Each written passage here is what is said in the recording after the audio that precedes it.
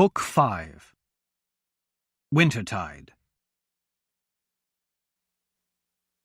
Chapter 1. A Questa. Some people are skilled, and some are lucky. But at that moment, Mince realized he was neither. Failing to cut the merchant's purse strings, he froze with one hand still cupping the bag. He knew the pickpocket's creed allowed for only a single touch, and he had dutifully slipped into the crowd after 2 earlier attempts. A third failure meant they would bar him from another meal. Mince was too hungry to let go. With his hands still under the merchant's cloak, he waited. The man remained oblivious. Should I try again? The thought was insane, but his empty stomach won the battle over reason. In a moment of desperation, Mince pushed caution aside. The leather seemed oddly thick. Sawing back and forth, he felt the purse come loose, but something was not right. It took only an instant for Mince to realize his mistake. Instead of purse strings, he had sliced through the merchant's belt. Like a hissing snake, the leather strap slithered off the fat man's belly, dragged to the cobblestones by the weight of his weapons. Mince didn't breathe or move as the entire span of his 10 disappointing years flashed by. "Run!" the voice inside his head screamed, as he realized there was a heartbeat, perhaps 2, before his victim. The merchant turned.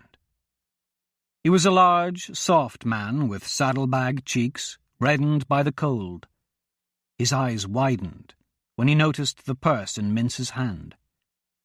"Hey, you!" The man reached for his dagger, and surprise filled his face when he found it missing. Groping for his other weapon, he spotted them both, lying in the street. Mince heeded the voice of his smarter self and bolted. Common sense told him the best way to escape a rampaging giant was to head for the smallest crack. He plunged beneath an ale cart outside the Blue Swan Inn and slid to the far side. Scrambling to his feet, he raced for the alley, clutching the knife and purse to his chest. The recent snow hampered his flight, and his small feet lost traction rounding a corner. "Thief! Stop!" The shouts were not nearly as close as he had expected. Mince continued to run. Finally reaching the stable, he ducked between the rails of the fence framing the manure pile. Exhausted, he crouched with his back against the far wall.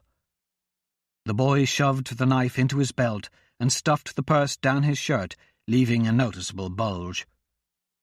Panting amidst the steaming piles, he struggled to hear anything over the pounding in his ears.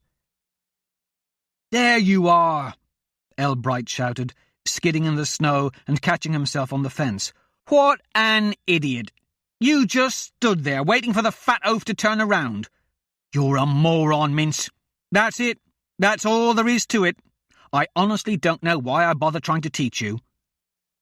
Mince and the other boys referred to 13-year-old Elbright as the old man.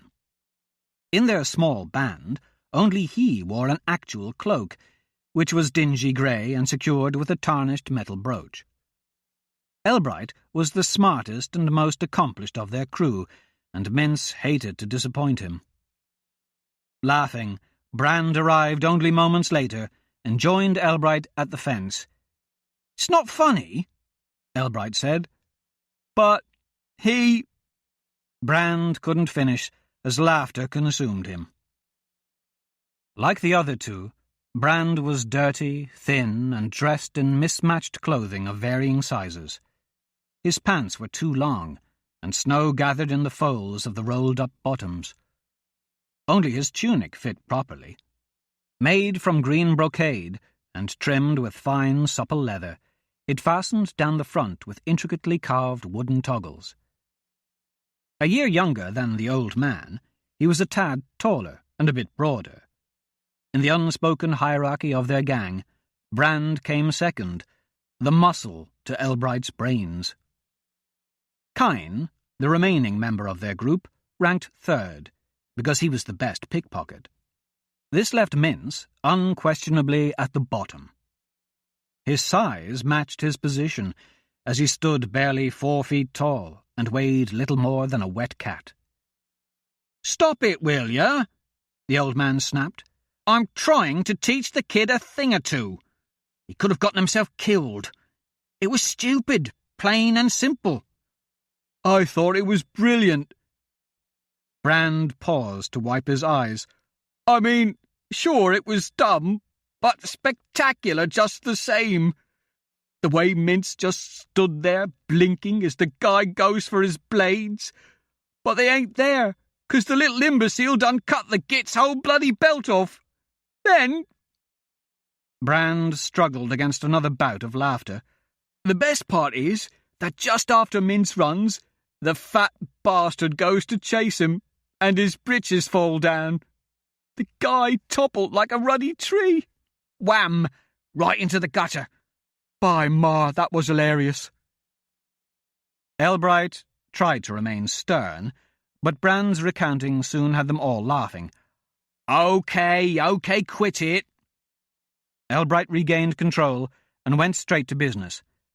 "Let's see the take." Mince fished out the purse and handed it over with a wide grin. "Feels heavy," he proudly stated. Elbright drew open the top and scowled after examining the contents. "Just coppers." Brand and Elbright exchanged disappointed frowns, and Mince's momentary elation melted. "It felt heavy," he repeated, mainly to himself. "What now?" Brand asked. "Do we give him another go?" Elbright shook his head. "No, and all of us will have to avoid Church Square for a while. Too many people saw Mince. We'll move closer to the gates. We can watch for new arrivals and hope to get lucky." "Do you want—" Mince started. "No. Give me back my knife. Brand is up next." The boys jogged toward the palace walls, following the trail that morning patrols had made in the fresh snow. They circled east and entered Imperial Square. People from all over Avron were arriving for wintertide, and the central plaza bustled with likely prospects. "There," Elbright said, pointing toward the city gate. "Those two. See 'em? One tall, the other shorter." "They're a sorry-looking pair," Mince said. "Exhausted," Brand agreed. "Probably been riding all night in the storm," Elbright said with a hungry smile. "Go on, Brand. Do the old helpful stable boy routine. Now, Mince, watch how this is done. It might be your only hope, as you've got no talent for purse-cutting." Royce and Hadrian entered Imperial Square on ice-laden horses. Defending against the cold, the two appeared as ghosts shrouded in snowy blankets. Despite wearing all they had, they were ill-equipped for the winter roads, much less the mountain passes that lay between Ratibor and Aquesta. The all-night snowstorm had only added to their hardship. As the two drew their horses to a stop, Royce noticed Hadrian breathing into his cupped hands. Neither of them had winter gloves. Hadrian had wrapped his fingers in torn strips from his blanket, while Royce opted for pulling his hands into the shelter of his sleeves. The sight of his own handless arms disturbed Royce, as they reminded him of the old wizard. The two had learned the details of his murder while passing through Ratibor. Assassinated late one night, Ezra Hardin had been silenced forever. They had meant to get gloves, but as soon as they had arrived in Ratibor, they saw announcements proclaiming the nationalist leader's upcoming execution. The Empire planned to publicly burn Deegan Gaunt in the imperial capital of Aquesta as part of the wintertide celebrations. After Hadrian and Royce had spent months traversing high seas and dark jungles seeking Gaunt, to have found his whereabouts tacked up to every tavern door in the city was as much a blow as a blessing. Fearing some new calamity might arise to stop them from finally reaching him, they left early the next morning, long before the trade shops opened. Unwrapping his scarf, Royce drew back his hood and looked around. The snow-covered palace took up the entire southern side of the square, while shops and vendors dominated the rest. Furriers displayed trimmed capes and hats. Shoemakers cajoled passers-by, offering to oil their boots. Bakers tempted travellers with snowflake-shaped cookies and white-powdered pastries, and colourful banners were everywhere announcing the upcoming festival. Royce had just dismounted when a boy ran up. "Take your horses, sirs. One night in his stable for just a silver each. I'll brush them down myself and see they get good oats too." Dismounting and pulling back his own hood, Hadrian smiled at the boy. "Will you sing them a lullaby at night?" "Certainly, sir," the boy replied without losing a beat.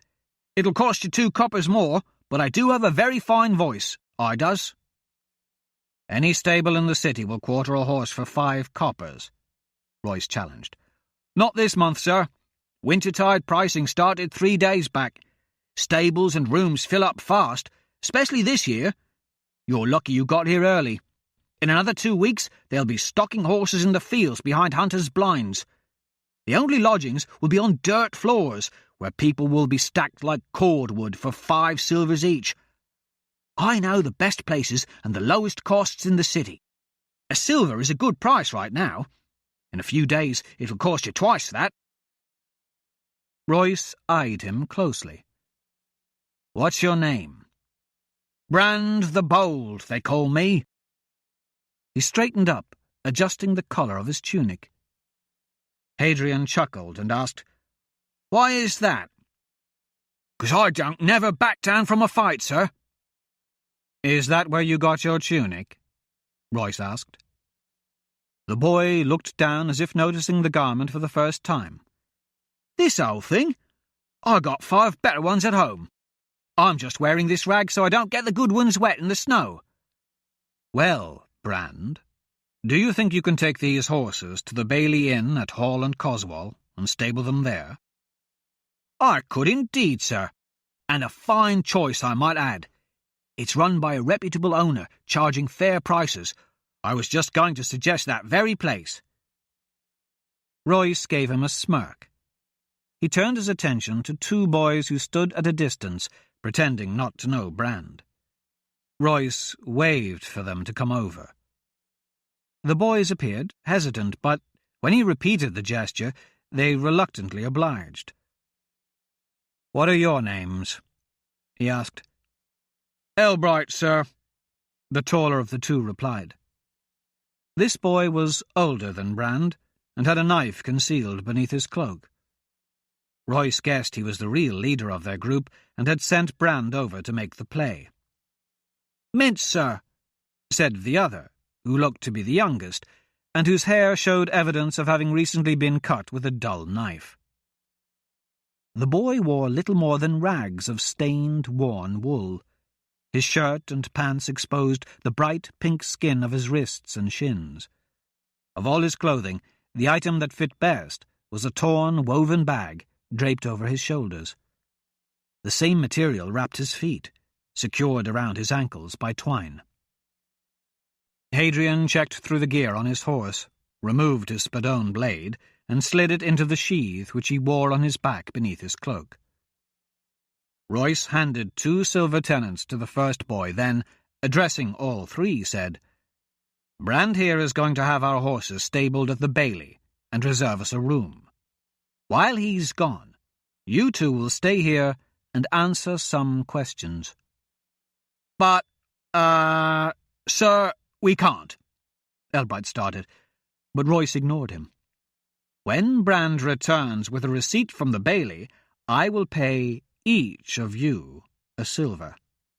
If he doesn't return, if instead he runs off and sells the horses, I shall slit both of your throats and hang you on the palace gate by your feet. I'll let your blood drip into a pail, then paint a sign with it to notify the city that Brand the Bold is a horse thief." Then I'll track him down with the help of the Imperial Guard and other connections I have in this city, and see he gets the same treatment." Royce glared at the boy. "Do we understand each other, Brand?" The three boys stared at him with mouths agape. "By Ma, not a very trusting fellow, are you, sir?" Mintz said. Royce grinned ominously. "Make the reservation under the names of Grimm and Baldwin. Run along now, Brand, but do hurry back. You don't want your friends to worry." Brand led the horses away, while the other two boys watched him go. Elbright gave a little shake of his head when Brand looked back. "Now, boys, why don't you tell us what is planned for this year's festivities?" "Well," Elbright started, "I suspect this will be the most memorable Wintertide in 100 years, on account of the Empress's marriage and all." "Marriage?" Hadrian asked. "Yes, sir. I thought everyone knew about that. Invitations went out months ago, and all the rich folk, even kings and queens, have been coming from all over." "Who's she marrying?" Royce asked. "Lord Ethelred," Mintz said. Elbright lowered his voice. "Shut it, Mintz. He's a snake." Elbright growled and cuffed him on the ear. "Talk like that will get you dead." Turning back to Royce and Hadrian, he said, "Mintz has a bit of a crush on the Empress. He's not too pleased with the old king, on account of him marrying her and all." "She's like a goddess, she is," Mintz declared, misty-eyed. "I seen her once. I climbed to that roof for a better view when she gave a speech last summer. She shimmered like a star, she did. By Ma, she's beautiful. You can tell she's the daughter of Novron. I've never seen anyone so pretty." "See what I mean? Mintz is a bit crazy when it comes to the Empress," Elbright apologised. "He's got to get used to Regent Ethelred running things again. Not that he ever really stopped, on account of the Empress being sick and all." "She was hurt by the beast she killed up north," Mintz explained. "Empress Modena was dying from the poison, and healers came from all over, but no one could help. Then Regent Soldor prayed for 7 days and nights without food or water. Maribor showed him that the pure heart of a servant girl named Amelia from Terran Vale had the power to heal the Empress. And she did. Lady Amelia has been nursing the Empress back to health and doing a fine job." He took a breath, his eyes brightened, and a smile grew across his face. "Mintz, enough," Elbright said. "What's all this about?" Royce asked, pointing at the bleachers that were being built in the centre of the square. "They aren't holding the wedding out here, are they?" "No, the wedding will be at the cathedral. Those are for the folks who want to watch the execution. They're going to kill the rebel leader." "Yeah, that piece of news we heard about," Hadrian said softly. "Oh, so you came for the execution?" "More or less." "I've got our spots all picked out," Elbright said. "I'm going to have Mintz go up the night before and save us a good seat." "Hey, why do I have to go?" Mintz asked. "Brand and I have to carry all the stuff. You're too small to help, and Kind's still sick, so you need to—" "But you have the cloak, and it's going to be cold just sitting up there." The two boys went on arguing, but Royce could tell Hadrian was no longer listening. His friend's eyes scanned the palace gates, walls, and front entrance. Hadrian was counting guards. Rooms at the Bailey were the same as at every inn, small and drab, with worn wooden floors and musty odours. A small pile of firewood was stacked next to the hearth in each room, but never enough for the whole night. Patrons were forced to buy more at exorbitant prices if they wanted to stay warm. Royce made his usual rounds, circling the block, watching for faces that appeared too many times.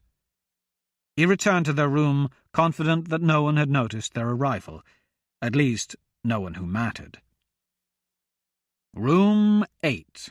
Been here almost a week, Royce said. A week? Why so early? Hadrian asked. If you were living in a monastery for 10 months a year, wouldn't you show up early for wintertide?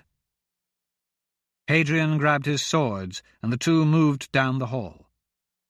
Royce picked the lock of a weathered door and slid it open. On the far side of the room, 2 candles burned on a small table set with plates, glasses, and a bottle of wine.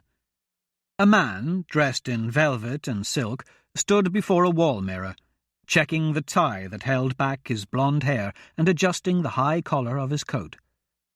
"Looks like he was expecting us," Hadrian said.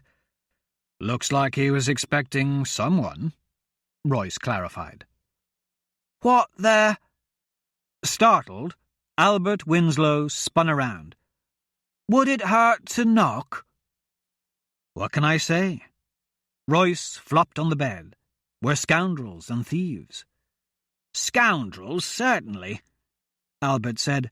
"But thieves? When was the last time you two stole anything?" "Do I detect dissatisfaction?" "I'm a viscount. I have a reputation to uphold, which takes a certain amount of income. Money that I don't receive when you two are idle." Hadrian took a seat at the table. "He's not dissatisfied. He's outright scolding us." "Is that why you're here so early?" Royce asked. "Scouting for work?" "Partially. I also needed to get away from the Winds Abbey. I'm becoming a laughingstock. When I contacted Lord Dereth, he couldn't lay off the Viscount monk jokes. On the other hand, Lady May does find my pious reclusion appealing." "And is she the one who—" Hadrian swirled a finger at the neatly arranged table. "Yes, I was about to fetch her. I'm going to have to cancel, aren't I?" He looked from one to the other, and sighed. "Sorry." "I hope this job pays well. This is a new doublet, and I still owe the tailor." Blowing out the candles, he took a seat across from Hadrian. "How are things up north?" Royce asked. Albert pursed his lips, thinking. "I'm guessing you know about Medford being taken. Imperial troops hold it, and most of the provincial castles except for Drondle Fields." Royce sat up. "No, we didn't know. How's Gwen?" "I've no idea. I was here when I heard." "So, Ulrich and Arista are at Drondle Fields?" Hadrian asked. "King Ulrich is, but I don't think the princess was in Medford. I believe she's running Ratibor. They appointed her mayor, or so I've heard." "No," Hadrian said. "We just came through there. She was governing after the battle, but left months ago in the middle of the night. No one knows why. I just assumed she went home." Albert shrugged. "Maybe, but I never heard anything about her going back. Probably better for her if she didn't. The imps of Drondle feel surrounded. Nothing is going in or out. It's only a matter of time before Ulrich will have to surrender." "What about the Abbey? Has the Empire come knocking?" Royce asked. Albert shook his head. "Not that I know of, but like I said, I was already here when the Imperialists crossed the Gaelwar." Royce got up and began to pace. "Anything else?" Hadrian asked. "Rumour has it that Tour del Fort was invaded by goblins, but that's only a rumour as far as I can tell." "Not a rumour," Hadrian said. "Oh?" "We were there. Actually, we were responsible." "Sounds interesting," Albert said. Royce stopped his pacing. "Don't get him started." "Okay. So, what brings you to Aquesta?" Albert asked. "I'm guessing it's not to celebrate Wintertide." "We're going to break Deegan Gaunt out of the palace dungeon, and we'll need you for the usual inside work," Royce said. Really? You do know he's going to be executed on Wintertide, don't you? Yeah, that's why we need to get moving. It'd be a bad idea if we were late, Adrian added. Are you crazy? The palace? At Wintertide? You've heard about this little wedding that's going on? Security might be a tad tighter than usual. Every day I see a line of men in the courtyard signing up to join the guard. Your point? Hadrian asked. We should be able to use the wedding to our advantage, Royce said. Anyone we know in town yet? Jenny and Leo arrived recently, I think. Really? That's perfect. Get in touch. They'll have rooms in the palace for sure. See if they can get you in. Then find out all you can, especially about where they're keeping Gaunt. I'm going to need money. I was only planning to attend a few local balls and maybe one of the feasts. If you want me inside the palace, I'll have to get better clothes. By Ma, look at my shoes. Just look at them. I can't meet the Empress in these. Borrow from Jenny and Leo for now, Roy said. I'm going to leave for Medford tonight and return with funds to cover our expenses. You're going back? Tonight? Albert asked. You just got here, didn't you? The thief nodded. She's okay, Hadrian assured Royce. I'm sure she got out. We've got nearly a month to Wintertide, Royce said. I should be back in a week or so. In the meantime, learn what you can, and we'll formulate a plan when I return. Well, Albert grumbled, at least Wintertide won't be boring. Chapter 2. Into Darkness. Someone was whimpering. It was a man's voice this time, one that Arista had heard before. Everyone cried, eventually. Some people even broke down into fits of hysterics. There used to be a woman who was prone to screaming, but she had been removed some time earlier. Arista held no illusions of the woman being set free. She had heard them drag the body away. The whimpering man used to cry out, but had grown quieter over the past few days. He never wailed any more, although, not long before, she had heard him praying. Arista was surprised that he didn't ask for rescue or even a quick death. All he prayed for was her. He asked Maribor to keep her safe, but in all his ramblings, the princess never caught the name of the man's lover. There was no way to track the passage of time in the dark. Arista tried counting meals, but her hunger suggested they came less than once per day. Still, weeks must have passed since her capture. In all that time, she had never heard Gaunt, despite having called out to him. The only time she had heard his voice was the night she and Hilfred had failed to rescue him. Since then, she had been confined to her cell, which contained only a pail for waste and a few handfuls of straw. The room was so small that she could touch all four walls at once, making it feel like a cage or a grave. Arista knew that Modena, the girl once known as Thrace, had been kept somewhere just like that, perhaps even in that very cell. After she had lost everyone and everything that mattered to her, it would have been a nightmare to wake alone in the dark without explanation, cause, or reason. Not knowing where she was or how she had gotten there must have driven the girl mad. Despite her own tragedies, at least Arista knew she wasn't alone in the world. Once the news of her disappearance reached him, her brother, Ulrich, would move the world to save her. The two had grown closer in the years since their father's death. He was no longer the privileged boy, and she was no longer the jealous, reclusive sister. They still had their arguments, but nothing would stop him from finding her. Ulrich would enlist the help of the Pickerings. her extended family. He might even call on Royce and Hadrian, whom Ulrich affectionately referred to as the royal protectors. It wouldn't be long now. Arista pictured Hadrian's lopsided smile. The image stung, but her mind refused to let it go. Memories of the sound of his voice, the touch of his hand, and that tiny scar on his chin pulled at her heart.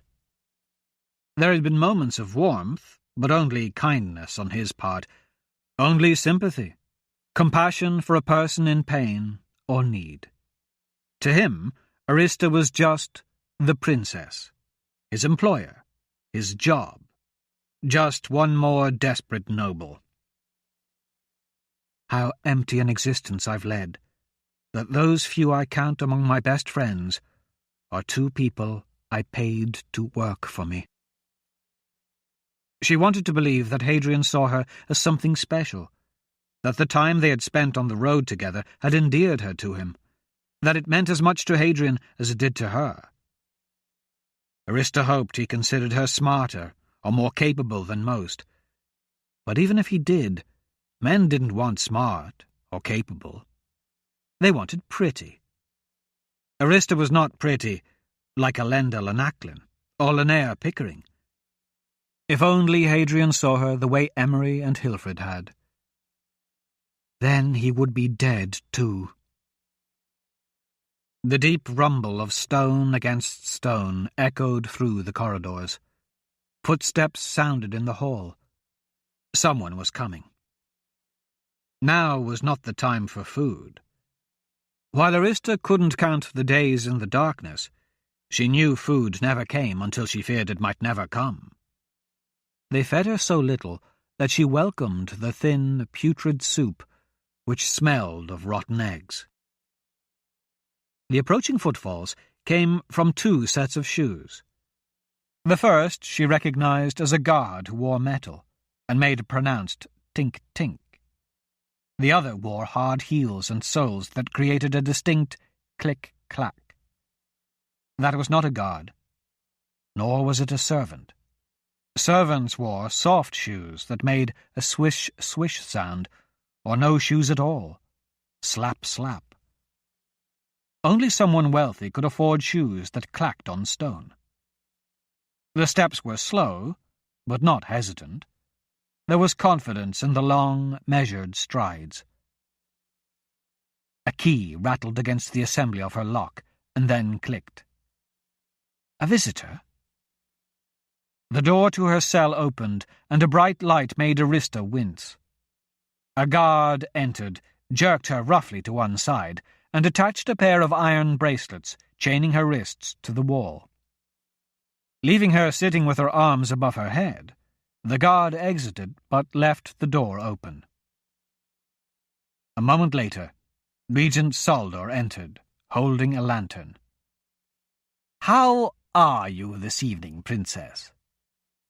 The old man shook his head sadly, making tisking noises. "Look at you, my dear. You're so thin and filthy. And where in Meribor's name did you get that dress? Not that there's much of it left, is there? Those look like new bruises, too. Have the guards been raping you?" "No, I suppose not." Saldor lowered his voice to a whisper. "They had extremely strict orders not to touch Modena when she was here. I accused an innocent jailer of improperly touching her, and then had him pulled apart by oxen as an example. There were no problems after that. It might seem extreme, but I couldn't have a pregnant empress, now could I? Of course, in your case I really don't care, but the guards don't know that." "Why are you here?" she asked. Her low, raspy voice sounded strange, even to her. "I thought I would bring you some news, my dear. Kilnar and Vernes have fallen.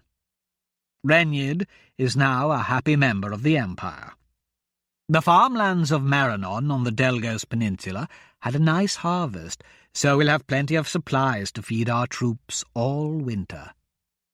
We've retaken Ratibor, but had to execute quite a few traitors as examples. The peasants must learn the consequences of rebellion. They were cursing your name before we had finished. Arista knew he was telling the truth. Not because she could read his face, which she barely saw through her matted hair, but because Suldar had no reason to lie. "What do you want?" "Two things, really. I want you to realize that the new empire has risen, and nothing can stand in its way. Your life, Arista, is over. You will be executed in a matter of weeks. And your dreams are already dead. You need to bury them alongside the sad little graves of Hilfred and Emery." Arista stiffened. "Surprised? We learned all about Emery when we retook Ratibor. You really do have such a way with men. First you got him killed, and then Hilfred as well. You must make Black Widows jealous." "And the second?" She noticed his momentary confusion. "The other reason we're having this little chat." "Oh, yes. I want to know who you were working with." "Hilfred. You killed him for it, remember?" Suldar smiled, and then struck her hard across the face. The chains binding Arista's wrists snapped taut as she tried to protect herself. He listened to her crying softly for a moment, and then said, "You're a smart girl. Too smart for your own good, but not that smart. Hilfred may have helped you escape arrest. He might even have hidden you for those weeks we searched, but he couldn't have gotten you into the palace or found this prison. Hilfred died wearing the uniform of a fourth-floor guard. You must have had help from someone on the staff to get that, and I want to know who it was." "There was no one. It was just me and Hilfred." Suldar slapped her again. Arista cried out, her body shaking, jangling the chains. "Don't lie to me," he said, while raising his hand again. Arista spoke quickly to stay the blow. "I told you, it was just me. I got a job working in the palace as a chambermaid. I stole the uniform." "I know all about you posing as Ella the scrub girl, but you couldn't have gotten the uniform without help. It had to be someone in a position of authority. I must know who the traitor is. Now tell me, who was helping you?" When she said nothing, he struck her twice more. Arista cringed. "Stop it!" "Tell me," Suldar growled. "No, you'll hurt her," she blurted. "Her?" Realizing her mistake, Arista bit her lip. "So, it was a woman. That limits the possibilities considerably now, doesn't it?" Suldar played with a key that dangled from a small chain, spinning it around his index finger. After several minutes, the regent crouched down and placed the lantern on the floor. "I need a name, and you will tell me. I know you think you can carry her identity to your grave, but whether you hold your tongue out of loyalty to her or to spite me, you should reconsider. You might believe that a few weeks is not long to hold your tongue, but once we start, you'll wish for a quick death." He brushed her hair aside. "Look at that face. You don't believe me, do you? Still so naive. Still such an optimistic child. As a princess, you've led such a pampered life. Do you think that living among the commoners of Ratibor and scrubbing floors here at the palace has made you strong? Do you think you have nothing else to lose, and you finally hit bottom? When he stroked her cheek, Arista recoiled. I can see by your expression that you still have some pride and a sense of nobility. You don't yet realize just how far you have to fall. Trust me, Arista. I can strip you of that courage and break your spirit. You don't want to find out just how low I can bring you. He stroked her hair gently for a moment, then grabbed a handful. Solder pulled hard, jerking her head back and forcing Arista to look at him. His gaze lingered on her face. You're still pure, aren't you? Still untouched and locked in your tower in more ways than one. I suspect neither Emery nor Hilfred dared to bed a princess. Perhaps we should begin with that. I will let the guards know that they can... No. I will specifically order them to violate you. It will make both of us very popular. The men will be requesting extra duty so they can desecrate you night and day. Solder let go of her hair, allowing her head to drop. Once you are thoroughly used and your pride has evaporated, I'll send for the Master Inquisitor. I'm sure he will relish the opportunity to purge the evil from the infamous witch of Melangar. Solder moved closer and spoke softly, intimately. The Inquisitor is very imaginative, and what he can do with chains, a bucket of water, and a searing hot brand is sheer artistry. You'll scream until you lose your voice. You'll black out and wake where the nightmare left off. Arista tried to turn away, but his wrinkled hands forced her to look at him once again. His expression was not pleased or maniacal.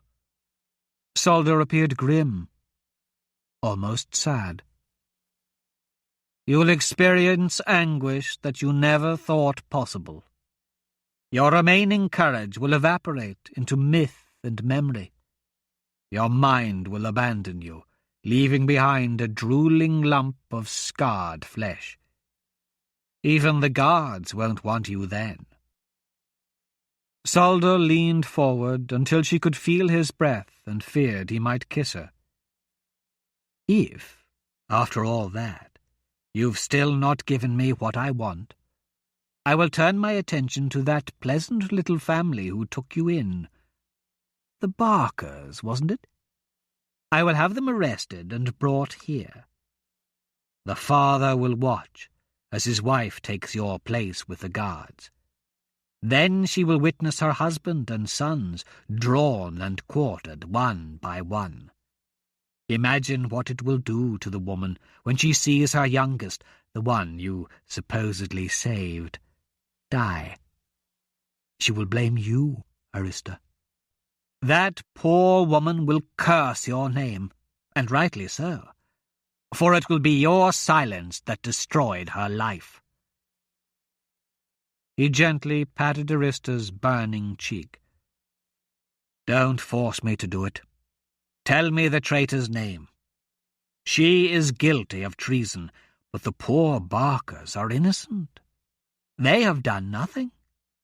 Simply tell me the name of this woman, and you can prevent all these horrors.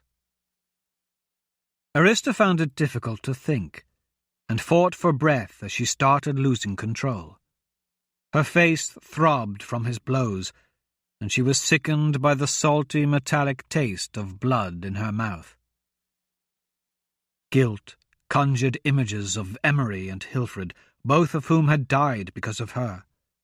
She couldn't bear to add the Barkers' blood to her hands, to have them suffer for her mistakes. "I'll tell you," Arista finally said. "But in return, I want your assurance nothing will happen to the Barkers." Solder looked sympathetic, and she could almost see the grand fatherly face from her youth. How could he make such despicable threats, and then return to such a kindly expression, was beyond her understanding. "Of course, my dear. After all, I'm not a monster. Just give me what I want, and none of those things will come to pass. Now tell me, what is her name?" Arista hesitated. Solder lost his smile once again. Her time was up. She swallowed and said, "There was someone who hid me, gave me food, and even helped to find Gaunt. She's been a true friend, so kind and selfless. I can't believe I'm betraying her to you now." "Her name," Solder pressed. Tears ran from Arista's eyes as she looked up. "Her name is Edith Mon." Chapter 3. Sir Brecton. Archibald Ballantyne, the Earl of Chadwick, stared out the windows of the imperial throne room. Behind him, Solder shuffled parchments at a table, while Ethelred warmed a throne not yet his own. A handful of servants occasionally drifted in and out, as did the imperial chancellor, who briefly spoke with one regent or another. No one ever spoke to Archibald, or asked for his counsel. In just a few short years, Regent Solder had risen from Bishop of Medford to the architect of the new empire. Ethelred was about to trade his king's crown of Warwick for the imperial sceptre of all Avon. Even the commoner Merrick Marius had managed to secure a noble fief, wealth, and a title. "What do I have to show for all my contributions? Where is my crown, my wife, my glory?" The answers Archibald knew all too well. He would wear no crown. Ethelred would wed his wife, and as for his glory, the man who had stolen that was just entering the hall. Archibald heard the boots pounding against the polished marble floor. The sound of the man's stride was unmistakable, uncompromising, straightforward, brash. Turning around, Archibald saw Sir Brecton Belstrade's floor-length blue cape sweeping behind the knight. Holding his helm in the crook of one arm, and wearing a metal breastplate, he looked as if he were just returning from battle. Sir Brecton was tall, his shoulders broad, his chin chiselled. He was a leader of men, victorious in battle, and Archibald hated him. "Sir Brecton, welcome to Aquesta," Ethelred called as the knight crossed the room. Brecton ignored him, and Solder as well, walking directly to Archibald's side, where he stomped dramatically and dropped to one knee. "Your lordship," he said. Yes, get up." The Earl of Chadwick waved a hand at him. "As always, I am at your service, my lord." "Sir Brecton," Ethelred addressed the knight again. Brecton showed no sign of acknowledgment and continued to speak with his liege. "You called, my lord. What is it you wish of me?" "Actually, I summoned you on behalf of Regent Ethelred. He wishes to speak with you." The knight stood. "As you wish, my lord." Brecton turned and crossed the distance to the throne. His sword slapped against his side, and his boots pounded against the stone. He stopped at the base of the steps and offered only a shallow bow. Ethelred scowled, but only briefly. "Sir Brecton, at long last, I've sent summons for you 6 times over the past several weeks. Have the messages not reached you?" "They have, your lordship." "But you did not respond," Ethelred said. "No, your lordship." "Why?" "My lord, the Earl of Chadwick commanded me to take Mellingar. I was following his orders." Brecton replied. "So, the crucial demands of battle prevented you from breaking away until now?" Ethelred nodded. "No, your lordship. Only the fall of Drondel Fields remains, and the siege is well tended. Victory is assured and does not require my attention." "Then I don't understand. Why didn't you come when I ordered you to appear before me?" "I do not serve you, your lordship. I serve the Earl of Chadwick." Archibald's disdain for Brecton did not diminish his delight at seeing Ethelred verbally slapped. "May I remind you, Sir Knight, that I will be Emperor in just a few weeks?" "You may, your lordship." Ethelred looked confused. This brought a smile to Archibald's face. He enjoyed seeing someone else trying to deal with Brecton, and knew exactly how the regent felt. Was Brecton granting Ethelred permission to remind the knight, or had he just insinuated the regent might not be emperor? Either way, the comment was rude, yet spoken so plainly and respectfully that it appeared innocent of any ill intent.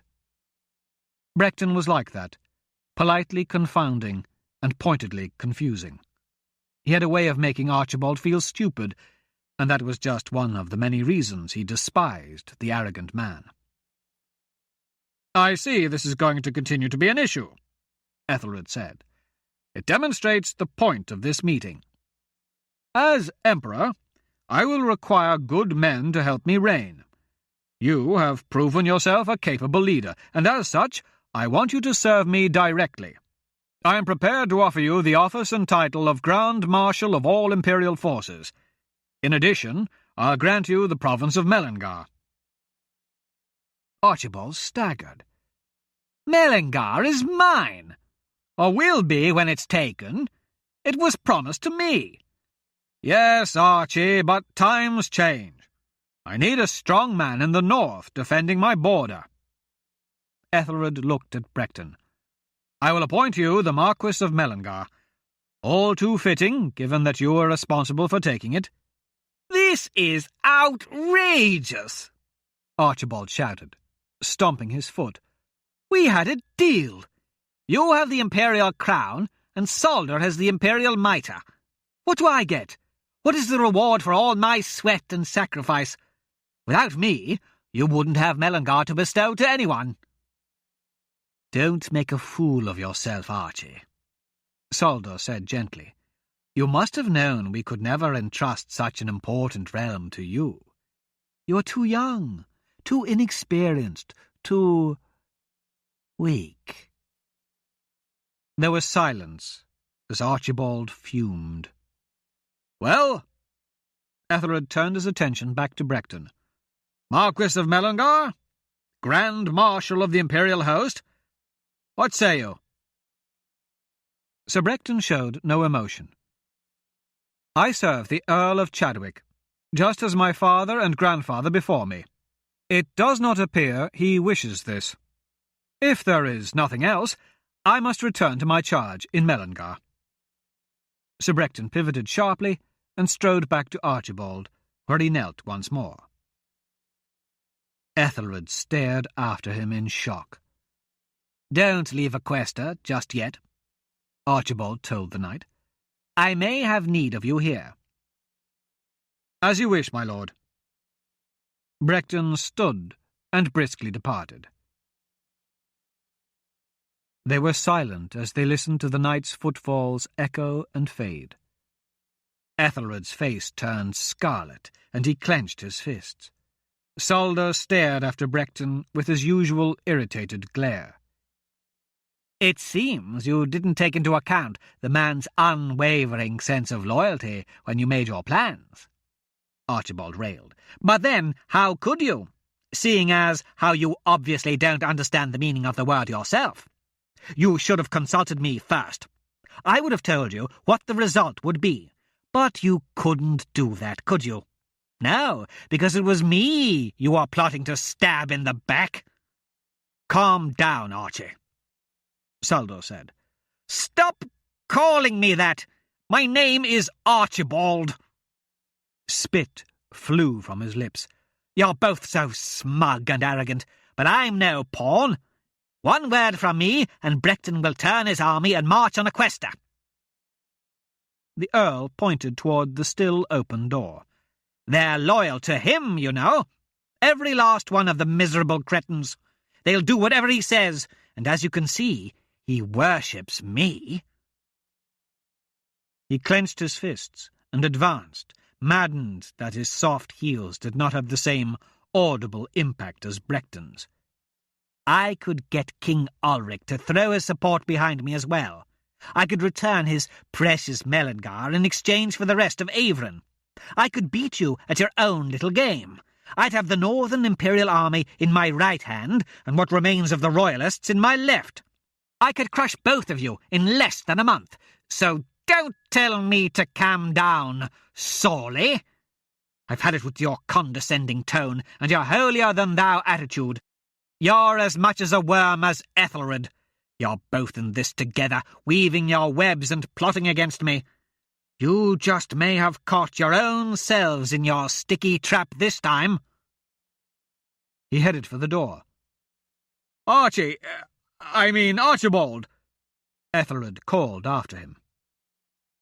The Earl did not pause as he swept past Chancellor Biddings, who was just outside the throne room, and gave the Earl a concerned look. Servants scattered before Archibald as he marched in a fury through the doorway to the inner ward. Bursting into the brilliant sunshine, reflected by the courtyard snow, he discovered he was unsure where to go from there. After a few moments, Archibald decided that it didn't matter. It felt good just to move, to burn off energy, to get away. He considered calling for his horse. A long ride over hard ground seemed like just the thing he needed, but it was cold out. Archibald did not want to end up miles from shelter, freezing, tired, and hungry. Instead, he settled for pacing back and forth, creating a shallow trench in the new snow. Frustration turned to pleasure as he recalled his little speech. He liked the look it had put on both of their faces. They hadn't expected such a bold response from him. The delight ate up most of the burning anger, and the pacing dissipated the rest. Taking a seat on an upturned bucket, he stomped the snow from his boots. Would Brecton turn his forces against Aquesta? Could I become the new emperor and have Modena for my own with just a single order? The answer formed almost as quickly as the question had. The thought was an appealing dream, but nothing more. Brecton would never agree, and would refuse the order. For all the knight's loyal bravado, everything that man did was subservient to some inscrutable code. The entire house of Belstrade had been that way. Archibald recalled his father complaining about their ethics. The Ballantines believed that knights should take orders without question in exchange for wealth and power. The Belstrades believed differently. They clung to an outdated ideal that the ruler, appointed by Maribor, must act within his will to earn a knight's loyalty. Archibald was certain Brecton wouldn't consider civil war to be Maribor's will. Apparently, nothing Archibald ever really wanted fit that category.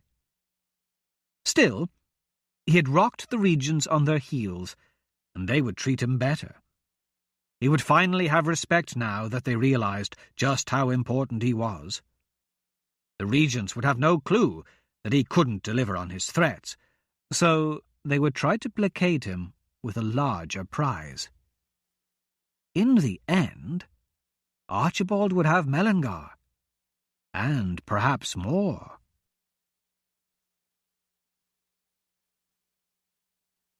Chapter 4. Wedding Plans. The Duchess of Rochelle was a large woman in more than just girth.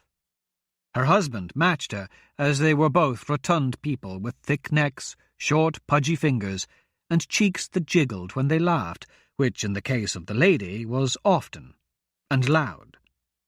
They were like bookends to each other, a male and female version cut from the same cloth in every way except temperament.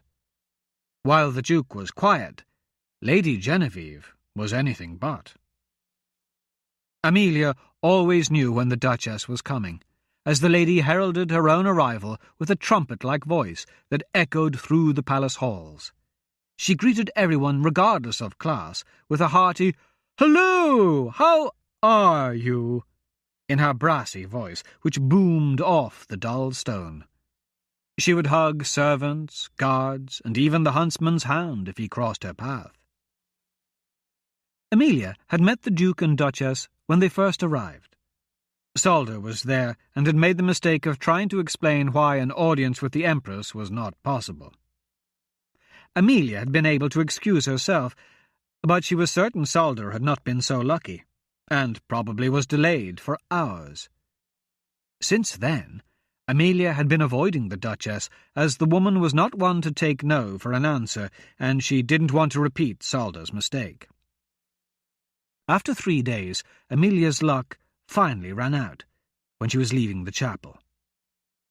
"Amelia, darling!" the Duchess shouted, rushing forward with her elegant gown billowing behind her. When she reached Amelia, 2 huge arms surrounded the Imperial Secretary in a crushing embrace. "I've been looking for you everywhere. Every time I inquire, I'm told you're busy. They must work you to death." The Duchess released her grip. "You poor thing. Let me look at you." She took Amelia's hands and spread her arms wide. "Oh, my! How lovely you are! But, darling, please tell me this is a wash day, and your servants are behind." "No, don't bother. I am certain that is the case. Still, I hope you won't mind if I have Lois, my seamstress, whip you up something. I do so love giving gifts, and it's wintertide after all. By the look of you, it'll hardly take any material or time. Lois will be thrilled." Lady Genevieve took Amelia's arm and walked her down the hall. "You really are a treasure, you know, but I can tell they treat you poorly. What can you expect with men like Ethelred and Solder running the show? Everything will be fine, though, now that I'm here." They rounded a corner, and Amelia was amazed by the woman's ability to talk so quickly without seeming to take a breath. "Oh, I just loved the invitation you sent me, and yes, I know it was all your doing. It's been all your doing, hasn't it? They have you planning the whole wedding, don't they? No wonder you're so busy. How insensitive, how cruel! But don't worry, as I said, I'm here to help you. I've fashioned many weddings in my day, and they've all been wonderful. What you need is an experienced planner, a wizard of wonder. We aristocrats expect panache and dazzle at these events, and we hate to be disappointed. Being that this is the wedding of the Empress, it must be larger, grander, and more amazing than anything that has come before. Nothing less will suffice." She stopped suddenly and peered at Amelia. "Do you have doves to release? You must have them. You simply must." Amelia thought to reply, but the concern fled the Duchess's face before she had a chance. Lady Genevieve was walking once more, and pulling Amelia along. "Oh, I don't want to frighten you, darling. There is still plenty of time, given the proper help, of course. I am here now, and Modena will be thrilled at what we will achieve together. It will simply astound her." How many white horses have you arranged for?" "Not nearly enough, I'm sure." "Never mind. It will all come together. You'll see. Speaking of horses, I insist you accompany me on the hawking. I won't stand for you riding with anyone else. You love Leopold. He's quiet, just like you are, but a real pumpkin. Do you know what I mean? It doesn't look like you do, but no matter. You two will get on marvellously. Do you have a bird? A bird? Amelia managed to squeeze in. I'll let you use Murderess. She's one of my own goshawks. But... No worries, my dear. There's nothing to it. The bird does all the work. All you need to do is just sit on your horse and look pretty, which you will in the new dress Lois will make. Blue would be a good colour, and will go wonderfully with your eyes. I suppose I will have to arrange a horse as well. We can't have you trudging through the snow and ruining the gown, now can we? I just know Soldo never thinks of such things. He appointed you secretary to the Empress, but does he realise the need for clothing? A horse? Jewellery? The Duchess paused again, still gripping her arm like a cider press.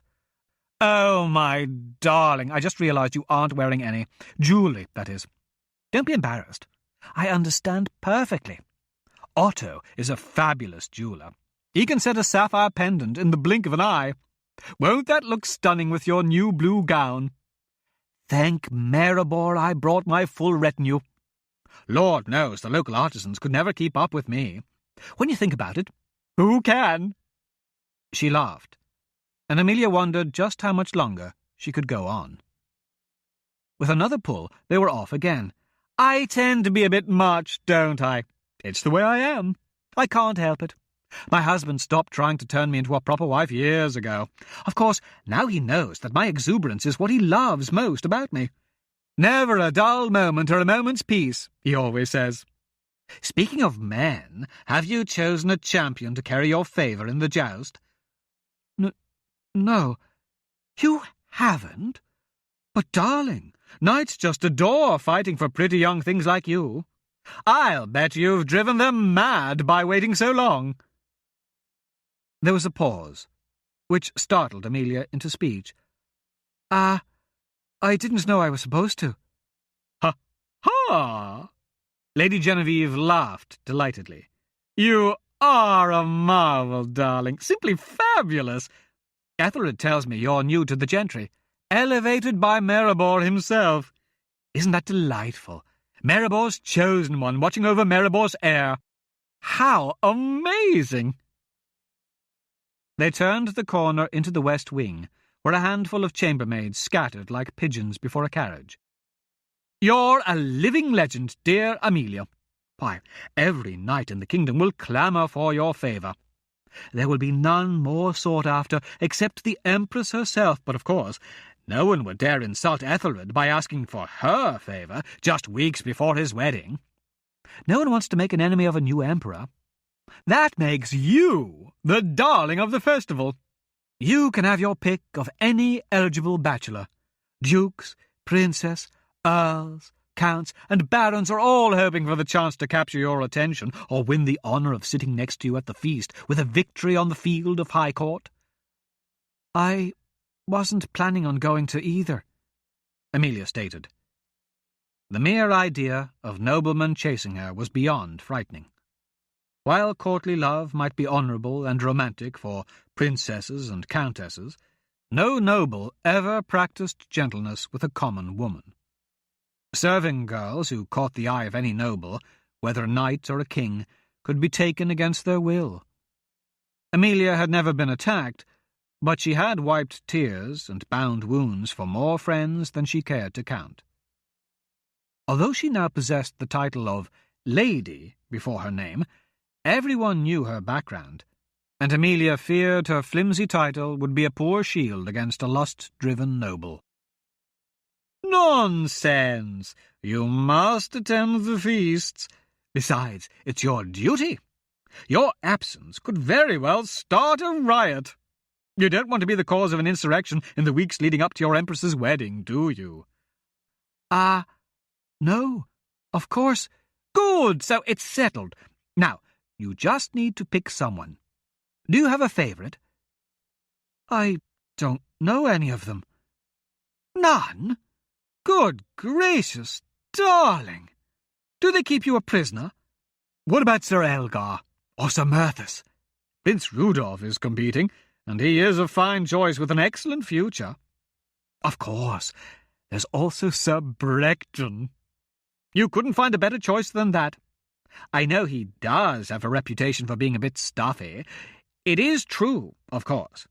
But after his victory in Mellingar, he's the hero of the hour, and quite dashing. The Duchess wiggled her eyebrows. Yes, Brecton would be a perfect choice. Why, the ladies of several courts have been fawning over him for years. A look of concern crossed Lady Genevieve's face. That does bring up a good point. You'll probably need to be careful. While you are certainly the object of every knight's affections, that means you're also the target of every lady's jealousy. The Duchess threw a meaty arm around Amelia's neck and pulled her close, as if she were going to whisper in her ear, but her voice didn't drop a bit in volume. Trust me, these women are dangerous. Courtly love isn't a game to them. You're new to politics, so I'm telling you this for your own good.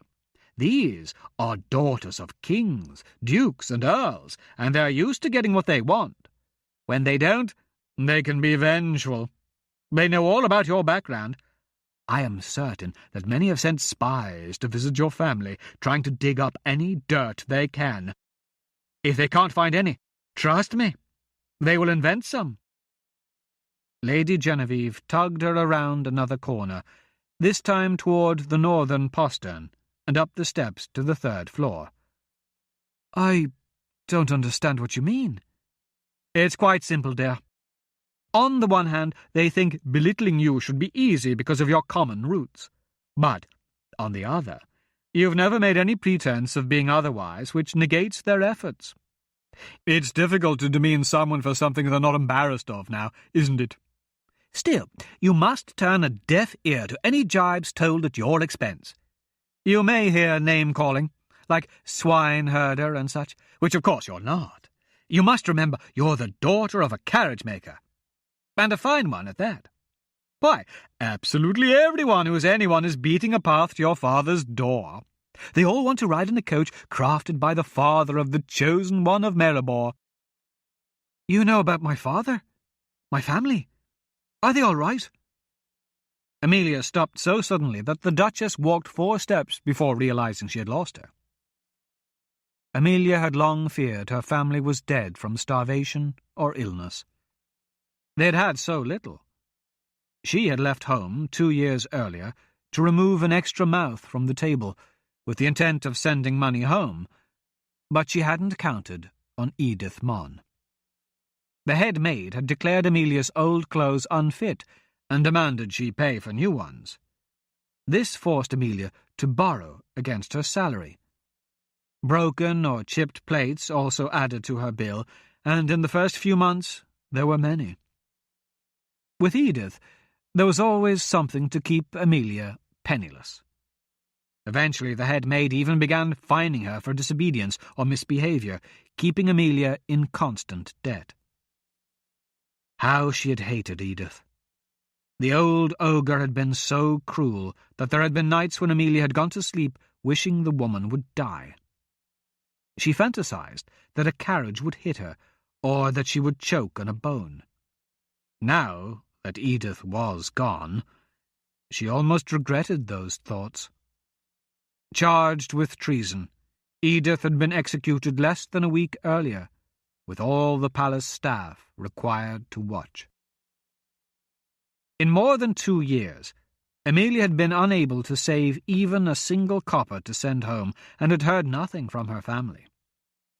While the Empress had been trapped in her catatonic days, the regents had sequestered the palace staff to prevent others from learning about her condition. During that time, Amelia had been as much a prisoner as Modena. Writing letters home had been useless. The palace rumour mill maintained that all letters were burned by order of the regents. After Modena recovered, Amelia continued to write, but she never received a single reply. There had been reports of an epidemic near her home, and she feared her family was dead. Amelia had given up all hope of ever seeing them again. Until now. Of course they're all right, darling. They're more than all right. Your family is the toast of Terran Vale. From the moment the Empress spoke your name during the speech on the balcony, people have flocked to the hamlet to kiss the hand of the woman who bore you and to beg words of wisdom from the man who raised you. As they reached the third-floor guest chambers, Amelia's eyes began to water. "Tell me about them, please. I must know." "Well, let's see. Your father expanded his workshop, and it now takes up an entire block. He's received hundreds of orders from all over Avon. Artisans from as far away as Ghent beg for the chance to work as his apprentices, and he's hired dozens. The townsfolk have elected him to city council. There's even talk of making him mayor come spring." "And my mother?" Amelia asked with a quivering lip. "How is she?" "She's just marvellous, darling. Your father bought the grandest house in town and filled it with servants, leaving her plenty of time for leisure. She started a modest salon for the local artisan women. They mostly eat cake and gossip. Even your brothers are prospering. They supervise your father's workers and have their pick of the women for wives. So, you see, my dear, I think it's safe to say your family is doing very well indeed." Tears ran down Amelia's face. "Oh, darling, what is wrong?" "Wentworth!" she called out as they reached her quarters. A dozen servants paused in their tasks to look up. "Give me your handkerchief, and get a glass of water immediately." The Duchess directed Amelia to sit on a settee, and Genevieve dabbed the girl's tears away with surprising delicacy. "I'm sorry," Amelia said softly. "I just—" "Nonsense. I'm the one who should apologize. I had no idea such news would upset you." She spoke in a soft, motherly voice. Then, turning in the direction the servant had gone, the Duchess roared, "Where's that water?" "I'm all right, really," Amelia assured her. "I just haven't seen my family in so long, and I was afraid—" Lady Genevieve smiled and embraced Amelia. The Duchess whispered in her ear, "Dear, I've heard it said that people come from far and wide to ask your family how you saved the Empress. Their reported response is that they know nothing about that, but what they can say with complete certainty is that you saved them." Amelia shook with emotion at the words. Lady Genevieve picked up the handkerchief. "Where's that water?" she bellowed once more. When it arrived, the Duchess thrust the cool glass into Amelia's hands. She drank while the big woman brushed back her hair. "There now, that's better," Lady Genevieve purred. "Thank you." "Not at all, darling. Do you feel up to finding out why I brought you here?" "Yes, I think so." They were in the Duchess's formal reception area, part of the four-room suite that Lady Genevieve had redecorated, transforming the dull stone shell into a warm, rich parlour. Thick woolen drapes of red and gold covered every inch of wall. Facades made the arrow slits appear large and opulent. An intricately carved cherry mantel fronted the previously bare stone fireplace. Layers of carpets covered the entire room, making the floor soft and cozy. Not a stick of the original furniture remained. Everything was new and lovelier than anything Amelia had ever seen before. A dozen servants, all dressed in reds and golds, returned to work. One individual, however, stood out. He was a tall, well-tailored man in a delightful outfit of silver and gold brocade. On his head he wore a whimsical yet elegant hat that displayed a long, billowing plume. "Viscount," the Duchess called, waving the man over. "Amelia, darling, I want you to meet Viscount Albert Winslow." Enchanted, indeed. He removed his hat and swept it elaborately in a reverent bow. Albert is perhaps the foremost expert on organizing grand events. I hired him to mastermind my Summer's Rule Festival, and it was utterly amazing. I tell you, the man is a genius. You're far too kind, my lady, Winslow said softly, with a warm smile. How you managed to fill the moat with leaping dolphins is beyond me. And the streamers that filled the sky, why, I've never seen such a thing. It was pure magic. I'm pleased to have pleased you, my lady. Amelia, you simply must use Albert. Don't worry about the cost. I insist on paying for his services. Nonsense, good ladies. I couldn't conceive of taking payment for such a noble and worthwhile endeavour. My time is yours, and I'll do whatever I can out of devotion to you both, and, of course, for Her Eminence. There now, Lady Genevieve exclaimed, the man is as chivalrous as a paladin. You must take him up on his offer, darling. They both stared at Amelia until she found herself nodding. I am delighted to be of service, my lady. When can I meet with your staff? Amelia hesitated. There's only me and Nimbus. Oh, Nimbus. I'm sorry, but I was on my way to meet with him when we met. I'm supposed to be selecting entertainment for the feasts, and I'm terribly late. Well, you should hurry off then, Lady Genevieve said. Take Albert with you. He can begin there. Now run along. There's no need to thank me, my dear. Your success will be my reward. Amelia noticed that Viscount Winslow was less formal when away from the Duchess. He greeted each performer warmly, and those not selected were dismissed with respect and good humour. He knew exactly what was required, and the auditions proceeded quickly under his guidance. All told, they selected 20 acts, 1 for each of the pre-wedding feasts, 3 for the Eve's Eve banquet, and 5 for the wedding reception. The Viscount even picked 4 more, just in case of illness or injury. Amelia was grateful for the Viscount's help. As much as she had grown to rely on Nimbus, he had no experience with event planning. Originally, the courtier had been hired as the Empress's tutor, but it had been quite some time since he had educated Modena on poise or protocol. Such skills were not required, as Modena never left her room. Instead, Nimbus became the secretary to the secretary, Amelia's right hand. He knew how to get things done in a royal court, whereas Amelia had no clue.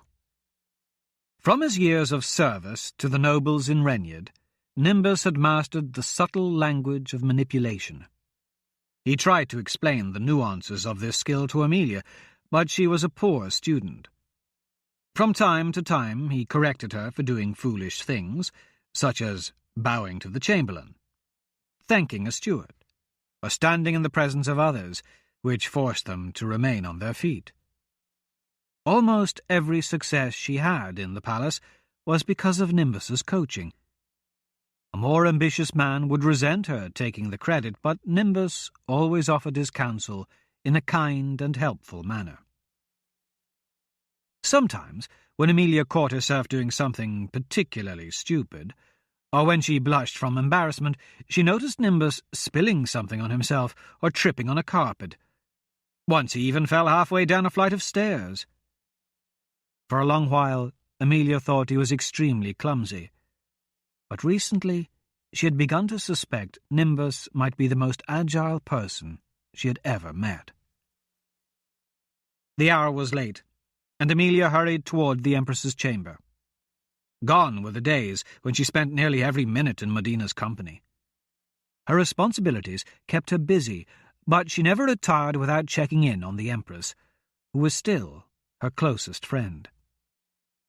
Rounding a corner, she bumped headlong into a man. I'm sorry, she exclaimed, feeling more than a little foolish for walking with her head down. Oh, no, my lady, the man replied. It is I who must apologize for standing as a roadblock. Please forgive me. Amelia did not recognize him, but there were many new faces at the palace these days. He was tall and stood straight with his shoulders squared. His face was closely shaved and his hair neatly trimmed. By his bearing and clothing, she could tell he was a noble. He was dressed well, but unlike those of many of the wintertide guests, his outfit was subdued.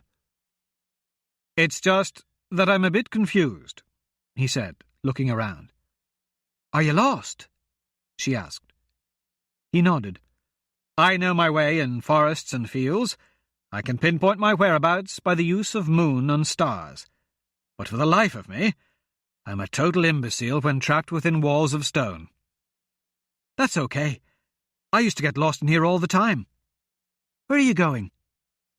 I've been staying in the Knight's Wing at my lord's request, but I stepped outside for a walk, and can't find my way back to my quarters.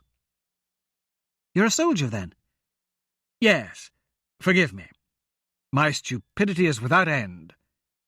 He stepped back and bowed formally. Sir Brecton of Chadwick, son of Lord Belstrade, at your service, my lady. Oh, you're Sir Brecton. Appearances never impressed Amelia, but Brecton was perfect. He was exactly what she expected a knight should be. Handsome, refined, strong, and, just as Lady Genevieve had described, dashing. For the first time since coming to the palace, she wished she were pretty. Indeed, I am. You've heard of me, then? For good or ill? Good, most certainly. Why, just... She stopped herself and felt her face blush. Concern furrowed his brow. Have I done something to make you uncomfortable? I am terribly sorry if I... No, not at all. I'm just being silly. To be honest, I never heard of you until today, and then... Then... It's embarrassing, she admitted, feeling even more flustered by his attention. The knight's expression turned serious. My lady, if someone has dishonoured me, or harmed you through the use of my name... Oh, no, nothing as terrible as all that. It was the Duchess of Rochelle, and she said... Yes? Amelia cringed. She said, I should ask you to carry my favour in the joust. Oh, I see. He looked relieved. I'm sorry to disappoint you, but I am not... I know, she interrupted, preferring not to hear the words. I would have told her so myself, if she ever stopped talking. The woman is a whirlwind. The idea of a knight, any knight, carrying my favour is absurd. Sir Brecton appeared puzzled. Why is that? Look at me. She took a step back so he could get a full view. I'm not pretty, and as we both know, I'm the opposite of graceful. I'm not of noble blood, having been born a poor carriage-maker's daughter. I don't think I could hope for the huntsman's dog to sit beside me at the feast, much less have a renowned knight such as yourself riding on my behalf. Brecton's eyebrows rose abruptly. Carriage-maker's daughter? You are her? Lady Amelia of Terran Vale? Oh, yes, I'm sorry. She placed her hand to her forehead and rolled her eyes. See, I've all the etiquette of a mule. Yes, I am Amelia. Brecton studied her for a long moment. At last he spoke. You're the maid who saved the Empress? Disappointing, I know. She waited for him to laugh, and insist she could not possibly be the chosen one of Maribor. While Modina's public declaration had helped protect Amelia, it had also made her uncomfortable. For a girl who had spent her whole life trying to hide from attention, being famous was difficult. Worse yet, she was a fraud. The story about a divine intervention selecting her to save the Empress was a lie, a political fabrication, Salder's way of manipulating the situation to his advantage. To her surprise, the knight did not laugh. He merely asked, "And you think no knight will carry your favour because you are of common blood?" "Well, that and about a dozen other reasons. I hear the whispers sometimes." Sir Brecton dropped to one knee and bowed his head. "Please, Lady Amelia, I beseech you, give me the honour of carrying your token into the joust." She just stood there. The knight looked up. "I've offended you, haven't I? I'm too bold. Forgive my impudence. I had no intention to participate in the joust, as I deem such contests the unnecessary endangerment of good men's lives for vanity and foolish entertainment. Now, however, after meeting you, I realize I must compete, for more is at stake. The honour of any lady should be defended, and you are no ordinary lady, but rather the chosen one of Maribor. For you, I would slay 1,000 men to bring justice to those blackguards who would soil your good name. My sword and lance are yours, dear lady, if you will but grant me your favour." Dumbstruck, Amelia didn't realize she'd agreed until after walking away. She was numb and couldn't stop smiling for the rest of her trip up the stairs. As Amelia reached Modina's room, her spirits were still soaring. It had been a good day, perhaps the best of her life. She had discovered her family was alive and thriving. The wedding was proceeding under the command of an experienced and gracious man. And a handsome knight had knelt before her and asked for her token. Amelia grasped the latch, excited to share the good news with Modina, but all was forgotten the moment the door swung open. As usual, Modina sat before the window, dressed in her thin white nightgown, staring out at the brilliance of the snow in the moonlight. Next to her was a full-length, intricately carved oval mirror, mounted with brass fittings on a beautiful wooden swivel. "Where did that come from?" Amelia asked, shocked. The Empress didn't answer. "How did it get here?" Modina glanced at the mirror. "It's pretty, isn't it? A pity they brought such a nice one. I suppose they wanted to please me." Amelia approached the mirror and ran her fingers along the polished edge. "How long have you had it?" "They brought it in this morning." "I'm surprised it survived the day." Amelia turned her back on the mirror to face the Empress. "I'm in no hurry, Amelia. I still have some weeks yet." "So, you've decided to wait for your wedding?" "Yes. At first, I didn't think it would matter. But then I realized it could reflect badly on you. If I wait, it'll appear to be Ethelred's fault. Everyone will assume I couldn't stand the thought of him touching me." "Is that the reason?" "No.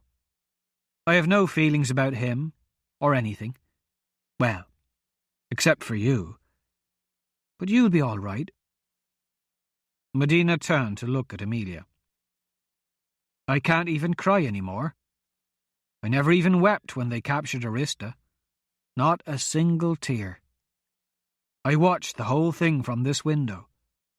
I saw Salder and the Surette go in, and knew what that meant. They came back out, but she never has. She's down there right now, in that horrible dark place, just like I once was. When she was here, I had a purpose, but now there's nothing left. It's time for this ghost to fade away. I've served the Regent's purpose by helping them build the Empire. I've given you a better life, and not even Salder will harm you now. I tried to help Arista, but I failed. Now it's time for me to leave. Amelia knelt down next to Medina, gently drew back the hair from her face, and kissed her cheek. Don't speak that way. You were happy once, weren't you? You can be again. Medina shook her head. A girl named Thrace was happy. She lived with the family she loved in a small village near a river.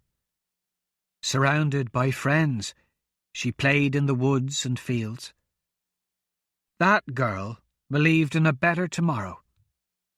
She looked forward to gifts Maribor would bring. Only instead of gifts, he sent darkness and horror. Medina, there's always room for hope.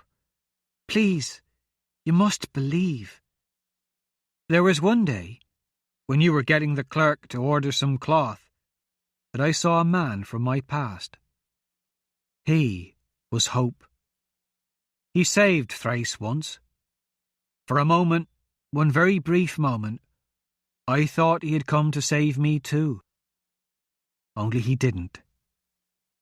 When he walked away, I knew he was just a memory from a time when I was alive. Amelia's hands found Medina's, and cradled them as she might hold a dying bird. Amelia was having trouble breathing. As her lower lip began to tremble, she looked back at the mirror. You're right. It is a shame they brought such a pretty one. She put her arms around Medina and began to cry.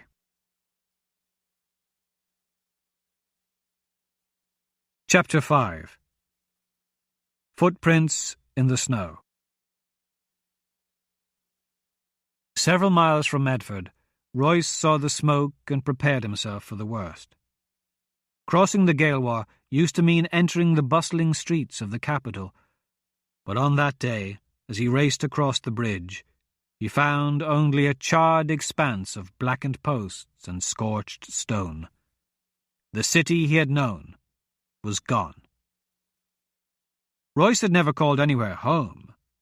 To him, the word meant a mythical place, like paradise or fairyland, but Wayward Street had been the closest thing he had ever found. A recent snowfall covered the city like a sheet that nature had drawn over a corpse. Not a building remained undamaged, and many were nothing but charcoal and ash. The castle's gates were shattered, portions of the walls collapsed, even the trees in Gentry Square were gone. Medford House, in the lower quarter, was a pile of smouldering beams. Nothing remained across the street except a gutted foundation and a burned sign displaying the hint of a rose in blistered paint. He dismounted and moved to the rubble of the house. Where Gwen's office used to be, he caught a glimpse of pale fingers beneath a collapsed wall. His legs turned weak, and his feet foolish as he stumbled over the wreckage. Smoke caught in his throat, and he drew up the scarf to cover his nose and mouth. Reaching the edge of the wall, he bent, trying to lift it. The edge broke away, but it was enough to reveal what was underneath. An empty, cream-coloured glove. Royce stepped back from the smoke. Sitting on the blackened porch, he noticed he was shaking. He was unaccustomed to being scared. Over the years, he had given up caring if he lived or died, figuring that a quick demise spared him the pain of living in a world so miserly that it begrudged an orphan boy a life. He had always been ready for death, gambling with it, waging bets against it. Royce had been satisfied in the knowledge that his risks were sound because he had nothing of value to lose, nothing to fear. Gwen had changed everything. He was an idiot and never should have left her alone. Why did I wait? They could have been safe in Avampartha, where only he held the key. The new empire could beat themselves senseless against its walls and never reach him or his family. A block away, a noisy flock of crows took flight. Royce stood and listened, hearing voices on the wind. Noticing his horse wandering down the street, he cursed himself for not tying her up. By the time he caught the reins, he spotted a patrol of Imperial soldiers passing the charred ruins of Mason Grumman's place. "Halt!" the leader shouted. Royce leapt on his mare and kicked her just as he heard a dull thwack. His horse lurched, then collapsed with a bolt lodged deep in her flank. Royce jumped free before being crushed. He tumbled in the snow and came up on his feet with his dagger, Alverstone, drawn. 6 soldiers hurried toward him. Only one had a crossbow, and he was busy ratcheting the string for his next shot. Royce turned and ran. He slipped into an alley filled with debris and vaulted over the shattered remains of the Rose and Thorn. Crossing the sewer near the inn stable, he was surprised to find the plank bridge still there. Shouts rose behind him, but they were distant and muffled by the snow. The old feed store was still standing, and with a leap he caught the windowsill on the 2nd story. If they tracked him through the alley, the soldiers would be briefly baffled by his disappearance. That was all the head start Royce needed. He pulled himself to the roof, crossed it, and climbed down the far side. He took one last moment to obscure his tracks before heading west. Royce stood at the edge of the forest, trying to decide between the road and the more direct route through the trees. Snow started to fall again, and the wind swept the flakes at an angle. The white curtain muted colours, turning the world a hazy grey. The thief flexed his hands. He had lost feeling in his fingers again. In his haste to find Gwen, he had once more neglected to purchase winter gloves. He pulled his hood tight and wrapped the scarf around his face. The northwest gale tore at his cloak, cracking the edges like a whip. He hooked it in his belt several times, but eventually gave up. The wind insisted. The distance to the Winds Abbey was a long day's ride in summer, a day and a half in winter, but Royce had no idea how long it would take him on foot through snow. Without proper gear, it was likely he wouldn't make it at all. Almost everything he had was lost with his horse, including his blanket, food, and water. He didn't even have the means to start a fire. The prudent choice would be the road. The walking would be easier, and he would, at least, have the chance of encountering other travellers. Still, it was the longer route. He chose the shortcut through the forest. He hoped Gwen had kept her promise and gone to the monastery, but there was only one way to be certain, and his need to see her had grown desperate. As night fell, the stars shone brightly above a glistening world of white. Struggling to navigate around logs and rocks hidden beneath the snow, Royce halted when he came upon a fresh line of tracks. Footprints. He listened, but heard only the wind blowing through the snow-burdened trees. With an agile jump, he leapt on a partially fallen tree and nimbly sprinted up its length until he was several feet off the ground. Royce scanned the tracks in the snow below him. They were only as deep as his own, too shallow for a man weighed down by even light armour. Who can possibly be travelling on foot here tonight, besides me? Given that the footprints were headed the direction he was going, and Royce wanted to keep the owner in front of him, he followed. The going was less difficult, and Royce was thankful for the ease in his route. When he reached the top of a ridge, the tracks veered right, apparently circling back the way he had come. "Sorry to see you go," Royce muttered, his breath puffed out in a moonlit fog. As he climbed down the slope, he recalled this ravine from the trip he had taken 3 years earlier with Hadrian and Prince Ulrich. Then, as now, finding a clear route had been difficult, and he struggled to work his way to the valley below. The snow made travel a challenge, and once he reached level ground, he found it deep with drifts. He hadn't made more than 100 feet of headway before encountering the footprints once more. Again, he followed them, and found the way easier. Reaching the far side of the valley, he faced the steep slope back up. The footprints turned to the right. This time, Royce paused. Slightly to the left, he could see an easy route. A V-shaped ravine, cleared and levelled by runoff, was inviting. He considered going that way, but noticed that directly in front of him, carved in the bark of a spruce tree, was an arrow-shaped marker pointing to the right. The trailblazer's footprints were sprinkled with wood chips. "So, you want me to keep following you?" Royce whispered to himself. "That's only marginally more disturbing than you knowing I'm following you at all." He glanced around.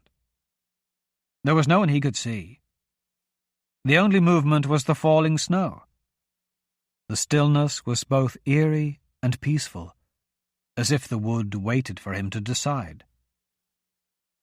His legs were weak, his feet and hands numb. Royce had never liked invitations, but he guessed following the prince would once again be the easier route.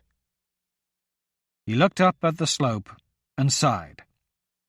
After following the tracks only a few 100 feet more, he spotted a pair of fur mittens dangling from the branch of a tree. Royce slipped them on and found they were still warm. "Okay, that's creepy," Royce said aloud. He raised his voice and added, "I'd love a skin of water, a hot steak with onions, and perhaps some fresh-baked bread with butter."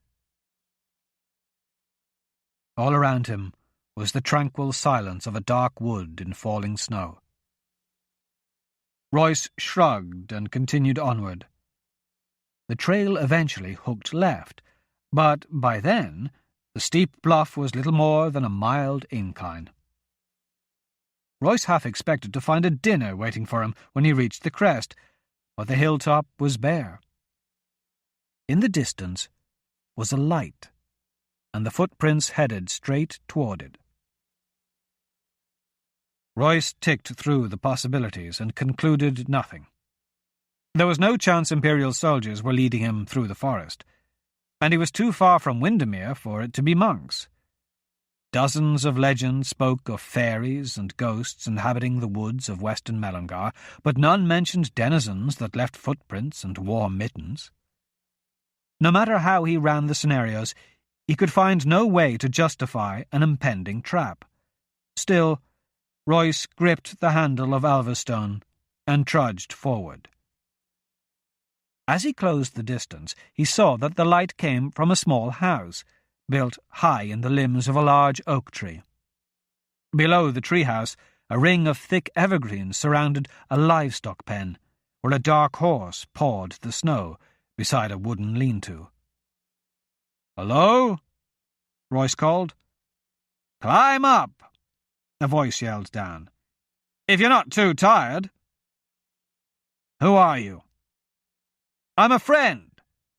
An old friend. Or rather, you're mine." "What's your name, friend?" Royce stared up at the opening on the underside of the treehouse. "Rin." "Now, see, that's a bit odd, as I have few friends and none of them is called Rin. I never told you my name before. Now, are you going to come up and have some food or simply steal my horse and ride off? Personally, I suggest a bite to eat first. Royce looked at the horse for a long moment, before grabbing the knotted rope dangling along the side of the tree trunk and pulling himself up. Reaching the floor of the house, he peeked inside. The space was larger than he had expected, was oven-warm and smelled of meat stew. Branches reached out in all directions, each one rubbed smooth as a banister. Pots and scarves hung from the limbs, and several layers of mats and blankets hid the wooden floor. In a chair, crafted from branches, a slim figure smoked a pipe. "Welcome, Mr. Royce," Ryn said with a smile. He wore crudely stitched clothes made from rough, treated hides. On his head was a hat that looked like an old flopped sack. Even with his ears hidden, his slanted eyes and high cheekbones betrayed his elven heritage. On the other side of the room, a woman and a small boy chopped mushrooms and placed them in a battered pot suspended in a small fireplace made of what looked to be river stones. They, too, were Heir, a half-breed mix of human and elf, like Royce himself. Neither said a word, but they glanced over at him from time to time while adding vegetables to the pot. "You know my name?" Royce asked. "Of course. It isn't a name I could easily forget. Please, come in. My home is yours." "How do you know me?" Royce pulled up his legs and closed the door. 3 autumns ago, just after Amrath's murder, you were at the Silver Pitcher." Royce thought back. The hat. They were sick. Ryn tilted his head toward his family. "Fever, the both of them. We were out of food, and I spent my last coin on some old bread and a turnip from Mr. Hall. I knew it wouldn't be enough, but there was nothing else I could do." "You were the elf that they accused of thieving. They pulled your hat off." Ryn nodded. He puffed on his pipe and said, "You and your friend were organizing a group of men to save the Prince of Melangar. You asked me to join. You promised a reward, a fair share." Roy shrugged. "We needed anyone willing to help." "I didn't believe you. Who of my kind would? No one ever gives fair shares of anything to an elf. But I was desperate. When it was over, Drake refused to pay me just as I expected. But you kept your word and forced him to give me an equal share and a horse. You threatened to kill the whole lot of them if they didn't." He allowed himself a little smile.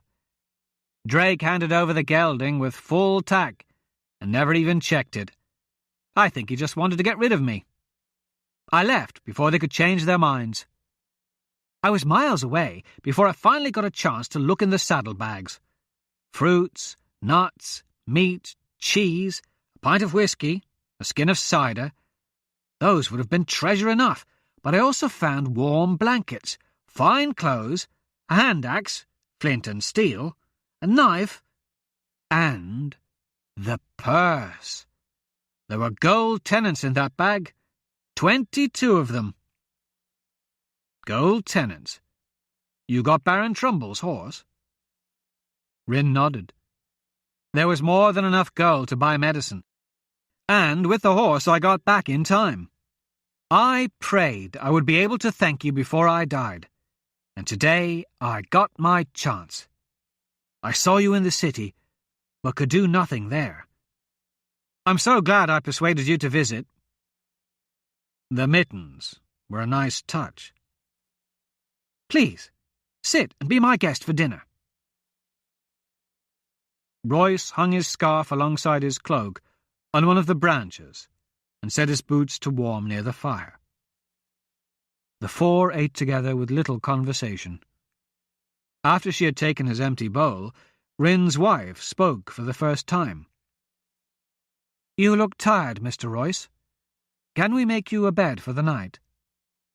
"No. Sorry. I can't stay," Royce said while getting up, pleased to feel his feet again. "You're in a hurry?" Rin asked. "You could say that."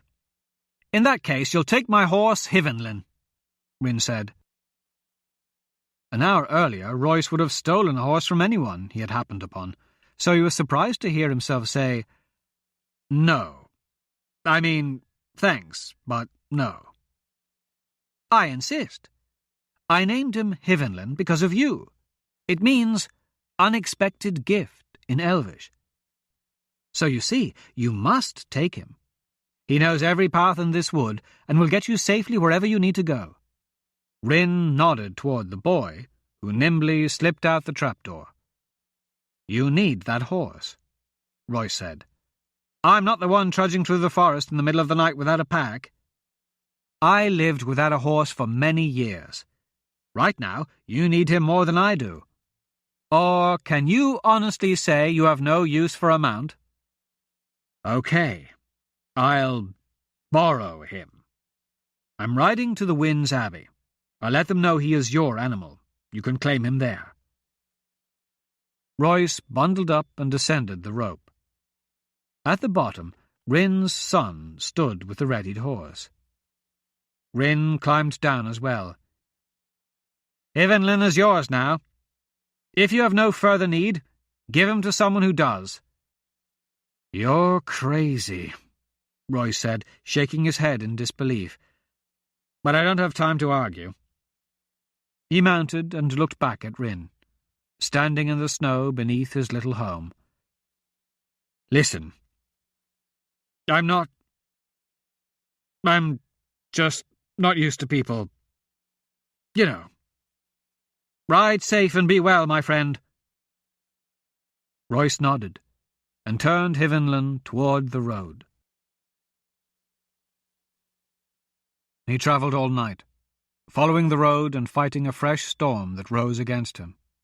The wind blew bitter, pulling his cloak away and causing him to shiver. He pushed the horse hard, but Hivenlin was a fine animal and didn't falter. At sunrise, they took a short rest in the shelter of fir trees.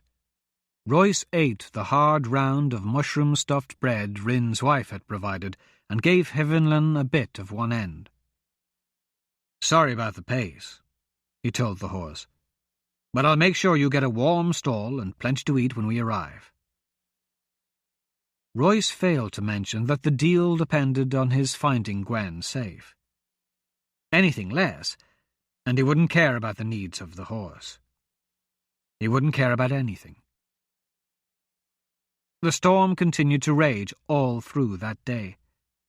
Gale-swept snow blew across the road, forming patterns that resembled ghostly snakes. During the entire trip, Royce didn't come across a single traveller, and the day passed by in a blinding haze of white. As darkness fell, the two finally reached the summit of Monastery Hill. The abbey, silent and still, appeared from behind a veil of falling snow. The quiet of the compound was disturbing, too similar to that visit he had made 3 years earlier, after the Imperialists had burned the church to the ground with dozens of monks locked inside. Panic threatened to overtake Royce as he raced up the stone steps and pulled on the expansive doors. He entered, moving quickly down the length of the East Range. He just needed a face. Any face. Someone he could ask about Gwen. Not a single monk in the abbey could have missed the arrival of a band of prostitutes.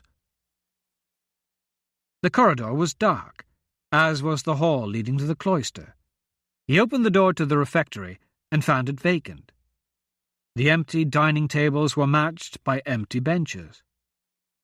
As Royce listened to the hollow echo of his own footsteps, the sense of doom that had driven him through the snow caused him to sprint to the church. Reaching the 2-story double doors, he feared that, just as once before, he would find them chained shut. Taking hold of the latches, he pulled hard. The soft sound of singing washed over him as Royce gazed down a long nave filled with monks. The massive doors boomed as they slammed against the walls. The singing halted, and dozens of heads turned. "Royce?" a voice said. A woman's voice. Her voice. The forest of brown-clad monks shifted, and he spotted Gwen among them, dressed in an emerald gown. By the time she reached the aisle, he was throwing his arms around her and squeezing until she gasped. "Master Melbourne, please," the abbot said. "We are in the middle of Vespers."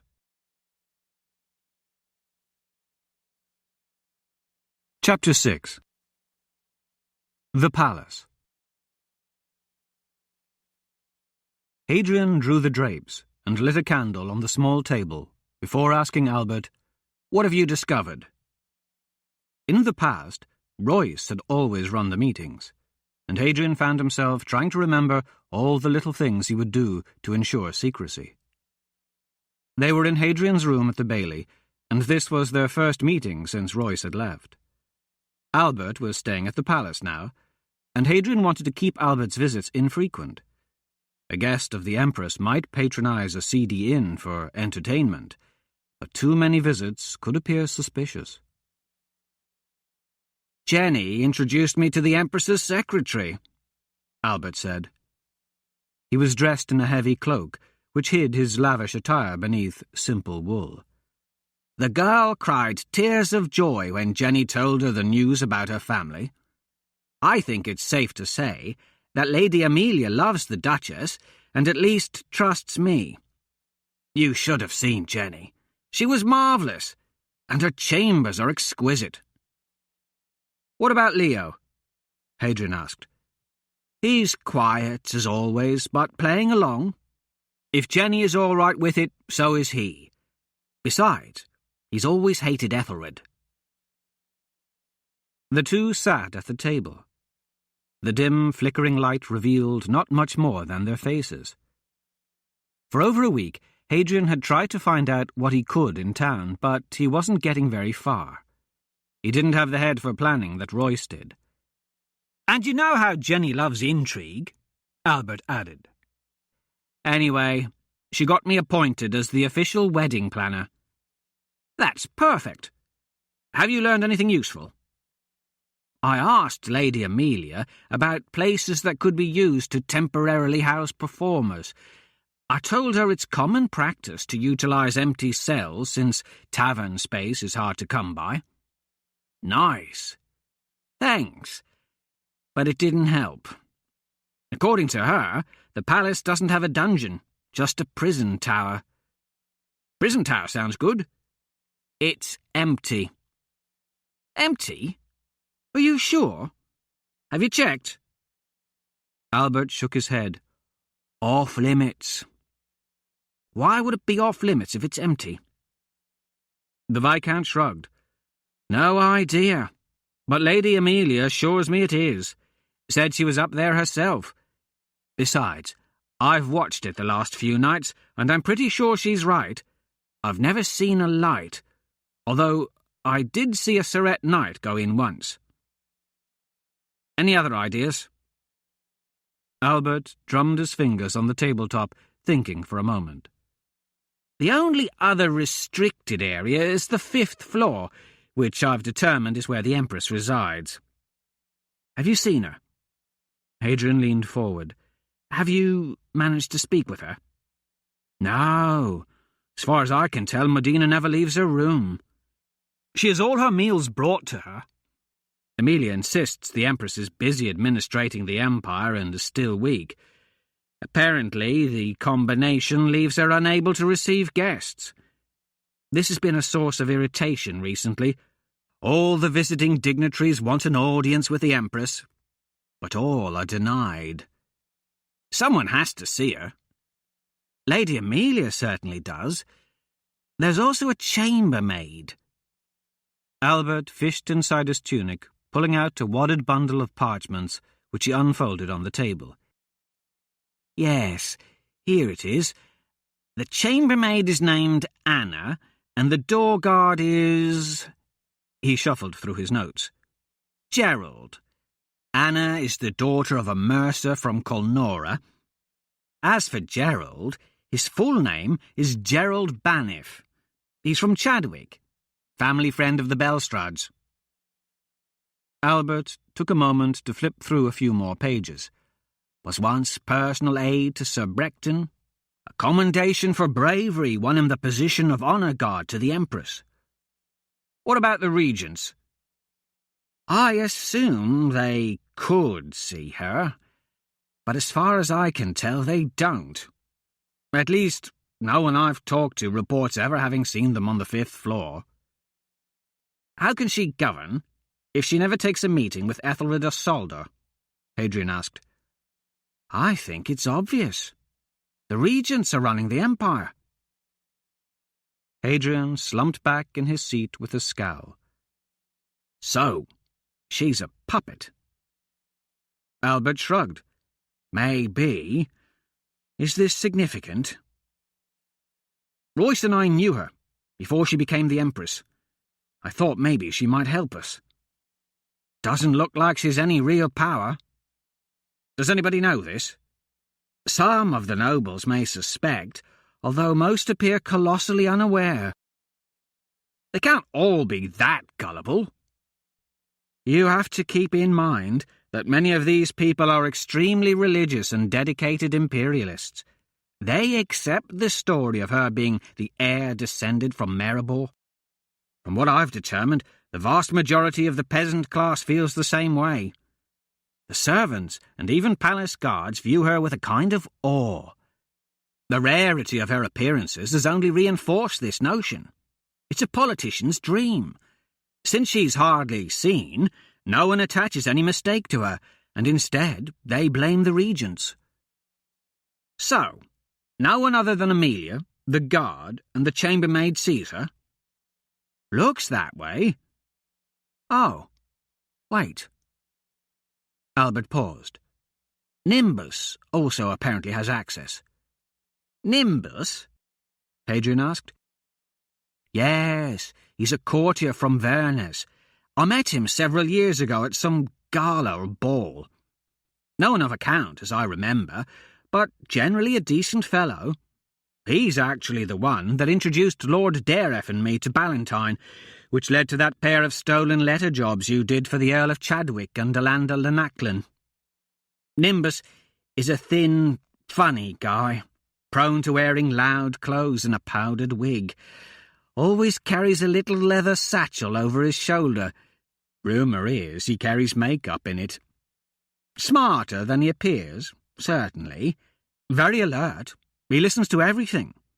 He was hired by Lady Amelia and works as her assistant."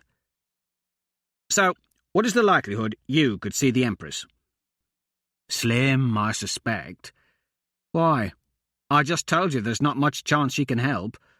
Or do you think they're keeping Gaunt in Medina's room?" "No." Hadrian rubbed a hand over the surface of the table amidst the flickering shadows. "I'd just like to... I don't know. To see if she's all right, I guess. I sort of promised her father I'd watch out for her. Make sure she was okay. You know." "She's the Empress," Albert stated. "Or hasn't he heard? He's dead." "Oh." Albert paused. "I would just feel better if I could talk to her." "Are we after Gaunt or the Empress?"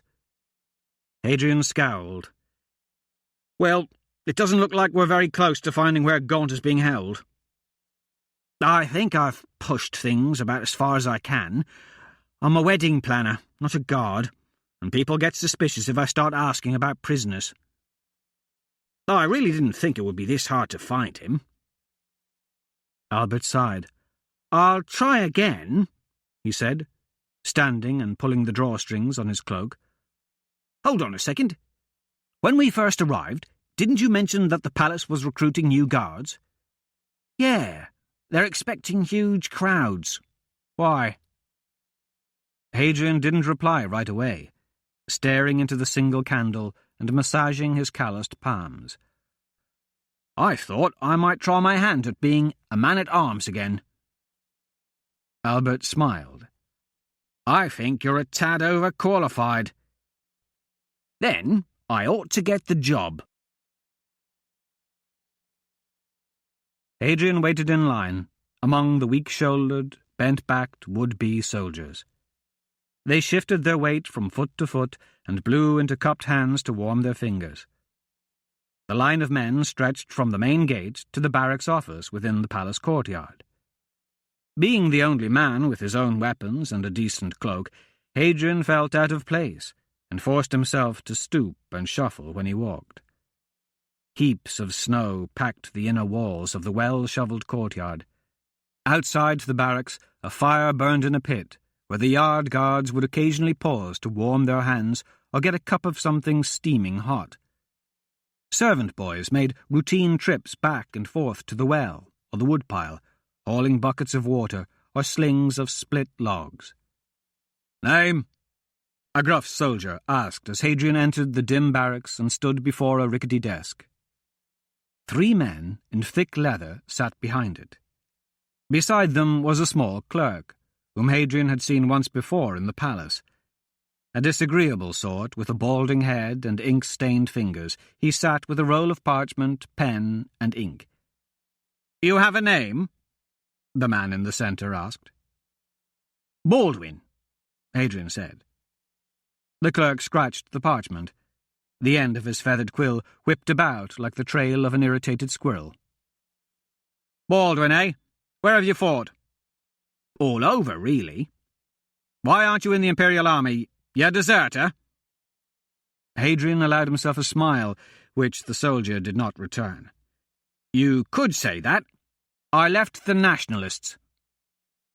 This caught the ear of everyone at the table and a few men standing in line. The clerk stopped scribbling and looked up. "For some reason they stopped paying me," Hadrian added with a shrug. A slight smile pulled at the edges of the soldier's lips. "Not terribly loyal, are you?" "I'm as loyal as they come, as long as you pay me." This brought a chuckle from the soldier, and he looked to the others. The older man to his right nodded. "Put him on the line. It doesn't require much loyalty to work a crowd." The clerk began writing again, and Hadrian was handed a wooden token. "Take that back outside and give it to Sergeant Millet, near the fire. He'll get you set up." "Name?" he called to the next in line, as Hadrian headed back out into the blinding white. Unable to see clearly for a moment, Hadrian blinked. As his eyes adjusted, he saw Sentinel Luis Guy ride through the front gate, leading 5 Surret knights. The 2 men spotted each other at the same instant. Hadrian hadn't seen Guy since the death of Fanon Pickering in Dahlgren, and while he hoped to one day repay Guy for Fanon's death, this was perhaps the worst possible time to cross paths. For a heartbeat, neither moved. Then Guy slowly leaned and spoke to the man beside him, his eyes never straying from Hadrian. "Now!" Guy growled, when the knight hesitated. Hadrian couldn't think of a worse place to be caught. He had no easy exit, no window to leap through or doors to close. Between him and the gate were 26 men, still in line, who would jump at the chance to prove their mettle by helping the palace guard. Despite their numbers, Hadrian was the least concerned by the guard hopefuls, as none of them were armed. The bigger problem was the 10 palace guards dressed for battle. At the sound of the first clash of swords, the barracks would empty, adding more men. Hadrian conservatively estimated he would need to kill or cripple at least 18 people just to reach the exit. Guy and his 5 Surret would be at the top of that list. The Surret's horses would also need to be dispatched for him to have any chance of escaping through the city streets. The final obstacle would be the crossbowmen on the wall. Among the 8, he guessed at least 2 would be skilled enough to hit him in the back as he ran out through the gate. "Just don't move," Guy said, with his hands spread out in front of him. He looked as if he were trying to catch a wild horse, and did not advance, dismount, or draw his sword. Just then, the portcullis dropped. "There's no escape," Guy assured him. From a nearby door, a handful of guards trotted toward Hadrian with their swords drawn. "Stop!"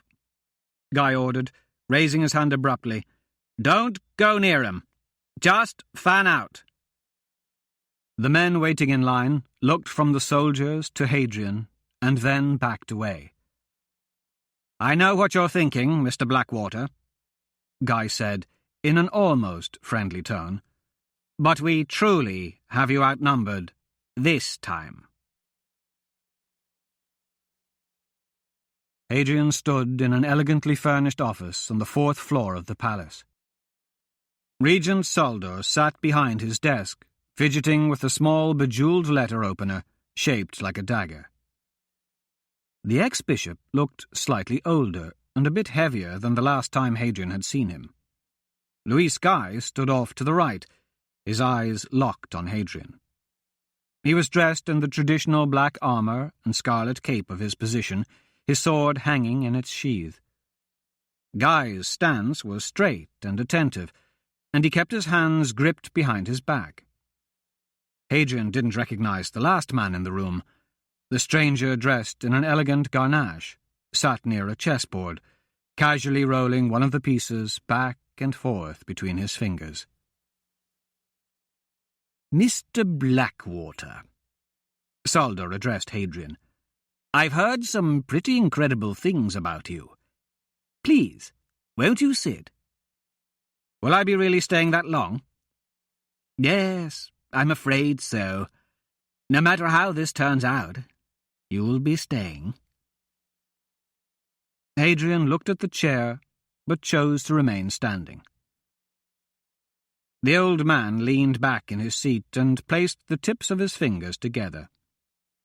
"You're probably wondering why you're here instead of locked in the North Tower, or at least why we haven't shackled your wrists and ankles. You can thank Sentinel Guy for that. He's told us an incredible story about you.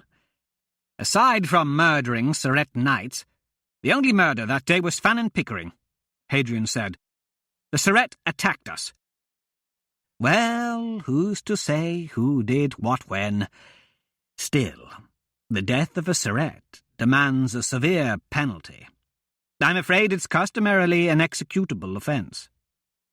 However, Sentinel Guy insists that you are a Teshlaw, the only Teshlaw, and that is an unusual, extenuating circumstance.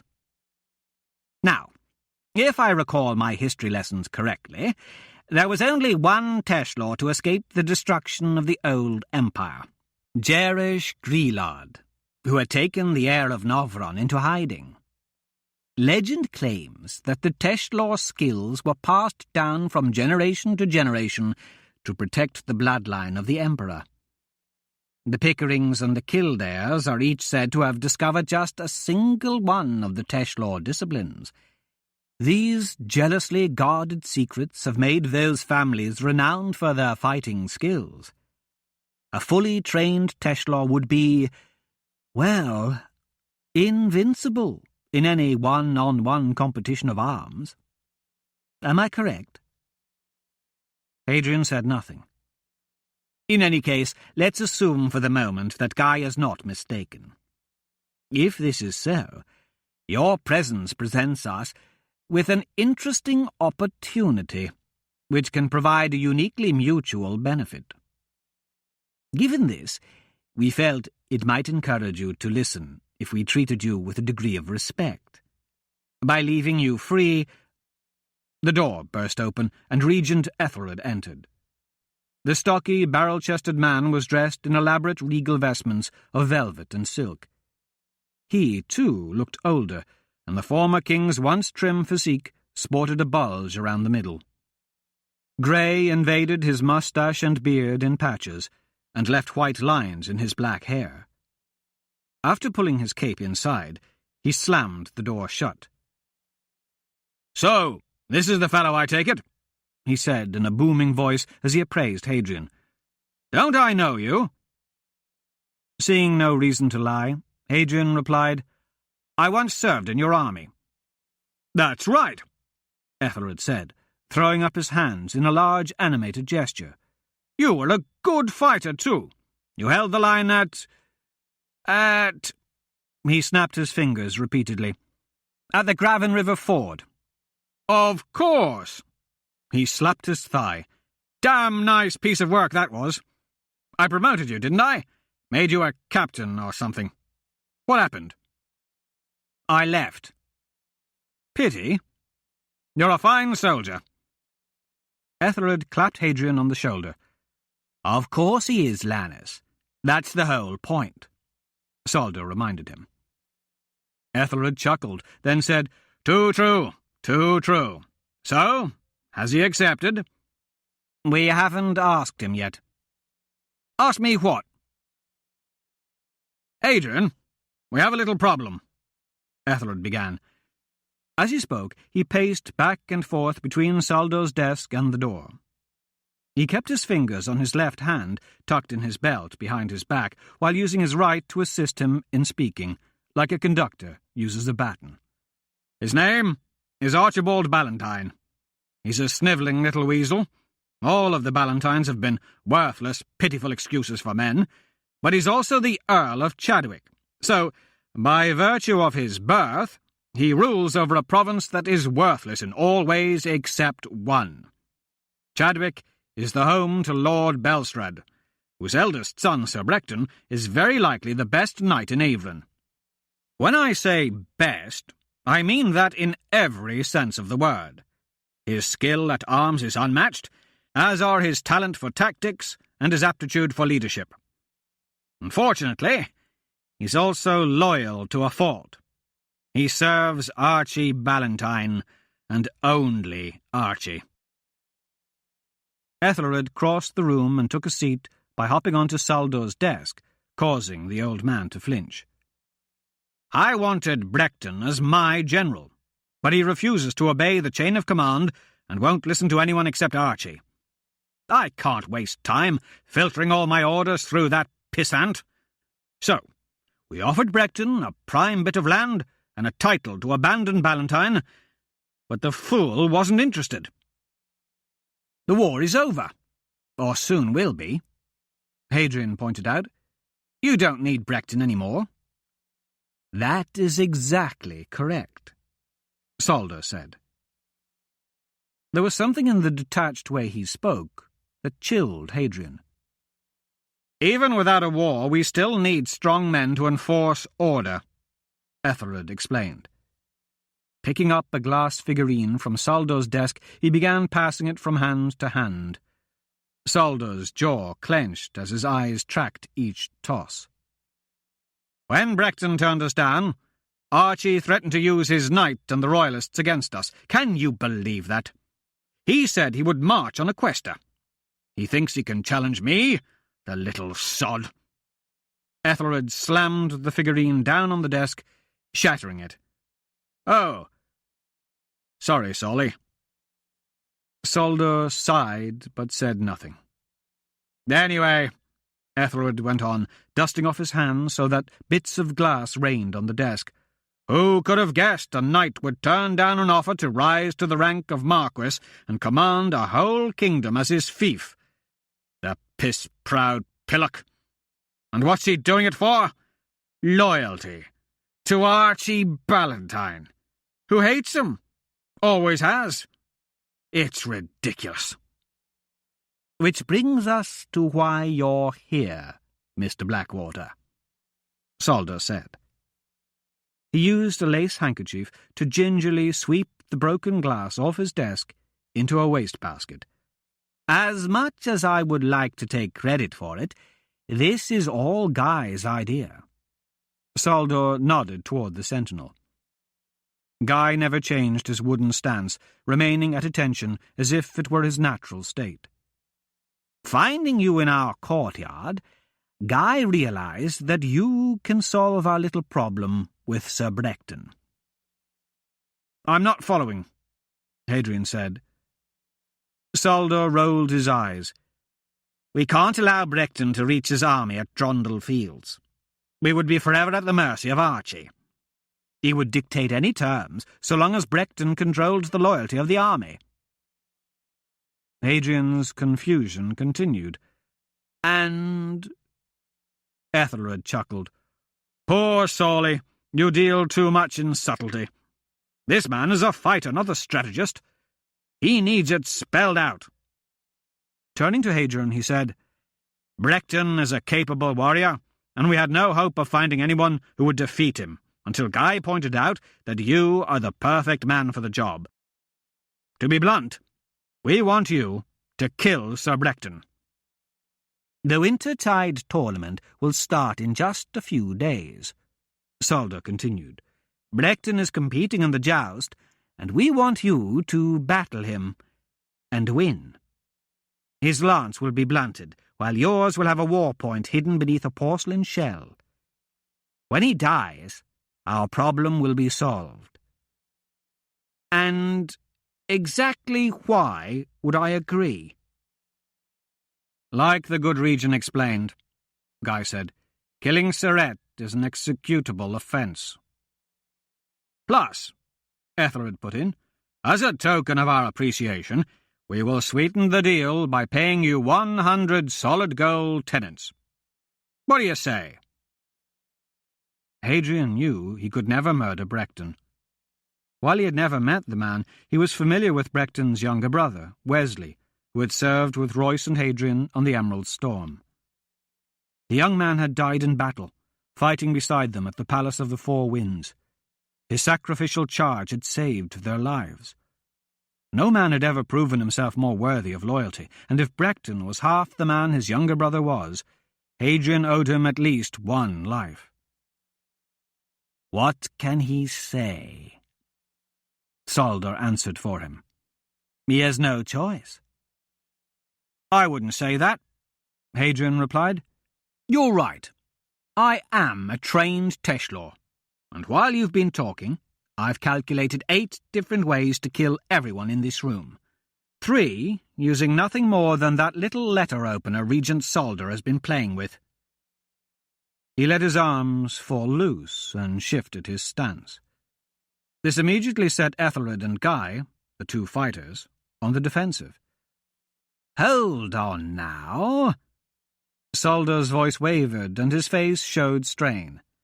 Before you make any rash decisions, consider that the window is too small to fit through, and the men in the corridor will not let you leave. If you really are as good as you say, you might take a great many of them with you, but even you cannot defeat them all. You might be right. We'll soon find out. Are you insane?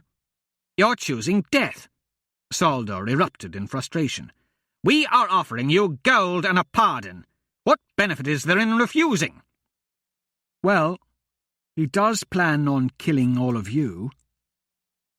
The man with the chess piece spoke for the first time.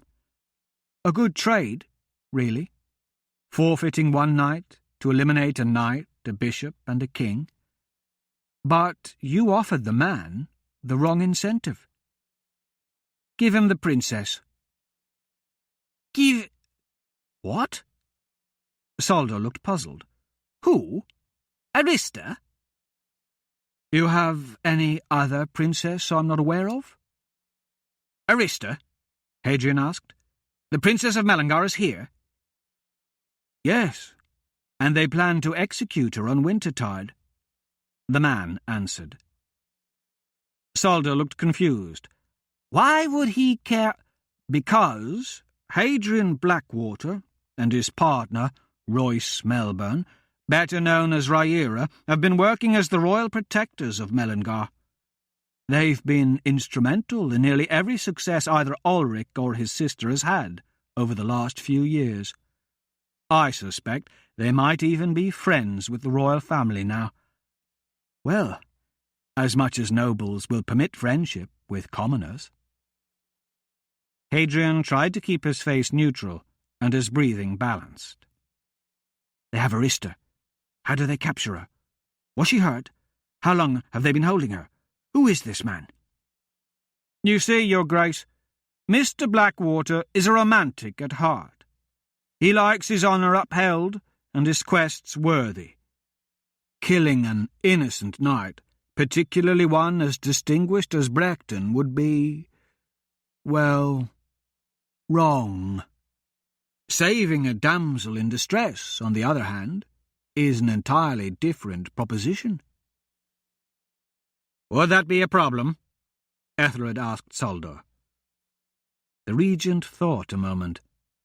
The girl has proven resourceful, and given us more than her fair share of trouble, but Medford is destroyed, the nationalists are disbanded, and Drondel Fields won't last much longer. I can't see any way she would pose a serious threat to the Empire. Well, Ethelred said, addressing Hadrian, do we have a deal? Hadrian scrutinized the man at the chessboard. While he had never seen his face before, he felt as though he should recognize him. No, Hadrian said at length. I want Deegan Gaunt, too. You see, he is the Guardian, Guy proclaimed. Or he wishes to be. Obviously, Ezra Harden told him Gaunt is the heir. Ethelred looked concerned. That's out of the question. We've been after the heir of Novron for years. We can't let him go. Not just years. Centuries, Saldor corrected. He stared at Hadrian, his mouth slightly open, the tip of his tongue playing with his front teeth. Ezra Harden is dead. You confirmed that, Guy? The sentinel nodded. I had his body dug up and then burned. And how much does Gaunt know? I've heard you've had several little chats with him. Guy shook his head. Not much, from what I've been able to determine. He insists Ezra Harden didn't even tell him he's the heir. But Hadrian will tell him, Ethelred protested.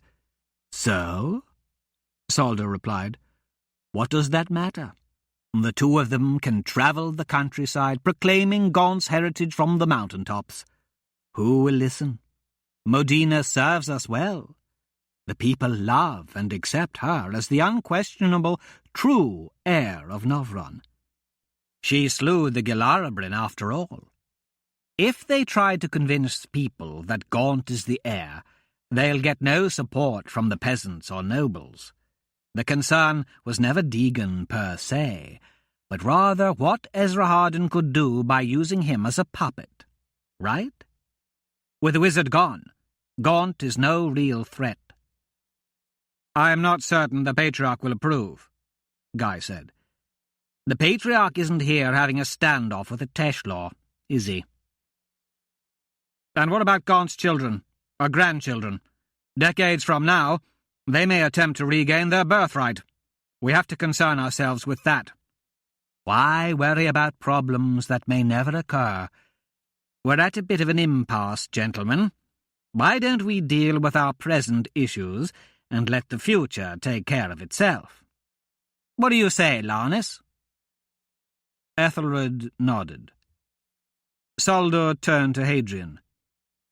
If you succeed in killing Sir Brecton in the joust, we will release Deegan Gaunt and Princess Arista into your custody, on the condition that you leave Averon and promise not to return.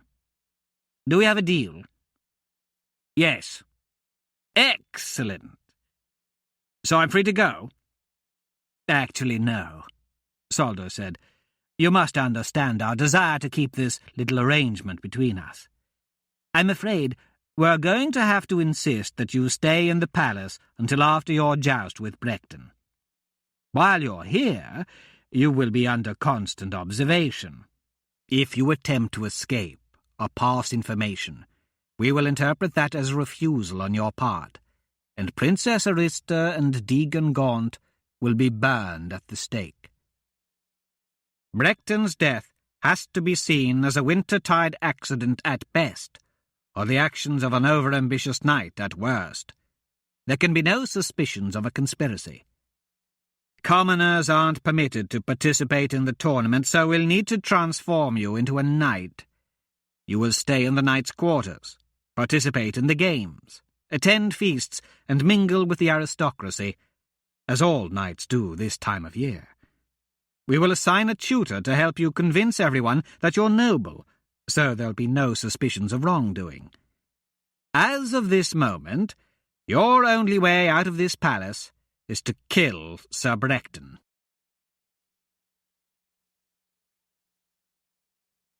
Chapter 7.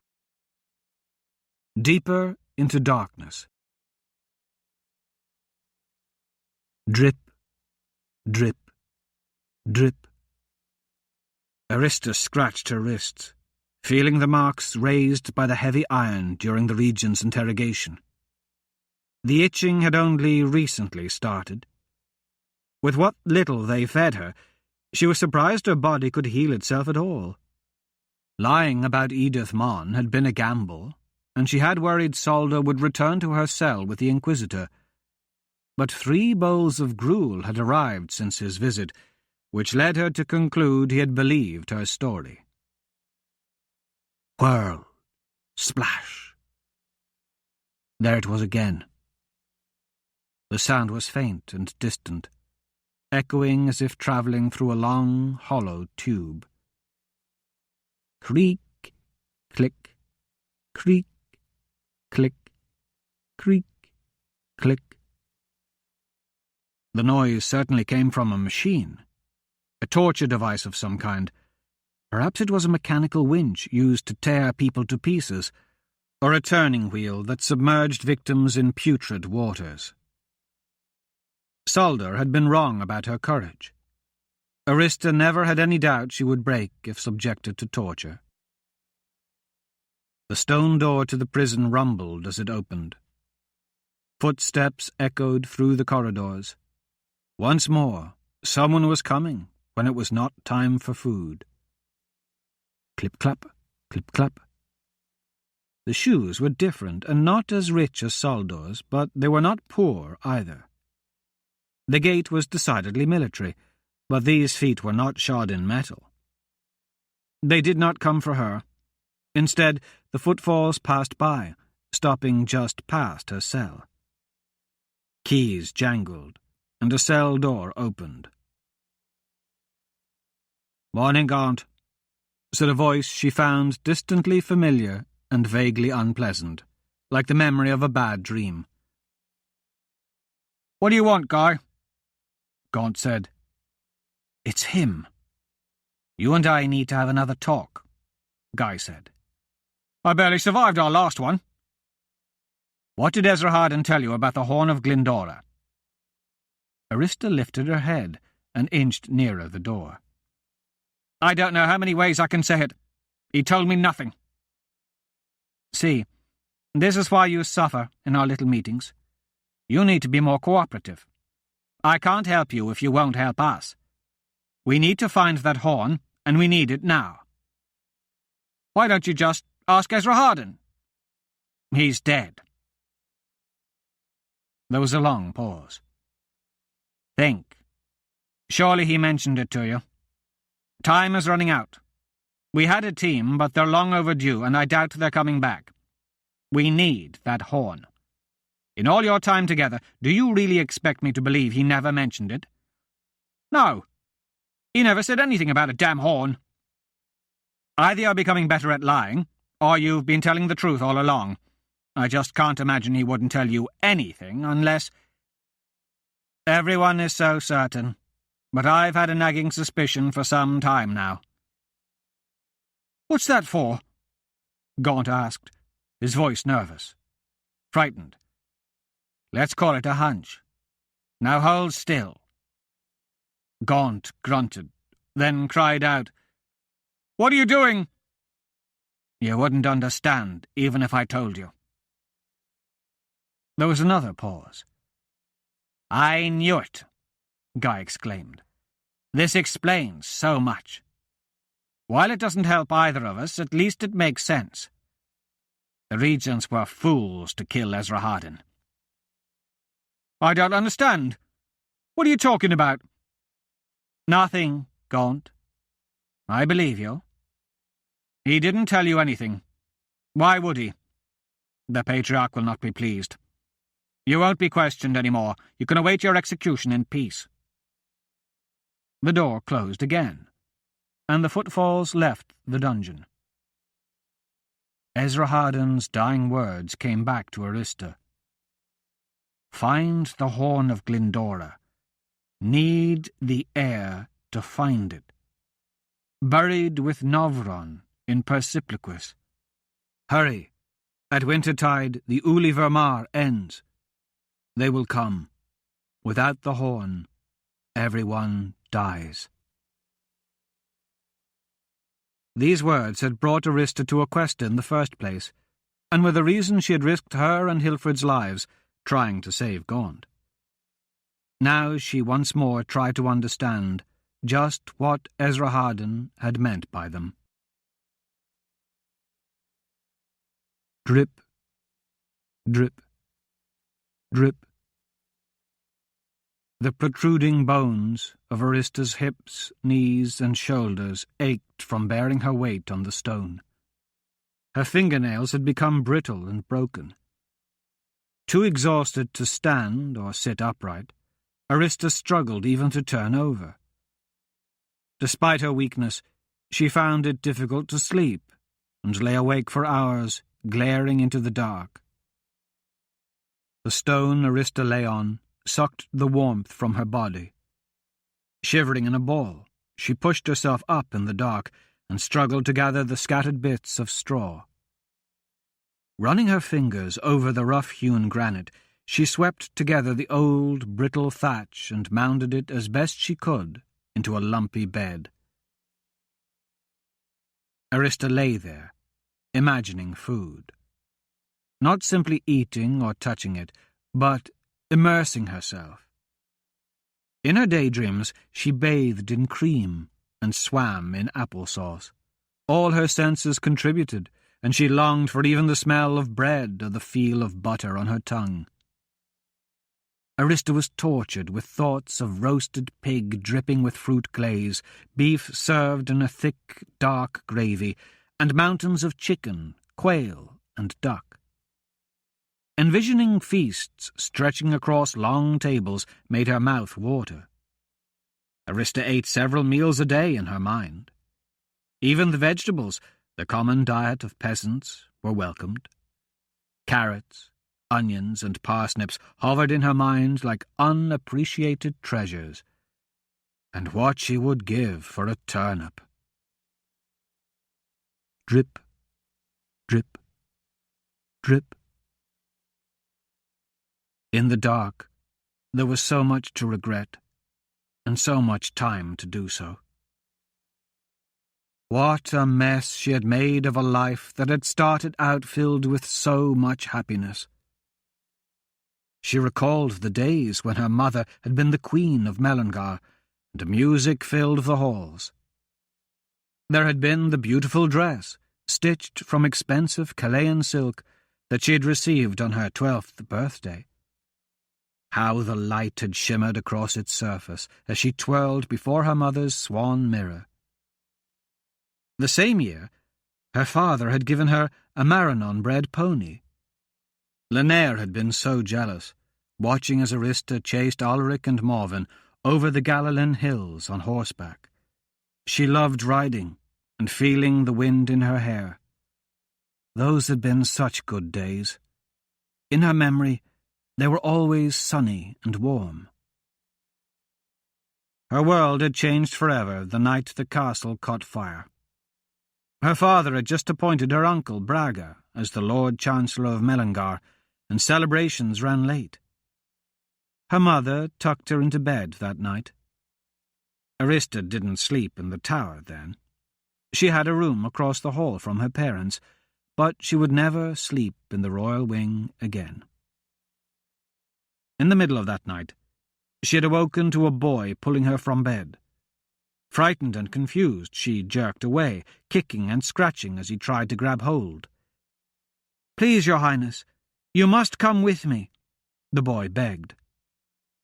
Outside her window, the elm tree burned like a torch, and her room flickered with its light.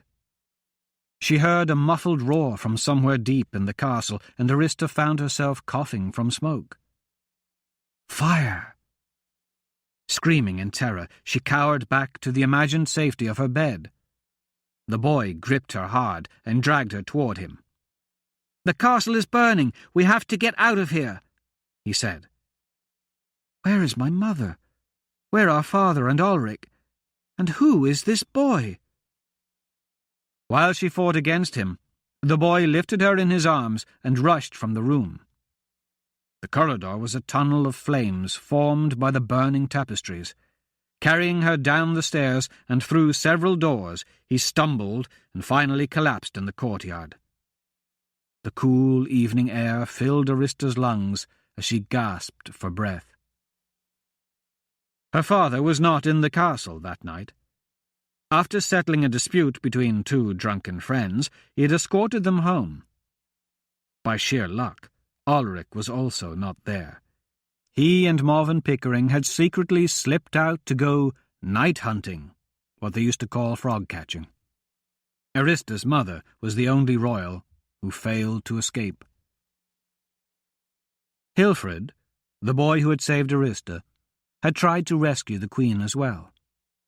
After seeing the princess to safety, he went back into the flames and nearly died in the attempt. For months following the fire, Hilfred suffered the effects of burns, was beset by nightmares, and had coughing fits so intense that he spat blood. Despite all the agony he endured on her behalf, Arista never thanked him. All she knew was that her mother was dead, and from that day on, everything had changed. In the wake of the fire, Arista moved to the tower, as it was the only part of the castle that didn't smell of smoke. Her father ordered her mother's furniture, those few items that had survived the fire, to be moved there. Arista would often cry while sitting before the swan mirror, remembering how her mother used to brush her hair. One day, her father saw her and asked what was wrong. She blurted out, "All the brushes are gone." From that day forward, her father brought her a new brush after each trip he took. No two were ever alike. They were all gone now. The brushes, her father, even the dressing table with the swan mirror. Drip, drip, drip.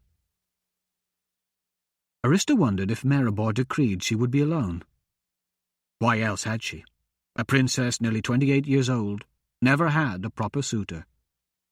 Even poor, ugly daughters of fishmongers fared better.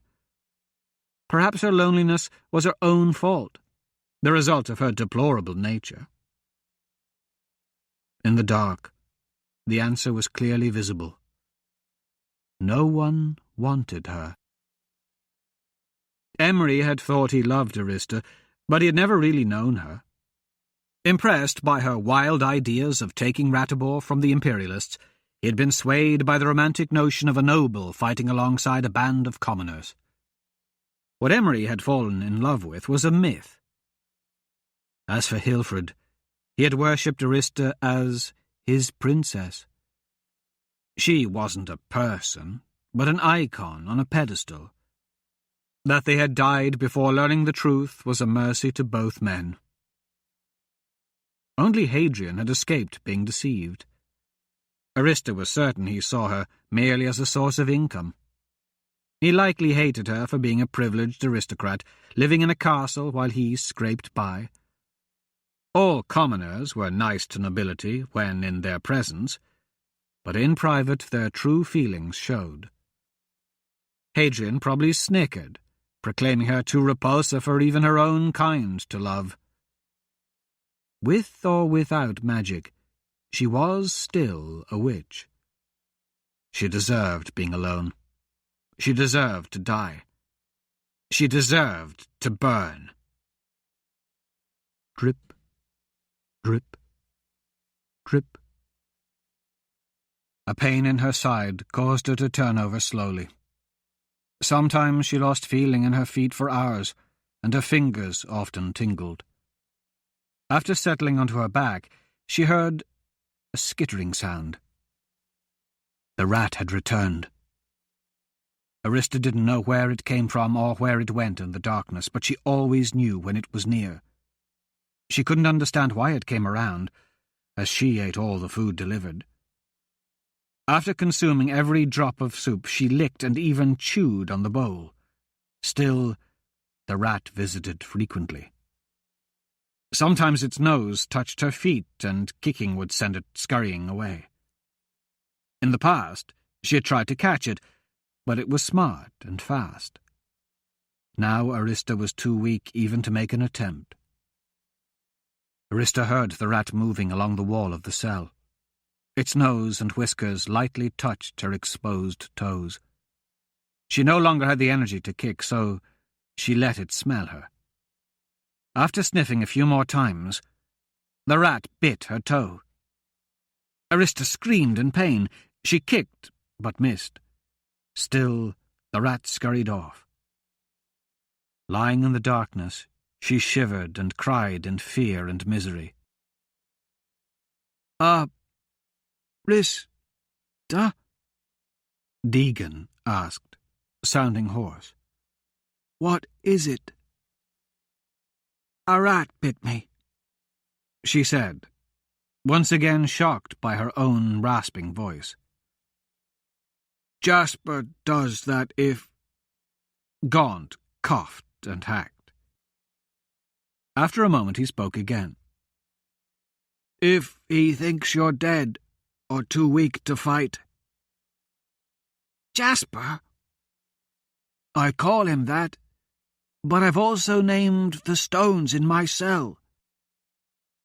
I only counted mine, Arista said. 234, Deegan replied instantly. I have 228. Did you count the cracked ones as 2? No. The princess lay there, listening to her own breathing, and felt the weight of her hands on her chest as it rose and fell. She started to drift into and out of sleep when Deegan spoke again. Arista, are you really a witch? Can you do magic? Yes, she said, but not in here. Arista didn't expect him to believe her, and had been doubting her own powers after being cut off from them for so long. Ruins lined the walls of the prison. There were the same markings that had prevented Esarhaddon from casting spells while incarcerated in Gutara. But her stay would not last 1,000 years, as his had. Gutara's ruins halted the passage of time, as well as preventing the practice of magic, and the ache in her stomach reminded Arista all too often that time was not suspended here. Only since the Battle of Ratibor had Arista begun to understand the true nature of magic, or the art, as Esarhaddon had called it. When touching the strings of reality, she felt no sense of boundaries, only complexity. With time and understanding, anything might be possible and everything achievable. She was certain that were it not for the runes disconnecting her from the natural world, she could break open the ground and rip the palace apart. Were you born a witch? I learned magic from Esarhaddon. You knew him? Yes. Do you know how he died? He was murdered by an assassin. Oh. Did he ever talk about me? Did he tell you why he was helping me? He asked anxiously. He never told you? No. I didn't. He broke into another fit of coughs. I didn't have much of an army when we met, but then everything changed. He got men to join and follow me. I never had to do much of anything. Ezra Harden did all the planning and told me what to say. It was nice while it lasted. I had plenty to eat, and folks saluted and called me sir. I even had a horse and a tent the size of a house. I should have known all that was too good to last. I should have realized he was setting me up. I'm just curious why. What did I ever do to him? His voice was weak, coming in gasps by the end of his speech. Deegan, do you have a necklace? A small silver medallion? Yeah. Well, I did. He paused a long while, and when he spoke again his voice was better. My mother gave it to me before I left home. My good luck charm. They took it when they put me in here. Why do you ask? Because you are the heir of Novron. That necklace was created by Ezra Harden nearly 900 years ago. There were 2 of them, one for the heir and one for the guardian trained to defend him. For generations they protected the wearers from magic and hid their identities. Ezra Harden taught me a spell that could find those who wore them. I was the one who helped them find you. He's been trying to restore you to the throne. Deegan was quiet for some time. If I have a guardian, where is he? I could use one right now. The waves of self-loathing washed over her again. His name is Hadrian. Oh, Deegan, it's all my fault. He doesn't know where you are. Ezra Harden and I were going to find you and tell him, but I messed it all up. After Ezra Harden's death, I thought I could get you out on my own. I failed. Yeah, well, it's only my life. Nothing important. There was a pause. Then, Arista? Yes? What about that thing Guy mentioned? That horn? Did Ezra Harden ever mention it to you? If we can tell them something about it, maybe they won't kill us. Arista felt the hair on her arms stand up. Is this a trick? Is he working for them? Weak and exhausted, she couldn't think clearly. In the darkness, she felt vulnerable and disoriented. Exactly what they wanted. Is it even Gaunt at all? Or did they discover I was coming and plant someone from the start? Or did they switch the real Gaunt while I slept? Is it the same voice? She tried to remember. Arista? He called out again. She opened her mouth to reply, but paused and thought of something else to say. It's hard to recall. My head's fuzzy, and I'm trying to piece the conversation together. He talked about the horn the same day I met your sister. I remember he introduced her, and then... Oh, how did it go again? He said, Arista, this is... Oh, it's just beyond my memory. Help me out, Deegan. I feel like a fool. Can you remind me what your sister's name is? Silence. Arista waited. She listened and thought she heard movement somewhere beyond her cell, but she wasn't sure. Deegan? She ventured after several minutes had passed. Don't you know your own sister's name? Why do you want to know her name? Deegan asked. His tone was lower, colder. I just forgot it, is all. I thought you could help me remember the conversation. He was quiet for so long that she thought he might not speak again. Finally he said, What do they offer you to find out about her? What do you mean? Maybe you're Arista Essendon, or maybe you're an imperialist trying to get secrets from me. How do I know any different about you? She asked. You supposedly came to free me, and now you doubt who I am. I came to free Deegan Gaunt, but who are you? I won't tell you the name of my sister. In that case, I think I will sleep. She meant it as a bluff, but as the silence continued, she dozed off.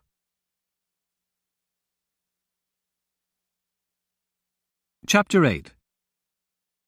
Sir Hadrian. Hadrian sat on the edge of his bunk, perplexed by the tabard. A single red diagonal stripe decorated each side. Depending on how he wore it, the stripe started from either his right or his left shoulder, and he couldn't figure out which was correct. As he finally made a decision and placed it over his head, there was a quiet knock, followed by the timid opening of his door. A man's face, accentuated by a beak-like nose and topped by a foppish powdered wig, peered inside. "Excuse me, I'm looking for Sir Hadrian." "Congratulations, you've found him," Hadrian replied. The man entered, followed closely by a boy who remained near the door. Thin and brittle-looking, the man was dressed in bright satin knee breeches and an elaborate ruffled tunic. Even without the outlandish clothing, he would still be comical. Encased in buckled shoes, his feet seemed disproportionately large, and all his limbs were gangly. The teenage lad behind him wore the more conventional attire of a simple brown tunic and hose. "My name is Nimbus of Vernes, and I am Imperial Tutor to the Empress. Regent Saldor thought you might need some guidance on court protocol and instruction in knightly virtues, so he asked me to assist you." "Pleased to meet you," Hadrian said. He stood and offered his hand. At first Nimbus appeared confused, but then he reached out and shook. Motioning toward the tabard Hadrian wore, he nodded. "I can see why I was called upon."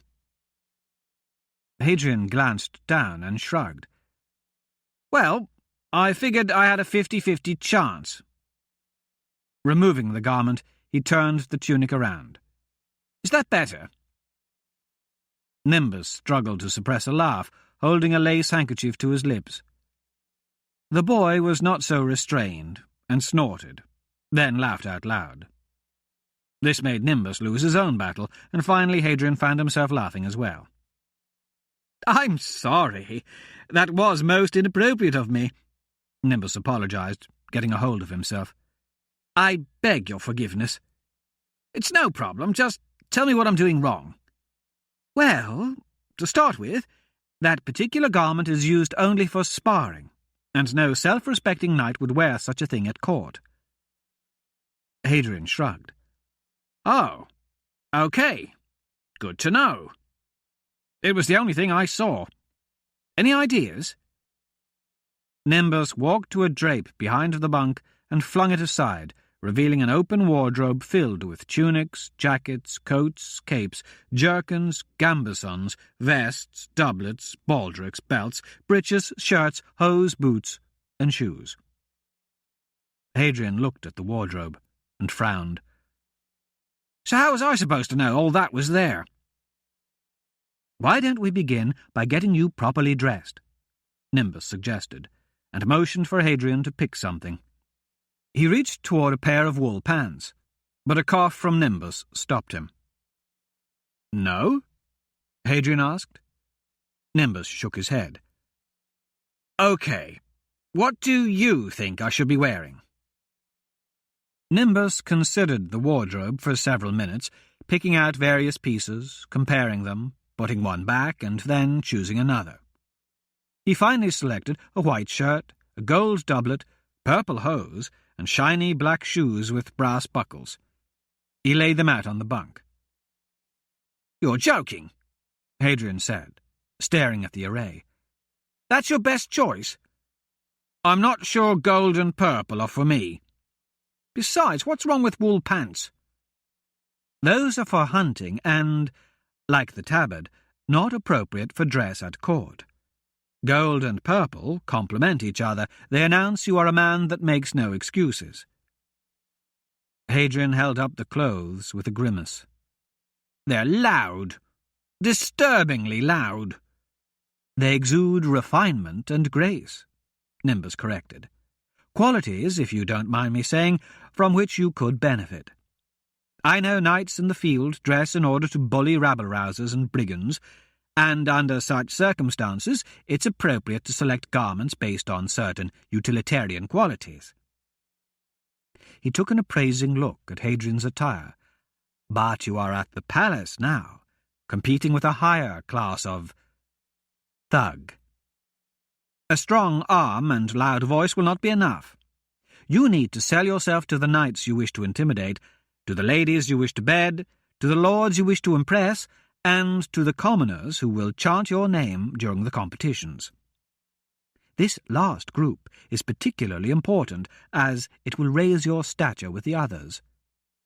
A knight skilled in combat may stay alive, but it is the one skilled in persuasion who wins the king's daughter for his wife and retires to a vast estate. Truly successful knights can obtain multiple fiefs and enter their twilight years as wealthy as any count or earl. Nimbus lowered his voice. Regent Saldor mentioned that you might be a bit rough around the edges. He paused briefly. I think we can both agree I have not been misled. It may take some doing to refine your mannerisms, so, in the meantime, I plan to overcompensate with clothing. We'll blind everyone with dazzle, so they won't see the dirt on your face. Hadrian reached for his cheek. That was a metaphor, Nimbus informed him, although, now that I look at you, a bath is certainly in order. Bath? It's freezing outside. You're supposed to groom me, not kill me. You may be surprised to discover that in civilized society we bathe indoors in tubs with heated water. You might even find it enjoyable. Turning to the boy, Nimbus ordered, Renwick, run and fetch the tub, and get some others to help carry buckets. We'll also need a bristle brush, soap, oils, and... oh, yes, scissors. The lad ran off, and quickly returned with a small army of boys carrying a wooden tub. They left and returned with buckets of hot water. After filling the tub, all the boys left except Renwick. He dutifully stood beside the door, ready for further requests. Hadrian undressed and tested the water with a hesitant foot. Are you versed in the basic concept of bathing, or do you need me to instruct you? Nimbus asked. Hadrian scowled at him. I think I can handle it, he said, settling into the water. The tub overflowed and created a soapy mess. He grimaced. Sorry about that. Nimbus said nothing and turned away to give Hadrian a modicum of privacy. The hot bath was wonderful. Hadrian had been assigned an interior chamber, selected, no doubt, for its lack of windows. There were a simple bed, 2 wooden stools, and a modest table, but no fireplace, which left the chamber chilly. If he was desperate, there was a large hearth in the common room at the end of the hall, which also sported carpets and a chess set, but despite the cold, Hadrian preferred to remain in the isolation of his private room. Having not felt comfortably warm in days, Hadrian sank lower to submerge as much of himself as possible. Are these yours? Nimbus asked, noticing Hadrian's weapons resting in the corner of the room. Yes, and I know they're worn and dirty, just like me. Nimbus lifted the spadone, still encased in the leather baldric, with a noticeable degree of reverence. Turning it over gingerly, he ran his fingertips along the hilt, grip, and pommel. This is very old, he said, almost to himself. Wrong sheath, though. He laid the sword across the foot of the bed. I thought you were a courtier. What do you know about swords? You learn that there are many weapons at court. Survival in the maelstrom of the body politic requires being able to size up another by what little they reveal to you. Hadrian shrugged. It's the same in combat. Court is combat, Nimbus said. Only the skills and setting differ. So, how would you size me up? Regent Saldor told me your background is completely confidential, and that divulging anything would result in my not too painless demise. The only information he provided was that you were recently knighted. He refrained from any detail about your station or ancestry. The regent merely mentioned you were lacking refinement, and instructed me to ensure you fit seamlessly into the wintertide festivities. Hadrian kept an unwavering stare on the tutor. You didn't answer the question. Nimbus smiled at him. You really want to know, don't you? You aren't toying with me? Hadrian nodded. The tutor turned to the page. Renwick? Yes, sir. Fetch Sir Hadrian a cup of wine from the steward in the kitchen. There's wine in the common room, sir, and it's closer. Nimbus gave him a stern look. I want some privacy, Renwick. Oh, I see. Of course, sir. Very well, then, Nimbus said after the boy had left. He pursed his lips and tapped them several times with his index finger before continuing. The truth of the matter is that you are not a knight. You haven't even served as a squire, groom, or page. I doubt you've ever set foot in a proper castle for more than a few minutes at a time. However, and this is the important point, you are indeed noble. Hadrian paused in his scrubbing. And what makes you think that?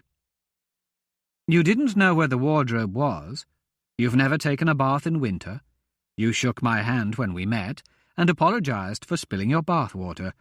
These are most certainly not the actions of a knight raised from birth to feel and act superior to others. Hadrian sniffed the scented soap and discarded it. Most telling, however, was the handshake itself. You offered it as a simple gesture of greeting. There was no agenda, no flattery, no insincerity. There also was no insecurity or sense that, by virtue of my clothes and mannerisms, I was your better. How odd, considering, as I now know, you were not raised a noble. Nimbus looked back at the sword resting on the bed. It's an heirloom, isn't it? Picking up a bottle of oil, Hadrian pulled the cork and deemed it acceptable. He added a bit to the bristles of the brush. I got it from my father. The tutor ran his hand along the sheathed blade. This is a remarkable weapon. A knight's sword, tarnished with time and travel. You don't use it as often as the others. The bastard and short sword are tools to you, but this, this is something else, something revered. It lays concealed in a paltry sheath, covered in clothes not its own. It doesn't belong there. This sword belongs to another time and place. It's part of a grand and glorious world where knights were different, loftier, virtuous. It rests in this false scabbard because the proper one has been lost, or perhaps it waits for a quest yet to be finished. It longs for that single moment when it can shine forth in all its brilliance. When dream and destiny meet on a clear field, then and only then will it find its purpose. When it faces that honourable cause, that one worthy and desperate challenge for which it was forged and on which so much depends, it will find peace in the crucible of struggle. For good or ill, it will ring true or break. But the wondering, the waiting, the hiding will at last be over. This sword waits for the day when it can save the kingdom and win the lady. Hadrian sat staring, not realizing that he had dropped his brush. Nimbus appeared to take no notice of Hadrian's reaction and sat on the bunk with a satisfied smile across his face. Now, while I have your attention, shall we address the task to which I was assigned? Hadrian nodded. To help me judge where to start, can you tell me what you already know about chivalry? Nimbus asked. It's a code of conduct for knights, Hadrian replied, searching the bottom of the tub for the lost brush. Yes. Well, you are essentially correct. What do you know of its principles? Be honourable, be brave, that sort of thing. That sort of thing? Oh, I'm afraid we'll have to start with the basics. Very well. Please pay attention, and don't forget to scrub the bottoms of your feet. Hadrian frowned, but lifted a foot. The knightly virtues derive themselves from a standard of ethics passed down from the original empire. There are 8 such virtues. The first is proficiency. It's the easiest to achieve, as it merely means skill at arms and can be obtained through practice and observation. Judging from the wear on your weapons, I trust you have a solid understanding of this virtue. I'm able to hold my own. Nimbus nodded. Excellent. Next is courage, one of the most important virtues. Courage, however, is not so cheaply bought as by charging against overwhelming odds. It can take many forms. For instance, the bravery to choose life over death, especially if that means living with loss, or the will to risk all for a cause too noble to let perish. Courage can even be found in surrender, if doing so will mean the survival of something too valuable to lose. The third virtue of a knight is honesty. To possess honour, a man must first strive to be honest to men, to women, to children, to great and to small, to the good and to the villainous, but mostly to himself. A knight does not make excuses. Hadrian made an extra effort to keep his eyes focused on scrubbing his feet. Integrity is a virtue that comprises both loyalty and honour. Possessing integrity often means adhering to a pledge or principle. Loyalty to a sovereign is the mark of a goodly knight. However, integrity can also mean defending those in need who cannot help themselves. A knight should always work for the good of the king third, the betterment of the kingdom second, but always place what is right first. How does a knight know what is right? Hadrian interrupted. He put down the brush, letting his foot slip back to the bottom of the tub. I mean, what if I'm forced to choose between 2 evils? Someone could get hurt no matter what I do. How do I decide? True nobility lies in the heart. You must do what you know to be right. How do I know I'm not being selfish? Ah, that brings us to the next virtue, faith. Faith is not simply a belief in the tenets of the Church, but a belief in virtue itself. A knight does not find fault. A knight believes in the good of all men, including himself. He trusts in this belief. A knight is confident in the word of others, in the merits of his lord, the worth of his commands, and in his own worth. Hadrian nodded, though the words did not help ease his conscience. Generosity is the 6th virtue. A knight should show bounteousness to all, noble and commoner alike. More important than generosity of wares is a generosity of spirit. A knight believes the best of others and always extends the benefit of doubt. A knight does not accuse. He does not assume wrongdoing.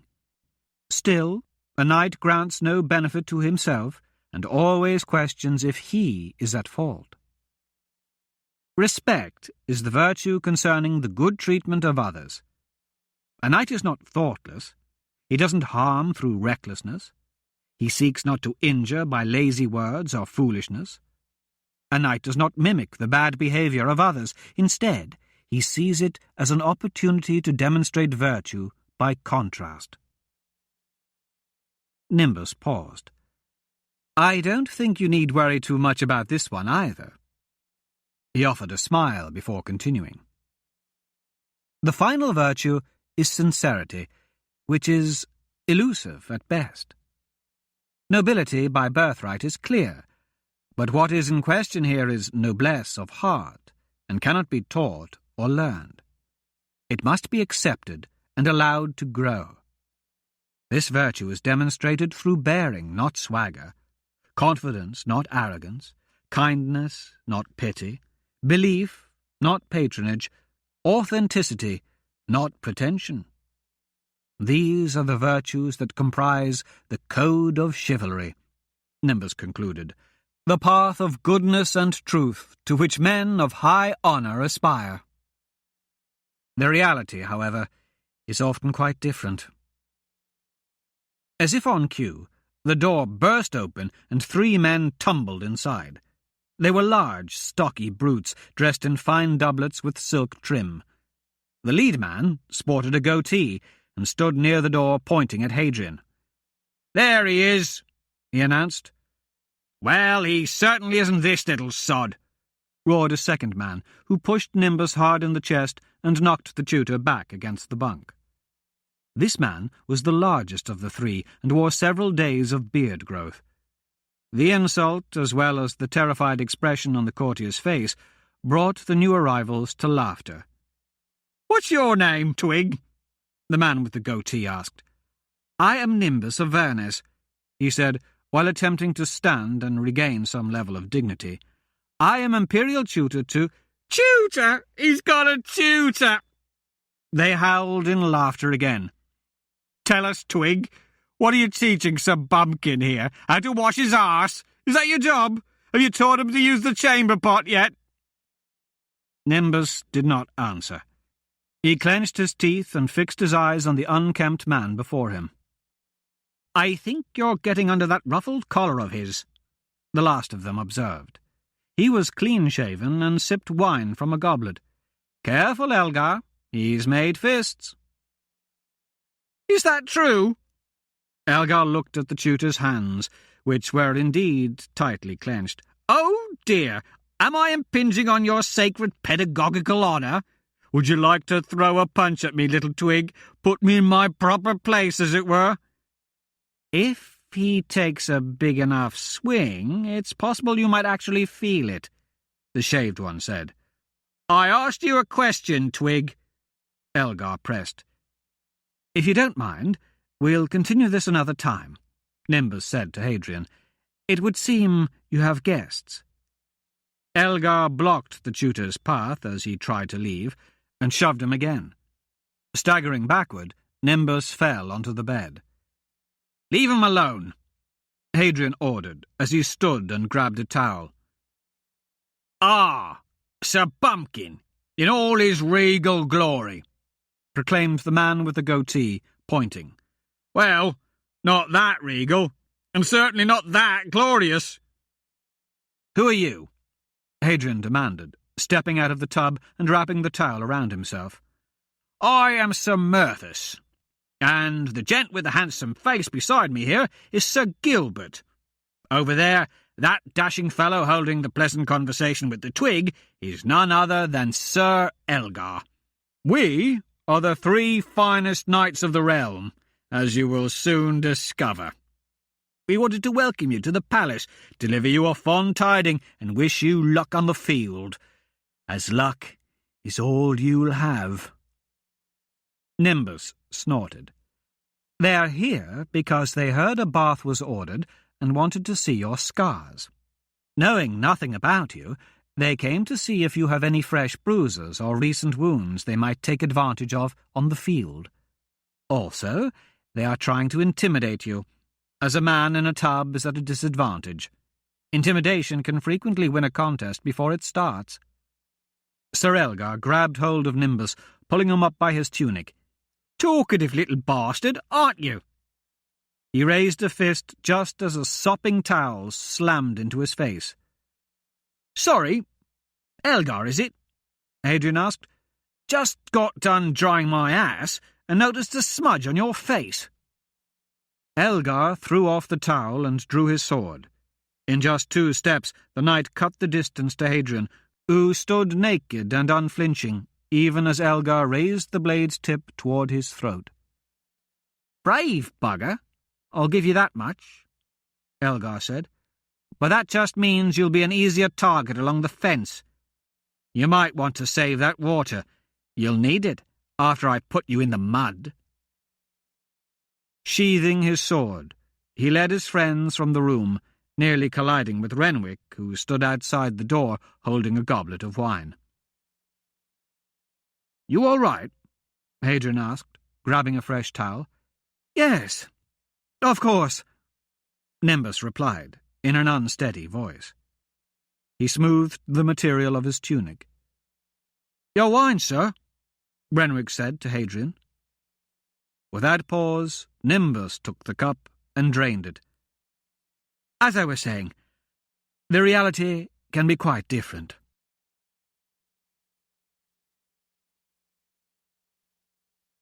Chapter 9. Wynne's Abbey.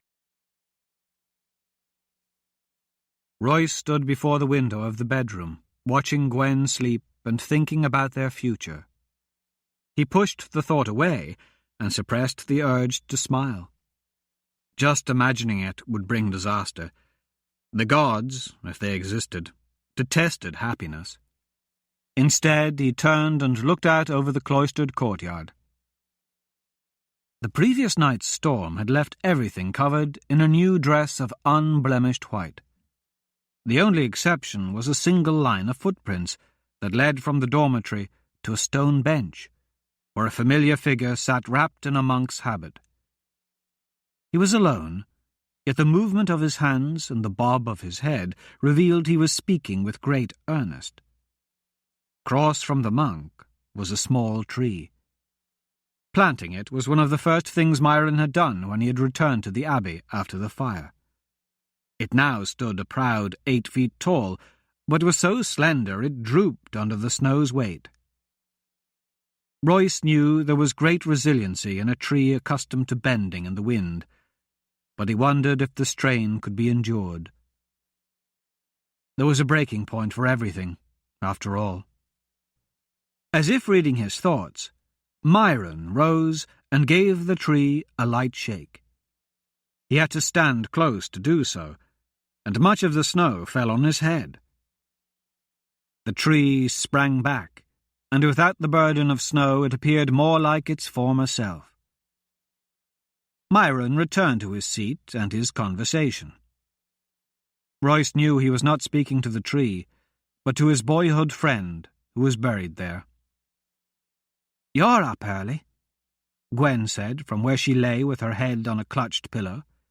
He could make out the elegant slope of her waist and rise of her hip beneath the covers. "After last night, I would have thought you'd be sleeping late." "We went to bed early." "But we didn't sleep," she teased. "It was better than sleep. Besides, around here, waking after first light is sleeping in. Myron is already outside." "He does that so he can talk privately." She smiled and drew back the covers invitingly. "Isn't it cold next to that window?" "You're a bad influence," he said, lying down and wrapping his arms around her. He marvelled at the softness of her skin. She drew the quilt over both of them and laid her head on his chest. Their room was one of the bigger guest chambers, which was 3 times larger than any of the monks' cells. Gwen, who had left Medford a week before Brechton's invasion, had arranged to bring everything with her, even her canopied bed, carpets, and wall hangings. Looking around the room, Royce could easily imagine he was back on Wayward Street. He felt at home, but not because of the decorations. All he needed was Gwen. "Am I corrupting you?" she asked playfully. "Yes." His fingers caressed her bare shoulder and ran along the swirled tattoo. "This last trip Hadrian and I went on, we went to Calais, into the jungles. We stayed in a Tenkin village, where I met an unusual woman." "Did you? Was she beautiful?" "Yes, very. Tenkin women can be exceptionally attractive." "Yes, they can. And this one had a tattoo that—" "Did Hadrian find the heir?" "No. Well, yes, but not how we expected. We stumbled on the news the Empire is holding him in a quester. They're going to execute him on Wintertide." "But this tattoo— execute him?" Gwen pushed herself up on one elbow, looking surprised. Too surprised, just to be avoiding questions. "Shouldn't you be helping Hadrian?" "I will, although I'm not sure why. I was hardly any help on the last trip, and I didn't need to save him, so your little prophecy was wrong." He thought it would put Gwen at ease to know her prediction of disaster had not come to pass. Instead, she pushed him away. The familiar sadness returned. "You need to go help him," she said firmly. "I might be wrong about the timing, but I'm not wrong about Hadrian dying unless you are there to save him." "Hadrian will be fine until I get back." She hesitated, took a deep breath, and laid her head back down. Hiding her face against his chest, she became quiet. "What's the matter?" Royce asked. "I am a corrupting influence." "I wouldn't worry about that," he told her. "Personally, I've always rather liked corruption." There was a long pause, and he watched her head riding on the swells of his breath. Running his fingers through her hair, he marvelled at it, at her. He touched the tattoo again. "Royce, can we just lie here a little while?" She squeezed him, rubbing her cheek against his chest. "Can we just be still and listen to the wind and make believe it's blowing past us?" "Isn't it?" "No," she said. "But I want to pretend." "There wasn't much of a fight," Magnus said. Royce always thought the dwarf's voice sounded louder and deeper than it should for someone his size. They sat at a long table in the refectory. Now that Royce knew Gwen was safe, his appetite returned. The monks prepared an excellent meal, accompanied by the first good wine he had tasted in ages. "Ulrich just ran," Magnus said, while mopping up the last of an egg. For someone so small, he ate a lot, and never passed up an opportunity for food. "So, Brechton's army took over everything except Drundle Fields, but they'll have that soon." "Who burned Medford?" Royce asked. "Medford was burned?" "When I came through there a couple of days ago, it was." The dwarf shrugged. "If I had to guess, I'd say church-led fanatics out of Chadwick, or maybe Dunmore. They've been pillaging homes and hunting elves since the invasion." Magnus finished eating and leaned back with his feet on an empty stool. Gwen sat beside Royce, clutching his arm as if she owned him. The very idea of belonging to her was so strange that he found it distracting, but he was surprised to discover he enjoyed the sensation. "So, how long are you back for?" the dwarf asked. "Got time to let me see Alva? I'm leaving as soon as Myron gets done." Royce noticed a look from Gwen. "I'm sure it won't take him more than a few days." "What's he doing?" "Drawing a map. Myron saw a floor plan of the palace once, so he's off reproducing it. He said it's old. Real old. Dates back to Glenmorgan, apparently." "When do you leave?" Gwen said. Take Mouse. Give Rin's horse to Myron. What does Myron need with a horse? He asked. Gwen just smiled, and Royce knew better than to question further. Okay, but I'm warning you now, he'll spoil it rotten. Myron sat at his desk in the scriptorium Carol, arguably his favourite place in the world. The peaked desk and small stool took up most of the cramped space between the stone columns. To his left, a half-moon window overlooked the courtyard. Outside, the world appeared frightfully cold. The wind howled past the window, leaving traces of snow in the corners of the leading. The hilltop scrub shook with winter's fury. Peering out, Myron appreciated the coziness of his tiny study. The niche in the room enveloped him like a rodent's burrow. Ofttimes, Myron considered how he might like to be a mole or a shrew, not a dusky or a greater white-tooth, or even a lesser white-toothed shrew, but just a common shrew, or perhaps a mole. How pleasant an existence it would be to live underground, safe and warm, in small hidden chambers. He could look out at the vast world with a sense of awe and delight in knowing there was no reason to venture forth. He put the finishing touches on the drawing for Royce and returned to working on the final pages of Elquin.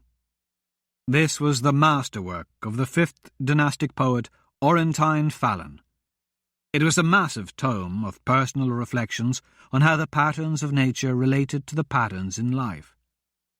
When completed, it would be the 20th book in Myron's quest to restore the Winds Abbey Library, with a mere 352 remaining, not including the 524 scrolls and 1,213 individual parchments. For more than 2 years' work, that accomplishment might not seem impressive, but Myron scribed full-time only in the winter, as the warmer months were devoted to helping put the finishing touches on the monastery. The new Winds Abbey was nearly completed. To most, it would appear exactly as it once was, but Myron knew better. It had the same types of windows, doors, desks, and beds, but they were not the same ones. The roof was exactly as he remembered, yet it was different. Just like the people. He missed brothers Ginlan, Heslon, and the rest. Not that Myron was unhappy with his new family. He liked the new abbot, Harkin. Brother Pendleton was a very fine cook, and Brother Zephyr was marvellous at drawing, and helped Myron with many of his illuminations. They were all wonderful, but like the windows, doors, and beds, they were not the same. "No, for the last time, no!" Royce shouted as he entered the small scriptorium pursued by Magnus. "Just for a day or two," Magnus pleaded. "You can spare the dagger for that long. I only want to look at it, study it. I won't damage it." "Leave me alone." The two made their way toward Myron, weaving between the other desks. There were 24 in the room, but only Myron's was used with any regularity. "Oh, Royce, I've just finished, but you might want to wait for the ink to dry." Royce held the map to the light, scanning it critically for several minutes. Myron became concerned. "Something wrong?" "I can't believe how things like this are just sitting in your head. It's incredible. And you say this is a map of the palace?" "The notation reads Warwick Castle," Myron pointed out. "That's no map," Magnus said with a scowl, looking at the parchment Royce held out of his reach. "How would you know?" Royce asked. "Because what you have there are construction plans. You can see the builder's marks." Royce lowered the scroll, and Magnus pointed. "See here. The builder jotted down the amount of stone needed." Royce looked at the dwarf, and then at Myron. "Is that right?" Myron shrugged. "Could be. I only know what I saw. I've no idea what it means. Royce turned back to Magnus. So, you understand these markings, these symbols? Sure, it's just basic engineering. Can you tell me where the dungeon is by looking at this? The dwarf took the plans and laid them on the floor, as the desks were too high for him to reach. He motioned for a candle, and Royce brought it over. Magnus studied the map for several minutes before declaring, "Nope, no dungeon." Royce frowned. That doesn't make sense. I've never heard of a palace or castle that didn't have some kind of dungeon. Well, that's not the only strange thing about this place, Magnus said. What do you mean? Well, there's nothing, and I mean nothing at all, below ground level. Not so much as a root cellar. So? So, you can't stack tons of stone on just dirt. It'll sink. Rain will erode it. The walls will shift and collapse. But it hasn't, Myron said. The records I reproduced date back hundreds of years. Which makes no sense. These plans show no supporting structure, no piles driven down to bedrock, no columns. There's nothing holding this place up. At least nothing drawn here. So what does that mean? Not sure, but if I were to guess, it's 'cause it's built on top of something else. They must have used an existing foundation. Knowing that, and looking at this, could you give me an idea of where a dungeon is, if you were there? Sure. Just need to see what it's sitting on, and give a good listen to the ground around it. I found you that tunnel to Avampartha, after all. All right, get packed. You're coming with me to Aquesta. What about the dagger? I promised to bequeath it to you when I die. I can't wait until then. Don't worry. At this rate, it won't be too long. Royce turned back to Myron. Thanks for the help. Royce? Myron stopped the thief as they started to leave. Yeah? Myron waited until Magnus left. Can I ask you something about Miss Delancey? Royce raised an eyebrow.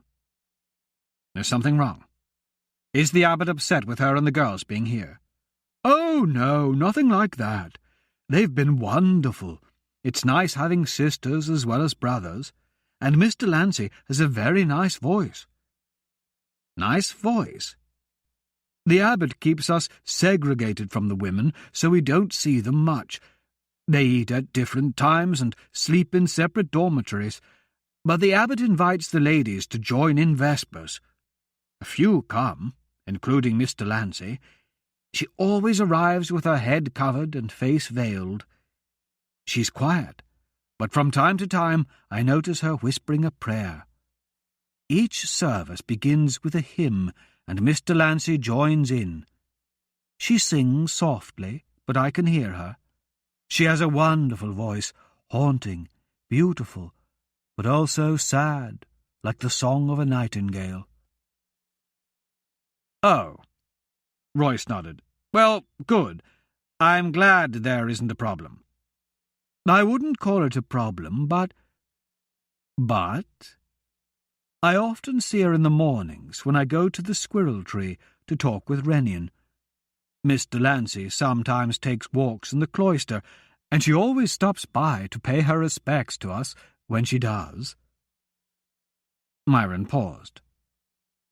And? Royce prompted. Well, it's just that one morning she took my hand and looked at my palm for several minutes. Uh-oh, Royce muttered.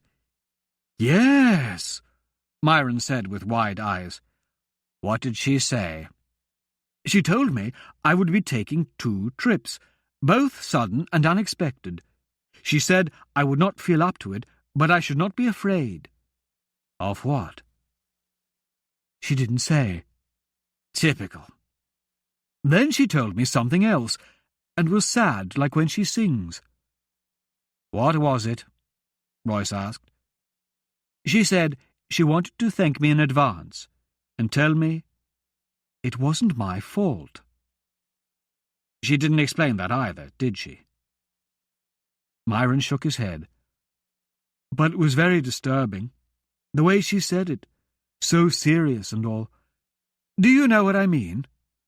All too well. Myron sat up on his stool and took a breath. You know her. Should I be concerned? I always am. Royce walked the courtyard in the early morning light. He had a habit of getting up early. To avoid waking Gwen, he had slipped out to wander the Abbey's grounds. Scaffolding remained here and there, but the majority of the monastery was finished. Ulrich had financed the reconstruction as a payment to Riyria for saving Arista when her uncle Braga had tried to kill her. Magnus oversaw its construction and seemed genuinely happy to be restoring the buildings to their former splendour, even though working with Myron frustrated the dwarf. Myron provided detailed, although unorthodox, specifications describing dimensions and the height of several butter churns, the width of a specific book, or the length of a spoon. Despite this, the buildings went up, and Royce had to admit the monk and the dwarf had done an excellent job.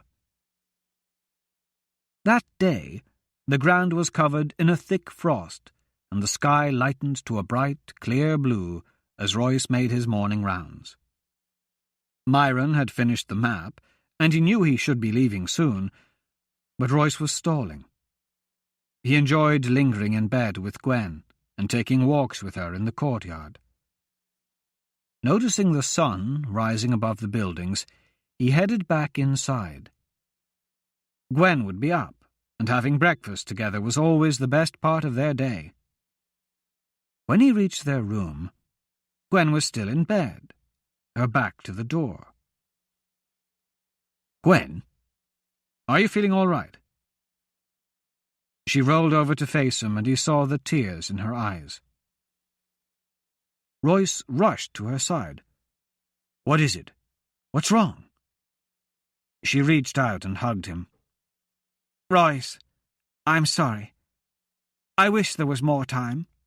I wish—" "Gwen, what—" Someone knocked at the door, and the force pushed it open. The portly abbot and a stranger stood awkwardly on the other side. "What is it?" Royce snapped as he studied the stranger. He was young and dressed in filthy clothes. His face showed signs of windburn, and the tip of his nose looked frostbitten.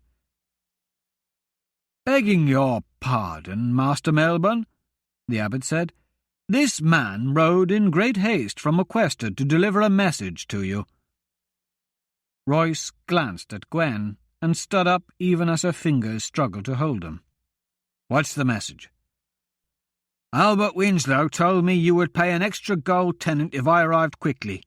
I rode straight through." "What's the message?" Royce's voice took on a chill. "Hadrian Blackwater has been captured and is imprisoned in the Imperial Palace." Royce ran a hand through his hair, barely hearing Gwen thank the man as she paid him. Brilliant sunshine illuminated the interior of the stable as Royce entered. The planks composing the stalls were still pale yellow, not yet having aged to grey. The smell of sawdust mingled pleasantly with the sense of manure, straw, and hay. "I should have guessed you'd be here," Royce said, startling Myron, who stood inside the stall between the two horses. "Good morning. I was blessing your horse. Not knowing which you would take, I blessed them both. Besides, someone has to do the petting. Brother James cleans the stalls very well, but he never takes time to scratch their necks or rub their noses." In the Song of Berenger, Sir Adwhite wrote, "Everyone deserves a little happiness." It's true, don't you think? Myron stroked the dark horse's nose. "I know Mouse, but who is this?" "His name is Hivenlin." Byron tilted his head, working something out while moving his lips. "And was he?" the monk asked. Was he what? "An unexpected gift." Royce smiled. Yes, he was.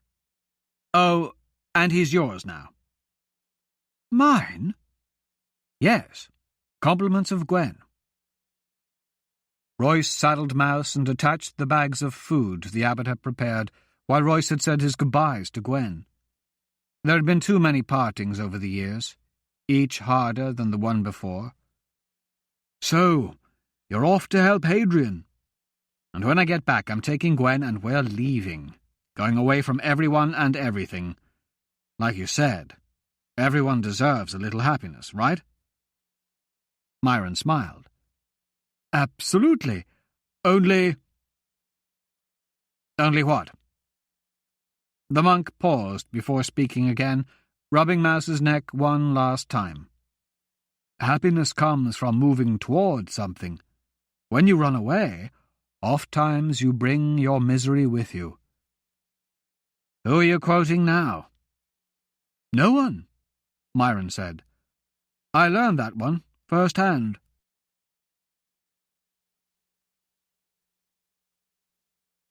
Chapter 10.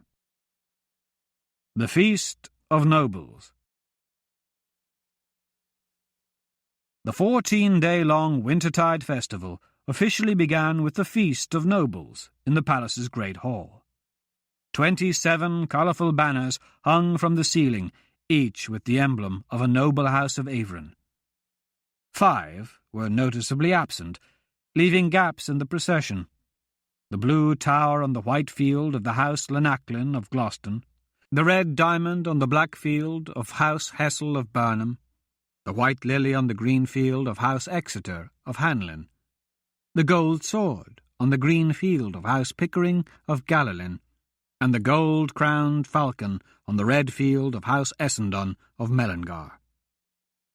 In times of peace, the hall welcomed all 32 families in celebration. The gaps in the line of banners were a reminder of the costs of war. The palace shimmered with the decorations of the holiday season. Wreaths and strings of garland festooned the walls and framed the windows. Elaborate chandeliers, draped in red and gold streamers, spilled light across polished marble floors. 4 large stone hearths filled the great hall with a warm orange glow, and rows of tall arched windows, gowned in snowflake-embroidered curtains, let in the last light of the setting sun. On a dais at the far end of the room, the head table ran along the interior wall.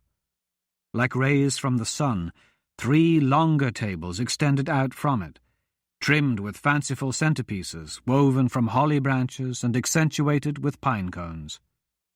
As many as 50 nobles, each dressed in his or her finest garments, already filled the hall.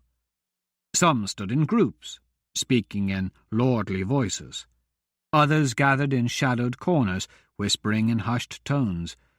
But the majority sat conversing at the tables. "They look pretty, don't they?" Nimbus whispered to Hadrian. "So do snakes, in the right light. Treat them the same way. Keep your distance, watch their eyes, and back away if you rattle them. Do that, and you might survive." Nimbus looked him over one last time and brushed something off Hadrian's shoulder. He wore the gold and purple outfit, and felt ridiculous. "I wish I had my swords. Not only do I look silly, but I feel naked." "You have your pretty jeweled dagger," Nimbus said, smiling. "This is a feast, not a tavern. A knight does not go armed before his liege. It's not only considered rude, it also suggests treason. We don't want that now, do we? Just keep your wits about you and try not to say much. The more you talk, the more ammunition you provide, and remember what I told you about table manners." "You're not coming?" Hadrian asked. I will be seated with Lady Amelia at the head table. If you get in trouble, look for me. I'll do what I can. Now, remember, you're at the third table, left side, fourth chair from the end. Good luck." Nimbus slipped away, and Hadrian stepped into the hall.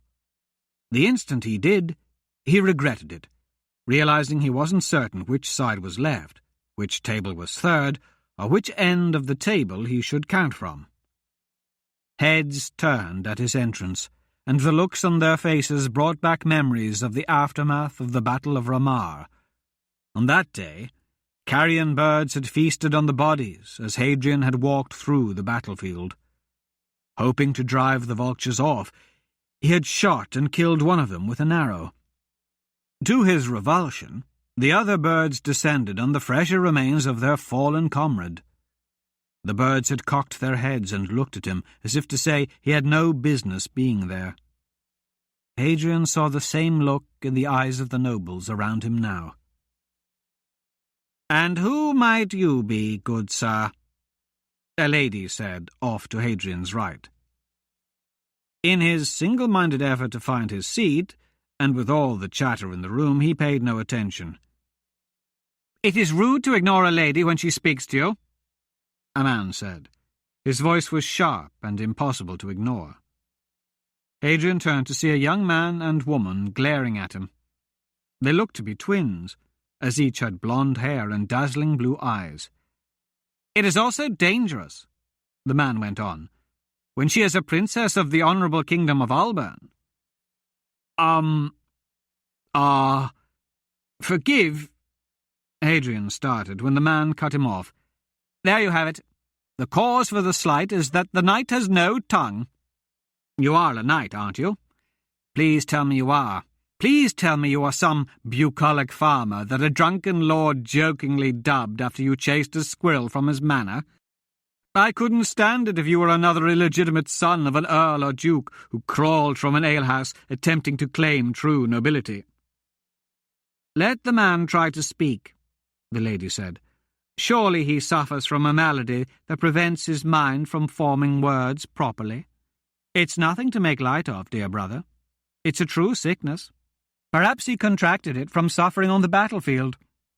I am told that placing pebbles in the mouth often helps.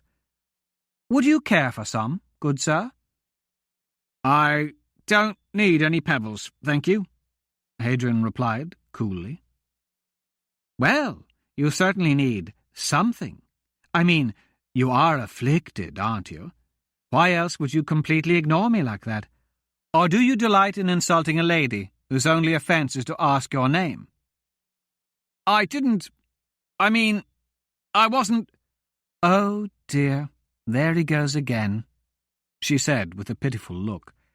"Please send a servant to fetch some pebbles at once." "I dare say," her brother began, "I don't think we have time for the pebbles. Perhaps he can simply suck on one or two of these pine cones. Would that help, do you think?" "He doesn't have a speech problem," Sir Merthus said as he approached, thumbs hooked in his belt and a wide grin on his face. "No?"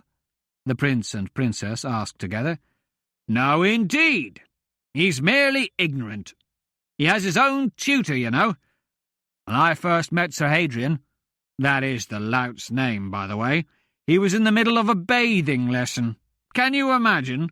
The poor clod doesn't even know how to wash."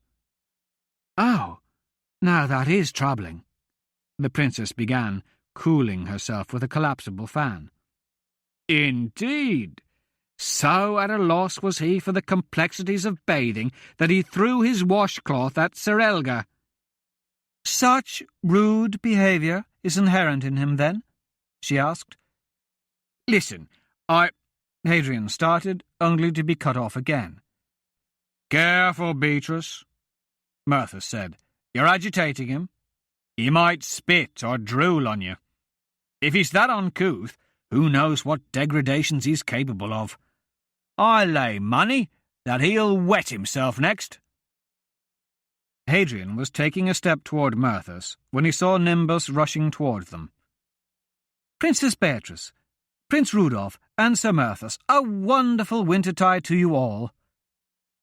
They turned to see the tutor, his arms spread wide, a joyous smile beamed across his face. "I see you've met our distinguished guest, Sir Hadrian. I'm certain he is far too modest to tell the tale of his recent knighting on the field of battle.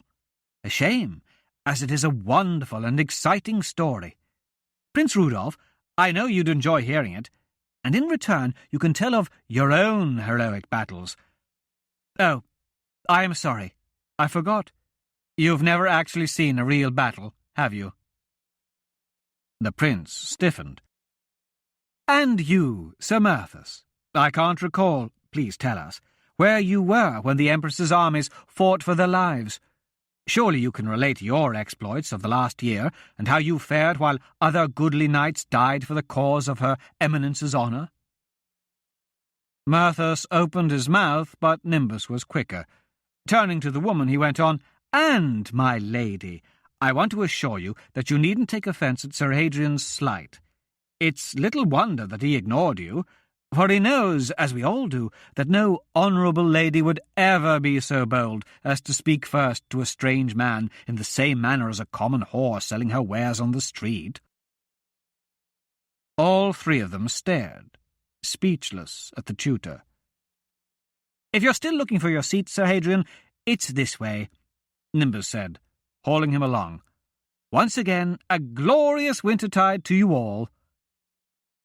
Nimbus directed him to a chair at the end of the table, which so far remained empty. "Whoa!" Hadrian said in awe. "You just called those men cowards, and the princess a whore." "Yes," he said, "but I did so very politely." He winked. "Now, please do try to stay out of trouble. Sit here and smile. I have to go."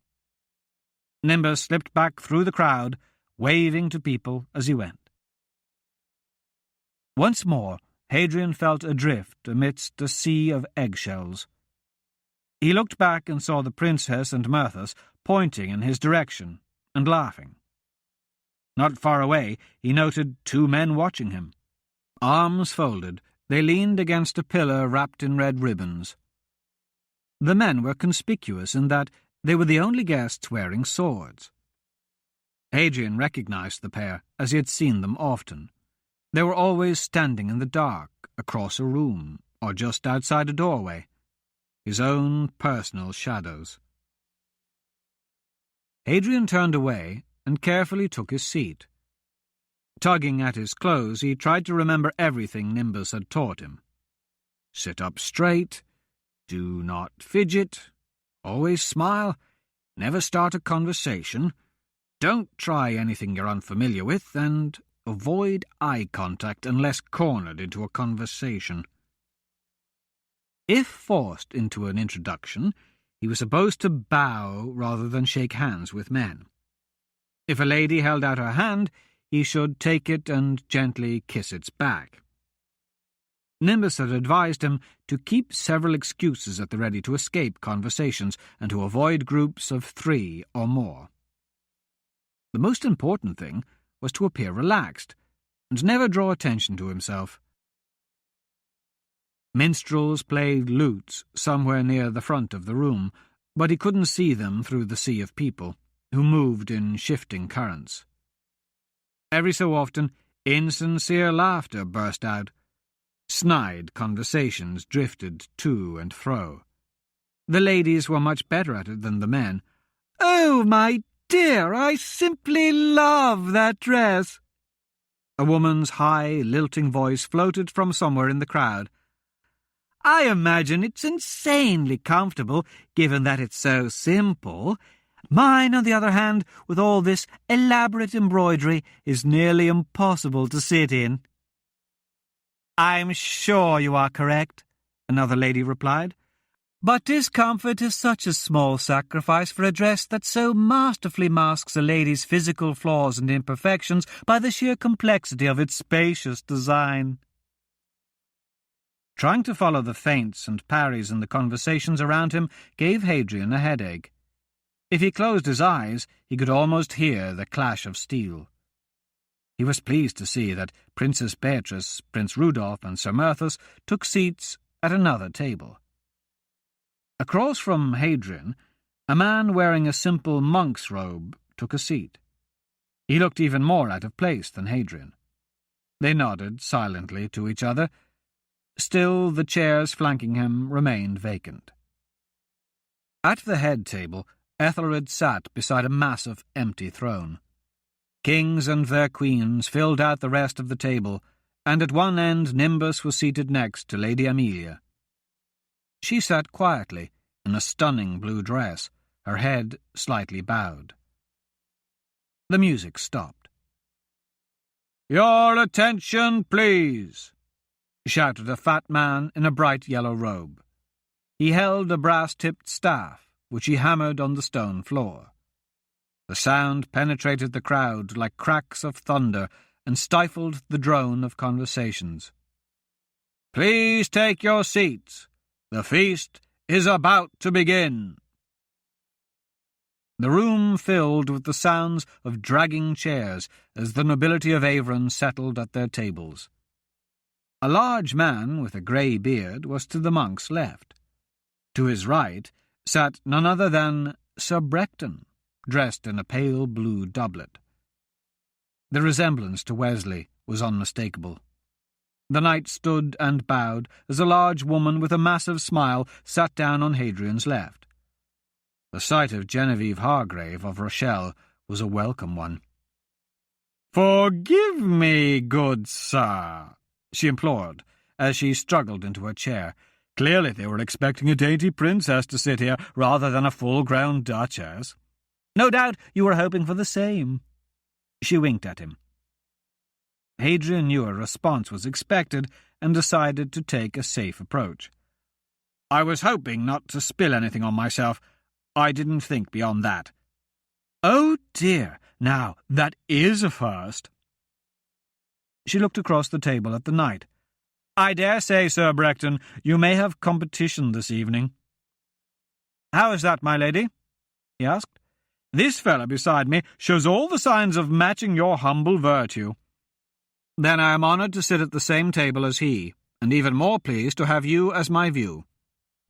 "I pity all the princesses this evening, for surely I am the luckiest of ladies to be seated with the two of you." "What is your name, goodly sir?" she asked Hadrian. Still seated, Hadrian realized his error. Like Brecton, he should have stood at Jenny's approach. Rising awkwardly, he fumbled a bow. "I am Sir Hadrian," he said, watching for a raised hand. When she lifted it, he felt foolish, but placed a light kiss on its back before sitting down. He expected laughter from the others, but no one seemed to notice. "I am Genevieve, the Duchess of Rochelle." "Pleased to meet you," Hadrian replied. "Surely you know Sir Brecton?" the Duchess asked. "Not personally." "He is the general of the Northern Imperial Army and favoured champion of this week's tournament." "Favoured by whom, my lady?" Sir Elgar asked, dragging out the seat next to Brecton and sitting with all the elegance of an elephant. "I believe Maribor favours my talents in this year's competition." "You might like to think that, Sir Elgar, but I suspect your boasting skills are more honed than your riding prowess after so many years of endless practice," the Duchess returned, causing the monk to chuckle. "No disrespect to her ladyship," Brecton said in cold seriousness, "but Sir Elgar is correct in that only Maribor will judge the victor of this tournament, and no one yet knows the favour of his choice."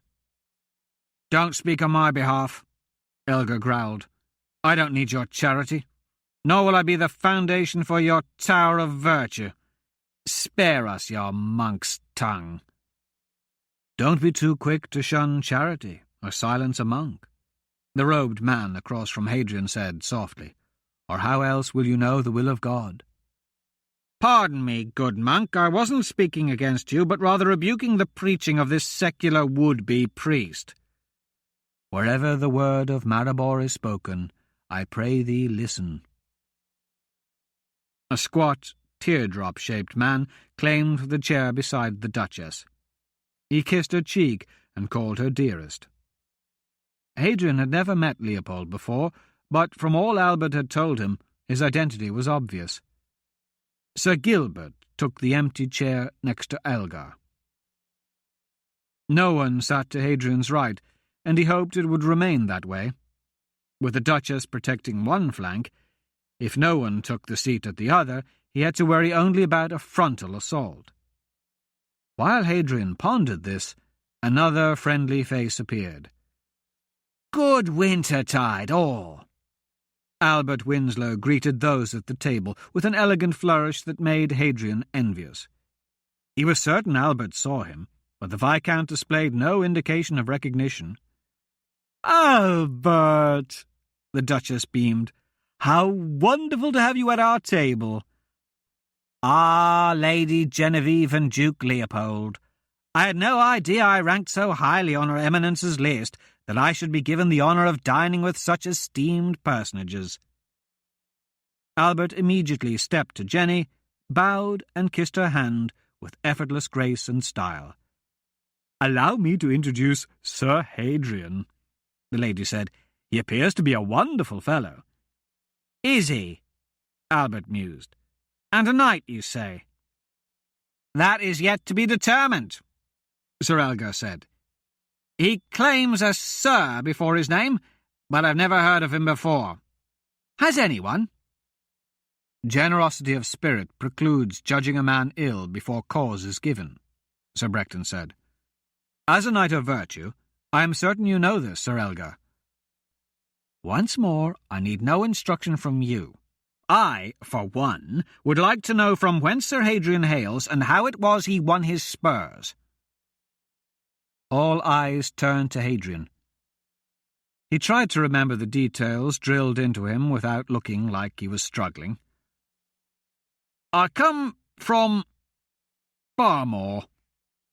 I was knighted by Lord de Mont for my service in the Battle of Ratibor." "Really?" Sir Gilbert said in a syrupy voice. "I wasn't aware of that victory. I was under the impression the battle was lost and Lord de Mont killed. For what were you knighted, and how, pray tell, did his lordship knight you? Did his spirit fly overhead, dubbing you with an ethereal sword, saying, 'Rise up, good knight, go forth and lose more battles in the name of the Empire, the Empress, and the Lord God Maribor'?" Hadrian felt his stomach churn. Albert looked at him with tense eyes, clearly unable to help. Even the Duchess remained silent. "Good evening, gentlemen and lady." From behind him, the voice of Regent Soldo broke the tension, and Hadrian felt the regent's hand on his shoulder. Accompanying him was Archibald Ballantyne, the Earl of Chadwick, who took the seat to Hadrian's right. Everyone at the table nodded reverently to the regent.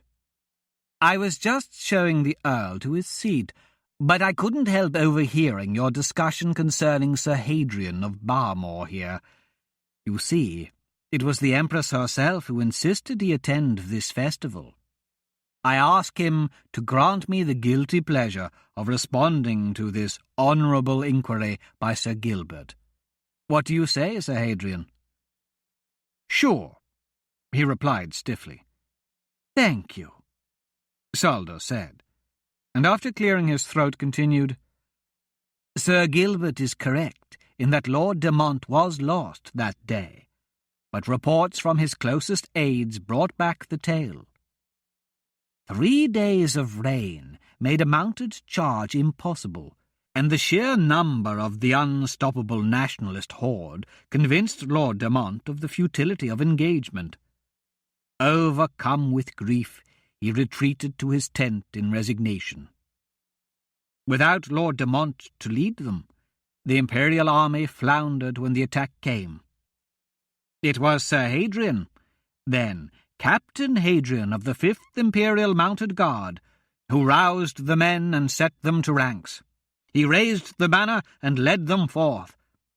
At first, only a handful of soldiers responded, Indeed, only those who served with him answered his call, for they alone knew first-hand his mettle. Ignoring his meagre numbers, he trusted in Maribor and called the charge. Hadrian looked down and fidgeted with an uncooperative toggle on his tunic, as the others sat enthralled.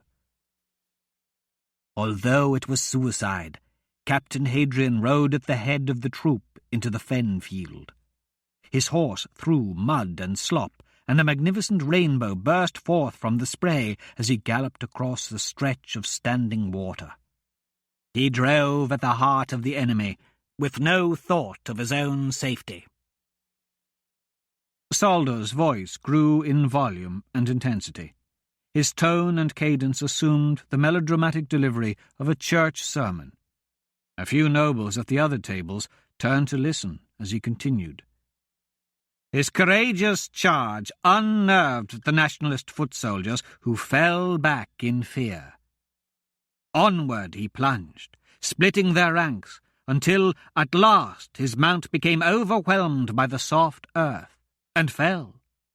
Wielding sword and shield, he got to his feet and continued to drive forward.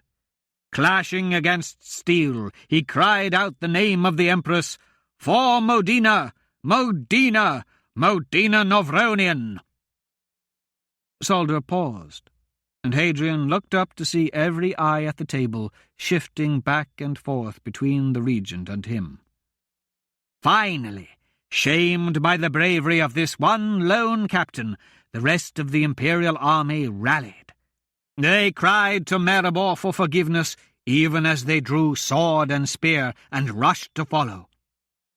Before reinforcements could reach him, Hadrian was wounded and driven into the mud. Some of his men bore him from the field and took him to the tent of Lord de Mont. There they told the tale of his bravery, and Lord de Mont swore by Maribor to honour Hadrian's sacrifice. He proclaimed his intent to knight the valiant captain. "Nay, lord," cried Captain Hadrian, even as he lay wounded and bleeding. "Knight me not, for I am unworthy. I have failed." Lord de Mont clutched his blade and was heard to say, "You are more worthy of the noble title of Knight Valiant than I am of the title of man." And with that, Lord de Mont dubbed him Sir Hadrian. "Oh, my!" the Duchess gasped. With everyone staring at him, Hadrian felt hot, awkward, and more naked than when Elgar had interrupted his bath. Lord de Mont called for his own horse and thanked Sir Hadrian for the chance to redeem his honour before Maribor. He led his personal retinue into the fight, where he and all but a few of his men perished on the pikes of the nationalists. Sir Hadrian tried to return to the battle despite his wounds, but fell unconscious before reaching the field.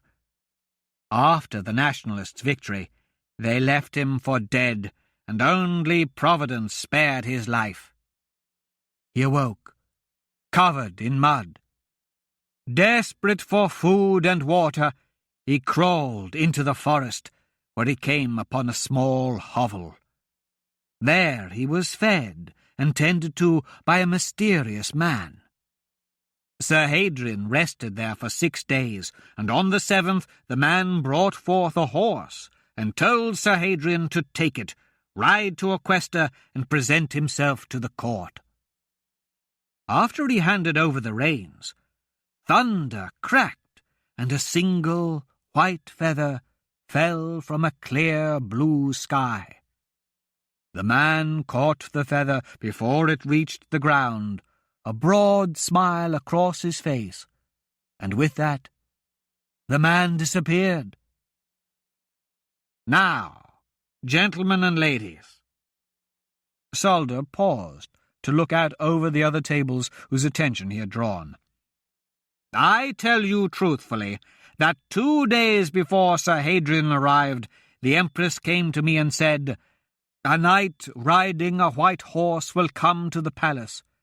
Admit him and honour him, for he shall be the greatest knight of the new empire.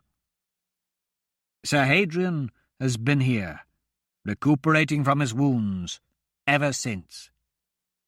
Today, he is fully recovered, and sits before you all.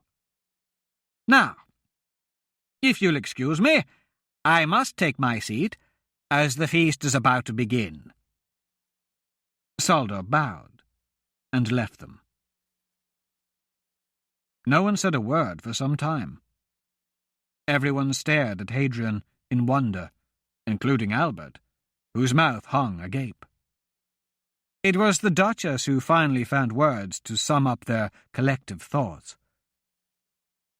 "Well, aren't you just an astonishment, topped with surprises?"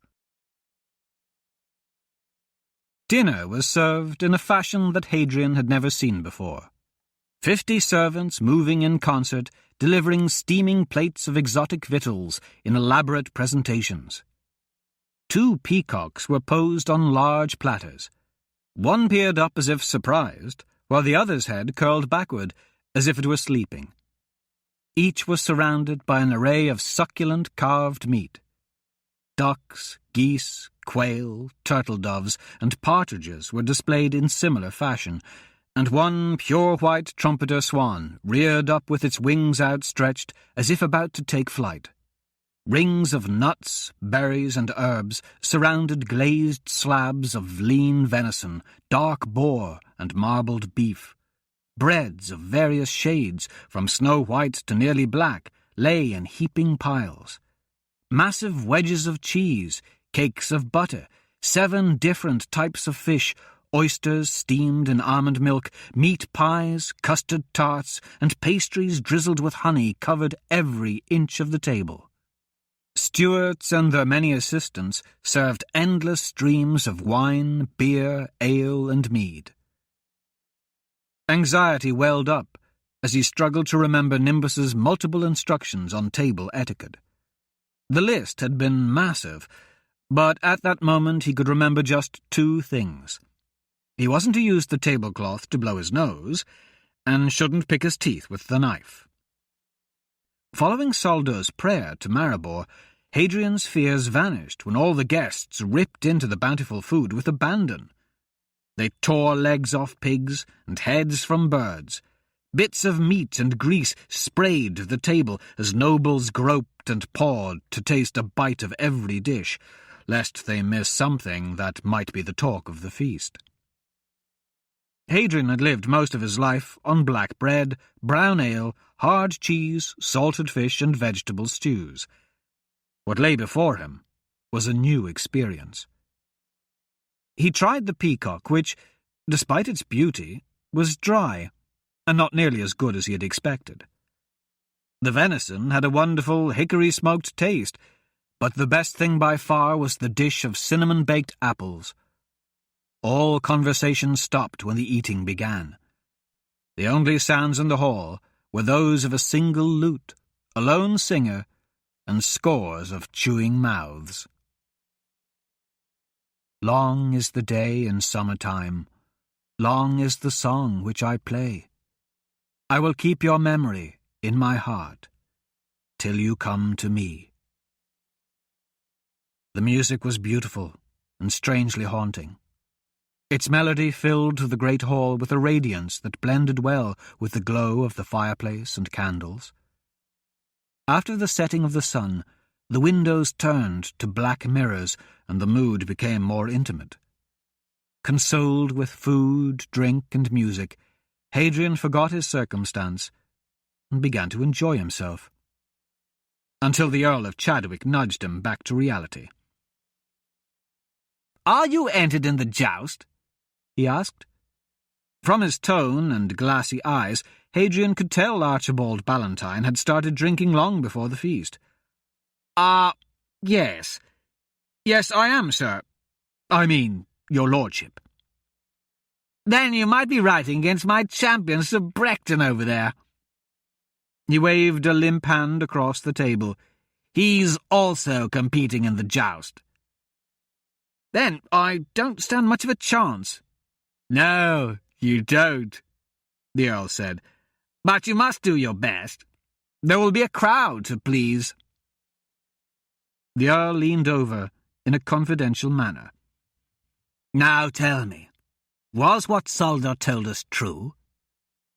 I would never dispute the word of a regent, Hadrian replied. Archibald guffawed. I think the phrase you're actually looking for is never trust the word of a regent. Did you know they promised me Mellengar, and then, just like that... The Earl attempted to snap his fingers. Like that? He attempted again. Like... He failed yet a third time. Well, you know what I mean. They took away what they promised me. So, you can see why I'm skeptical. That bit about the Empress expecting you, was that true? I have no idea, my lord. How could I know? So, you haven't met her. The Empress, I mean. Hadrian paused, remembering a young girl named Thrace. No, I haven't actually met the Empress. Shouldn't she be seated up there? The Earl scowled. They leave the throne vacant in her honour. She never dines in public. To be honest, I've lived in this palace for half a year, and have only seen her on 3 occasions. Once in the throne room, once when she addressed the public, and once when well... What matters is, she never seems to leave her room. I often wonder whether the regents are keeping her prisoner up there. I should have her kidnapped. Free the poor girl. Archibald sat up and said, more to himself than to Hadrian, That's what I should do. And there's just the man I need to talk to. Plucking a walnut from the centrepiece, he threw it down the table at Albert. Viscount Winslow! He shouted with more volume than necessary. I haven't seen you in quite some time. No, indeed, your lordship. It's been far too long. Are you still in contact with those 2 phantoms of the night? You know, the magicians that can make letters disappear, and who are equally adept at saving doomed princesses from tower prisons. I'm sorry, your lordship, but after what they did to you, I terminated my connection with them. Yes, what they did. The Earl slurred while looking into his cup. What they did was put Braga's head in my lap, while I was sleeping, no less. Did you know that? It was a most disagreeable awakening, I'll tell you. He trailed off, mumbling to himself. Hadrian bit his lip. I had no idea. You have my sincere apology, Albert said with genuine surprise, which was lost on the Earl, who had tilted his head back to take another swallow of wine. New musicians entered and began playing a formal tune as gentlemen, including Gilbert and Elga, took the hands of ladies and led them to the dance floor. Hadrian had no idea how to dance. Nimbus hadn't even tried to instruct him. The Duke and Duchess of Rochelle also left to join in. A clear line of sight opened between Hadrian and Albert. So, Sir Hadrian, is it? The Viscount asked, shifting down to take Lady Genevieve's vacated chair. Is this your first time in the banquet hall? Indeed, it is. The palace is large, and has an impressive history. I'm sure that during your recent recovery, you've not had an opportunity to visit much of it. If you aren't planning to dance, I'd be happy to give you a tour.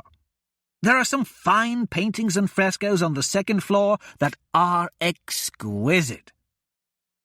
Hadrian glanced at the men still watching him. I'm sure they are, Viscount, but I think it might be rude to leave the feast so early. Our hosts might look poorly on me for doing so. He motioned toward the head table, where Saldor and Ethelred sat. I wouldn't want to incur their disfavour so early in the celebrations." "I understand completely. Have you found your accommodations at the palace to your liking?" "Yes, indeed. I have my own room in the Knight's Wing. Regent Saldor has been most generous, and I've nothing to complain about as far as my quarters are concerned." "So, you have reason to complain otherwise?" Albert inquired. Carefully choosing his words, Hadrian replied, "Not a complaint, really. I'm merely concerned about my performance in the coming tournament. I'm going to be competing against many renowned knights, such as Sir Brecton here. It's extremely important that I do well in the joust. Some very distinguished people will be watching the outcome quite closely." "You should not be so concerned," Brecton mentioned. "If you are true to the Knight's Code, Maribor will guide you. What others may think has no weight on the field. The truth is the truth, and you know whether you live in accord with it or not. From this you will draw your strength or weakness." "Thank you for your kind words, but I'm not merely riding for myself. A success in this tournament will change the fortunes of those I care about as well. My, retinue." Albert nodded. Sir Brecton leaned forward. "You are that concerned about the reputation of your squires and grooms?" "They are as dear to me as family," Hadrian responded. "That is most admirable. I can't say I've ever met a knight so concerned with the well-being of those who serve him. To be honest, sir, it's mainly for their welfare that I ride. I only hope they do nothing to dishonour me, as some of them are prone to poor judgment, rash and risky behaviour, usually on my behalf, of course. Still, in this instance, I prefer they would merely enjoy the holiday." Albert gave another nod and drained the last of his wine. Ballantyne took another drink as well. He swallowed, burped loudly, and then slouched with his elbow on the table, resting a palm against his cheek. Hadrian surmised that it wouldn't be long before the Earl passed out completely. The monk and the grey-bearded fellow bid the table good night. The two wandered off while debating the legend of Kyle, the significance of Saldor's story, and the true nature of the man Hadrian had allegedly met in the forest. "Well, it's been a delight to dine with you all," Albert said, rising. "I'm not used to such rich living. This wine has gone to my head. I fear I'll make a fool of myself should I remain, so I will retire." The two knights bid him farewell, and Hadrian watched as Albert left the hall without looking back.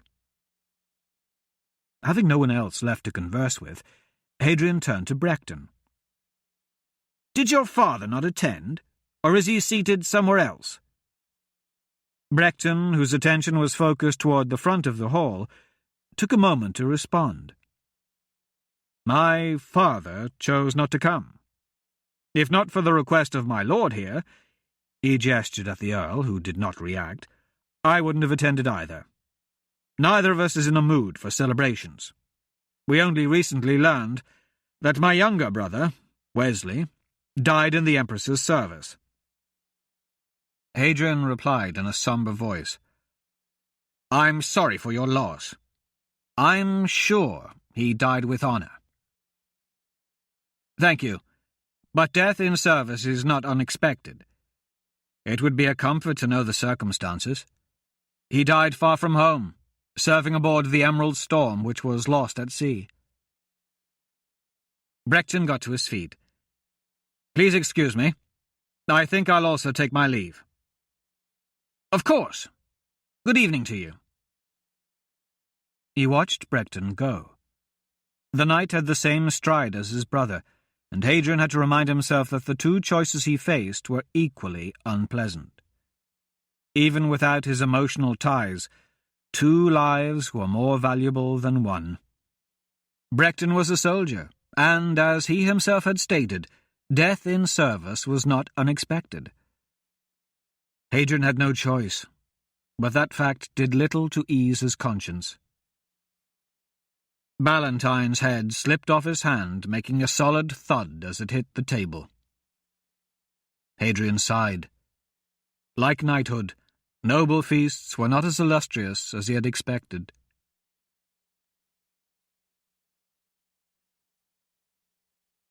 Chapter 11. Knightly Virtue. Albert Winslow walked quickly through Equesta, holding his heavy cloak tightly around him, its hood raised. He regretted not switching to boots, as his buckled shoes were treacherous on the icy cobblestones. He could have taken a carriage. The palace had a few available for hire, but walking made it easier to determine if he was being followed. Glancing back, Albert found the street empty. By the time he entered the Bailey Inn, the fire in the common room was burning low. An elderly man slept near the hearth, a cup of brandy nearly spilling in his lap. Albert walked quickly to the stairs and up to his room. He would write out a note, leave it on the table, and then head back to the palace. Formulating the wording in his head, he took out a key and unlocked the door. How do I begin to explain what I just saw? Instead of entering a cold, dark room, he found a fire burning, lighted candles on the table, and, lying on his bed with boots still on, a dwarf. Magnus?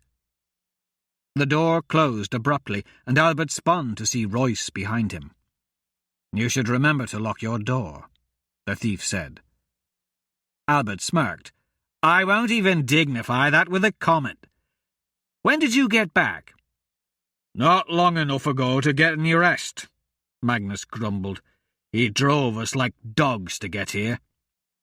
Hey, watch the boots, Albert said, slapping them with the back of his hand. What's happened with Hadrian?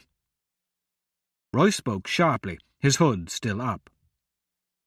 When Albert first met Royce, the Viscount had been a drunk living in a farmer's barn outside Culnora.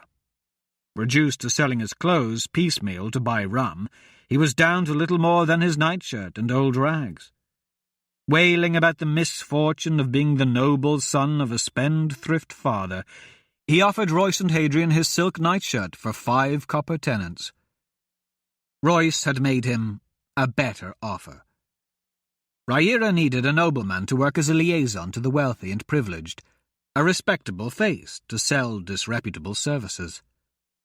They cleaned him up, paid for new clothes, and provided all the trappings of success that a viscount required. They gave him back his dignity, and Albert was noble once more. From then on, the Viscount saw Royce as a friend, but at times like this, when Royce's hood was raised and his voice harsh, even Albert was scared of him. Well, Royce pressed, stepping closer and causing Albert to back up. Is he in prison? They didn't... What? No! Albert shook his head. You're actually not going to believe this. I just came from the Feast of the Nobles, the big opening party for the Wintertide celebration. Everyone was there. Kings, bishops, knights, you name it. Get to the point, Albert. I am. Hadrian was there too. Albert saw Royce's hands form fists. What were they doing to him? Oh, no, nothing like that. They were feeding him. They made him a knight, Royce. A knight of the Empire. You should have seen the outfit he was wearing. At this, even the dwarf sat up. What? Speak sense, you crazy. I swear, it's the truth. Regent Soldor even came over and told the whole table this nutty story about how Hadrian fought for the Imperialists at the Battle of Ratibor and was knighted because of it. Can you believe that? No, I don't. Have you been drinking again? Just a bit of wine. I'm sober, I swear, Albert said. But why would they do such a thing? Were you able to get near him? What did he say?" "He wasn't able to speak freely, and hinted that he was being watched. But I think he's competing in the tournament. It sounded like the regents made him some kind of deal." "The tournament at High Court?" "Yes. He made it pretty clear that we shouldn't interfere or try to help." "I don't understand." "That makes two of us." "I feel ridiculous," Amelia whispered to Nimbus as she pushed her plate away. 123 pairs of eyes stared at her. She knew the exact number. She knew which rulers brought wives and which sat with courtesans. She knew who was sensitive to draughts and who was uncomfortable near the heat of the hearth. She knew which princess refused to sit beside which countess. She knew who held power and which ones were just puppets. She knew every quirk and foible, every bias and fear, every name and title, but not a single face. They were manageable as slips of parchment, but now they were all here, staring. No, not staring. Their expressions were too malicious and filled with contempt for something as benign as staring. In their eyes she could see the exasperation, and she knew what they were thinking. How is it that she, the poor daughter of a carriage-maker, sits at the Empress's table? She felt as though 123 wolves snarled at her with exposed teeth. "You look beautiful," Nimbus said. His fingers kept tempo with the pavan. The tutor was apparently oblivious to the waves of hatred crashing over them. She sighed. There was nothing to do now but struggle through the night as best she could. Sitting up straight, Amelia reminded herself to breathe, which was no easy feat in the tight bodice. Amelia wore the gown the Duchess had presented to her that morning. Far from just an ordinary dress, it was a work of art in blue silk. Ribbons woven into elaborate designs resembling swans adorned the front. The fitted bodice pressed her stomach flat, and led to a full, billowing skirt that shimmered like rippling water when she moved. A deep neckline left the tops of her breasts exposed. To Lady Genevieve's dismay, Amelia wore a scarf, covering them and the exquisite jewelled necklace the Duchess had lent. Perhaps to avoid a similar concealment with the diamond earrings, the Duchess had sent 3 stylists to put Amelia's hair up. They spent the better part of 2 hours on the coif, and were followed by a pair of cosmetic artists who painted her lips, eyelids, cheeks, and even her fingernails. Amelia never wore makeup of any kind.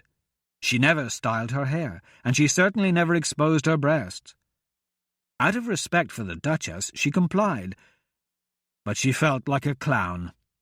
A buffoonish entertainment on display for those 123 sets of eyes.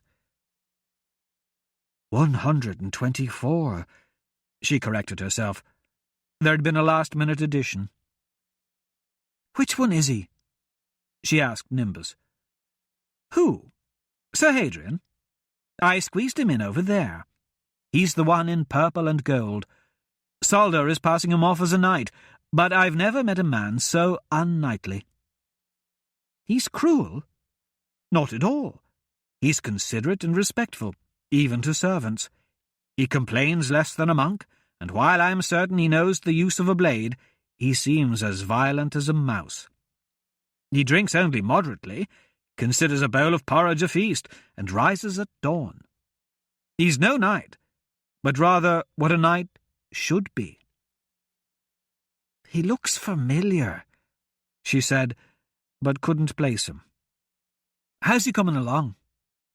"Slowly," Nimbus told her. "I just hope he doesn't attempt to dance. I haven't found time to teach him, and I'm certain he hasn't a clue." "You know how to dance?" Amelia asked. "I am exceedingly talented, milady. Would you like me to teach you as well?" She rolled her eyes. "I hardly think I will need to know that." "Are you sure? Didn't Sir Brecton seek your favour for the joust?" Out of pity. Pity? Are you certain? Perhaps you... Oh, dear, what have we here? Nimbus stopped as Sir Murthas navigated the tables, walking straight for them. Wearing a ribbed burgundy doublet that was tight in the waist and sported broad, padded shoulders, he looked quite impressive. An elegant gold chain with a ruby hung around his neck. His dark eyes matched his coal-black hair, and his goatee appeared freshly trimmed.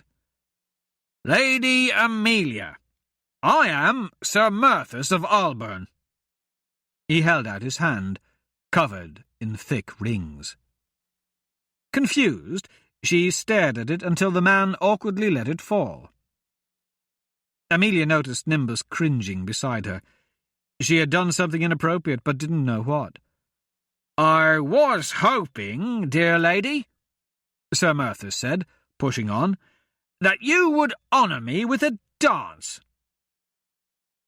Amelia was horrified. She sat rigid and stared at him without saying a word. Nimbus came to her rescue. "I believe her ladyship is not interested in dancing at the moment, Sir Murthas. Another time, perhaps?" Murthas gave the tutor a loathing look, and then his face softened as he returned his attention to Amelia. "May I ask why? If you're not feeling well, perhaps I could escort you to a balcony for some fresh air. If you don't care for the music, I'll have them play a different tune. If it's the colour of my doublet, I'll gladly change." Amelia remained unable to speak. Murthas glanced at Nimbus. "Has he been speaking ill of me?" "I have never mentioned you," the tutor replied, but his words had no effect on the knight. "Perhaps she's put off by that bit of rat hair on your chin, Murthas," Sir Elgar bellowed as he too approached the table. "Or perhaps she's waiting for a real man to ask her to the floor. What do you say, my lady? Will you do me the honour?" Elgar dwarfed Murthas and brushed the smaller knight to one side as he held out his hand. I'm sorry." Amelia found her tongue. "I choose not to dance." Elgar's expression darkened to a storm, but he said nothing. "Gentlemen, gentlemen, 'tis I she is waiting for," Sir Gilbert said, striding forward. "Forgive me, my lady, for taking so long to arrive and leaving you in such company." Amelia shook her head, stood, and hurried away from the table. She neither knew nor cared where she was going. Frightened and embarrassed, she thought only of getting away. Afraid of catching the eye of another knight, she focused on the floor. And it was in this way that she stumbled once more into Sir Brecton. "Oh, my!" she gasped, looking up at him. I... "We seem to be making a habit of this," Brecton said with a smile. Amelia was mortified, and felt so foolish that tears welled up and spilled down her cheeks. When Brecton saw this, his smile vanished. He fell to one knee and bowed his head. "Forgive me, dear lady. I am a fool. I spoke without thought." No, it's all right," she told him, feeling worse than ever. "Please, I'm only trying to get to my chambers. I've had my fill of feasting." "As you wish. Please take my arm, and I will see you safely there." Amelia was beyond resisting, and took hold of the knight as they continued down the hall. Away from the noise and the crowd, Amelia felt more like herself. She wiped her cheeks and let go of his arm. "Thank you, Sir Brecton, but I don't need you to escort me to my room. I've lived in this palace for a long time, and know the way quite well. I can assure you, there are no dragons or ogres along my path." "Of course. Forgive me again for my presumption. I only thought because—" Amelia nodded. "I know. I was just a little overwhelmed. I'm not used to so much attention. Despite the title, I am still a simple girl, and knights, they still frighten me." Brechton looked wounded and took a step backward. "I would never harm you, my lady." "Oh, there I go again. I feel like such a fool." Amelia threw up her hands. I don't know how to be noble. Everything I say is wrong. Everything I do or don't do is a mistake." "I am certain it is not you, but I who am at fault," Brechton assured her. "I am not accustomed to the courts. I am a soldier, plain and blunt. I will once more ask your forgiveness and leave you alone, as clearly I am a terror to you." "No, no, you are not. You are most kind. It's the others You are the only one." She sighed. "Please, I would be honoured if you would escort me."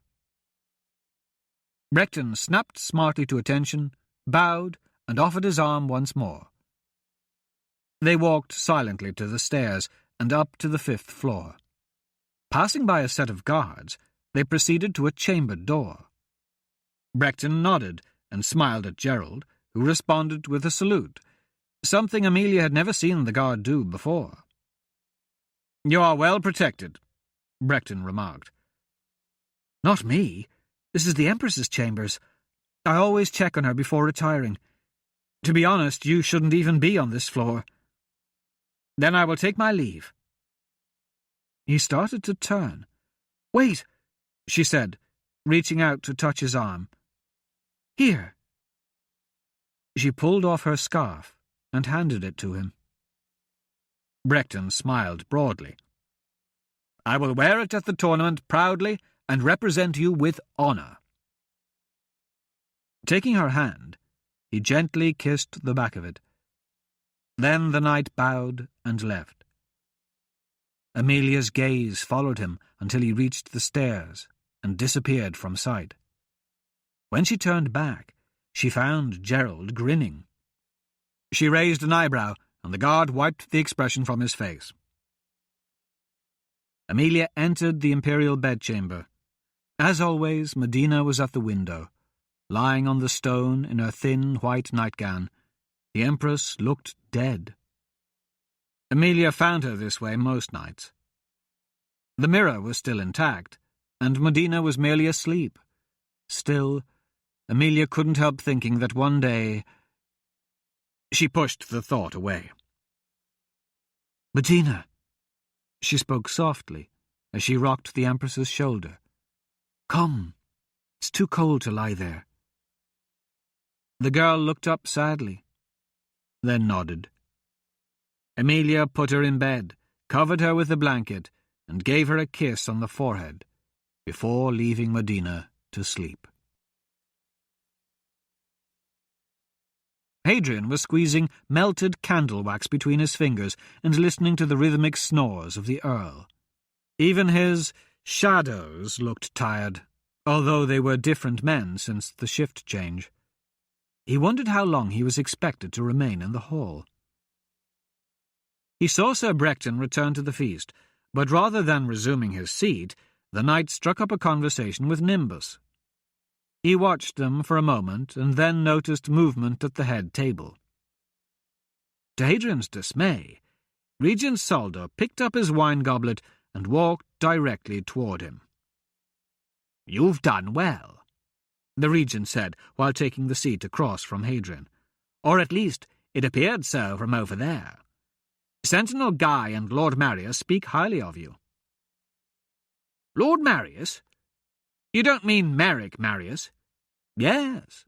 You remember him, don't you? He was at our little meeting." "Oh, how foolish. Perhaps we forgot to introduce him." "Marius said he was extremely impressed with a recent assignment that you and your partner performed on his behalf. By the sound of things, it was quite difficult. He even told me that he thought only you two could have accomplished such a feat." Hadrian clenched his teeth. "I've been thinking. Perhaps when this business with Brechton is over, you might find working for the Empire preferable to exile with Gaunt. I'm a pragmatist, Hadrian. and I can see the benefit of having someone like you aiding in what we are trying to accomplish. I'm sure you've heard any number of terrible things about me, or what I may have done. But you need to realize I'm trying to rid our world of problems that plague all of us, commoner and noble alike. Roads have gone to ruin. You can hardly travel in spring due to mud. Banditry is rampant, which hampers trade and stifles prosperity. Every city is a cesspool of filth, and few have adequate fresh water. There are not enough jobs in the north, not enough workers in the south, and not enough food anywhere. Hadrian glanced across the hall and saw Brecton and Nimbus leaving the feast together. A little while later, Merthus, Elgar, and Gilbert downed their drinks and left in the same direction. "The world of men has many enemies," Solder droned on. "When petty kings war with each other, they weaken the nations with their childish feuds. I've long believed these squabbles leave the doors open for invasion and invite destruction. You might not know this, but the Gazelle and the Darker have been raiding from the south. We don't publicize this information, of course. So few know just how severe it has become. But they have even invaded Tor del For." Hadrian glared. "If you didn't want the Gazelle as neighbours, you probably shouldn't have invited them." Solder looked at him curiously for a moment, and then said, "I did what was necessary. Now, where was I? Oh, yes. Not everyone can keep what they have if things are to change. There must be sacrifices. I have tried to be reasonable, but if a leg is infected and cannot be saved, it must be removed for the good of the body. I hope you can see past these small costs and recognize the larger implications. I am not an evil man, Hadrian. It is the world that forces me to be cruel, but no more so than a father forcing his child to swallow an unpleasant medicine. You can see that, can't you?" Solder looked at him expectantly. "Am I allowed to leave?" Hadrian asked. "The feast, I mean." Solder sighed and sat back in his chair. "Yes, you can go. You need to get plenty of sleep. The tournament begins in 2 days." Pine cones and holly garland, the remnants of wayward revellers, littered the hallways along Hadrian's path to the Knight's Wing. Rounding a corner, he found Nimbus slumped against the corridor wall. The courtier's tunic was torn, and his nose bleeding. Sir Gilbert stood above him, grinning. Through the doorway of the common room, Hadrian spotted Sir Brecton. Armed with only his dress dagger, the knight defended himself against Merthus and Elgar, each of whom wielded a sword, as well as a dagger. "Look who's joined the party," Gilbert said, as Hadrian approached. "Given this situation," Hadrian asked Nimbus while keeping his eyes on Gilbert, "how much generosity am I required to extend to these fellow knights?" In the common room, Merthus swiped at Brecton, who caught the sword with his little blade and cast the stroke aside.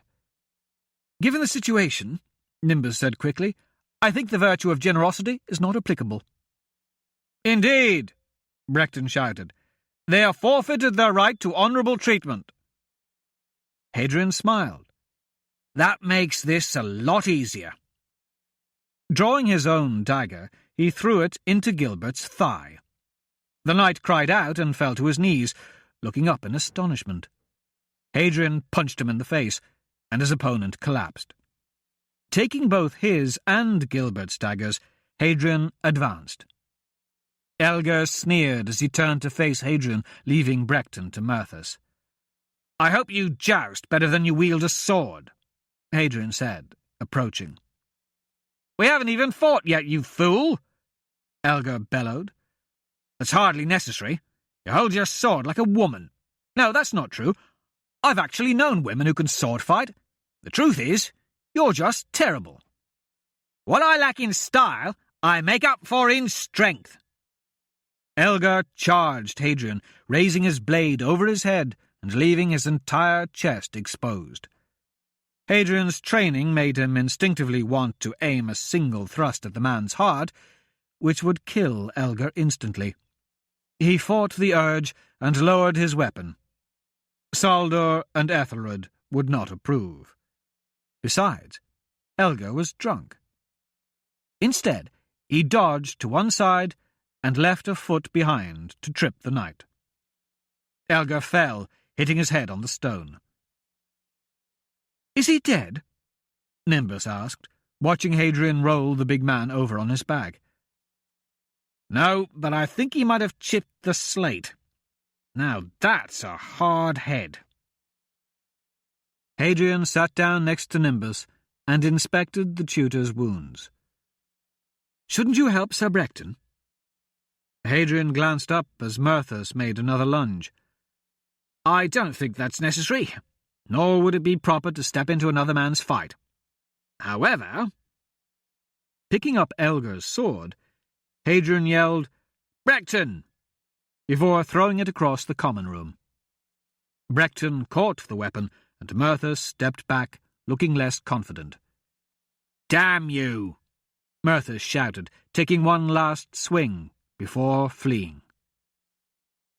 Hadrian couldn't suppress the temptation to stick out his foot once more, tripping Murthus as he ran by. Murthus fell, got back to his feet, and ran off. "Thank you," Brecton said, offering Hadrian a slight nod. "It's Murthus who should be thanking me," Hadrian replied. Brecton smiled. "Indeed." "I don't understand," Nimbus said. "Murthus lost. Why would he thank you?" "He's still alive," Hadrian explained. "Oh," was all Nimbus said. Hadrian managed to stop Nimbus's bleeding. The tutor's nose didn't appear broken.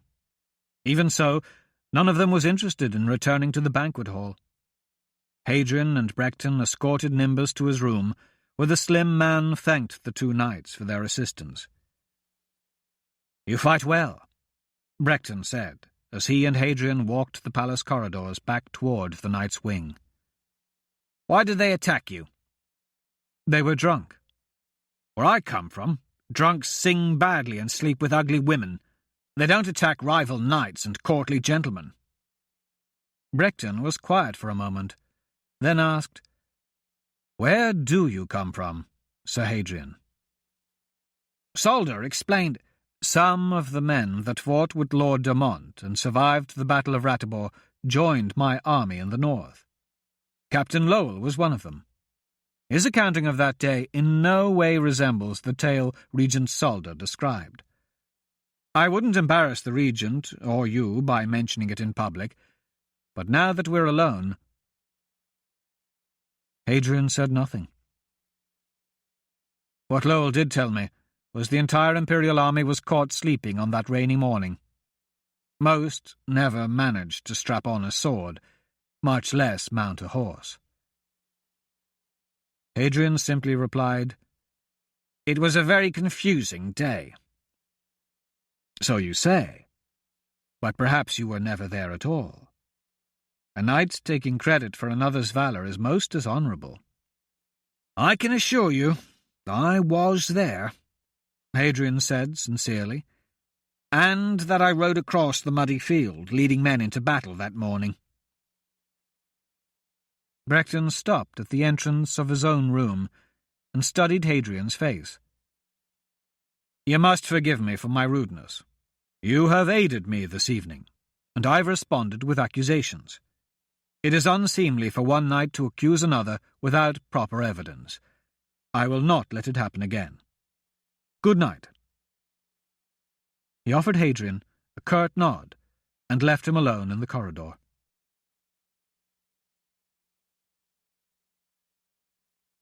Chapter 12. The Question of Succession. The sun reached its midday peak, and Arcadius Fintarus Latimer, the Master of Law at Sheridan University, still waited in the grand foyer of the Imperial Palace. He had been there before, but that was back when it had been called Warwick Castle, and had been the home of the most powerful king in Avron. Now it was the seat of the new empire. The imperial seal, etched in the white marble floor, was a constant and unavoidable reminder. Arcadius read the inscription that ringed the design, shaking his head in disgust. "The misspelt honor," he said aloud, even though he waited alone. Finally, a steward approached and motioned for him to follow. "The Regent Soldo will see you now, sir." One step closer, Arcadius thought, as he headed toward the stairs. The steward was nearly to the 4th floor when he realized Arcadius had reached only the 2nd landing. "My apologies," the law master called up to him, leaning on the banister and removing his glasses to wipe his brow. "Are you certain the meeting is all the way up there?"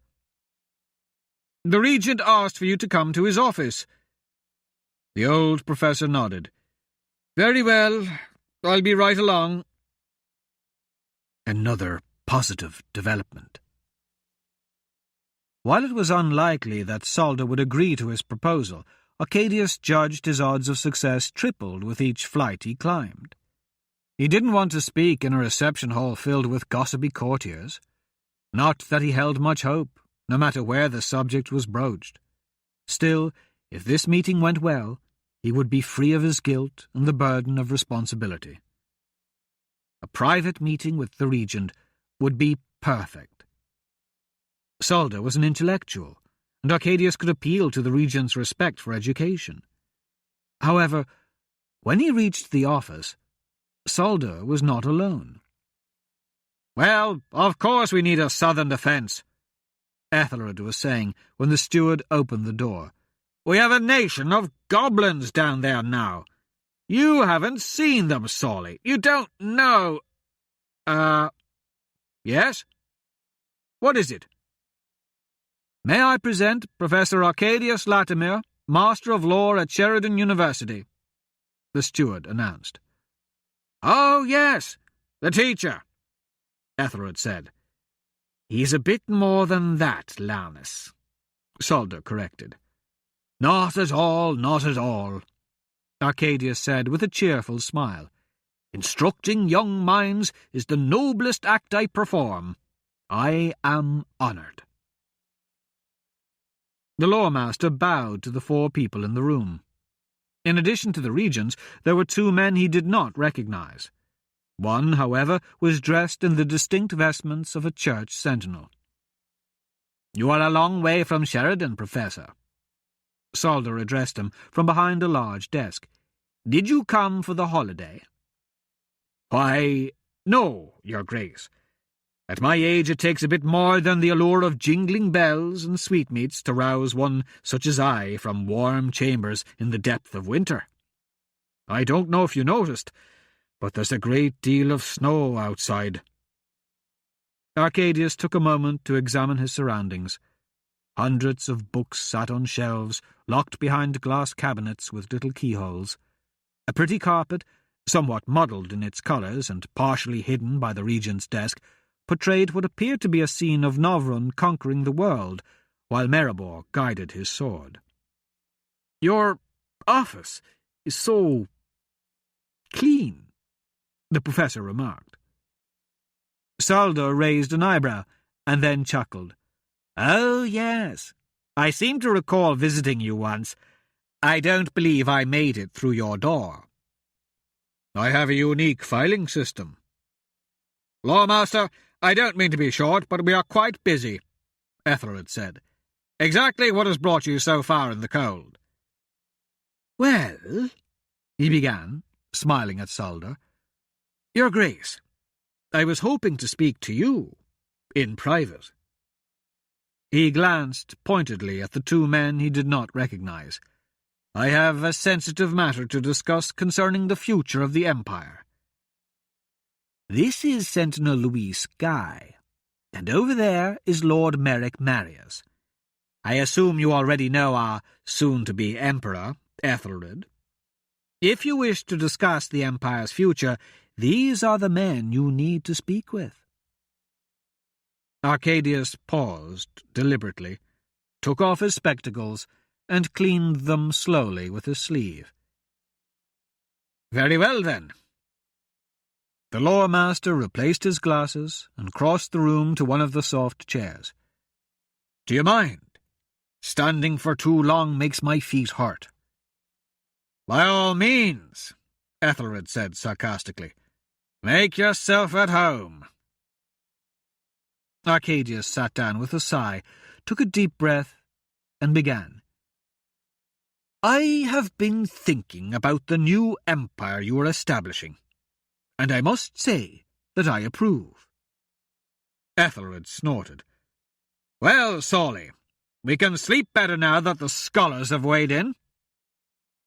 Arcadius glared at him from across the tops of his glasses. "What I mean is that the idea of a central authority is a sound one, and will stop the monarchical squabbles, bringing harmony from chaos." "But," Solder invited. "But what?" "I just sense you are going to find fault," Solder said. "I am, but please try not to get ahead of me. It ruins the drama. I've spent several days bouncing over frozen ground, preparing for this meeting, and you deserve to experience the full effect."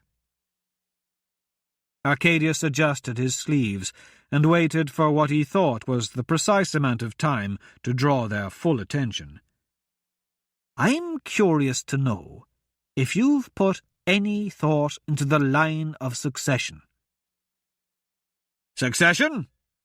Ethelred blurted from where he sat on the edge of Solder's desk.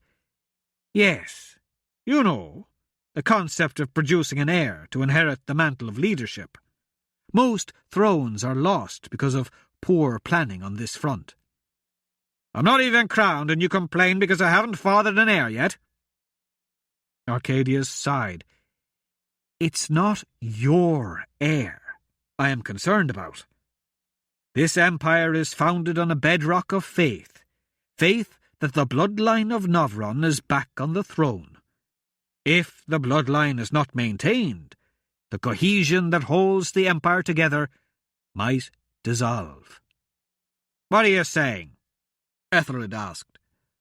"Only that should something tragic happen to Medina, and no child of her blood be available, you would lose your greatest asset. The line of Novron would end, and without this thin strand of legitimacy, the empire would face dissolution." "Glenmorgan's empire lasted only 3 generations. How long will this one endure with only a mere mortal at its head?" "What makes you think anything will happen to the Empress?" Arcadius smiled.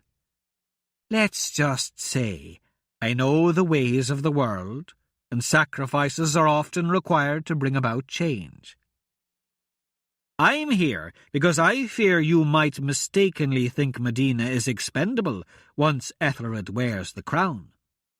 I want to urge you not to make a terrible, perhaps fatal, error." Solder exchanged looks with Ethelred, confirming that the Lore Master had guessed correctly. "But there's nothing to fear, gentlemen, for I've come to offer a solution." Arcadius gave them his most disarming smile, which accentuated the laugh lines around his eyes and showed off his round cheeks, which he guessed were still rosy from his trip. "I am proposing that Medina already bore a child." "What?" Ethelred asked. He stood, and his face showed a mixture of emotions.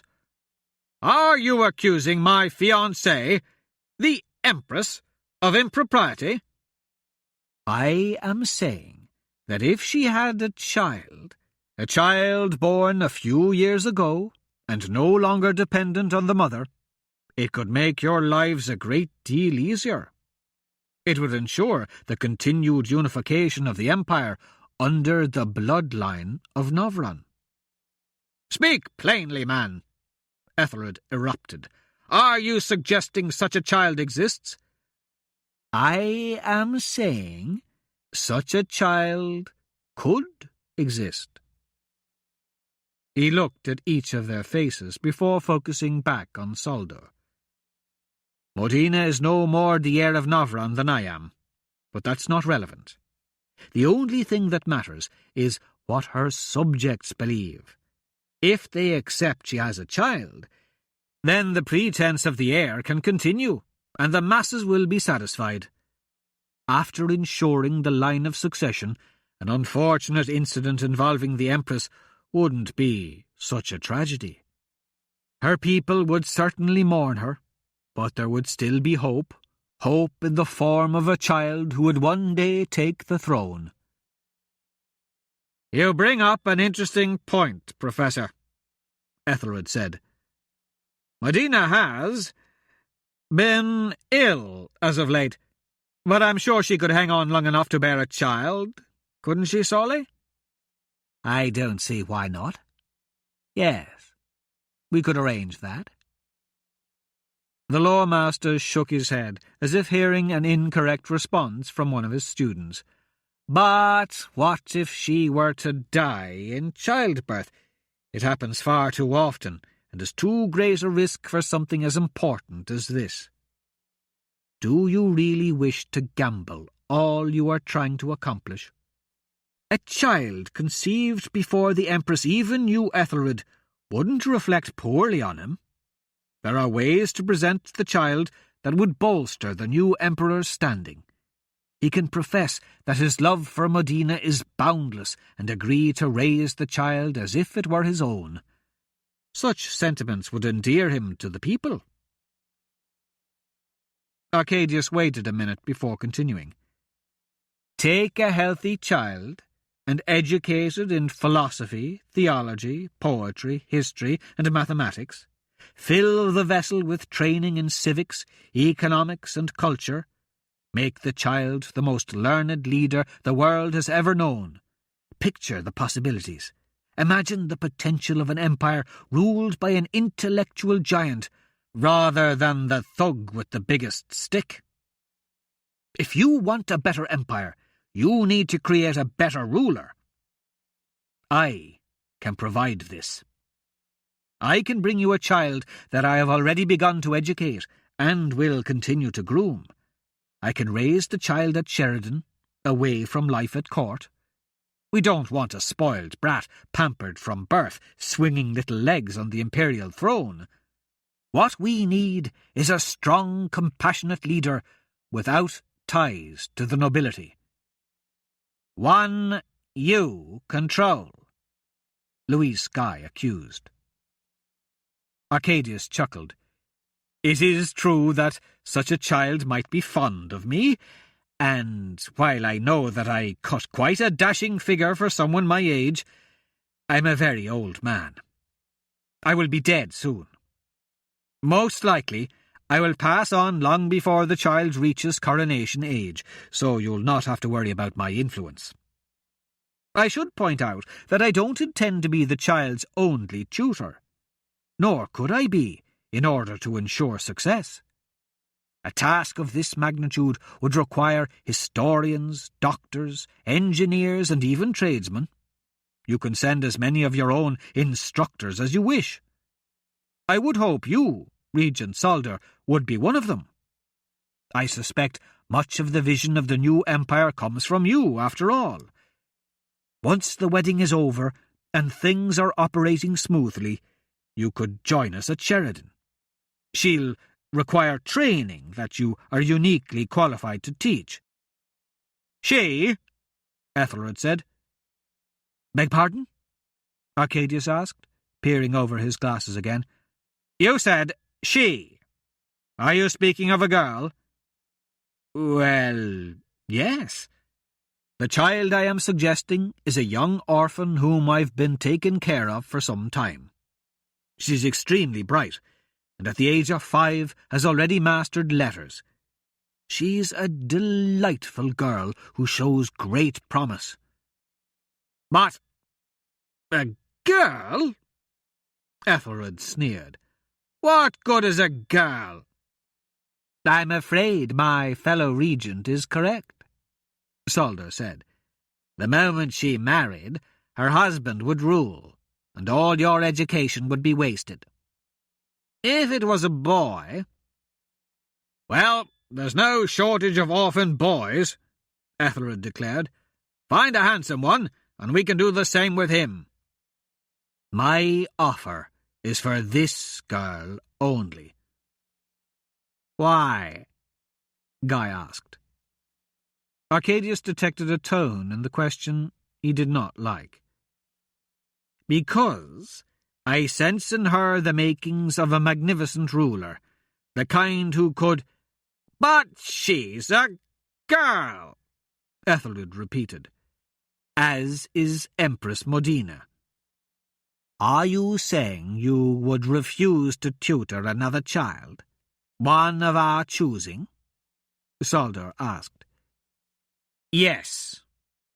Arcadius said the word with the stern conviction of an ultimatum. He hoped the value of knowledge that only he could bestow would be enough to win them over, but he could see the answer before it was spoken. Solder was respectful, at least, and politely thanked him for bringing the subject to their attention. They didn't invite him to stay for wintertide, and Arcadius was uncomfortable about the way Louis Skye watched him as he left. He had failed. Royce waited patiently. He had been in Imperial Square that morning, speaking with vendors who regularly delivered supplies to the palace, when the old, battered coach passed by and entered the Imperial gates. Recognizing it immediately, Royce wondered what it was doing there. The palace courtyard had insufficient space for all the visitors' carriages during wintertide, and soon the coach returned and parked along the outer wall. The old buggy, with its paint-chipped wheels, weathered sides, and tattered drapes, looked out of place amidst the line of noble vehicles. He waited for what must have been hours before he spotted the old man leaving the palace and approaching the carriage. "What the—" Arcadius began. He was startled by Royce, who sat inside. The thief placed a finger to his lips. "What are you doing here?" Arcadius whispered, pulling himself in and closing the door behind him. "Waiting to ask you that same question," Royce said quietly. "Where to, Professor?" the driver called as he climbed aboard. The coach bounced with his weight. Just circle the city once, will you, Justin?" "The city, sir?" "Yes. I'd like to see it before we leave." "Certainly, sir." "Well?" Royce pressed as the carriage jerked forward. "Chancellor Lambert took sick on the day he was to leave for the celebrations here. Because he could not attend, he thought a personal apology was required and asked me, of all people, to deliver his regrets. Now, what about you?" "We located the heir." "Did you now?" "Yeah, and you said finding him would be difficult." Royce drew back his hood and tugged his gloves off one finger at a time. After Hadrian discovered he was the guardian of the heir, he knew exactly what he wanted for a wintertide present. His very own heir of Novron. "And where is this mythical chimera?" "Right underfoot, as it turns out. We're still pinpointing him, but best guess puts Gaunt in the palace dungeons. He's being held for execution on the tide. We were planning to steal him before that." "The heir is Deegan Gaunt?" Ironic, huh? The nationalist leader trying to overthrow the empire is actually the one man destined to rule it. You said were. So you're not planning to rescue him anymore? No. Hadrian cut some deal with the regents. They've made him a knight, of all things. If he wins the joust, I think they promised to set Gaunt free. I'm not sure I trust them, though. The carriage rolled through the streets and up a hill, causing the horse to slow its pace. One of Arcadius's open travel bundles fell to the floor, joining the rest of his clothes, a pile of books, his shoes, and a mound of blankets. "Have you ever put anything away in your life?" Royce asked. "Never saw the point. I'd just have to take it back out again." "So, Hadrian's in the palace, but what are you doing here? I heard Medford was burned. Shouldn't you be checking on Gwen?" "Already have. She's fine, and staying at the Winds Abbey." "That reminds me, you might want to stick around. If all goes well, you can come with us for the wedding." "Whose?" "Mine. I finally asked Gwen and she agreed, believe it or not." "Did she?" Arcadius said, reaching out for one of the blankets to draw over his legs. "Yeah, and here we both thought she had more sense than that. Can you picture me as a husband and a father?" "Father? You've discussed children." "She wants them, and even picked out names." "Has she now? And how does that sit with you? Whining children and stagnation might be harder for you than all the challenges you faced before. And this is one you can't walk out on if you decide it's not for you." The old man tilted his head to look over the tops of his glasses, his mouth slightly open. "Are you sure that's what you want? You've been after me to find a good woman for years. Now you're second-guessing Gwen? I know I won't find better." "Oh, no, it's not that. I just know your nature. I'm not sure you'll be content with the role of a family man." "Are you trying to scare me off? I thought you wanted me to settle down. Besides, when you found me, I was a much different person." "I remember," the wizard said thoughtfully. "You were like a rabid dog, snapping at everything and everyone. Clearly, my genius in matching you up with Hadrian worked wonders. I knew his noble heart would eventually soften yours." "Yeah, well, travel with a guy long enough and you start picking up his bad habits. You've no idea how many times I almost killed him when we first started.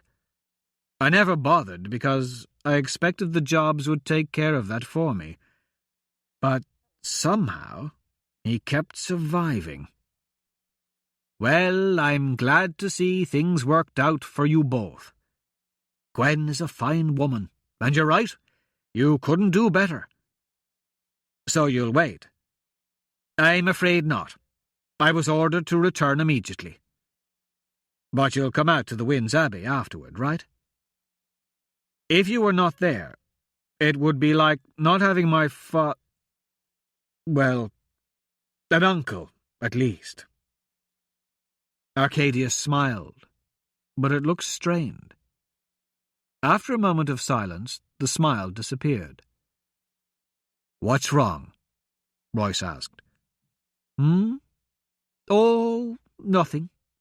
"No, I've seen that look before. What is it, you old coot?" "Oh, well, probably nothing," Arcadius said. "Out with it." "I was just in with the regents. With them were a sentinel named Louis Skye, and another very quiet fellow. I've never seen him before, but the name was familiar." "You used to speak of him often." "Who?" "They introduced him as Lord Merrick Marius." Chapter 13 The house on Heath Street. Mince was freezing. The dawn's wind ripped through the coarse woven bag around his shoulders as if it were a fishnet. His nose ran. His ears were frozen. His once numb fingers, now stuffed in his armpits, burned. He managed to escape most of the heavy gusts by standing in the recessed doorway of a millinery shop, but his feet were lost in a deep snowdrift, protected only by double wraps of cloth stuffed with straw. It would be worth it if he learned who lived in the house across the street, and if that name matched the one the hooded stranger had asked about. Mr. Grimm, or was it Mr. Baldwin, had promised 5 silver to the boy who found the man he was looking for. Given the flood of strangers in town, it was a tall order to find a single man, but Mince knew his city well. Mr. Grimm, it had to be Mr. Grimm, explained the fellow would be a smart guy who visited the palace a lot. That right there told Mince to head to the Hill District.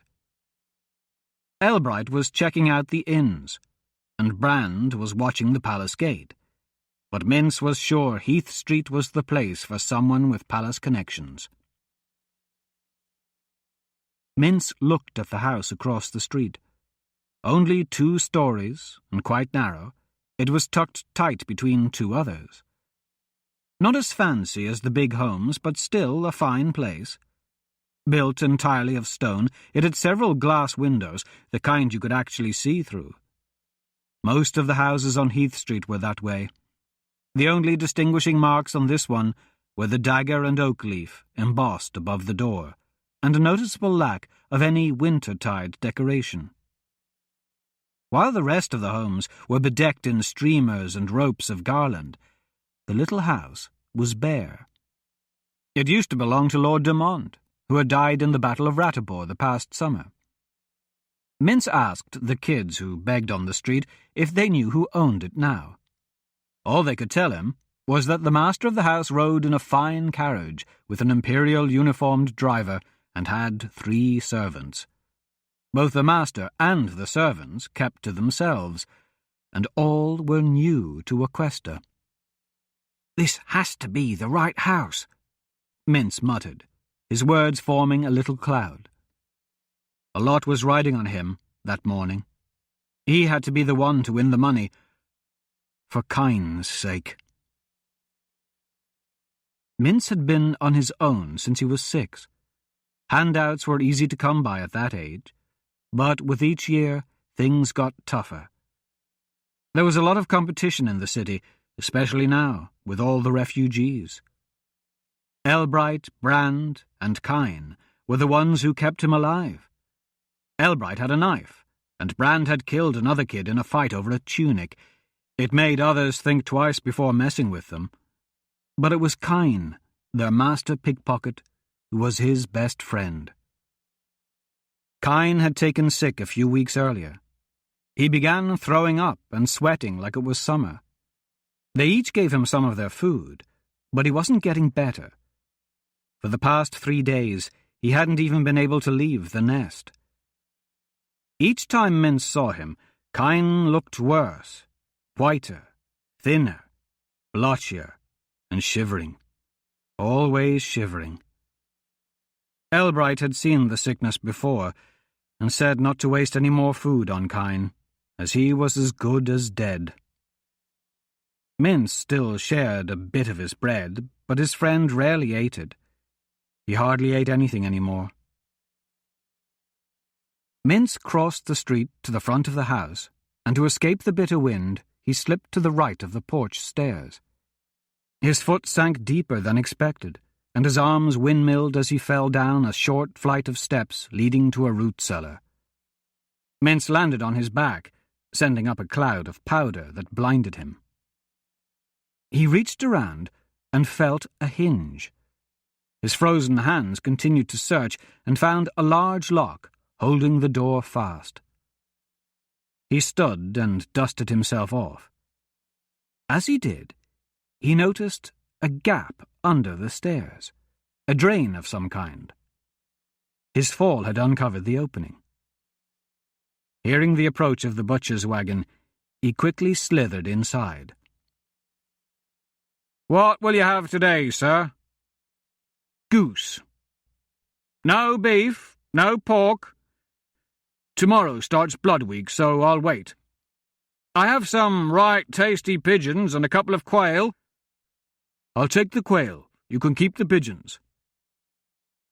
Mince hadn't eaten since the previous morning, and all their talk about food reminded his stomach. "Very good, Mr. Jenkins. Are you sure you don't require anything else?" "Yes, I'm sure that will be all." Jenkins, Mince thought. That's probably the servant's name, not the master of the house.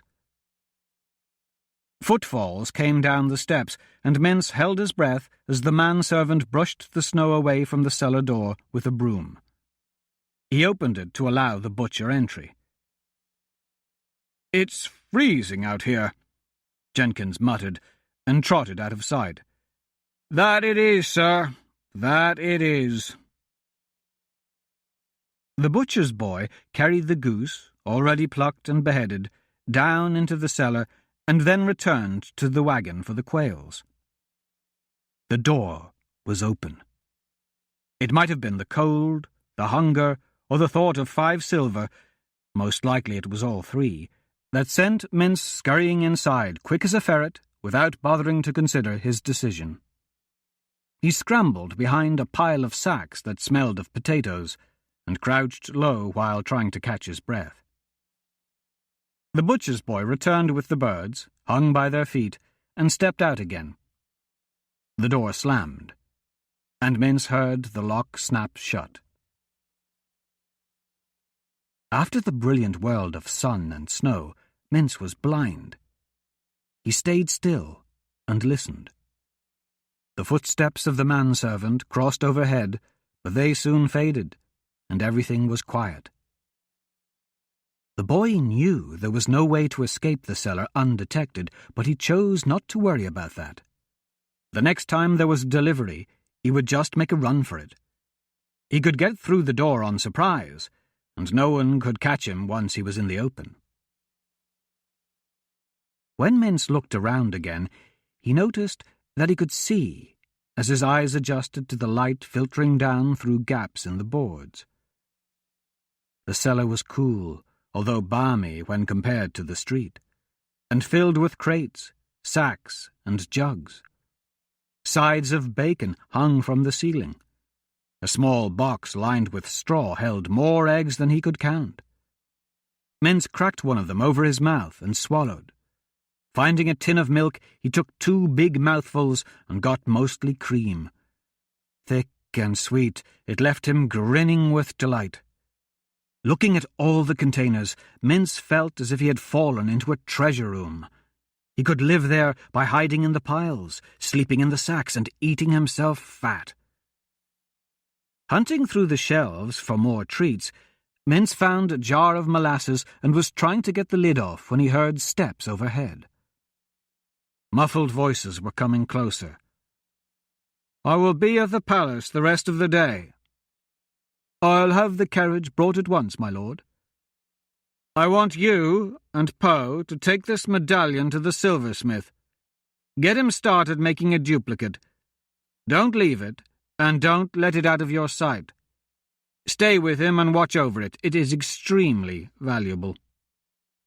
"Yes, my lord." "And bring it back at the end of the day. I expect you'll need to take it over several times."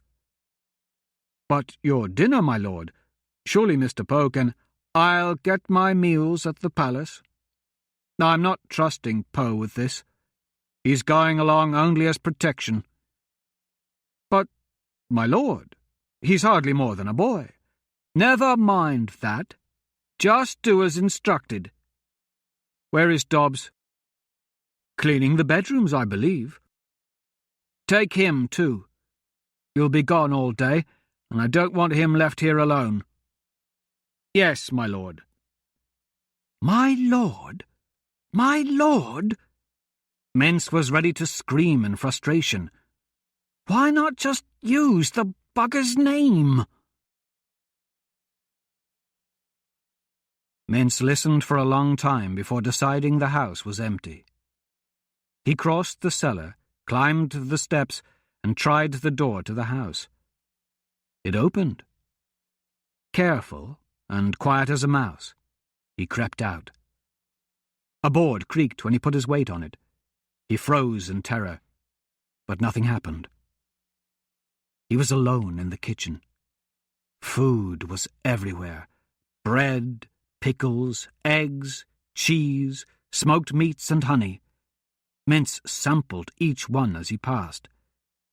He had eaten bread before, but this was soft and creamy compared to the 3-day-old biscuits he was used to.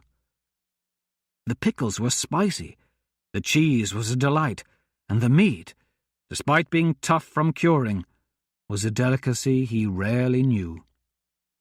He also found a small barrel of beer that was the best he had ever had. Mintz found himself light-headed and stuffed as he left the kitchen, with a slice of pie in one hand, a wedge of cheese in the other, and a stringy strip of meat in his pocket. The inside of the house was more impressive than the exterior. Sculptured plaster, carved wood, finely woven tapestries, and silk curtains lined the walls. A fire burned in the main room. Logs softly crackled, their warmth spreading throughout the lower floor. Crystal glasses sat inside cherry cabinets.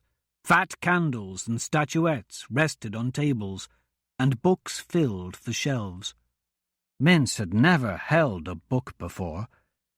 He finished the pie, stuffed the cheese in his other pocket, and then pulled one down. The book was thick and heavier than he had expected.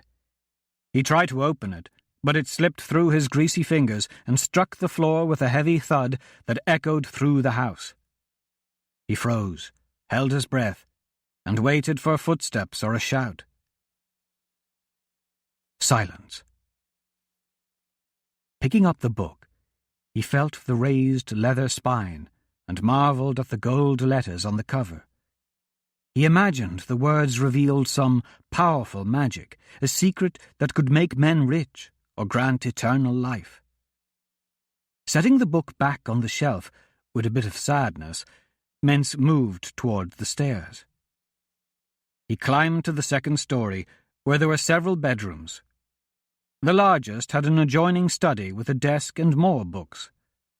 On the desk were parchments, more mysterious words, more secrets. He picked up one of the pages, turned it sideways, and then upside down, as if a different orientation might force the letters to reveal their mysteries. He grew frustrated.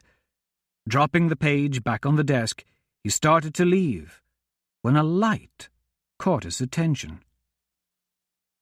A strange glow came from within the wardrobe.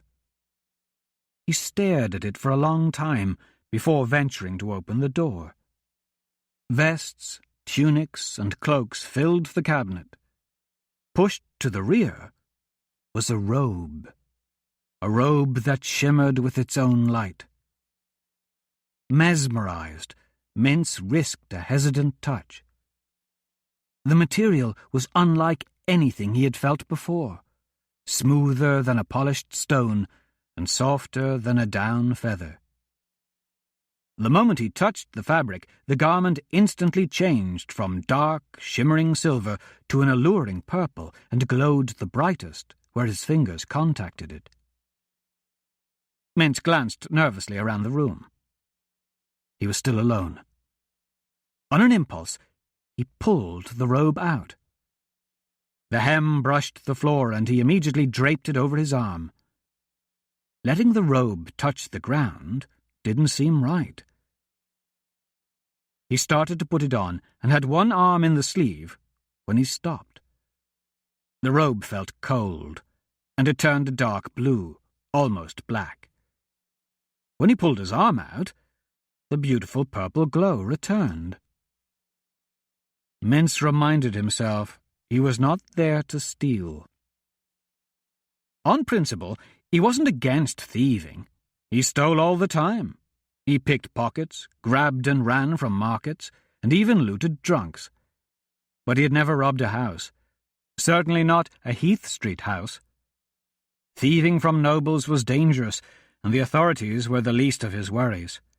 If the Thieves' Guild found out, their punishment would be worse than anything the magistrate would come up with.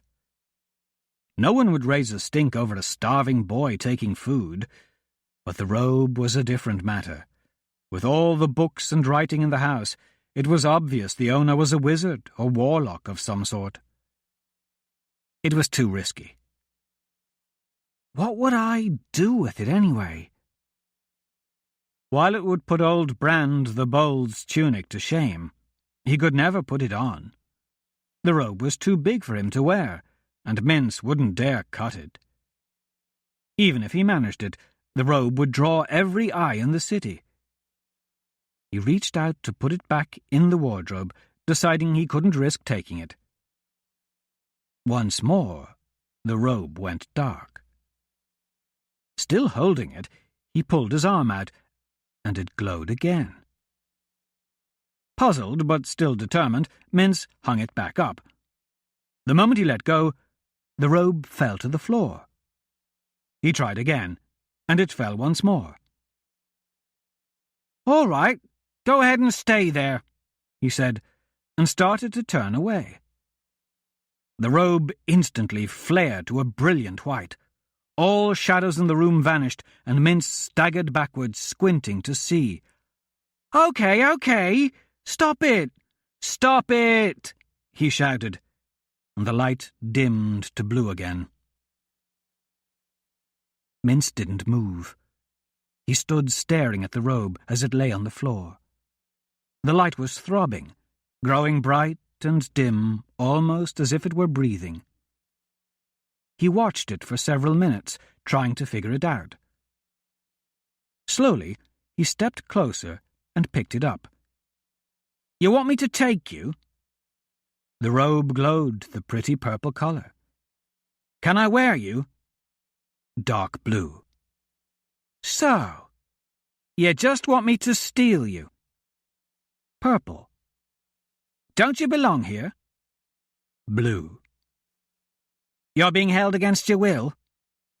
The robe flashed purple so brightly that it made him blink. "You're not, cursed, are you?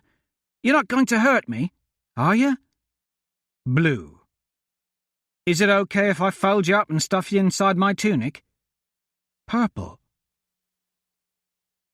As big as it was, the garment compressed easily. Mince stuffed it in the top of his shirt, making him look like a busty girl. Because he was already stealing the robe, he also picked up a handful of parchments and stuffed them in as well. He wasn't going to find out who lived there while the occupants were out, and Mince didn't want to stick around for them to discover that the robe was missing. Mr. Grimm looked to be the type to know letters, or know someone who did. Maybe he could tell enough from the parchments for Mince to win the silver. Royce sat on the bleachers in Imperial Square, observing the patterns of the city. Wintertide was less than 2 weeks away, and the city swelled with pilgrims. They filled the plaza, bustled by the street vendors and open shops, and shouted holiday greetings and obscenities in equal measure. Wealthy, blanket-wrapped merchants rode in carriages, pointing at the various sights.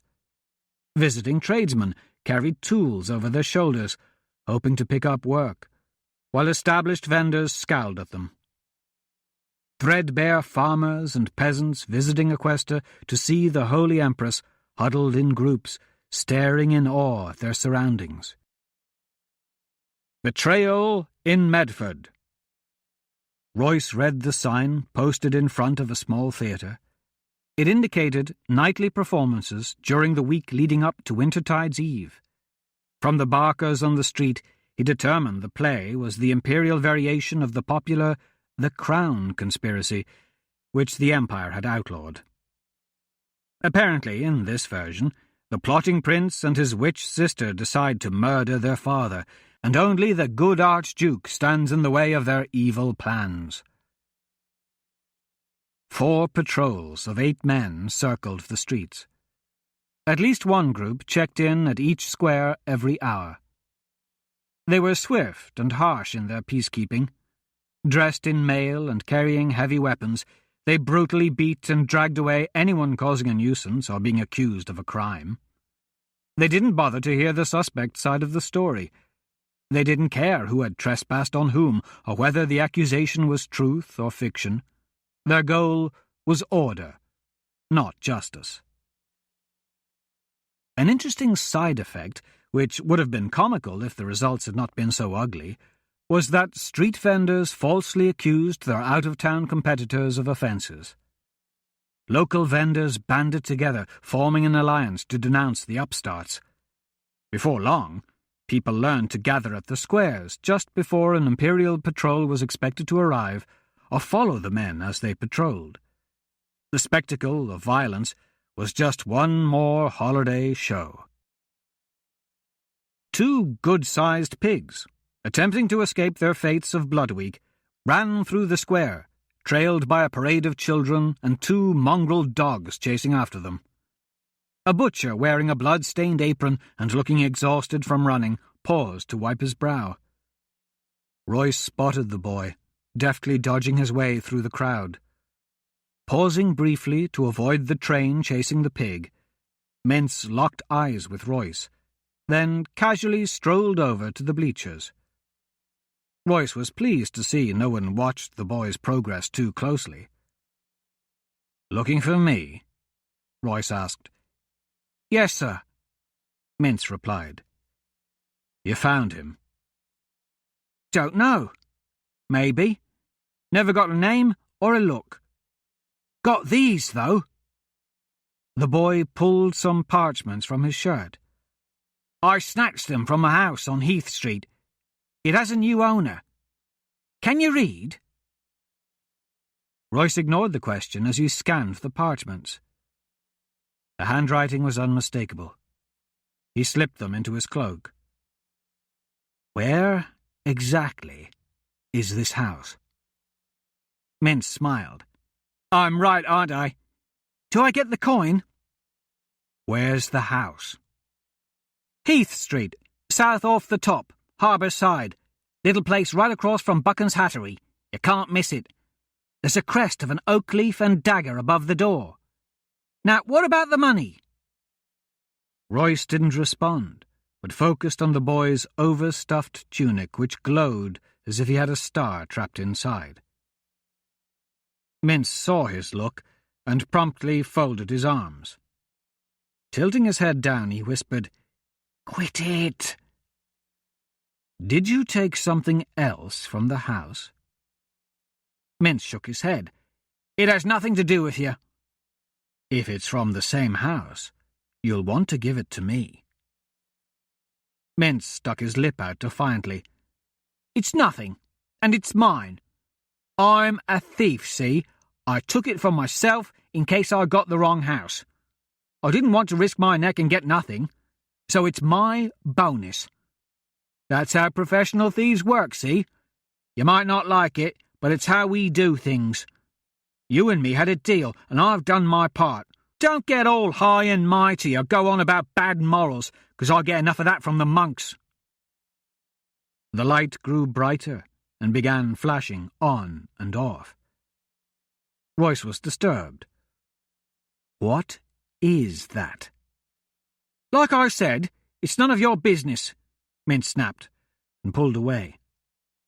He looked down once more and whispered, "Stop it, will ya? People can see. Or get in trouble." "Listen, I don't have a problem with a little theft," Royce told him. "You can trust me on that. But if you took something of value from that house, you'd be wise to give it to me. This might sound like a trick, but I'm only trying to help. You don't understand who you're dealing with. The owner will find you. He's very meticulous." "What's that mean?" "Meticulous. Let's just say he's not a forgiving man. He will kill you, Elbright, and Brand. not to mention anyone else you've regular contact with, just to be thorough." "I'm keeping it," Mintz snapped. Royce rolled his eyes and sighed. The boy struggled to cover up by doubling over and wrapping his arms around his chest. As he did, the light blinked faster and now alternated different colours. "By Ma, just give me the money, will you, before one of the guards sees?" Royce handed him 5 silver coins and watched as the boy took off. He ran, hunched over, emitting a rapidly blinking light that faded and eventually stopped. Mintz entered the loft by climbing to the roof of the warehouse, pulling back a loose board near the eaves and scrambling through the hole. The nest, as they dubbed their home, was the result of poor carpentry. A mistake made when the East Sundries Company had built their warehouse against the common wall of the Bingham carriage house and blacksmith shop. A mismeasurement had left a gap, which was sealed shut with sideboards. Over the years, the wood had warped. While trying to break into the warehouse, Elbright had noticed a gap between the boards that revealed the hidden space. He never found a way into the storehouse, but he had discovered the perfect hideout. The little attic was 3 feet tall and 5 feet wide, and ran the length of the common wall.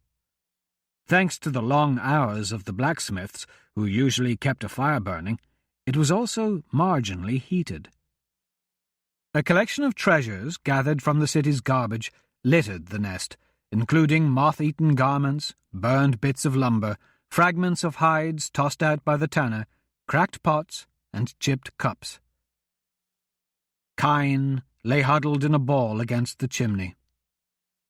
Mintz had made him a bed of straw and tucked their best blanket around him, but his friend still shivered. The little bit of his face not covered by the blanket was pale white, and his bluish lips quivered miserably. "How you doing?" Mintz asked. "Cold," Kine replied, weakly.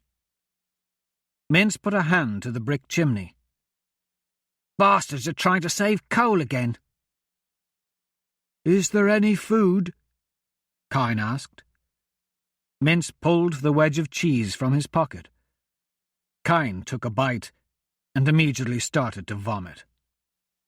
Nothing came up, but he retched just the same. He continued to convulse for several minutes, then collapsed, exhausted.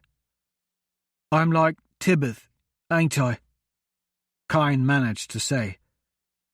"No," Mintz lied, sitting down beside him. He hoped to keep Kine warm with his body. "You'll be fine the moment the fire is lit. You'll see."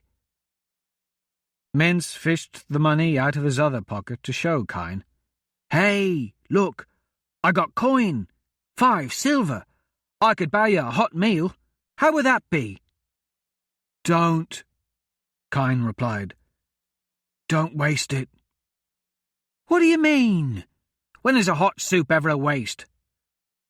"I'm like Tibbeth. Soup won't help." "I told you, you're not like that," Mintz insisted, slamming the silver in a cup he decided at that moment to use as a bank. "I can't feel my feet anymore, Mintz, and my hands tingle. I ache all over, and my head pounds, and I pissed myself today. Did you hear me? I pissed myself. I am like Tibbeth. I'm just like he was, and I'm going to die just like him." "I said you ain't. Now quit it." "My lips are blue, ain't they?" "Be quiet, Kine. Just—" "By Ma, Mintz, I don't want to die." Kine shook even more as he cried. Mintz felt his stomach churn as tears dripped down his cheeks too. Victims never recovered once their lips went blue. He looked around for something else to wrap his friend in, and then remembered the robe. There, he muttered, draping the robe over Kine. For all the trouble you've been, try to be of some use. Keep him warm or I'll toss you in the smith's fire. What? Kine moaned. Nothing. Go to sleep. Royce heard the key turn. The bolt shifted and the door opened on well-oiled hinges. 4 pairs of feet shuffled on the slate of the foyer. He heard the sound of the door closing, the brush of material, and the snap of a cloak. 1 pair of feet scuffed abruptly, as if their owner unexpectedly found himself on the edge of a precipice. "Mr. Jenkins," Merrick's voice said, "I want you and Dobbs to take the rest of the evening off." "But, sir, This is no time to argue." "Please, Mr. Jenkins, just leave. Hopefully I'll see you in the morning." "Hopefully?" This voice was familiar. Royce recognized Poe, the cook's mate on the Emerald Storm. It took him a moment, but then Royce understood. "What do you mean you will—" "Hold on. Is he here? How do you know?" "I want you to go too, Poe." "Not if he's here. You'll need protection." "If he wanted me dead, I would already be lying in a bloody puddle. So, I think it's fair to surmise that I'm safe. You, on the other hand, are a different story. I doubt he knew you would be here. Now that he knows your connection to me, the only thing keeping you alive is that he is more interested in talking to me than slitting your throat. At least for the moment." "Let him try. I think—" "Poe, leave the thinking to me. And never tempt him like that. This is not a man to toy with. Trust me, he'd kill you without difficulty. I know. I worked with him. We specialized in assassinations, and he's better at it than I am. Particularly spur-of-the-moment killings, and right now you're a very tempting spur. Now, get out while you can. Disappear for a while. Just to be safe." "What makes you think he even knows I'm here?" Poe asked. "He's in the drawing room, listening to us right now. Sitting in the blue chair with its back to the wall, he's waiting for me to join him. I'm sure he has a crystal glass, half filled with the Montemorsi wine I bought and left in the pantry for him. He's holding it in his left hand, so if, for whatever reason, he has to draw his dagger, he won't need to put the glass down first. He hates to waste Montemorsi. He's swirling it, letting it breathe, and while he's been here for some time, he has yet to taste it. He won't drink until I sit across from him, until I, too, have a glass." "He suspects you poisoned it?" "No. He hasn't tasted the wine because, well, it would just be rude. He'll have a glass of cider waiting for me, as he knows I no longer drink spirits." "And how do you know all this?" "Because I know him just as I know you. Right now, you're fighting an urge to enter the drawing room to see if I'm right. Don't. You'll never come out again, and I don't want you staining my new carpet. Now leave. I'll contact you when I need to." "Are you sure?" "Yeah. Okay. Stupid question." The door opened, then closed, and footsteps could be heard going down the porch stairs. There was a pause, and then a light flared. Merrick Marius entered the dark room holding a single candle. "I hope you don't mind. I prefer to be able to see you, too." Merrick lit 4 sconce lights, added some logs to the fire, and stirred the embers to life with a poker. He watched them for a long moment, then placed the tool back on its hook before taking a seat opposite Royce, next to the poured glass of cider. "Two old friends?" Merrick asked, holding up his drink. "Two old friends," Royce agreed, and the two sipped. Merrick was dressed in a knee-length coat of burgundy velvet, a finely embroidered vest, and a startlingly white ruffled shirt. "You're doing well for yourself," Royce observed. "I can't complain.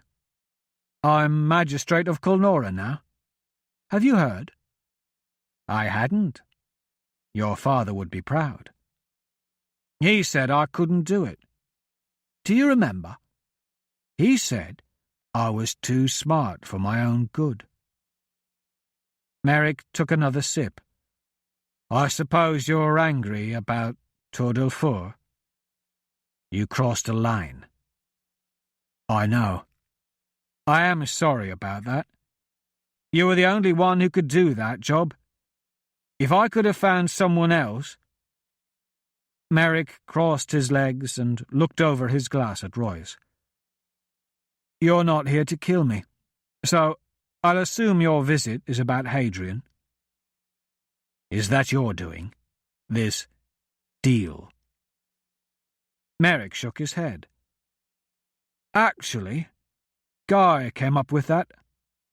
They tried to persuade Hadrian to kill Brecton for money and a title. My only contribution was providing the proper incentive." "They're dangling gaunt?" Royce asked. Merrick nodded. "And the Witch of Melingar." "Arista? When did they get her?" "A few months ago. She and her bodyguard tried to free Gaunt. He died, and she was captured." Royce took another drink, and then set his glass down before asking, "They're going to kill Hadrian, aren't they?" "Yes. The regents know they can't just let him go. After he kills Brecton, they'll arrest him for murder, throw him in prison, and execute him along with Gaunt and Arista on Wintertide." "Why do they want Brecton dead?" "They offered him Melingar in order to separate him from Ballantyne. He refused, and now they're afraid the Earl of Chadwick will attempt to use Brecton to overthrow the Empire. They're spooked, and feel their only chance to eliminate him is by using a Teshlor-trained warrior. Nice skills to have in a partner, by the way. Good choice." Royce sipped his wine and thought a while. "Can you save him?" "Hadrian?" Merrick paused, and then answered, "Yes." The word hung there. "What do you want?" Royce said. "Interesting that you should ask. As it turns out, I have another job that you would be perfect for." "What kind?" "Find and recover. I can't give you the details yet, but it's dangerous. 2 other groups have already failed. Of course, I wasn't involved in those attempts, and you weren't leading the operation. Agree to take the job, and I'll make sure nothing happens to Hadrian." "I've retired." "I heard that rumour." Royce drained his glass and stood. "I'll think about it." "Don't wait too long, Royce. If you want me to work this, I'll need a couple of days to prepare. Trust me, you'll want my help. A dungeon rescue will fail. The prison is dwarven made.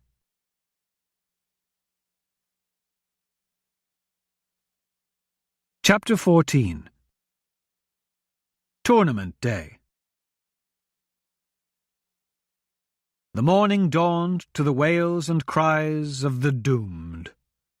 The snow ran red as axe and mallet slaughtered livestock whose feed had run out. Blood Week happened every winter, but exactly what day it began depended on the bounty of the fall harvest. For an orphan in Aquesta, the best part of winter was Blood Week. Nothing went to waste. Feet, snouts, and even bones sold. But with so much to cleave, butchers couldn't keep track of every cut. The city's poor circled the butcher shops like human vultures, searching for an inattentive cutter. Most butchers hired extra help, but they always underestimated the dangers. There were never enough arms carrying the meat to safety or enough eyes keeping lookout. A few daring raids even managed to carry off whole legs of beef. As the day wore on and workers grew exhausted, some desperate butchers resorted to hiring the very thieves they guarded against. Mince had left the nest early, looking for what he could scrounge for breakfast. The sun had barely peeked above the city wall when he managed to snatch a fine bit of beef from Gillam's slaughterhouse. After a particularly sound stroke from Gillam's cleaver, a piece of shank skipped across the slick table, fell in the snow, and slid downhill. Mince happened to be in the right place at the right time. He snatched it and ran with the bloody fist-sized chunk of meat clutched inside his tunic. Anyone noticing the sprinting boy might conclude he was mortally wounded.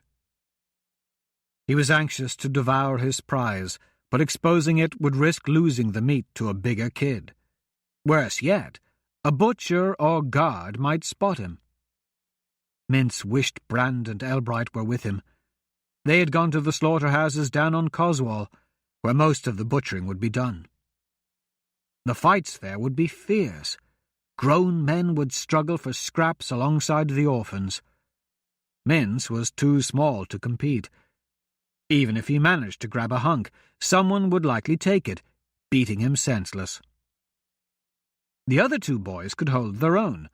Elbright was as tall as most men now, and Brand even larger. But Mince had to satisfy himself with the smaller butcher shops. Arriving on the street in front of the Bingham carriage house, Mince stopped. He needed to get inside, but the thought of what he might find there frightened him. In his haste to get an early start, he had forgotten about Kine.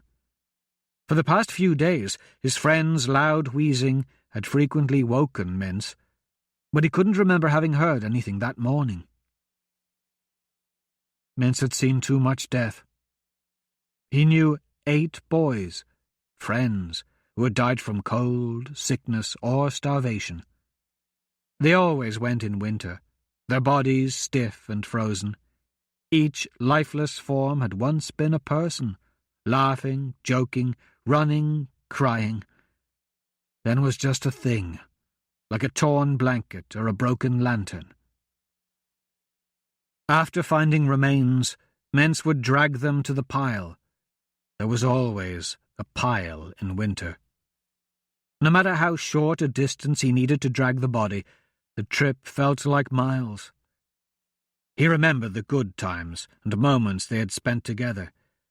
Then he would look down at the stiff, pale thing. Will I be the thing one day? Will someone drag me to the pile?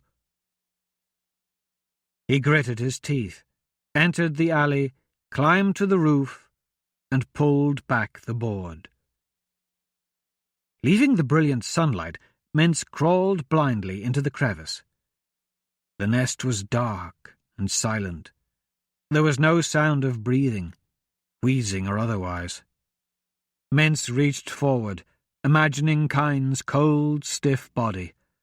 The thought caused his hand to shake, even as he willed his fingers to spread out, searching.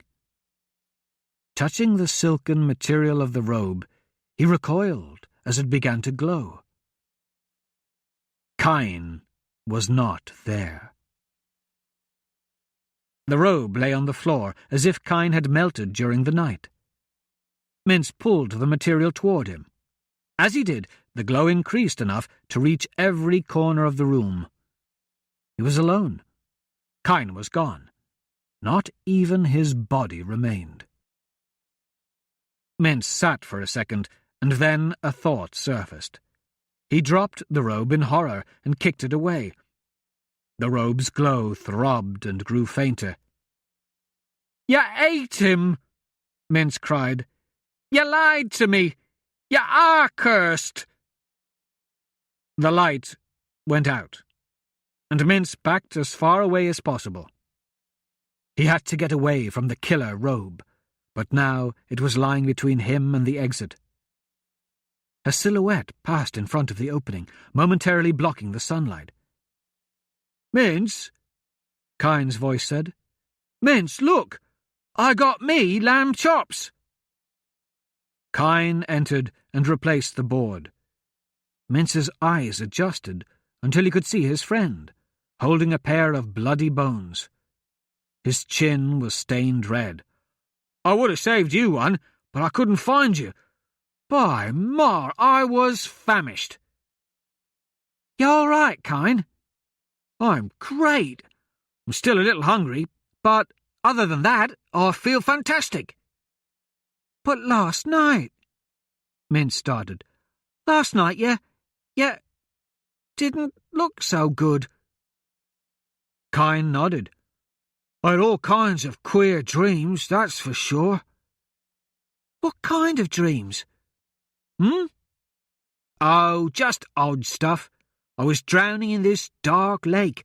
I couldn't breathe because water was spilling into my mouth every time I tried to take a breath. I tried to swim, but my arms and legs barely moved. It was a terrible nightmare." Kine noticed the beef shank Mince still held. "Hey, you got some meat too? You want to cuck it up? I'm still hungry." "Huh? Oh, sure," Mince said, as he looked down at the robe while handing the beef to Kine. "I love Blood Week. Don't you?" Trumpets blared and drums rolled as the pennants of 27 noble houses snapped in the late morning breeze. People filed into the stands at High Court Fields on the opening day of the Grand Avron Wintertide Tournament. The contest would last 10 days, ending with the Feast of Tides. Across the city, shops closed and work stopped. Only the smoking and salting of meat continued, as Blood Week ran parallel to the tournament, and the slaughter couldn't halt even for such an august event. Many thought the timing was an omen that signalled the games would produce a higher number of accidents, which only added to the excitement. Every year crowds delighted in seeing blood. 2 years before, the Baron Linder of Marinon had died when a splintered lance held by Sir Gilbert pierced the visor of his helm. The same year, Sir Dulnar of Renydd had his right hand severed in the final round of the sword competition. Nothing, however, compared to the showdown 5 years ago between Sir Gervas and Francis Stanley, the Earl of Harborne. In the final tilt of the tournament, Sir Gervas, who had already borne a grudge against the Earl, passed over the traditional lance of peace and picked up the lance of war. Against counsel, the Earl agreed to the deadly challenge. Gervas's lance pierced Stanley's cuirass as if it were parchment, and continued on through his opponent's chest. The knight didn't escape the encounter unscathed. Stanley's lance pierced Gervas's helm and entered his eye socket. Both fell dead. Officials judged the Earl the victor due to the extra point for a head blow. Centuries earlier, High Court Fields had functioned as the supreme noble court of law in Avron. Civil disputes inevitably escalated until accused and accuser turned to combat to determine who was right. Soon, the only dispute became who was the best warrior. As the realms of Avron expanded, trips to High Court became less convenient. Monthly sessions were eventually reduced to bi-yearly events, where all grievances were settled over a 2-week session. These were held on the holy days of summer's rule and wintertide, in the belief Maribor was more attentive at these times. Over the years, the celebration grew. Instead of merely proving their honor, the combatants also fought for glory and gold. Knights from across the nation came to face each other for the most prestigious honor in Avron, champion of the High Court Games. Adorned in the distinct colors of their owners, richly decorated tents of the noble competitors clustered around the fringe of the fields. Squires, grooms, and pages polished armor and brushed their lords' horses. Knights entered in the sword competition, limbered up with blades and shields, sparring with their squires. Officials walked the line of the carousel, a series of posts dangling steel rings no larger than a man's fist. They measured the height of each post and the angle of each ring, which men on galloping horses would try to collect with lances. Archers took practice shots. Spearmen sprinted and lunged, testing the sand's traction. On the great jousting field, horses snorted and huffed as unarmored combatants took practice rides across the course. Amidst all this activity, Hadrian braced himself against a post as Wilbur beat on his chest with a large hammer. Nimbus had arranged for the smith to adjust Hadrian's borrowed armor. Obtaining a suit was simple, but making it fit properly was another matter. "Here, sir," Renwick said, holding out a pile of cloth to Hadrian. "What's that for?" Hadrian asked. Renwick looked at him curiously. "It's your padding, sir." "Don't hand it to him, lad," Wilbur scolded. "Stuff it in!" Embarrassment flooded the boy's face as he began wadding up the cloth and shoving it into the wide gap between the steel and Hadrian's tunic. "Pack it tight!" Wilbur snapped. He took a handful of padding and stuffed it against Hadrian's chest, ramming it in hard. "That's a bit too tight," Hadrian complained. Wilbur gave him a sidelong glance. "You might not think that when Sir Merthus's lance hits you. I don't want to be accused of bad preparation because this boy failed to pack you properly." "Sir Hadrian," Renwick began, "I was thinking, would it be all right if I were to enter the squire events?" "Don't see why not. Are you any good?" "No, but I would like to try just the same. Sir Malnus never allowed it. He didn't want me to embarrass him." "Are you really that bad?" "I've never been allowed to train. Sir Malnus forbade me from using his horse. He was fond of saying, 'A man upon a horse has a certain way of looking at the world, and a lad such as yourself should not get accustomed to the experience, as it will only produce disappointment.'" "Sounds like Sir Malnus was a real pleasant guy," Hadrian said. Renwick offered an uncomfortable smile and turned away. "I've watched the events many times, studied them really, and I have ridden but never used a lance. Why don't you get my mount and we'll have a look at you?" Renwick nodded and ran to fetch the horse. Ethelred had provided a brown charger named Malevolent for Hadrian. Bred for stamina and agility, the horse was dressed in a chanfron to protect the animal from poorly aimed lances. Despite the name, he was a fine horse, strong and aggressive but not vicious. Malevolent didn't bite or kick, and upon meeting Hadrian, the horse affectionately rubbed his head up and down against the fighter's chest. "Get aboard," Hadrian told the boy, who grinned and scrambled into the high-backed saddle. Hadrian handed him a practice lance and the shield with green and white quadrants, which the regents had supplied. "Lean forward and keep the lance tucked tight against your side. Squeeze it in with your elbow to steady it. Now, ride in a circle so I can watch you." For all his initial enthusiasm, the boy looked less confident as he struggled to hold the long pole and guide the horse at the same time. "The stirrups need to be tighter," Sir Brecton said, as he rode up.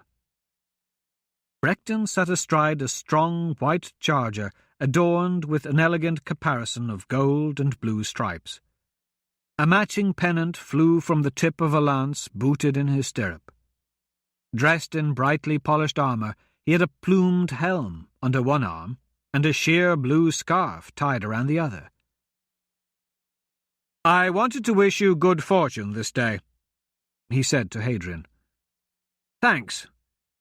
You ride against Murthus, do you not? He's good with a lance. Don't underestimate him." Brecton studied Hadrian critically. "Your cuirass is light. That's very brave of you."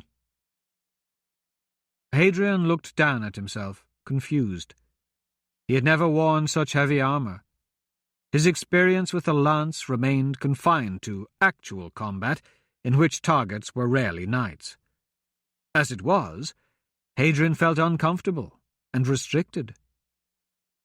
Brecton motioned to the metal plate on his own side. "Bolted armour adds an extra layer of protection where one is most likely to be hit. And where is your elbow pocket?" Hadrian was confused for a moment. "Oh, that plate? I had the smith take it off. It made it impossible to hold the lance tight." Brecton chuckled. "You do realize that plate is meant to brace the butt of the lance, right?" Hadrian shrugged. "I've never jousted in a tournament before." "I see," Sir Brecton nodded. "Would you be offended should I offer advice?" "No, go ahead." "Keep your head up. Lean forward. Use the stirrups to provide leverage to deliver stronger blows. Absorb the blows you receive with the high back of your saddle to avoid being driven from your horse." "Again, thank you." "Not at all. I am pleased to be of service. If you have any questions, I will be most happy to answer them." "Really?" Hadrian responded mischievously. "In that case, is that a token I see on your arm?" Brecton glanced down at the bit of cloth. "This is the scarf of Lady Amelia of Terran Vale. I ride for her this day, for her and her honour." He looked out at the field. "It appears the tournament is about to start. I see Murthus taking his position in the alley, and you are up first. May Maribor guide the arm of the worthy." Brecton nodded respectfully and left. Renwick returned and dismounted. "You did well," Hadrian told him, taking the squire's place on the charger. "You just need a bit more practice.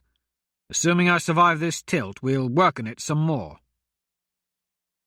The boy carried Hadrian's helm in one hand and, taking the horse's lead in the other, led the mounted knight to the field. They entered the gate, circled the alley, and came to a stop next to a small wooden stage. Ahead of Hadrian lay the main arena, which an army of workers had spent weeks preparing by clearing snow and laying sand. The field was surrounded by a sea of spectators, divided into sections designated by colour. Purple housed the ruler and his immediate family.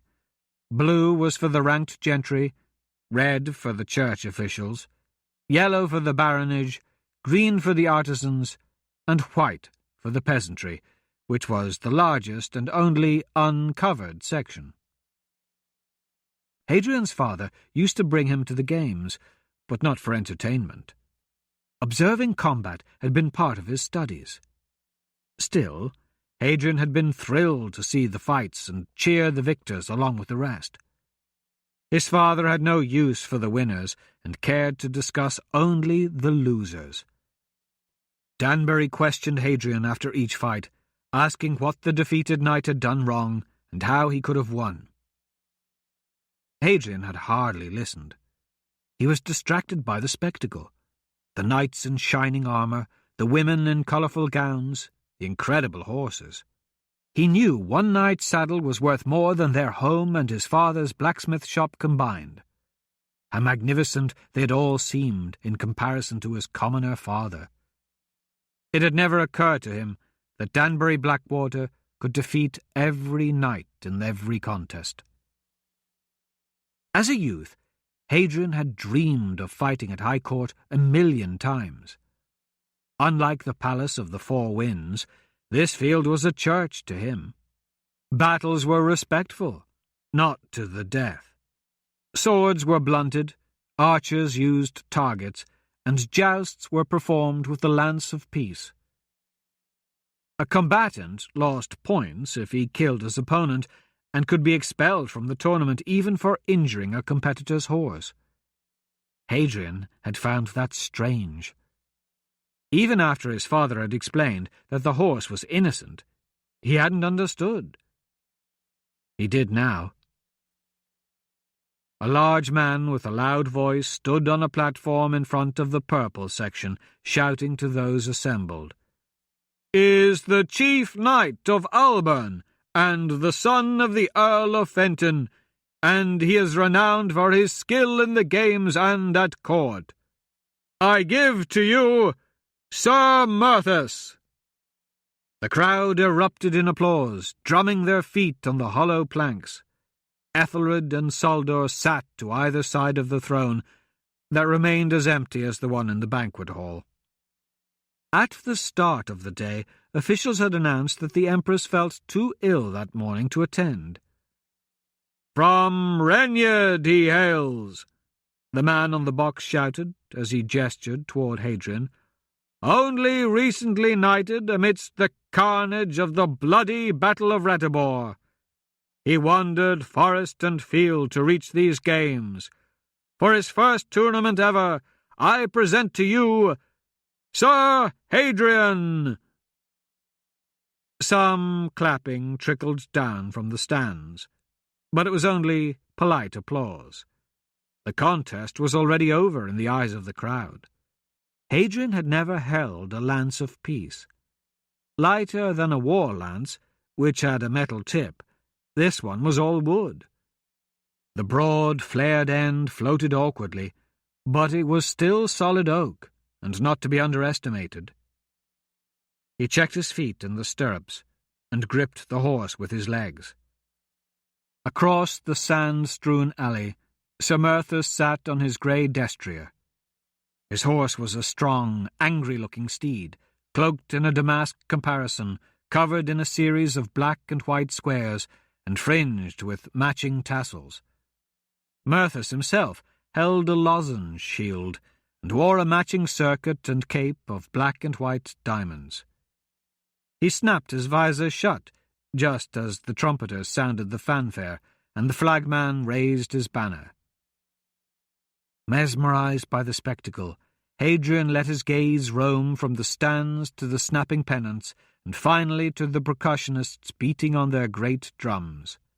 The pounding rolled like thunder, such that Hadrian could feel it in his chest, yet the roar of the crowd overwhelmed it. Many leapt to their feet in anticipation. Hundreds waited anxiously, with every eye fixed upon the riders. As a boy in the white stands, Hadrian had held his father's fingers, hearing and feeling that same percussive din. He had wished to be one of those knights waiting at their gates, waiting for glory. The wish had been a fantasy that only a young boy who knew so little of the world could imagine. an impossible dream he had forgotten until that moment. The drums stopped.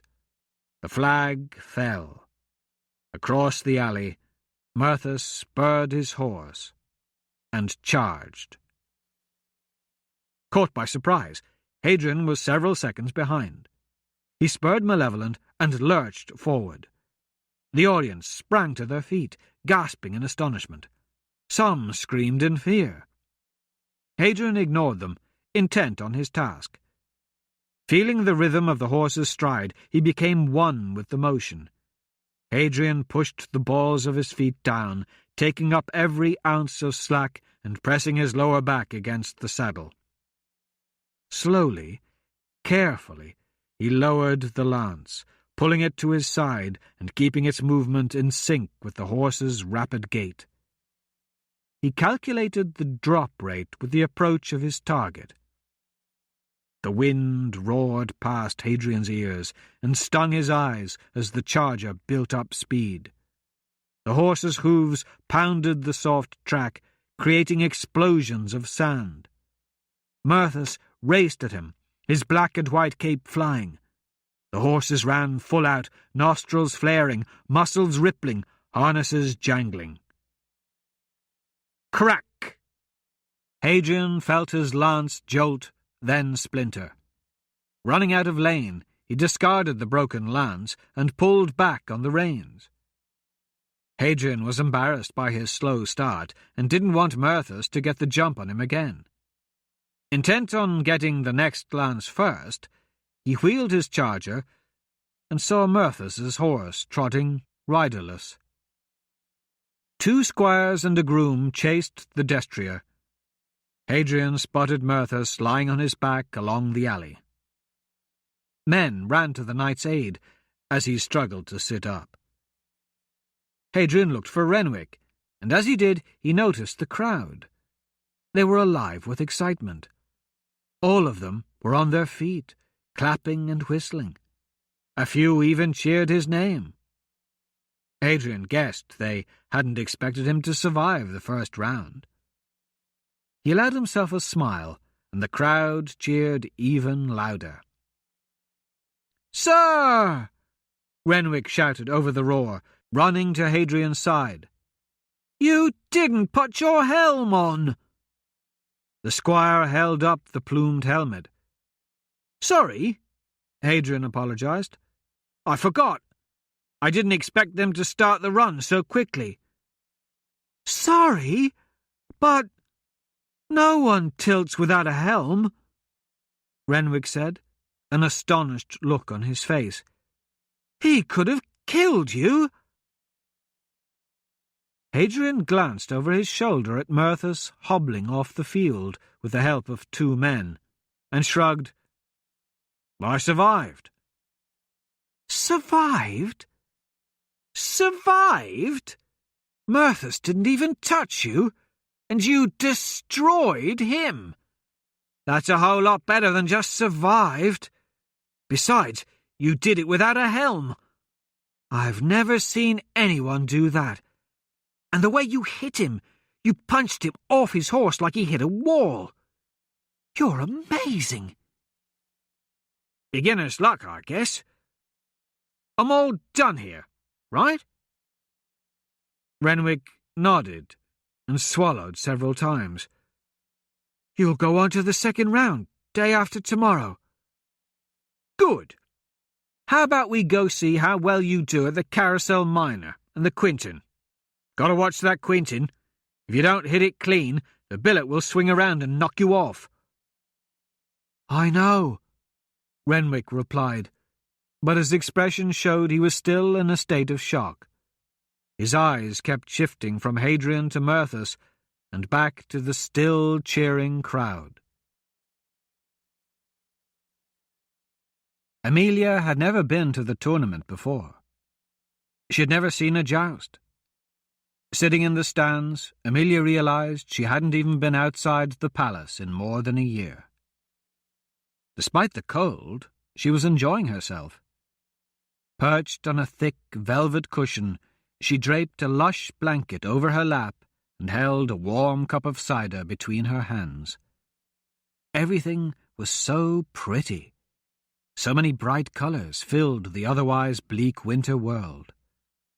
All around her, the privileged were grouped according to their stations. Across the field, the poor swarmed, trapped behind fence rails. They blended into a single grey mass that almost faded into the background of muddied snow. Without seats, they stood in the slush, shuffling their feet and stuffing hands into sleeves. Still, they were obviously happy to be there, happy to see the spectacle. "That's 3 broken lances for Prince Rudolph," the Duchess squealed, clapping enthusiastically. "A fine example of grand imperial entertainment. Not that his performance compares to Sir Hadrian's. Everyone thought the poor man was doomed. I still can't believe he rode without a helm. And what he did to Sir Merthus. Well, it will certainly be an exciting tournament this year, Amelia. Very exciting indeed." Lady Genevieve tugged on Amelia's sleeve and pointed. "Oh, see there! They're bringing out the blue and gold flag. Those are Sir Brechton's colours. He's up next. Yes, here he comes. And see on his arm. He wears your token. How exciting! The other ladies, they're positively drooling. Oh, don't look now, dear. They're all staring at you. If eyes were daggers and glares lethal." She trailed off, as if Amelia should know the rest. "They all see your conquest, my darling, and hate you. How wonderful!" "Is it?" Amelia asked, noticing how many of the other ladies were staring at her. She bowed her head and kept her eyes focused on her lap. "I don't want to be hated."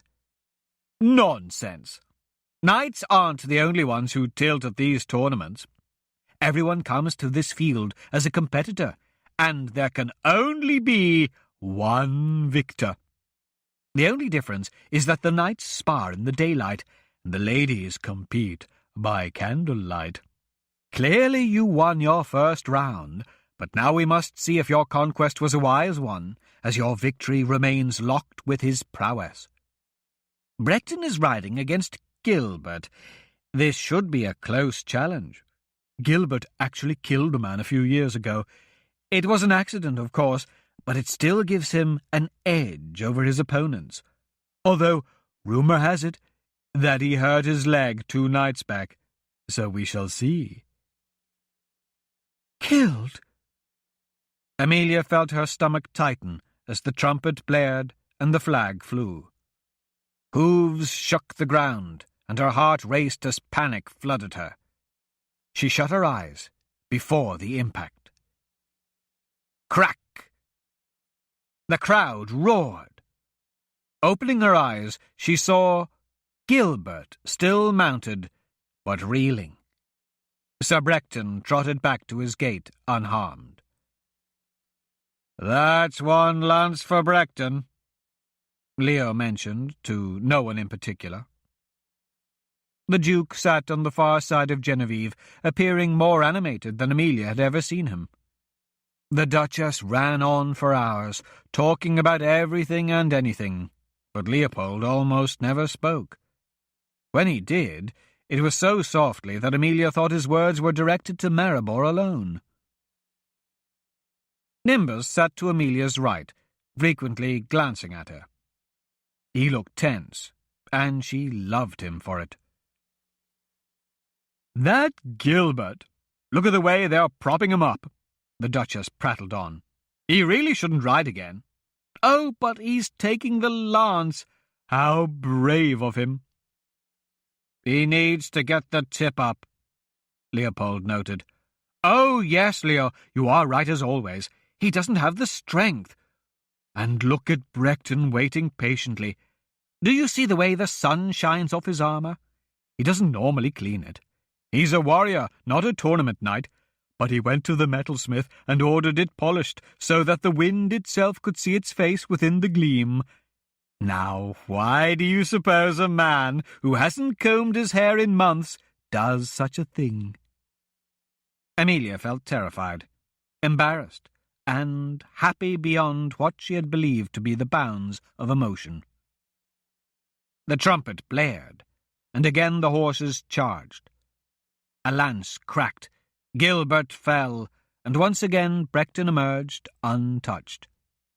The crowd cheered, and to Amelia's surprise she found herself on her feet along with the rest. She had a smile on her face that she couldn't wipe away. Brechton made certain Gilbert was all right, then trotted over to the stands and stopped in front of Amelia's seat in the noble's box. He tossed aside his broken lance, pulled off his helm, rose in his stirrups, and bowed to her. Without thinking, she walked down the steps toward the railing. As she stepped out from under the canopy into the sun, the cheers grew louder, especially from the commoners' side of the field. "For you, my lady," Sir Brechton told her. He made a sound to his horse, which also bowed, and once more the crowd roared. Her heart was light, her mind empty, and her whole life invisible except for that one moment in the sun. Feeling Nimbus's hand on her arm, she turned and saw Saldor scowling from the stands. "It's not wise to linger in the sun too long, milady," Nimbus warned. "You might get burned." The expression on Saldor's face dragged Amelia back to reality. She returned to her seat, noticing the venomous glares from the nobles around her. "My dear," the Duchess said in an uncharacteristic whisper, "for someone who doesn't know how to play the game, you are as remarkable as Sir Hadrian today." Amelia sat quietly through the few remaining tilts, which she hardly noticed. When the day's competition had ended, they exited the stands. Nimbus led the way, and the Duchess walked beside her, holding on to Amelia's arm. "You will be coming with us to the hunt on the Eve's Eve, won't you, Amelia dear?" Lady Genevieve asked, as they walked across the field to the waiting carriages. "You simply must. I'll have Lois work all week on a dazzling white gown and matching winter cape, so you'll have something new. Where can we find snow-white fur for the hood?" She paused a moment, then waved the thought away. "Oh, well, I'll let her work that out. See you then. Ta-ta." She blew Amelia a kiss as the ducal carriage left. The boy was just standing there. He waited on the far side of the street, revealed when the Duke and Duchess's coach pulled away.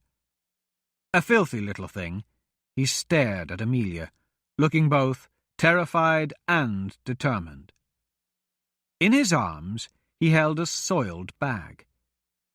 He caught her eye, and with a stern resolve slipped through the fence.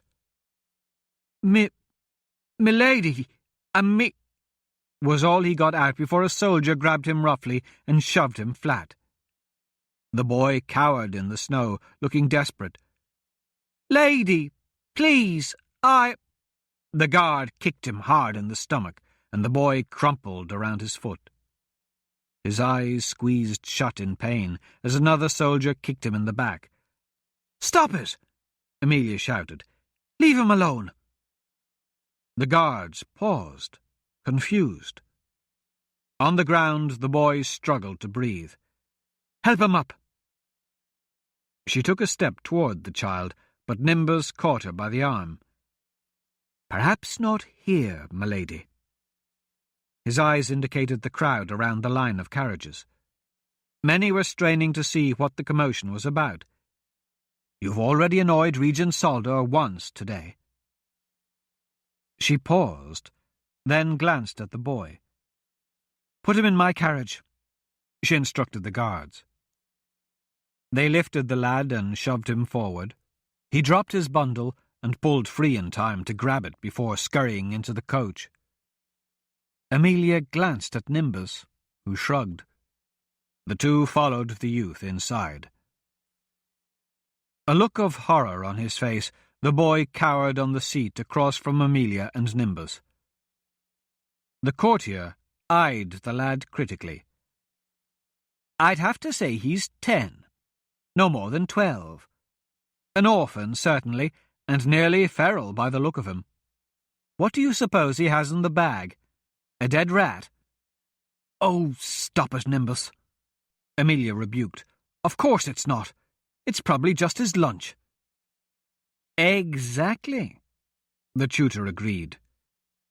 Amelia glared. "Hush! You're frightening him." "Me? He's the one who came at us with the mouldy bag of mystery." "Are you all right?" Amelia asked the boy softly. He managed a nod, but just barely. His eyes kept darting around the interior of the carriage, but always came back to Amelia, as if he were mesmerized. "I'm sorry about the guards. That was awful, the way they treated you. Nimbus, do you have some coppers? Anything we could give him?" The courtier looked helpless. "I'm sorry, my lady. I'm not in the habit of carrying coin." Disappointed, Amelia sighed and then tried to put on a happy face. "What was it you wanted to say to me?" she asked. The boy wetted his lips. I have something to give the Empress." He looked down at the bag. "What is it?" Amelia tried not to cringe at the possibilities. "I heard... Well, they said she couldn't be at the tournament today because she was sick and all. That's when I knew I had to get this to her." He patted the bag. "Get what to her? What's in the bag?" "Something that can heal her." "Oh dear, it is a dead rat, isn't it?" Nimbus shivered in disgust. The boy pulled the bag open and drew out a folded, shimmering robe unlike anything Amelia had ever seen before. "It saved the life of my best friend. Healed him overnight, it did. It's magical, it is." "A religious relic?" Nimbus ventured. Amelia smiled at the boy. "What's your name?" "They call me Mince, my lady. I can't say what my real name is, but Mince works well enough, it does." "Well, Mince, this is a generous gift.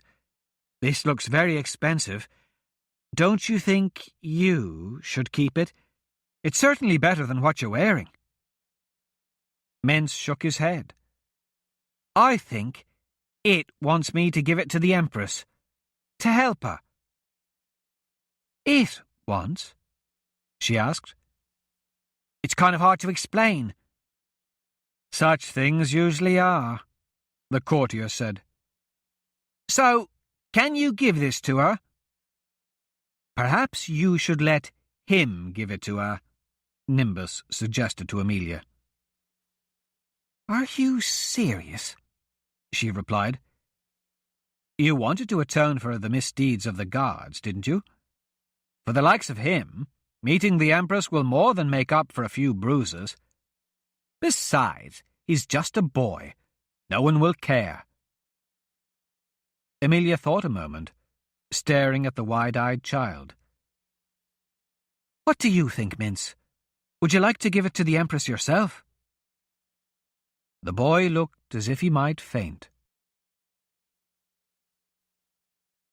Medina had found a mouse in her chamber 3 months earlier.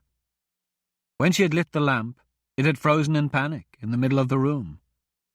Picking it up, she felt its little chest heave as it panted for breath. Clearly terrified, it looked back at her with its dark, tiny eyes. Medina thought it might die of fright. Even after she set it down, it still didn't move. Only after the light had been out for several minutes did she hear it scurry away.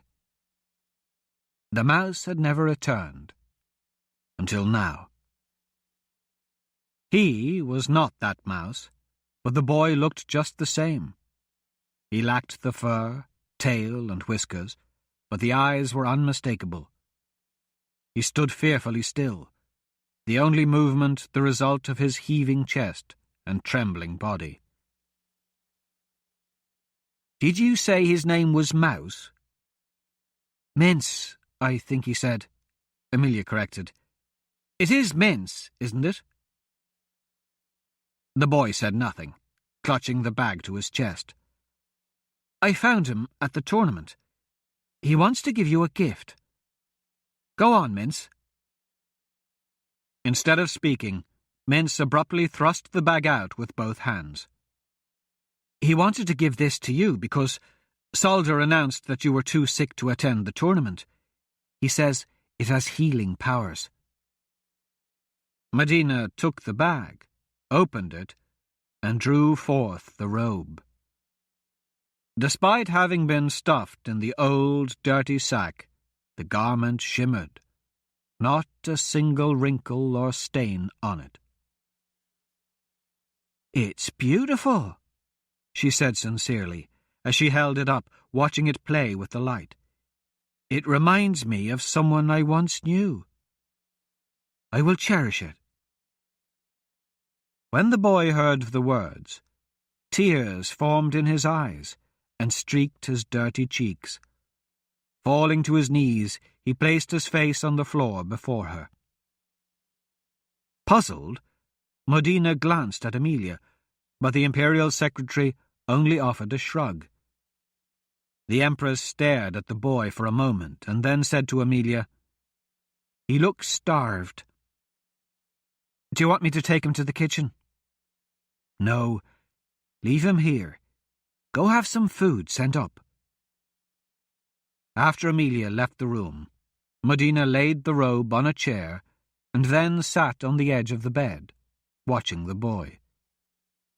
He hadn't moved, and remained kneeling with his head still touching the floor. After a few minutes, he looked up but said nothing. Medina spoke gently. "I'm very good at playing the silent game, too. We can sit here for days, not saying a word, if you want." The boy's lips trembled. He opened his mouth as if to speak, and then stopped. "Go ahead. It's okay." Once he started, the words came out in a flood, as if he felt the need to say everything with a single breath. "I just want you to get better, that's all. Honest. I brought you the robe because it saved Kine, see? It healed him overnight, I tell you. He was dying, and he would have been dead by morning for sure, but the robe made him better. Then today, when they said you was too sick to see the tournament, I knew I had to bring you the robe to make you better, you see?" "I'm sorry, Mince, but I'm afraid a robe can't heal what's wrong with me." The boy frowned. "But it healed Kine, and his lips were blue." Medina walked over and sat down on the floor in front of him. "I know you mean well, and it's a wonderful gift, but some things can never be fixed." "But—" "No buts. You need to stop worrying about me. Do you understand?" "Why?" "You just have to. Will you do that for me?" The boy looked up and locked eyes with her. "I would do anything for you." The sincerity and conviction in his voice staggered her. "I love you," he added. Those 3 words shook her, and even though she was sitting on the floor, the Empress put a hand down to steady herself. "No," she said. "You can't. You just met." "Yes, I do." Medina shook her head. "No, you don't," she snapped. "No one does." The boy flinched as if struck. He looked back down at the floor and, nevertheless, added in a whisper, "But I do. Everyone does." The Empress stared at him. "What do you mean, everyone?" "Everyone," the boy said, puzzled. He gestured toward the window. "You mean the people in the city?" "Well, sure, them. But not just here. Everywhere. Everyone loves you," the boy repeated. "Folks been coming to the city from all over. I hear them talking. They all come to see you. All of them saying how the world's gonna be better 'cause you're here. How they would die for you." Stunned, Medina stood up, slowly. She turned and walked to the window, where she gazed into the distance, above the roofs to the hills and snow-covered mountains beyond. "Did I say something wrong?" Mintz asked. She turned back. "No, not at all. It's just that—" Medina paused. She moved to the mirror and ran her fingertips along the glass. "There are still 10 days to wintertide, right?" "Yes. Why?" "Well, because you gave me a gift, I'd like to give you something in return. And it looks like I still have time." She crossed to the door and opened it. Gerald stood waiting outside, as always. "Gerald," she said, "could you please do me a favor?"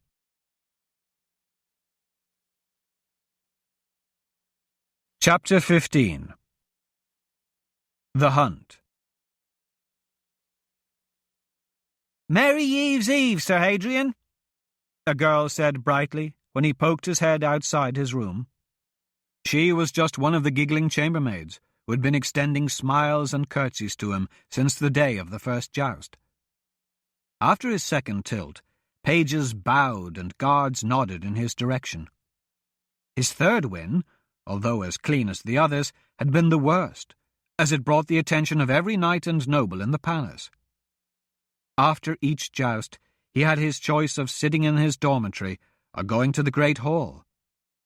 Preferring to be alone, Hadrian usually chose his room. That morning, like most days, Hadrian found himself wandering the palace hallways. He had seen Albert from a distance on a few occasions, but neither attempted to speak with the other, and there had been no sign of Royce. Crossing through the grand foyer, he paused. The staircase spiraled upward, adorned in fanciful candles and painted wood ornaments. Somewhere, 4 flights up, the girl he had known as Thrace was probably still asleep in her bed. He put his foot on the first step. "Sir Hadrian?" A man he did not recognize asked. "Great joust yesterday. You really gave Loudon a hit he'll not soon forget. I heard the crack even in the high stands. They say Loudon will need a new breastplate, and you gave him 2 broken ribs to boot. What a hit! What a hit, I say. You know, I lost a bundle betting against you the first 3 jousts, but since then I've won everything back. I'm sticking with you for the final. You've made a believer out of me. Say, where are you headed?" Hadrian quickly drew back his foot. "Nowhere, just stretching my legs a bit." "Well, just wanted to tell you to keep up the good work and let you know I'll be rooting for you." The man exited the palace through the grand entrance, leaving Hadrian at the bottom of the stairs. What am I going to do? Walk into her chambers unannounced? It's been over a year since I spoke with her. Will she hate me for not trying to see her earlier? Will she remember me at all? He looked up the staircase once more. It's possible she's all right, isn't it? Just because no one ever sees her doesn't necessarily mean anything, does it? Medina was the Empress. They couldn't be treating her too badly. When she lived in Dahlgren, she had been happy, and that had been a squalid little village where people were killed nightly by a giant monster. How much worse can living in a palace be? He took one last look around and spotted the two shadows leaning casually near the archway to the throne room. With a sigh, Hadrian turned toward the service wing, leaving the stairway behind. The sun was not fully up, but the kitchen was already bustling.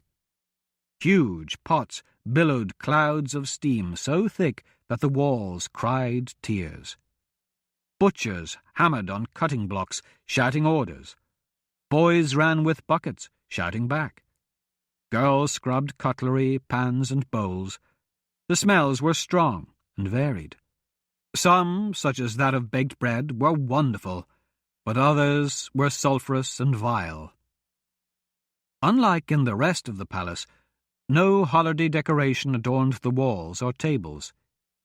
Here, behind the scenes, the signs of wintertide were reduced to cooling trays of candied apples and snowflake-shaped cookies.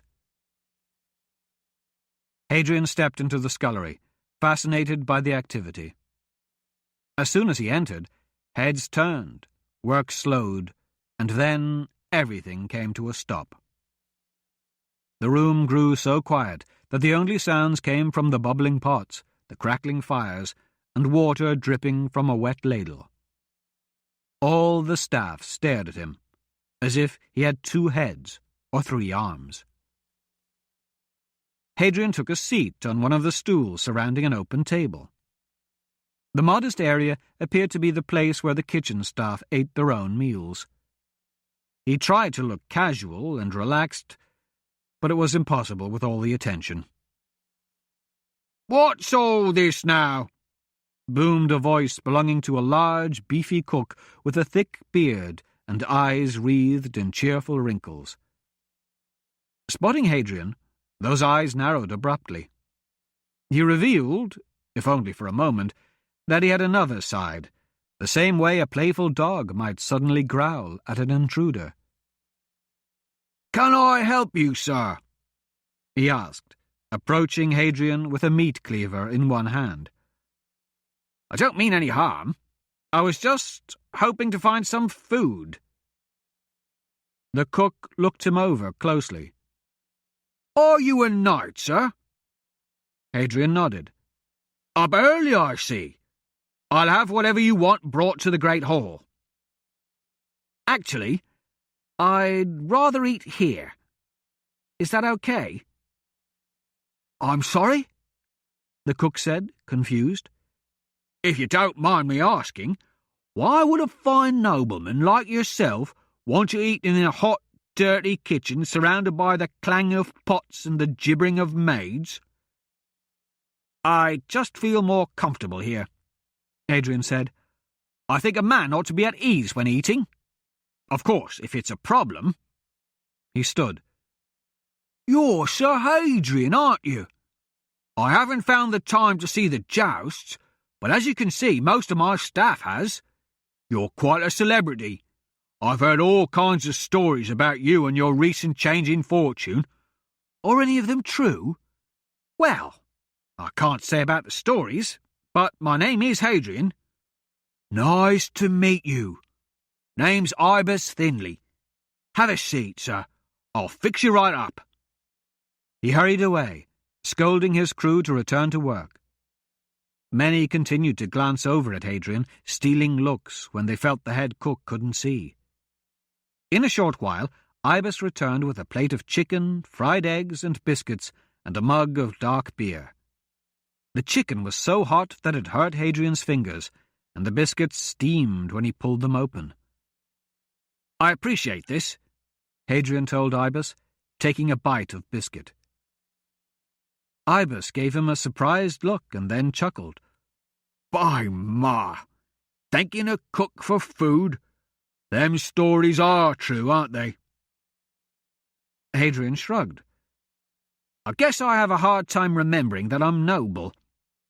When I was a commoner, I always knew what noble meant, but now, not so much."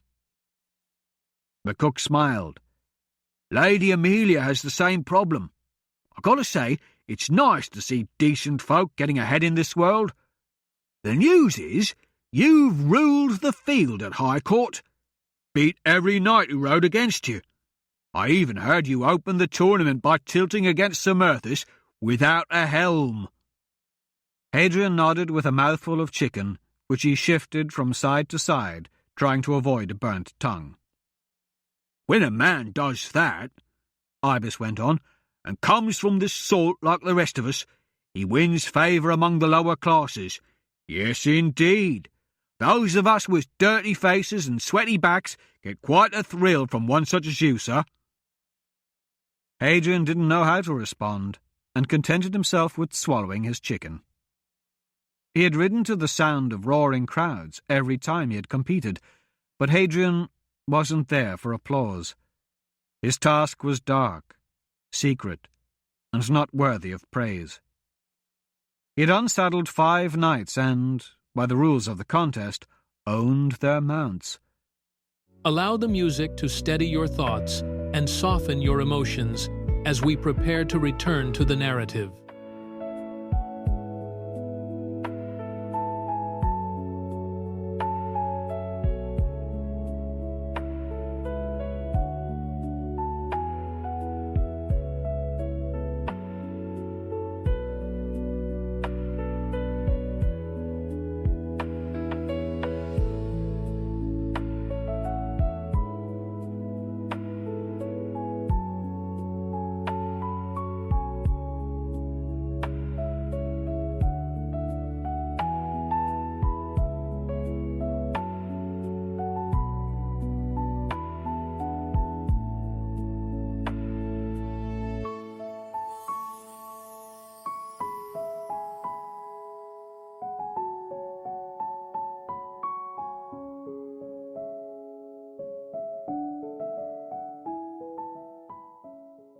Hadrian had declined that privilege.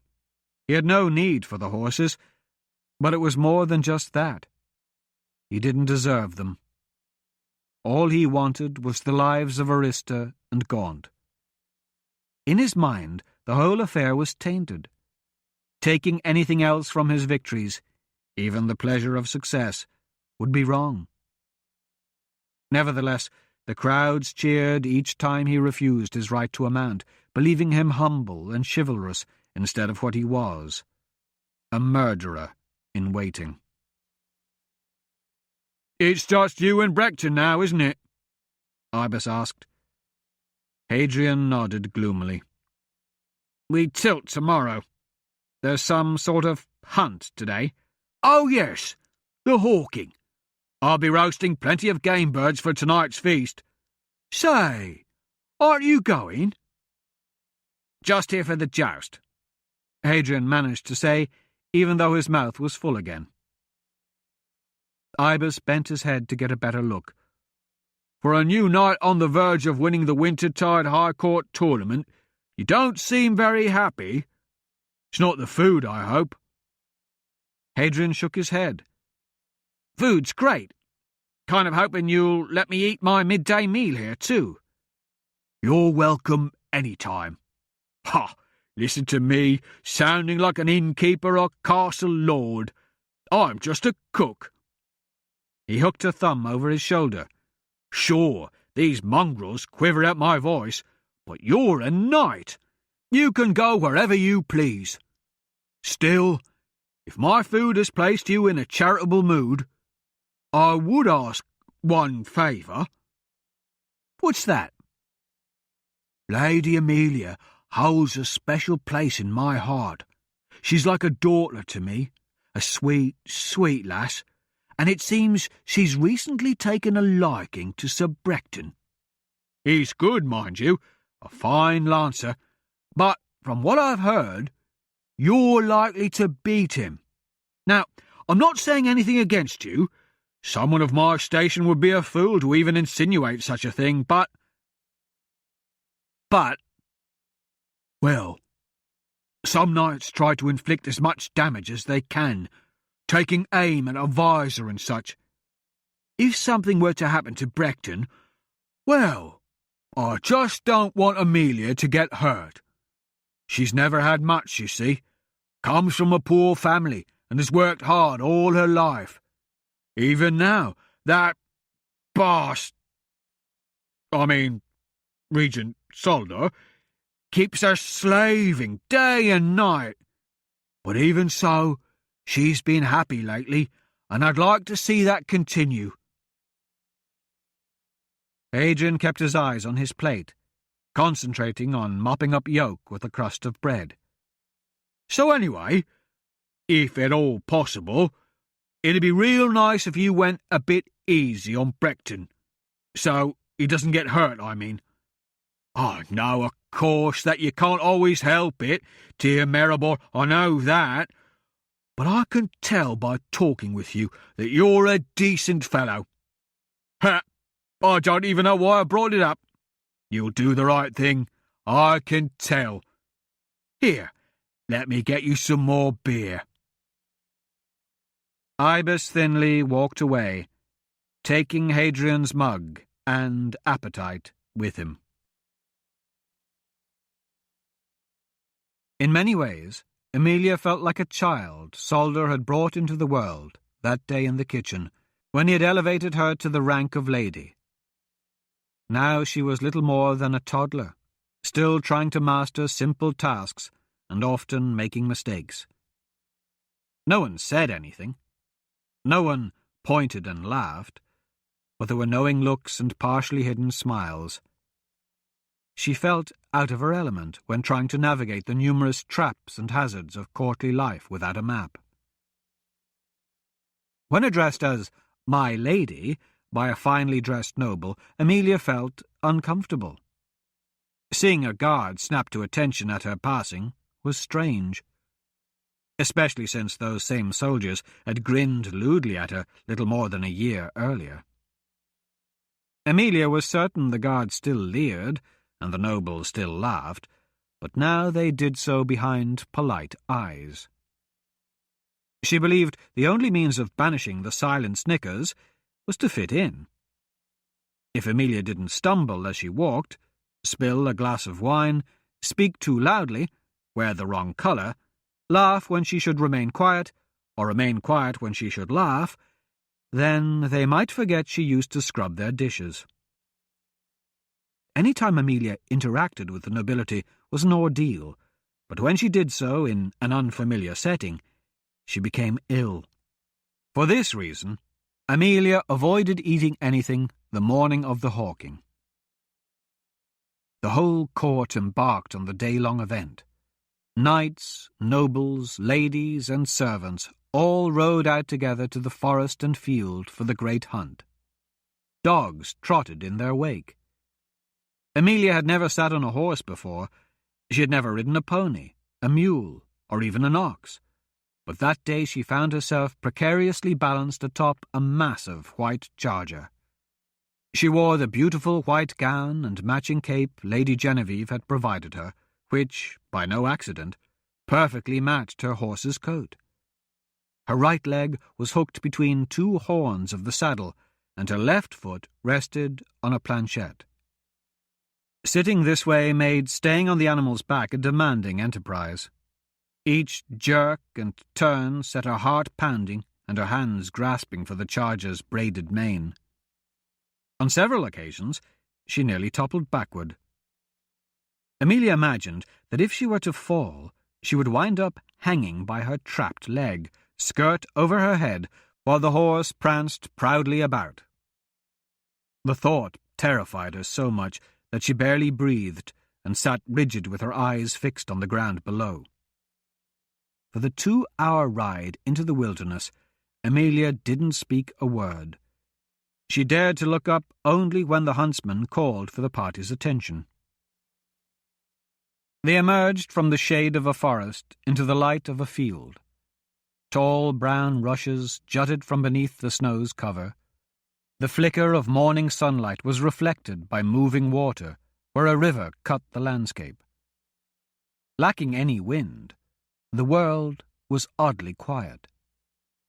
The huntsman directed them to line up by spreading out along the edge of the forest and facing the marsh. Emilia was pleased to arrive at what she hoped was their destination, and proud of how she had managed to direct her horse without delay or mishap. Finally, at a standstill, she allowed herself a breath of relief, only to see the falconer approaching. "What bird will you be using today, my lady?" he asked, looking up at her from within his red coif. His hands were encased in thick gloves. She swallowed. What would you suggest?" The falconer appeared surprised, and Emilia felt as if she had done something wrong. "Well, my lady, there are many birds, but no set regulation.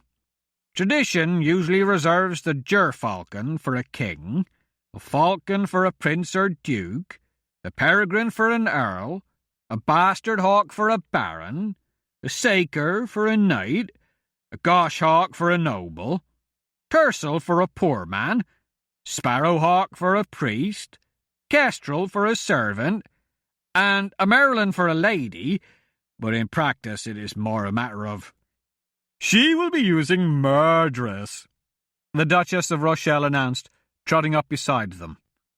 'Of course, your ladyship.' The falconer bowed his head and made a quick motion with his hand. A servant raced up with a huge hooded bird held on his fist. "Your gauntlet, my lady," the falconer said, holding out a rough, elk-hide glove.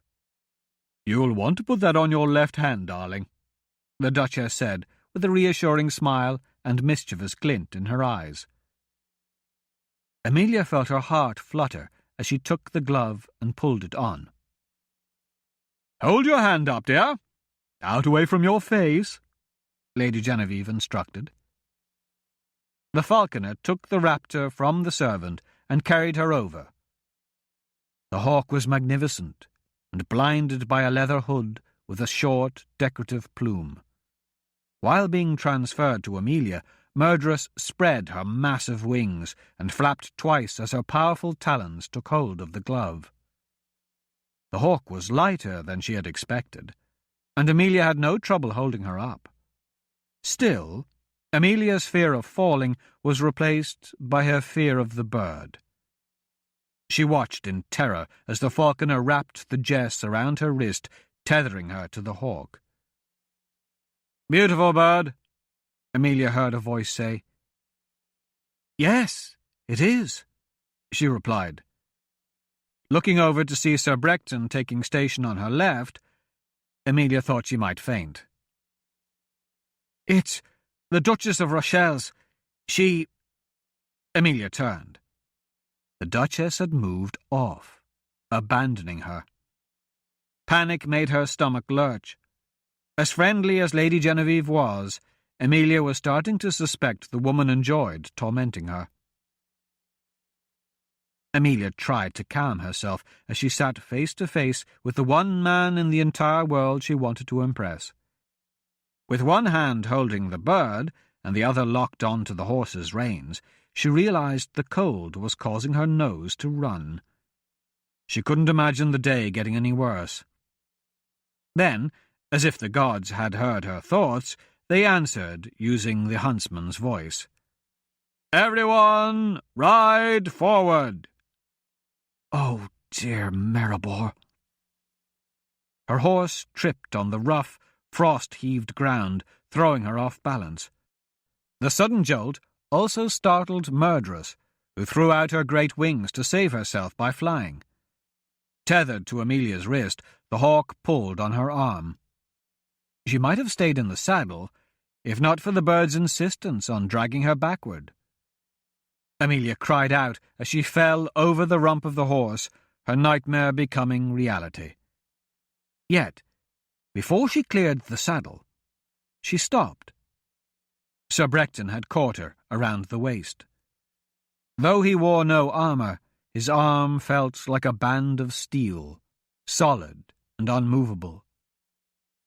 Gently, he drew her upright. The bird flapped twice more, then settled down and gripped Emilia's glove again. Brecton didn't say a word. He held Emilia steady until she reseated herself on the saddle and placed her foot on the planchette. Horrified and flushed with humiliation, she refused to look at him. Why did that have to happen in front of him? She didn't want to see his face and find the same condescending smirk she had seen on so many others. On the verge of tears, she wanted desperately to be back at the palace, back in the kitchen, back to cleaning pots. At that moment, she preferred the thought of facing Edith Mon, or even her vengeful ghost, to that of enduring the humiliation of facing Sir Brecton. Feeling tears gathering, she clenched her jaw and breathed deeply in an effort to hold them back. "Does it have a name?" Sir Brecton's words were so unexpected that Amelia replayed them twice before understanding the question. "Murderess," she replied, thanking Maribor that her voice didn't crack. "That seems appropriate." There was a pause before he continued. "Beautiful day, isn't it?" "Yes." She tasked her brain to think of something to add, but it came back with nothing. Why is he talking like that? Why is he asking about the weather? The knight sighed heavily. Looking up at him, she found he wasn't smirking but appeared pained.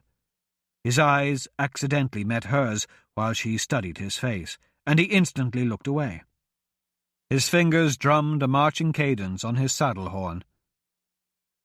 "Cold, though," he said, and quickly added, "Could be warmer, don't you think?" "Yes," she said again, realizing she must sound like an idiot with all her one-word answers. She wanted to say more. She wanted to be witty and clever, but her brain was as frozen as the ground. Amelia caught him glancing at her again. This time he shook his head and sighed once more. "What?" she asked fearfully. "I don't know how you do it," he said. The genuine admiration in his eyes only baffled her further. "You ride a war-horse side-saddle, over rough ground, with a huge hawk perched on your arm, and are still managing to make me feel like a squire in a fencing match.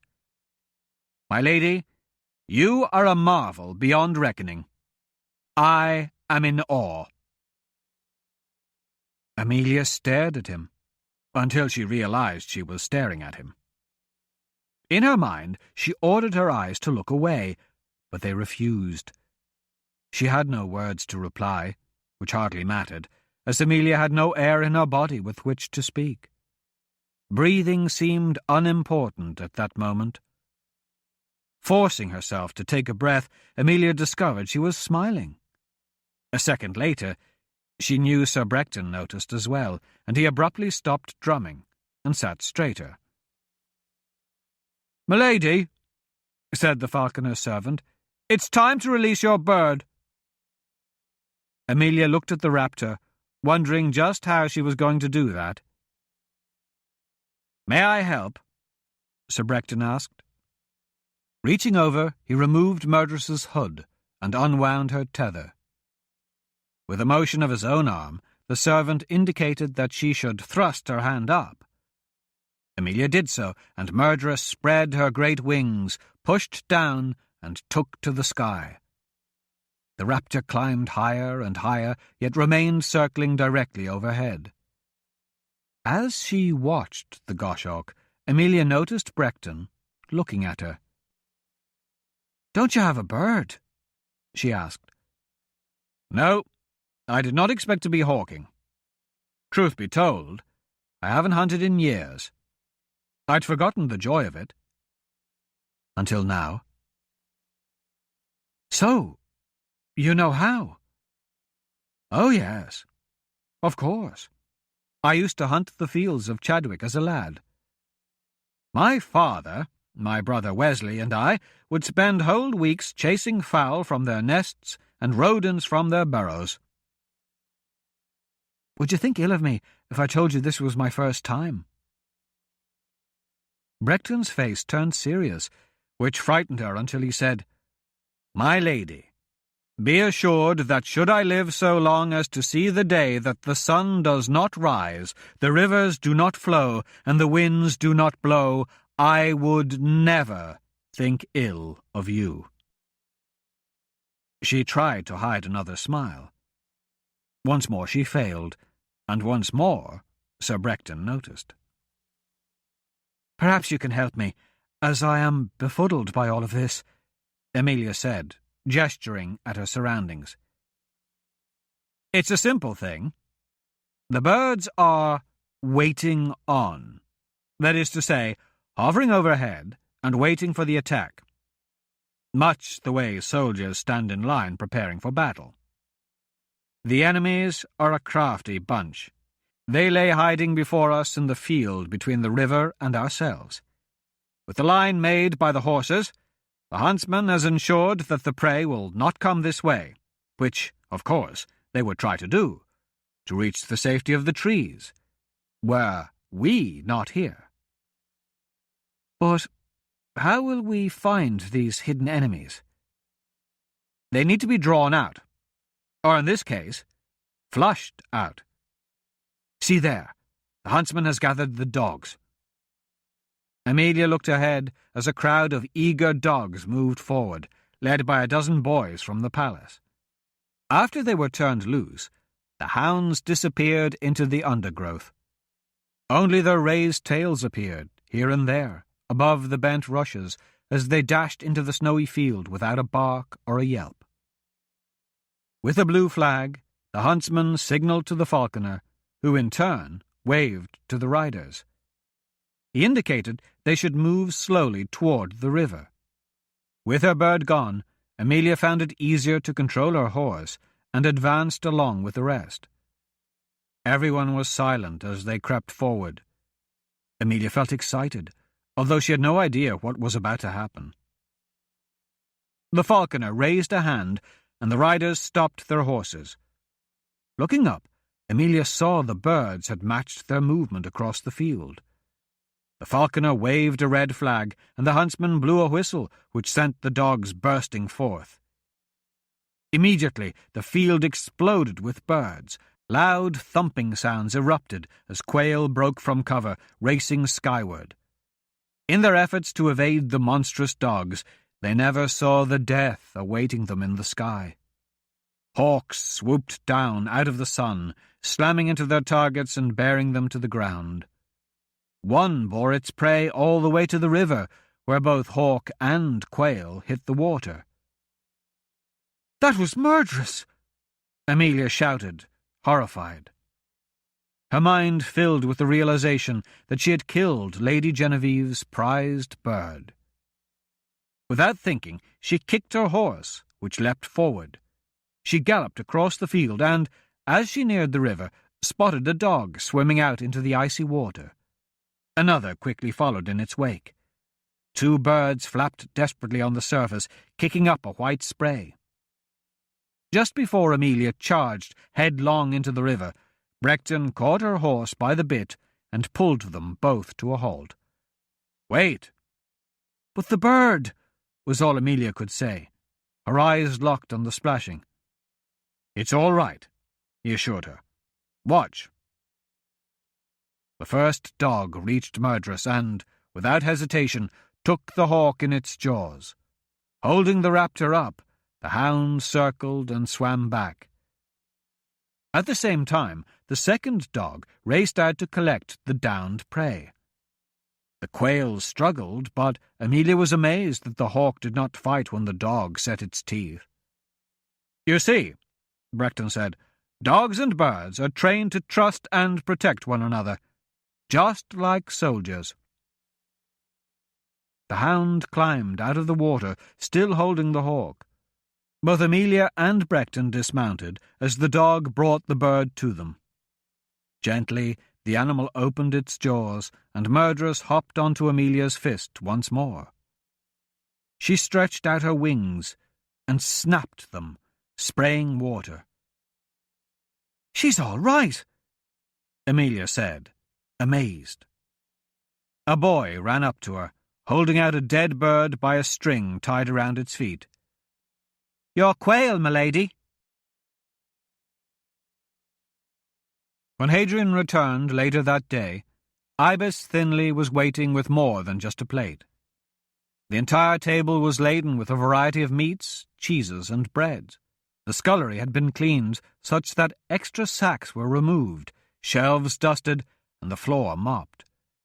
The table was set with fresh candles, and a larger cushioned chair replaced the little stool. He guessed not all of this was strictly Ibis's doing. Apparently, word of his visit had spread. Twice as many servants populated the kitchen as had that morning, most standing idle. Ibis didn't speak to Hadrian this time. The cook was feverishly busy, dealing with the flood of game brought in by nobles returning from the hunt. Already, maids were plucking away at quail, pheasant, and duck from a long line of beheaded birds that was strung around the room like a garland. With so much to process, even Ibis himself skinned rabbits and squirrels.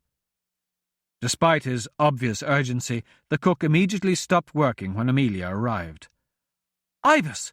Look, I got 2!" she shouted, holding the birds above her head. She entered the kitchen dressed in a lovely white gown and matching fur cape. "Bring them here, lass. Let me see these treasures." Hadrian had seen Lady Emilia from a distance at each of the feasts, but this was the first time he had seen her up close, since he had posed as a courier. She was prettier than he remembered. Her clothes were certainly better. Whether it was the spring in her step or the flush in her cheeks brought on by the cold, she appeared more alive. "These are clearly the pick of the lot," Ibis said after inspecting her trophies. "They're scrawny and small, but they're mine." She followed the declaration with a carefree, happy laugh. "Can I infer from your mood that you did not hunt alone?" Emilia said nothing, and merely smiled. Clasping her hands behind her back, she sashayed about the kitchen, swinging her skirt. "Come now, girl, don't toy with me." She laughed again, spun around, and announced, "He was at my side almost the whole day. A perfect gentleman, I might add, and I think—" She hesitated. "Think what?" "Out with it, lass." "I think he may fancy me." "Bah! Of course he fancies you. But what did the man say? Did he speak plainly? Did he spout verse? Did he kiss you right there on the field?" "Kiss me?" He's far too proper for such vulgarity, but he was very nervous, silly even, and he couldn't seem to take his eyes off me. "Silly? Sir Brecton? Ah, lass, you've got him hooked. You have. A fine catch, I must say. A fine catch indeed." Emilia couldn't contain herself and laughed again, this time throwing back her head in elation and twirling her gown. Doing so, she caught sight of Hadrian and halted. "Sorry, I'm just having a late lunch," he said. "I'll be gone in a minute." "Oh, no, you don't have to leave. It's just that I didn't see you. Other than the staff, I'm the only one who ever comes down here, or so I thought." "It's more comfortable than the hall," Hadrian said. "I spend my days tilting with the knights. I don't feel like competing with them at meals, too." She walked over, looking puzzled. "You don't talk like a knight." "That's Sir Hadrian," Ibis informed Emilia. "Oh!" she exclaimed. "You helped Sir Brecton and my poor Nimbus when they were attacked. That was very kind. You're also the one who rode in the tournament without a helm. You've unseated every opponent on the first pass, and haven't had a single lance broken on your shield. You're very good, aren't you?" And he's riding against Sir Brecton tomorrow for the championship, Ibis reminded her. That's right. She gasped, raising a hand to her lips. Have you ever been unseated? Hadrian shrugged self-consciously. Not since I've been a knight. Oh, I didn't mean to. I just wondered if it hurt terribly. I guess it can't feel good. Even with all that armour and padding, being driven from a galloping horse by a pole must not be pleasant. Her eyes grew troubled. But all the other knights are fine, aren't they? I saw Sir Murthas and Sir Elgar on the hawking just today. They were trotting and laughing, so I'm certain everything will be all right no matter who wins. I know tomorrow is the final tilt, and winning the tournament is a great honour. I understand firsthand the desire to prove yourself to those who look down on you. But I ask you to consider that Sir Brecton is a good man. A very good man. He would never hurt you if he could help it. I hope you feel the same. She struggled to smile at Hadrian. He put down the bread he was eating, as a sickening sensation churned his stomach. Hadrian had to stop eating in the kitchen. The acrobats rapidly assembled their human pyramid. Vaulting one at a time into the air, they somersaulted before each landed feet first on the shoulders of the one below. One after another they flew, continuing to build the formation until the final man reached up and touched the ceiling of the great hall. Despite the danger involved in the exciting performance, Emilia was not watching. She had seen the act before at the audition and rehearsals. Her eyes were on the audience. As wintertide near, the entertainment at each feast became grander and more extravagant. Emilia held her breath until the hall erupted in applause. They liked it. Looking for Viscount Winslow, she spotted him clapping, his hands above his head. The two exchanged wide grins. I thought I would die from stress toward the end, Nimbus whispered from the seat next to Emilia. The bruises on the tutor's face were mostly gone, and the annoying whistling sound had finally left his nose. Yes, that was indeed excellent, said King Rosward of Dunmore. At each feast, Nimbus always sat to Emilia's left, and the Queen and King sat to her right. King Rosward was huge. He made the Duke and Duchess of Rochelle appear petite. His squat, portly build was mimicked, in miniature, in his face, which sagged under its own weight. Emilia imagined that even if he were thin, King Roswart would still sag like an old riding horse. His wife, Frida, while no reed herself, was thin by comparison. She was dry and brittle, both in looks and manner.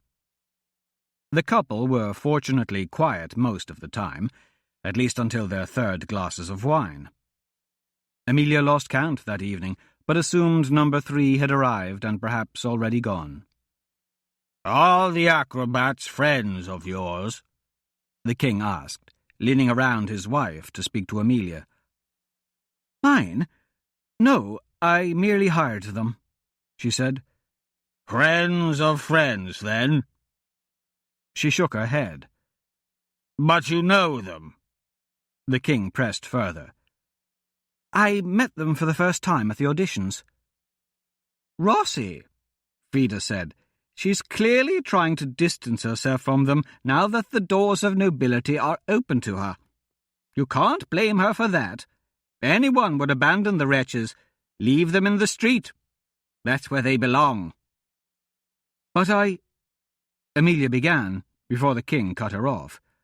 "But, my queen, many are rising in rank. Some street merchants are as wealthy as nobles now." "Terrible state of affairs," Frida snarled through thin, red-painted lips. A title isn't what it used to be." "I agree, my queen. Why, some knights have no lineage at all to speak of. They're no better than peasants with swords. All anyone needs these days is money to buy armour and a horse, and there you have it. Resto, a noble. Commoners are even learning to read. Can you read, Lady Amelia?" "Actually, I can." "See?" The king threw his hands up. "Of course you're in the nobility now, but I assume you learned letters before that. It's a travesty. I don't know what the world is coming to." "At least the situation with the elves has improved," his wife put in. "You have to give Ethelred credit for reducing their numbers. Our efforts to deal with them in Dunmore have met with little success." "Deal with them?" Amelia asked, but the monarchs continued under their own momentum. "If they had any intelligence, they would leave on their own. How much plainer can it be that they are not welcome?" the king said. "The guilds prohibit them from membership in any business. They can't obtain citizenship in any city, and the church declared them unclean enemies of Novron ages ago. Even the peasants are free to take measures against them. Still, they don't take the hint. They keep breeding and filling up slums. Hundreds die each year in church-sanctioned cleansing days, but they persist. Why not move on? Why not go elsewhere?" As the king ran out of breath, the queen took over. "They are like rats, festering in every crack. Living among their kind is a curse. It's what brought down the First Empire, you know. Even keeping them as slaves was a mistake. And mark my words, if we don't get rid of them all, so that not a single elf walks a civilized street or country lane, this empire will fall to the same ruin." True. The old emperors were too soft. They thought that they could fix them. "Fix them," Frida erupted. "What a ridiculous notion! You can't fix a plague. You can only run from it or wipe it out." "I know, darling. I agree with you wholeheartedly. We have a second chance now, and Ethelred is off to a good start." Realizing that the king and queen ran through a conversation as familiar and comfortable to them as a pair of well-worn shoes, Amelia nodded politely, without really listening. She had seen elves only once in her life. When she had still been living in Taryn Vale, 3 of them had come to the village. A family, if they had such notions of kinship. Apparently content to dress in rags, they were dirty and carried small, stained bundles, which Amelia guessed were all they had. They were so thin they looked sick, and walked with their heads bowed and shoulders slumped. Children had called the elves names, and villagers had thrown stones and shouted for them to leave. A rock struck the female's head, and she cried out. Amelia didn't throw any rocks, but she watched as the family was bruised and bloodied before they fled from town. At the time, she didn't understand how they could be a threat. The monk who had been teaching her letters explained elves were responsible for the downfall of the empire. They had seemed helpless, and Amelia couldn't help feeling sorry for them. Roswart concluded his tirade by accusing the elves of being responsible for the drought 2 years before, and Amelia caught Nimbus rolling his eyes. "You don't share their opinions?" she whispered. "It's not my place to counter the words of a king, milady." The courtier responded, politely. "True, but I sometimes wonder just what goes on under that wig of yours. Something tells me there's more than courtly etiquette rattling around." Off to Amelia's right, Roswart and Frida had moved on. "Dwarves aren't much better, but at least they have skills," the king was saying. Fine stonemasons and jewellers, I'll give them that, but niggardly as an autumn squirrel facing an early snow, the entire lot of them. They can't be trusted. Any one of them would slit your throat to steal 2 copper tenants. They stick to their own kind and whisper their outlawed language. Living with dwarves is like trying to domesticate a wild animal. Can't ever truly be done. The conversation died down as another performance started. This time, a pair of conjurers pulled apples and oddments from their sleeves, then juggled the items. When the act was over, and all the knives and goblets safely caught, Nimbus asked, "Doesn't the Empress hail from your kingdom, your Majesty?" "Oh, yes." Rosworth perked up and nearly spilled his drink. "Lived right there in Dahlgren. What a terrible mess that was. Afterward, the deacon ran about babbling his tall tales, and no one believed him. I certainly didn't. Who would have thought that the heir of Novron would come from that tiny dust speck?" "How is it that we never see her?" the Queen asked Amelia. "She will be at the wedding, won't she?" "Of course, Your Majesty. The Empress is saving her strength for just that. She's still quite weak." "I see," the Queen replied coolly. "Surely she is well enough by now to admit guests. Several of the ladies feel it has been most unseemly the way she's been ignoring us. I would very much like a personal audience with her before the ceremony." "I'm afraid that's really not up to me. I only follow her directions." "How can you follow her directions on something I have just now suggested? Are you a mind reader?" "Who would have expected Sir Hadrian to be in the finals of the tournament?" Nimbus said loudly. "I certainly didn't think a novice would be challenging for the title tomorrow. And against Sir Brecton. You must admit, Lady Amelia certainly backed the right arm and shield there. Who are you favouring, Your Majesty?" Rosworth pursed his lips. "I find both of them disagreeable. The whole tournament has been too tame for my taste. I prefer the theatrics of Elgar and Gilbert. They know how to play to a crowd. This year's finalists are as solemn as monks, and neither has done anything other than unseat their opponents. That's bad form, if you ask me. Knights are trained for war. They should instinctually seek to kill rather than merely bust a pole on a reinforced plate. I think they should be required to use war tips. Do that, and you'll see something worth watching."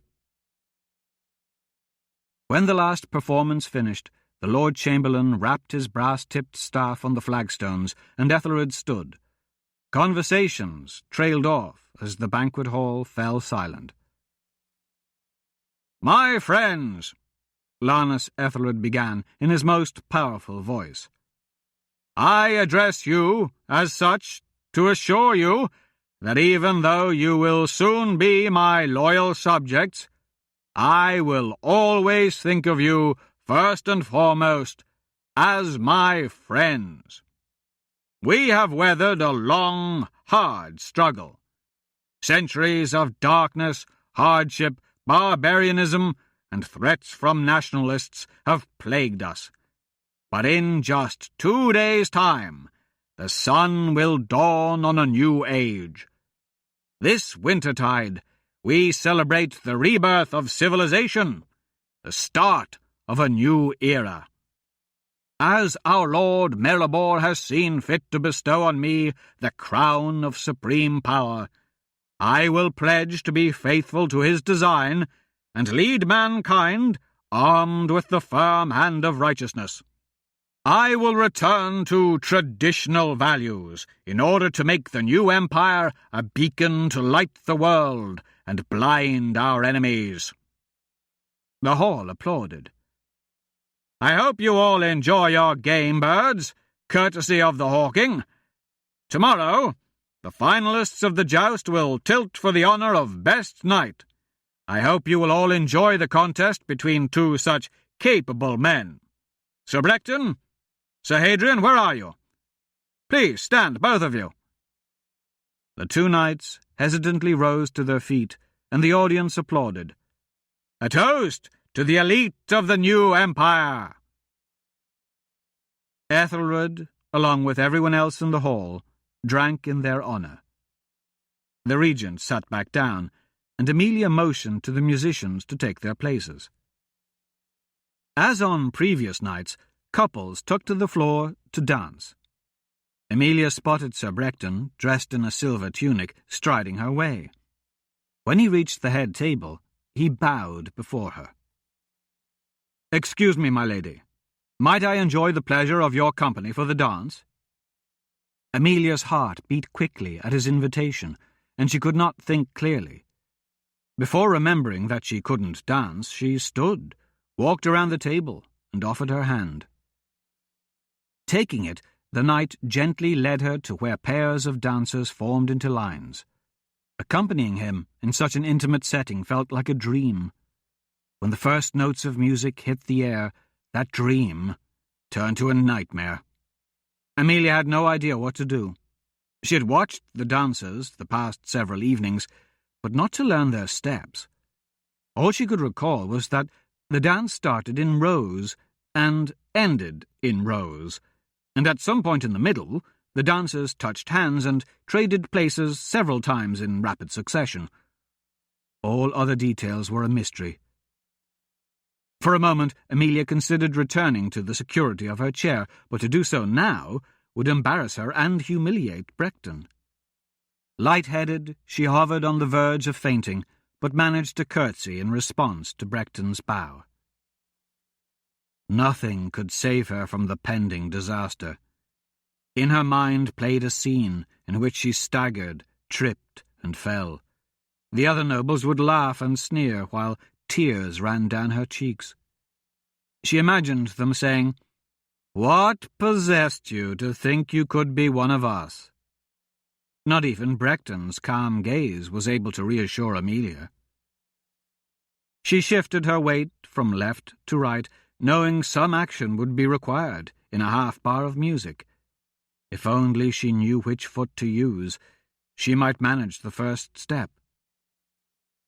Suddenly, the music stopped, and the entire assemblage halted. A hush fell as conversations died, replaced by scattered gasps. Everyone stood, and all eyes were transfixed, as into the great hall strode her most serene and royal Grand Imperial Eminence, Empress Modena Novronian. 2 fifth-floor guards flanked her as they crossed the hall. The Empress was dressed in the formal gown she had worn for the speech on the balcony, the luxurious mantle trailing behind her. Modena's hair was pulled up under a mesh cowl, upon which rested the imperial crown. She walked with stunning grace and dignity, chin high, shoulders squared, back straight. As she passed through the silent crowd, she appeared ethereal, like a mythical creature slipping through trees in a forest. Amelia blinked several times, unsure what she was actually seeing, and remained as transfixed as the others. The effect of Modena's appearance was astounding, and was reflected by every face in the room. No one moved, and few appeared to breathe. Reaching the front of the room, Modena walked down the length of the main table to the imperial throne left vacant each of the previous nights. The Empress paused briefly in front of her seat, raised a delicate hand, and simply said, "Continue." There was a long pause, and then the musicians began to play once more. Saldor and Ethelred both glared at Amelia, who promptly excused herself from the dance. Her leaving the floor was quite understandable now, though she was sure it no longer mattered. Amelia doubted anyone, except perhaps Sir Brecton, noticed or cared. She returned to the main table and stood behind Modena. "Your Eminence, are you certain you are strong enough to be here? Wouldn't you like me to escort you back to your room?" she asked softly. Modena didn't look at Amelia.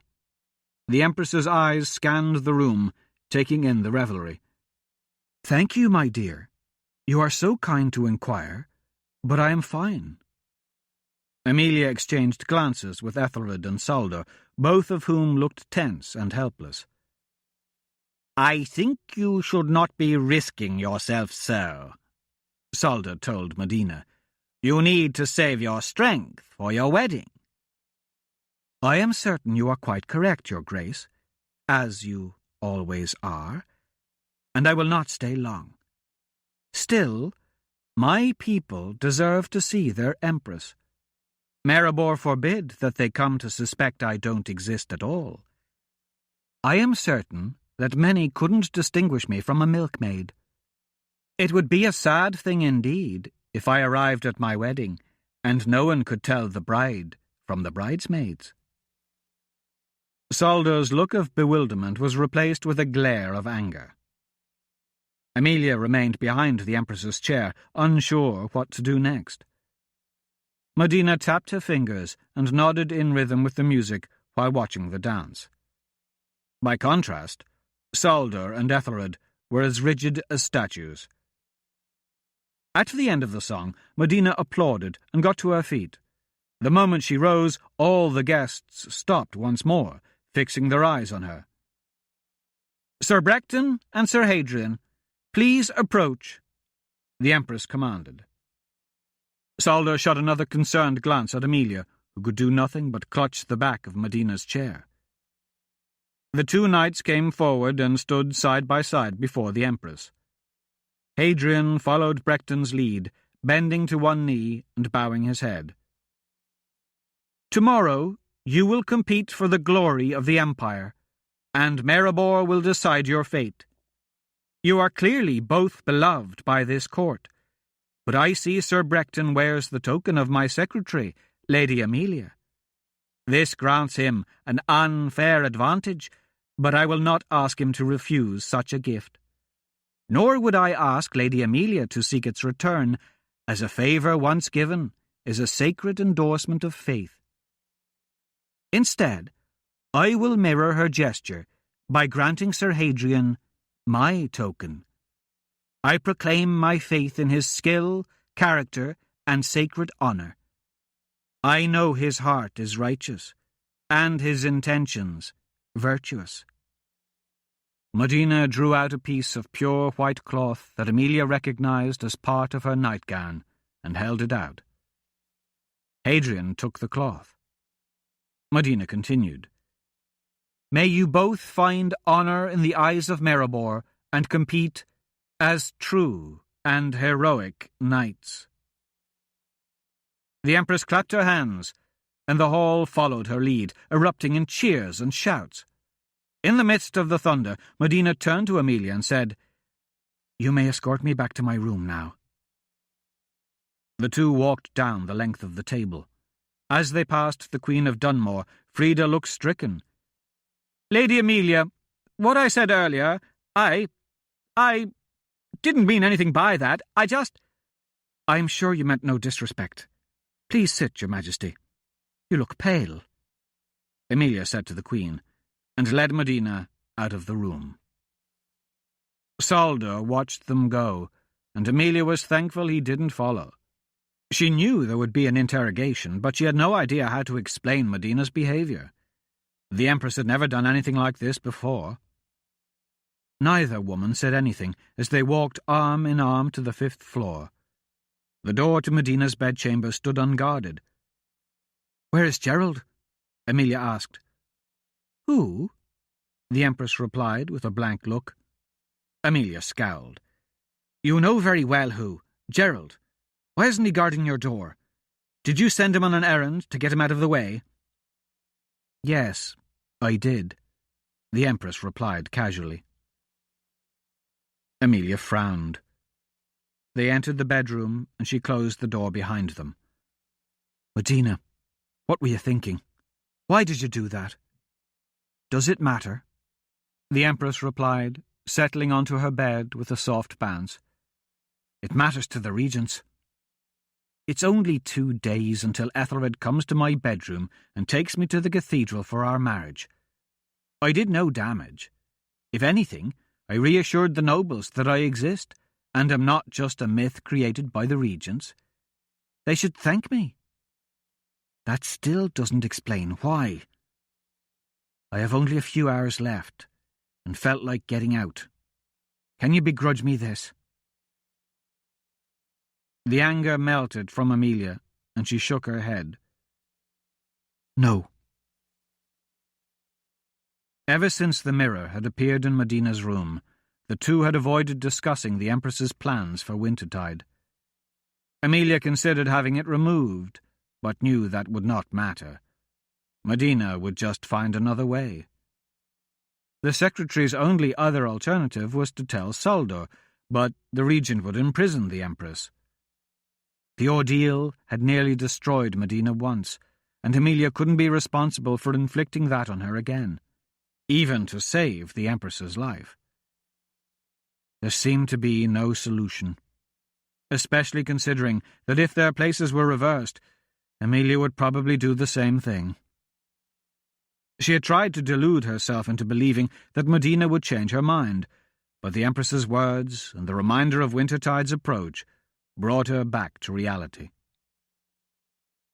Amelia helped Medina out of her gown, tucked the Empress into the big bed, and hugged her tightly while trying to hide her tears.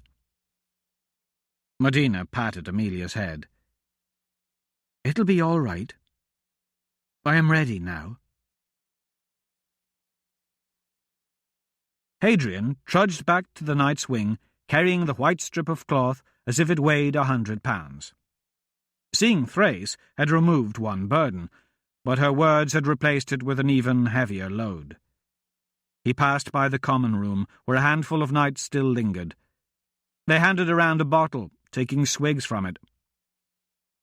"Hadrian!" Elgar shouted. The large man stepped into the hall, blocking his path. Elgar's face was rosy, and his nose red, but his eyes were clear and focused. "Missed you at the hawking today. Come on in and join us." "Leave me alone, Elgar. I'm in no mood tonight." "All the more reason to come have a drink with us." The big warrior grinned cheerfully, slapping Hadrian on the back. "I'm going to sleep." Hadrian turned away. Elgar gripped him by the arm. "Listen. My chest still hurts from when you drove me off my saddle. I'm sorry about that, but—" "Sorry?" Elgar looked at him, clearly confused. "Best clobbering I've taken in years. That's how I know you can take Brecton. I've wagered money on it. I thought you were a joke when you first showed up, but after that flying lesson— well, if you're a joke, it's not a terribly funny one." "You're apologising?" Elgar laughed. "Not in your lifetime. Summer's rule is only 6 months away, and I'll have another chance to repay in kind. But just between you and me, I'm looking forward to seeing Sir Shinny eat some dirt. Sure you won't have a drink? Send you off to bed right proper?" Hadrian shook his head. "All right, go get your beauty rest. I'll keep the boys as quiet as I can, even if I have to bash a few skulls. Good luck tomorrow, eh?" Elgar returned to the common room, where at least 2 of the knights were trying to sing The Old Duke's Daughter and doing a terrible job of it.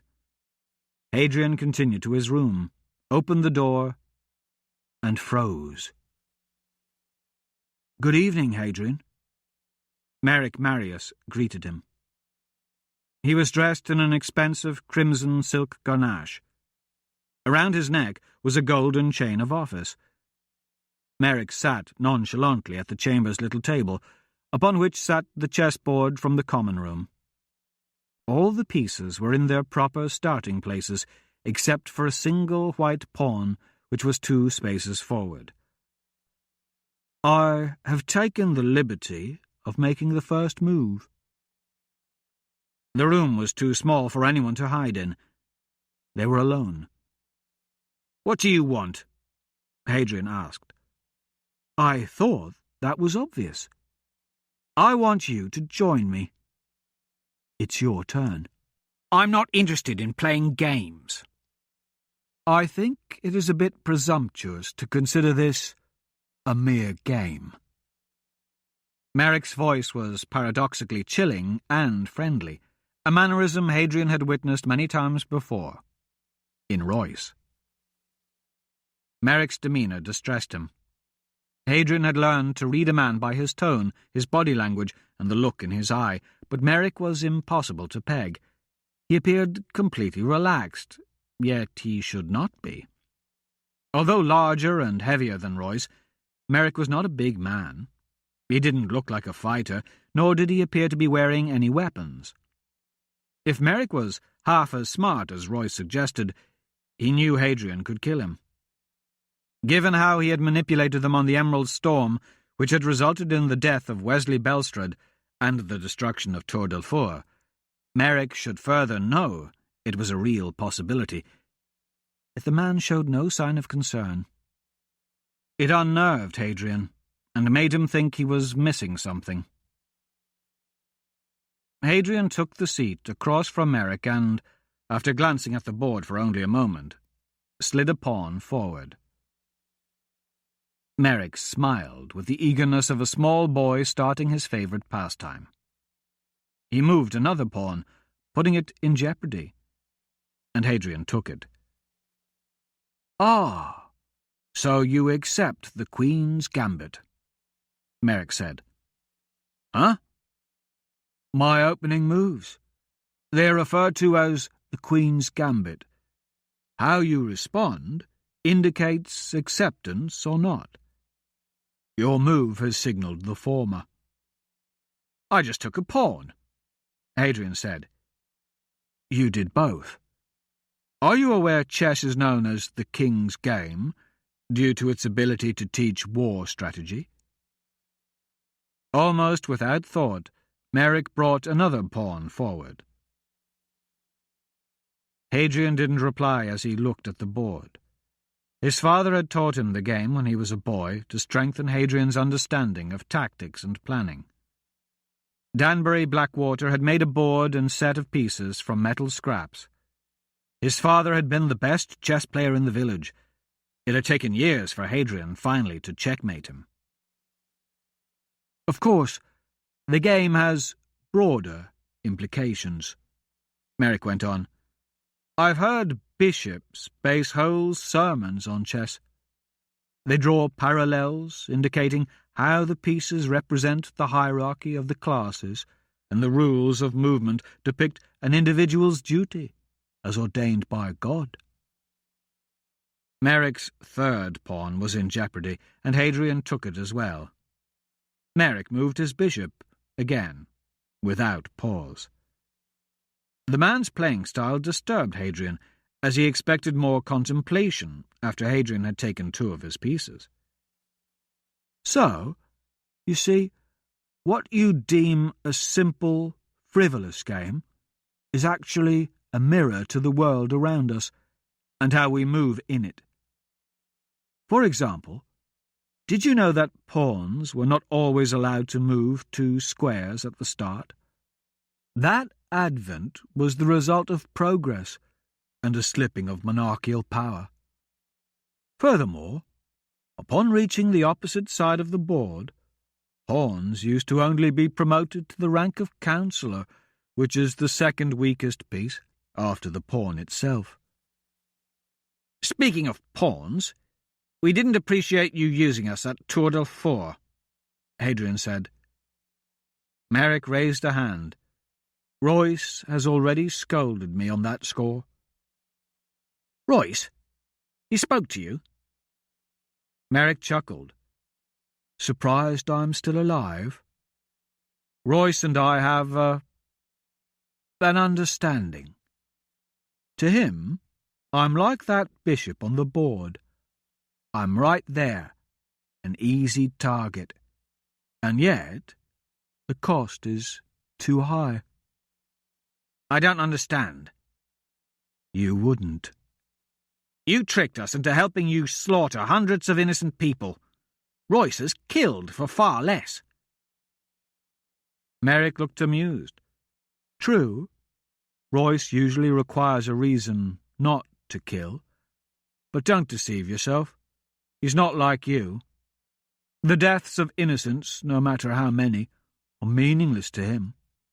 He just doesn't like being used. No, I would venture to say that only one murder has ever caused him to suffer remorse, and that is why I'm still alive. Royce feels the scales are not balanced between us. He feels he still owes me. Merrick gestured toward himself. Were you waiting on me? I believe it's your move. Hadrian decided to be more daring and pulled out his queen to threaten Merrick's king. Merrick moved instantly, sliding his king out of harm's way almost before Hadrian removed his hand. Now, where was I? Merrick continued. Oh, yes, the evolution of chess, which changes, just as the world does.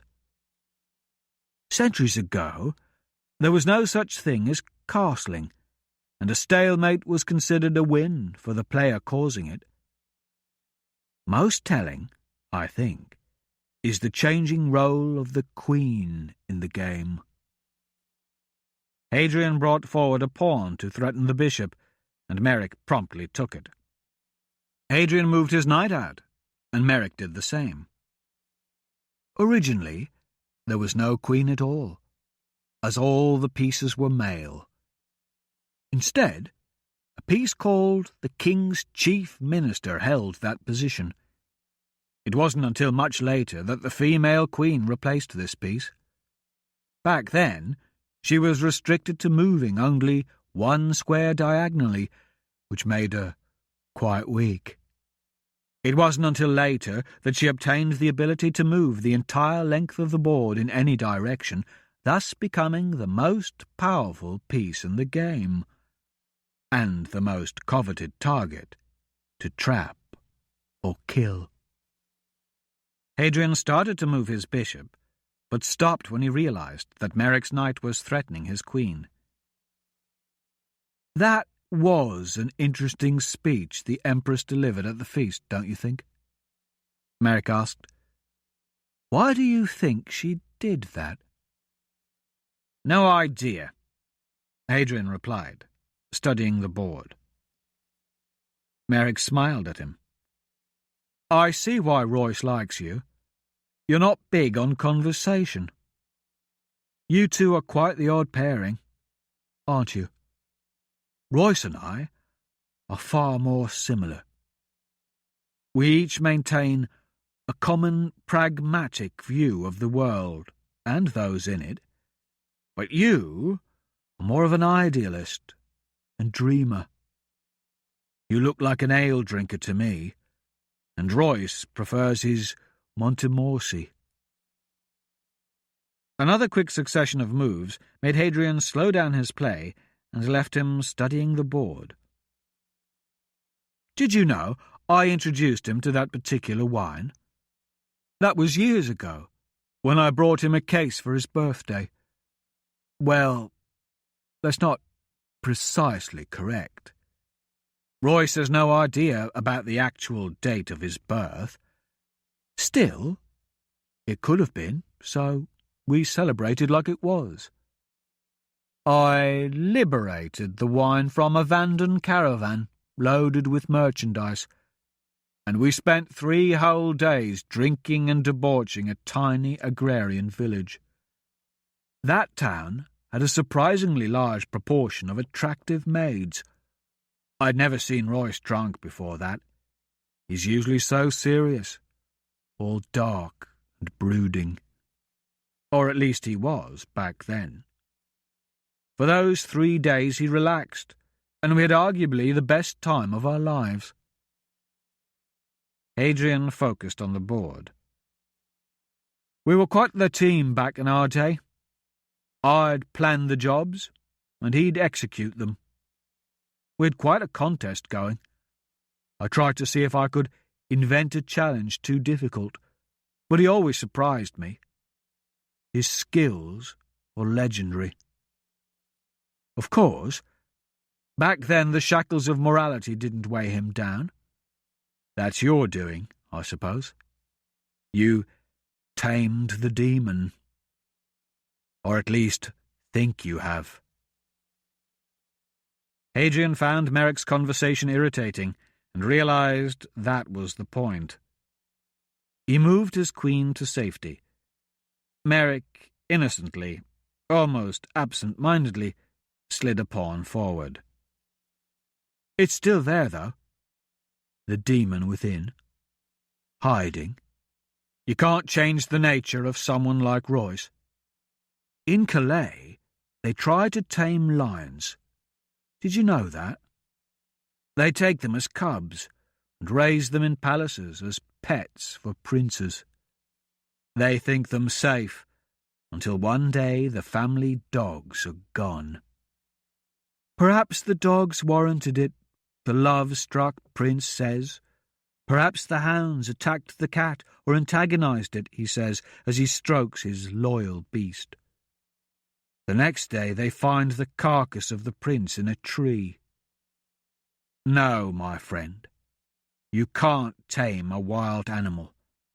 Eventually it will return to its true nature. Hadrian made a series of moves that succeeded in taking the White Bishop. He couldn't determine if Merrick was just toying with him, or wasn't nearly as good at the game as Hadrian had expected. Does he ever speak of me? Asked Merrick. You sound like an abandoned mistress. Merrick sat straighter and adjusted the front of his tunic. You've had a chance to see Brechton joust. Is there any doubt about whether you can defeat him? No. That's good. But now comes the important question. Will you? I made an agreement, didn't I? You were there. Merrick leaned forward. I know you.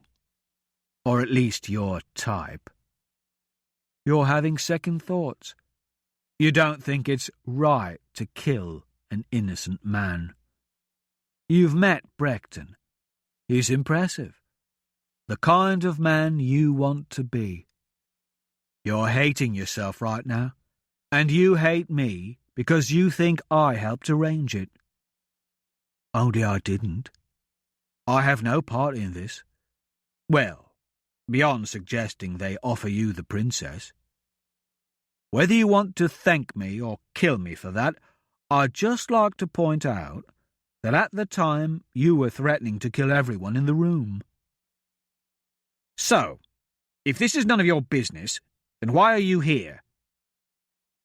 I need Royce to do another job for me. An important one. And he'll be far less inclined if you die. Which you will, if you don't kill Brechton.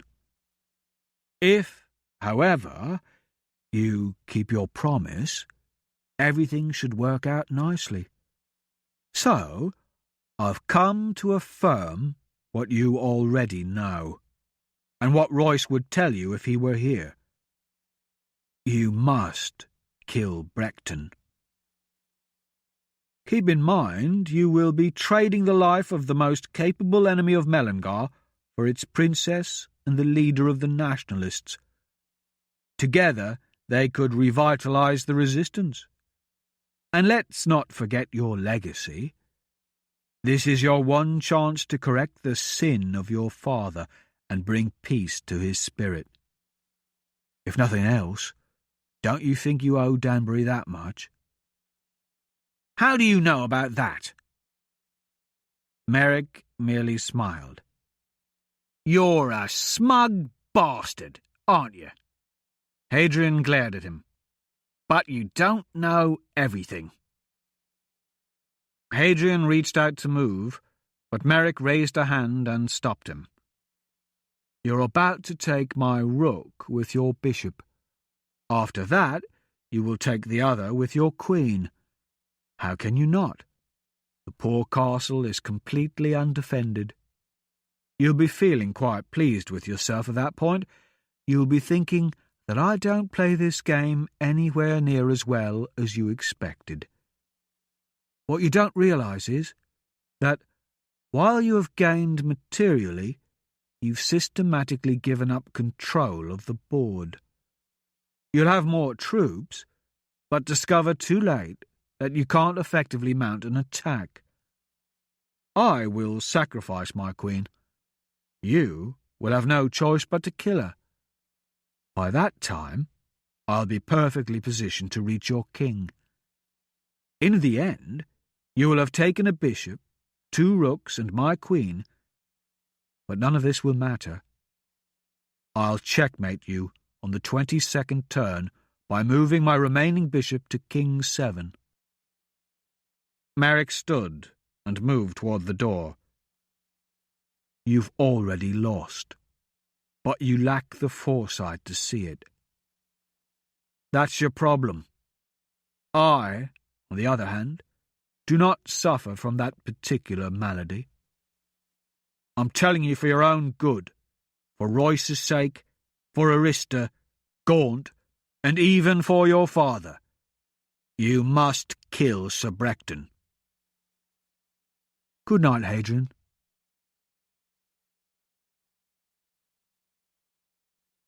Chapter 16. Trials by Combat. The sky was overcast, the day a dull grey, and the wind blew a chilled blast across the stands. And yet, the crowd at High Court was larger and louder than ever. The entire imperial court and most of the town had turned out to see the spectacle. Every inch of the bleachers was jammed, and a sea of bodies pushed against the fence. On the staging field, only the blue and gold tent of Sir Brecton and the green and white tent of Sir Hadrian remained. Hadrian arrived early that morning alongside Renwick, who went right to work feeding and brushing Malevolent. Hadrian didn't want to be in the palace and risk an encounter with Brecton, Amelia, or Merrick. All he wanted was to be left alone, and for this day to be over. "Hadrian!" a strangely familiar voice called. Along the fence line, he spotted a man amidst the crowd waving at him, while a pike-armed guard held him back. "It's me, Russell Bothwick from Dahlgren." Leaving Renwick to finish dressing Malevolent, Hadrian walked over to the fence to get a better look. As he did, his shadows from the palace moved closer. Hadrian shook Russell's hand. His wife, Lena, and his son, Tad, stood next to Hadrian's old host. Behind him was Dylan McDurn, the town smith, who had once helped Hadrian build bonfires to fend off a monster. "Let them through," Hadrian told the guard. "Look at you!" Dylan exclaimed as they passed under the rail to join Hadrian at his tent. "Too bad Theron's not here. He'd be bragging about how he had taken fencing lessons from the next Wintertide champion." "I'm not champion yet," Hadrian replied solemnly. "That's not what Russell here's been saying." Dylan clapped his friend on the back. "He's done his own fair share of bragging at every tavern in town about how the next champion once spent a week living in his home." "4 people bought me drinks for that," Russell said with a laugh. "It's very nice to see you again," Lena said, taking Hadrian's hand gently and patting it. "We all wondered what became of you and your friend." "I'm fine, and so is Royce. But what happened to all of you?" "Vince led us all to Alburn," Dylan explained. "We managed to scratch a living out of the rocky dirt. It's not like it was in Dahlgren. My sons have been taken for the Imperial Army, and we have to hand over most of what we grow. Still, I guess it could be worse." "We saved all our coppers to come up here for the holidays," Russell said, "but we had no idea we'd find you riding in the tournament. Now that really is something. Rumour is they knighted you on the field of battle. Very impressive." "Not as much as you might think," Hadrian replied. "How's Thrace?" Lena asked, still holding his hand.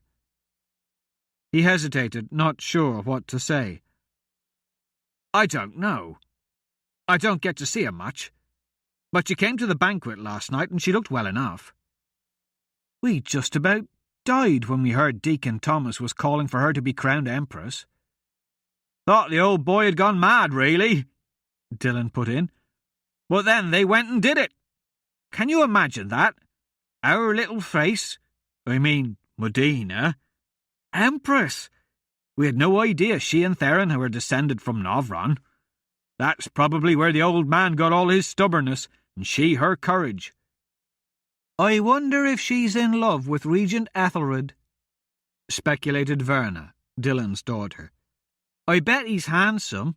It must be wonderful to be the Empress, and live in that palace with servants and knights kissing your hand. You'd think she would have remembered some of us little folk who cared for her like a daughter, Russell said bitterly. Ross! Lena scolded him. Her eyes drifted to the high walls of the palace, visible over High Court's tents. The poor girl has gone through so much. Look up there. Do you think she's happy with all these problems she has to deal with? Wars and such. Do you think she has time to think about old neighbours, much less track us down? Of course not. The poor dear. Excuse me, Sir Hadrian, but it's time, Renwick announced, leading Malevolent. With the help of a stool, Hadrian mounted the horse, which was decorated in full colours. These are friends of mine, Hadrian told the squire. Take care of them for me. Yes, sir. Yes, sir. Did you hear that? Dylan slapped his thigh. Wow, to be knighted and in the final bout of the Wintertide tournament. You must be the happiest man in the world right now. Hadrian looked at their faces and tried to smile before trotting toward the gate. The crowd exploded with applause as the two knights rode onto the field. The clouds overhead were heavier than before and appeared to have drained the colour from the banners and flags. He felt cold, inside and out, as he took his position at the gate. Across from him, Brecton waited in the same fashion. His horse's caparison waved in the bitter wind. The squires arrived and took their positions on the podium beside the lances.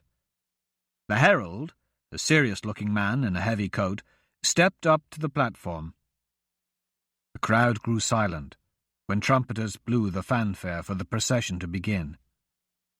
Ethelred and Saldor rode at the head of the line, followed by King Armand and Queen Adeline of Alban, King Roswert and King Frida of Dunmore, King Frederick and Queen Josephine of Gallianon, King Rupert of Renyard, recently crowned and not yet married, and King Vincent and Queen Regina of Marinon. After the monarchs came the princes and princesses, the Lord Chancellor and the Lord Chamberlain, Lady Amelia and Nimbus, and the Archbishop of each kingdom. Lastly, the knights arrived and took their respective seats. The trumpeters blew once more, and the herald addressed the crowd in loud, reverent tones. On this hallowed ground, this field of tourney where trials are decided, prowess and virtue revealed, and truth discovered, we assemble to witness this contest of skill and bravery. On this day, Maribor will decide which of these two men shall win the title of Wintertide Champion. Cheers burst forth from the crowd, and the herald paused, waiting for them to quiet. To my left, I give you the commander of the victorious Northern Imperial Army, hero of the Battle of Van Banks, son of Lord Belstrade of Chadwick, and favoured of Our Lady Amelia of Taryn Vale, Sir Brecton of Chadwick. Again the crowd cheered. Hadrian caught sight of Amelia in the stands, clapping madly with the rest. To my right, I present the newest member to the ranks of knightly order, hero of the Battle of Ratibor, and favoured of Her Most Serene and Royal Grand Imperial Eminence, Empress Modena Novronian, Sir Hadrian. The crowd roared with such intensity that Hadrian could feel their shouts vibrating his chestplate. Looking at the sea of commoners, he could almost imagine a small boy standing next to his father, waiting in excited anticipation. "For the title of champion, for the honour of the empire, and for the glory of Maribor, these two battle. May Maribor grant the better man victory!" The heralds stepped down to the blasts of trumpets, which were barely noticeable above the cry of the crowd. "Good luck, sir!" A stranger dressed in grey stood at Hadrian's station, holding out his helm.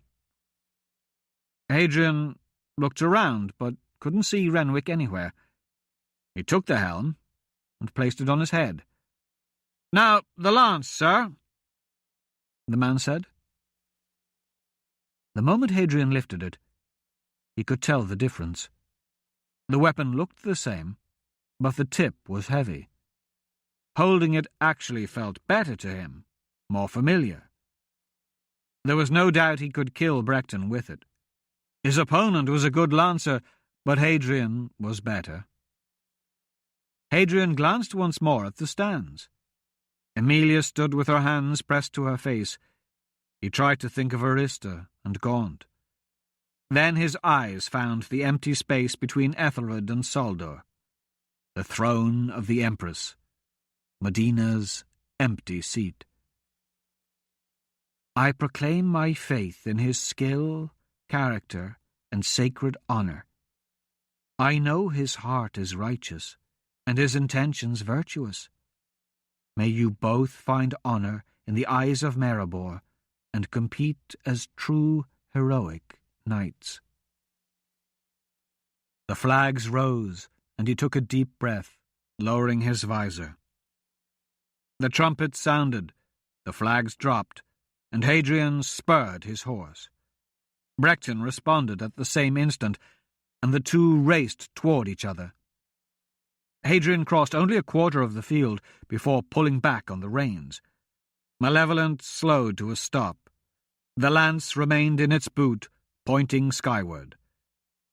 Brecton rode toward him, a bolt of gold and blue thunder across the frozen ground. Excellent form.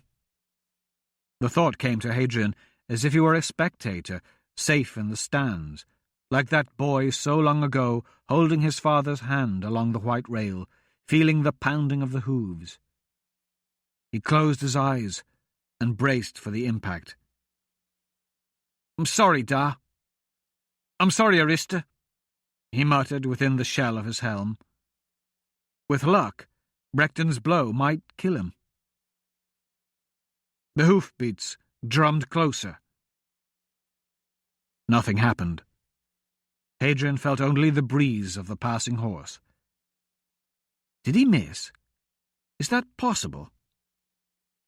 Hadrian opened his eyes and turned to see Brecton riding down the alley.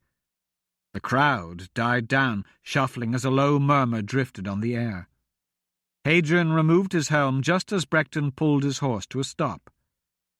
The other knight also removed his helm and trotted back to meet Hadrian at the rail. "Why didn't you tilt?" Brecton asked. "You're a good man. You don't deserve to die by treachery." Hadrian let the tip of his lance fall to the ground. Upon impact, the broad ceramic head shattered to reveal the war point. "Nor do you," Brecton said. He slammed his own pole and revealed that it, too, had a metal tip. "I felt its weight when I charged. It would seem we are both the intended victims of deceit." The sergeant of the guard led a contingent of 20 soldiers onto the field and said, "The two of you are ordered to dismount. By the authority of the regions, I place you under arrest." "Arrest?" Brecton asked, looking confused. "On what charge?" "Treason." "Treason?" Brecton's face revealed shock at the accusation. "Sir, dismount now, or we will use force. Try to run, and you will be cut down." On the far side of the field, a contingent of Surret entered in formation, and mounted troops blocked the exits. "Run? Why would I run?" Brecton sounded bewildered. "I demand to hear the details of this charge against me." No answer was provided. Outnumbered and outarmed, Brecton and Hadrian dismounted. Surret surrounded them and rushed the two knights off the field. As they did, Hadrian spotted Louis Guy in the stands near Ethelred and Saldor. The crowd erupted. They booed and shouted, fists shook, and High Court Fields was pelted with whatever they could find to throw. More than once Hadrian heard the question, "What's going on?" The Surret shoved them out of the arena, through a narrow corridor of soldiers that created the path leading them out of the crowd's sight and into a covered wagon, which hauled them away. "I don't understand," Brecton said, sitting among the company of 5 Surret. "Someone conspires to kill us, and we are accused of treason. It doesn't make sense." Hadrian glanced at the hard faces of the Surret, and then down at the wagon floor. "The regents were trying to kill you, and I was supposed to do it. You were right. I'm not a knight. Lord Demont never dubbed me. I wasn't even a soldier in the Imperial Army. I led the Nationalists against Demont." "Nationalists? But Regent Soldo vouched for you. They confirmed your tale. They, like I said, they wanted you dead and hired me to do it." "But why? You refused their offer to serve Ethelred. As commander of the Northern Imperial Army, that makes you a threat. So they offered me a deal." "What kind of deal?" Brecton asked, his voice cold. "I was to kill you in exchange for the lives of Princess Arista and Deegan Gaunt." "The Princess of Melangar and the leader of the Nationalists?" Brecton fell into thought once more. "Are you in her service?" "His?" "Neither. I never met Gaunt, but the princess is a friend." Hadrian paused. "I agreed in order to save their lives, because if I fail to kill you, they will die tomorrow."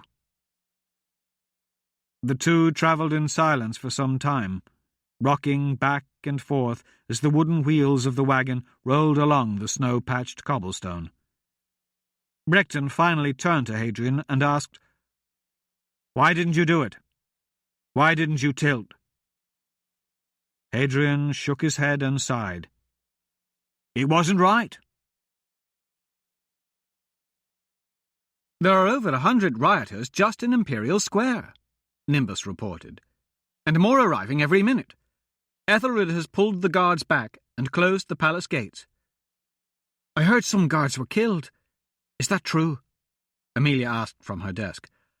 "Only one, I think, but several others were badly beaten. The rioters are calling for the Emperors." "I've heard them. They've been chanting for the last hour." "Since the tournament, they don't trust Ethelred or Saldor. The crowd wants an explanation, and they'll accept it only from the Empress. Saldor will be coming here, won't he? He'll want me to have Modena say something. He'll order me to have the Empress make a statement about Brecton and Hadrian plotting to take the throne." Nimbus sighed and nodded. "I would suspect so." "I won't do it," Amelia said defiantly. She rose and slapped her desk. "Sir Brecton isn't a traitor, and neither is Sir Hadrian. I won't be a party to their execution." "If you don't, it's likely you will share their fate," Nimbus warned. "After tomorrow, Ethelred will be the Emperor. He will officially rule, and there will be precious little need for Modena's nursemaid."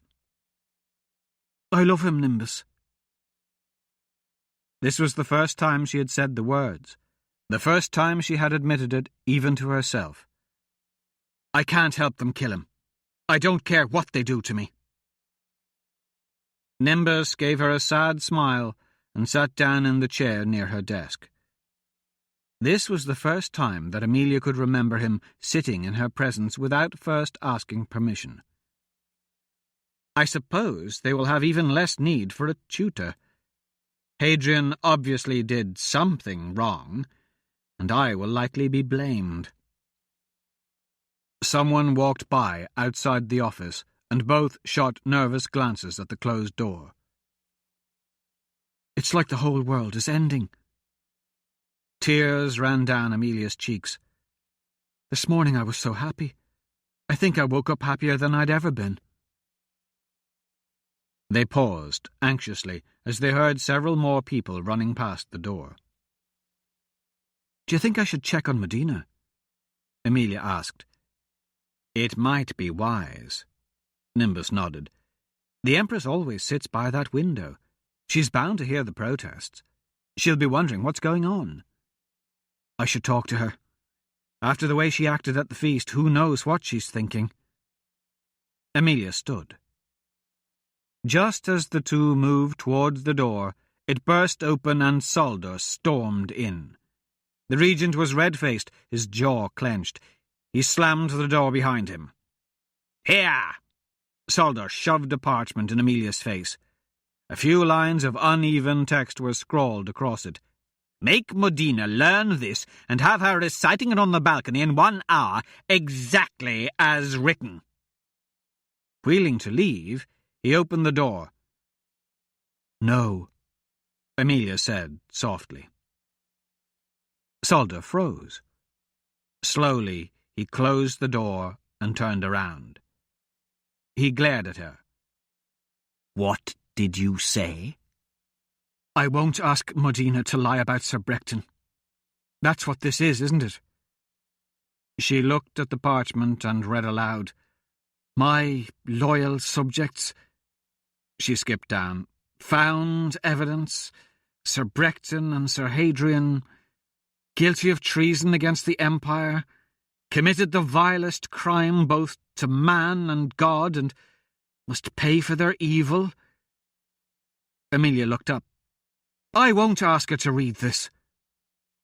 "How dare you?" Saldor rose to his full height and glowered down at her. "How dare you?"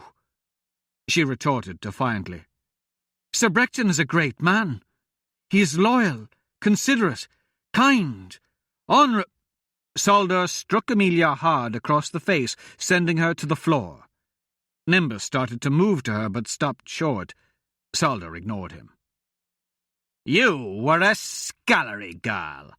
Or have you forgotten? I made you. Have you enjoyed pretending to be a lady? Did you like wearing fine dresses and riding off to the hunt when knights fawned all over you? I'm sure you did, but don't let your feelings for Brecton go to your head. This is no game, and you should know better. I understand you're upset. I understand you like the man. But none of this matters. I am building an empire here. The fate of future generations is in our hands. You can't toss that aside because you have a crush on someone you think looks dashing in a suit of armour. You want a knight? I'll arrange for you to have any knight in the kingdom. I promise. I can even arrange a marriage with a crown prince if that is what you wish. How's that? Is that grand enough for you, Amelia? Would you like to be a queen? Done. What matters right now is that we keep the empire from crumbling. I've given you power because I admire your cunning, but this is not negotiable. Not this time. There might only be a few hundred rioters out there now, Saldor said, pointing to her window. But word will spread, and in a day or two we could be facing a civil war. Do you want that? Do you want to force me to send the army out to slaughter hundreds of citizens? Do you want to see the city set on fire? I will not have it. Do you hear me? Saldor grew angrier and more animated as his tirade continued. I like you, Amelia. You've served me well. You're smarter than any 10 nobles, and I honestly plan to see you rewarded handsomely for your service. I'm serious about making you a queen. I will need loyal, intelligent monarchs governing the imperial provinces. You've proved I can count on you, and that you can think for yourself. I value such qualities. I admire your spirit, but not this time. You will obey me, Amelia, or by Marabor's name, I'll have you executed with the rest." Amelia shook. Her lower lip trembled even as she clenched her jaw. Still clutching the paper, she balled her hands into tight fists and breathed deeply as she tried to control herself.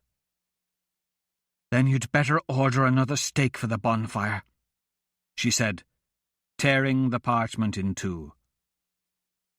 He glared at her for a moment longer, and then threw open the door, and two Surret entered. "Take her."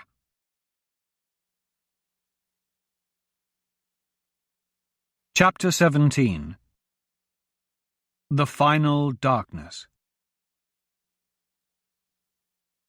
Jasper was back.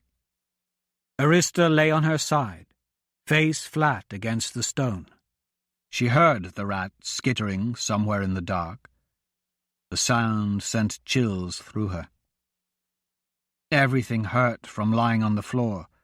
Worst of all, her feet and hands were numb nearly all the time now.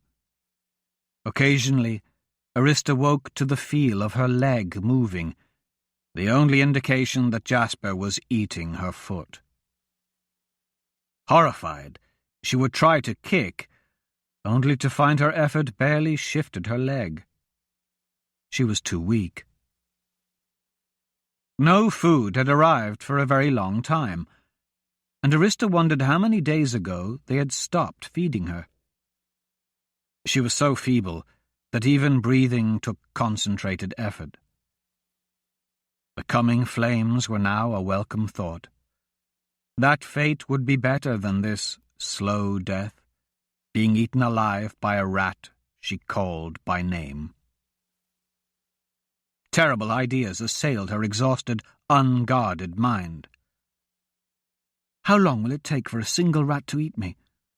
How long will I stay conscious? Will he remain content to gnaw off my foot? Or once he realizes I can no longer resist, will he go for softer meat? Will I be alive when he eats my eyes? Shocked to realize there were worse things than burning alive, Arista hoped Salder had not forgotten her. She found herself straining, listening for the sounds of the guards and praying to Maribor that they would arrive soon. If she had the strength, Arista would gladly light the pyre herself. She heard pattering, scratching on the floor, tiny nails clicking.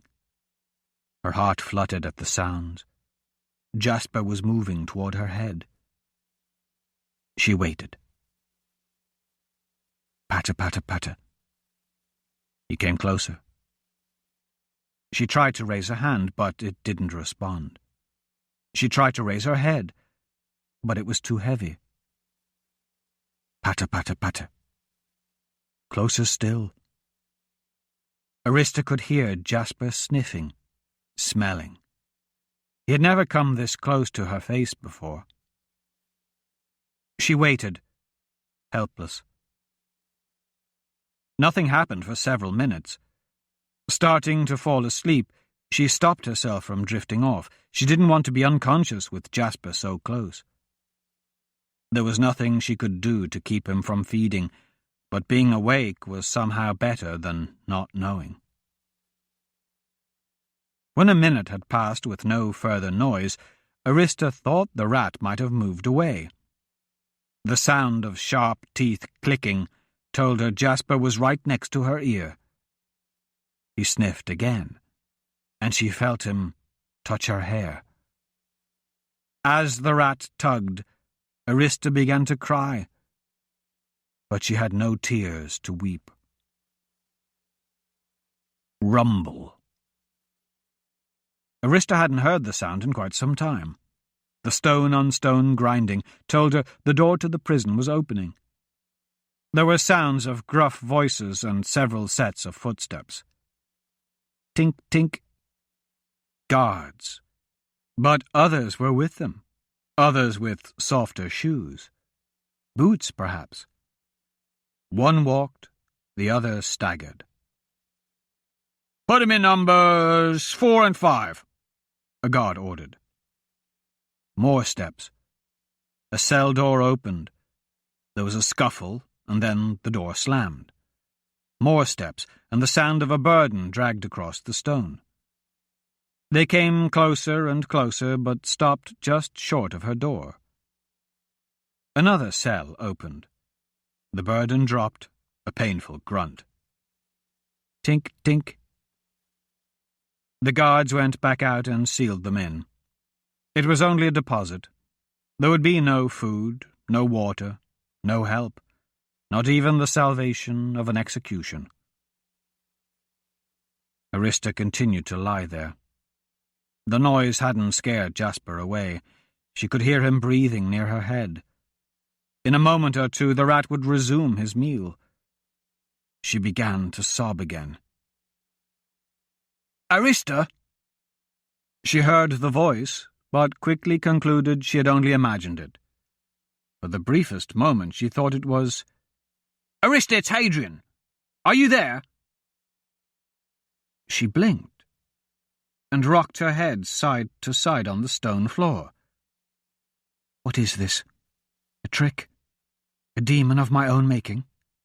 Has my mind consumed itself at last? "Arista, can you hear me?" The voice sounded so real. Hadrian? She whispered in a voice so faint she feared he would not hear. "Yes." "What are you doing here?" Her words came out as little more than puffs of air. "I came to save you, only I'm not doing very well." There was the sound of tearing cloth. Nothing made sense. Like all dreams, this one was both silly and wonderful. "I messed up. I failed. I'm sorry." "Don't be," she said to the dream, her voice cracking. "It means a lot. That anyone tried." "Don't cry," he said. "How long until my execution?" There was a long pause. "Please," she begged. "I don't think I can stand this much longer. I want to die." "Don't say that." The dungeon boomed with his voice. The sudden outburst sent Jasper skittering away. "Don't you ever say that." There was another long pause. The prison grew silent once more, but Jasper did not return. The tower was swaying. She looked under the bed, but still she couldn't find the brush. How was that possible? They were all there except the first one. It was the most important. She had to have it. Standing up, she accidentally caught sight of her reflection in the swan mirror. She was thin, very thin. Her eyes had sunk into their sockets like marbles in pie dough. Her cheeks were hollow, and her lips stretched tight over bone, revealing rotted teeth. Her hair was brittle and falling out, leaving large, bald areas on her pale white skull. Her mother stood behind her with a sad face, shaking her head. "Mother, I can't find the brush," she cried. "It won't matter soon," her mother replied gently. "It's almost over." "But the tower is falling. Everything is breaking, and I have to find it. It was just here. I know it was. Ezra Hardin told me I needed to get it. He said it was under the bed, but it's not here. I've looked everywhere, and time is running out. Oh, Mother, I'm not going to find it in time, am I? It's too late. It's too late." Arista woke. She opened her eyes, but there was no light to indicate a difference. She still lay on the stone. There was no tower. There were no brushes, and her mother was long dead. It was all just a dream. Adrian, I'm so scared, she said to the darkness. There was no answer. He had been part of the dream too. Her heart sank in the silence. Arista, it'll be all right. She heard his voice again. You're a dream. No, I'm here. His voice sounded strained. What's wrong? She asked. Nothing. Something's wrong. Just tired. I was up late and... He grunted painfully. Wrap the wounds tight, another man said. Arista did not recognize him. This voice was strong, deep, and commanding. Use your foot as leverage. Wounds? She asked. It's nothing. The guards just got a bit playful, Hadrian told her. Are you bleeding badly? The other voice asked. I'm getting it under control, I think. Hard to tell in the dark. I'm feeling a bit dizzy. The dungeon's entrance opened again, and once more there was the sound of feet. Put her in 8, a guard said. The door to Arista's cell opened, and the light of the guard's torch blinded her. She could barely make out Lady Amelia's face. 8's taken, the guard shouted down the corridor. Oh, yeah. Number 8 gets empty tomorrow. Don't worry about it. For one night they can share. The guard shoved the secretary inside and slammed the door, casting them into darkness. Oh, dear Novron, Amelia cried. Arista could feel her kneeling beside her, stroking her hair. Dear Maribor, Ella, what have they done to you? Amelia, the deep voice called out. Sir Brecton. Yes, it's me. But why? The knight asked. They wanted me to make Modena denounce you.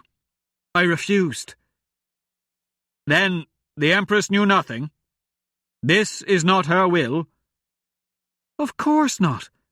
Modena would never agree to such a thing. It was all Saldor's and Ethelred's doing. Oh, poor Ella. You're so thin and hurt. I'm so sorry.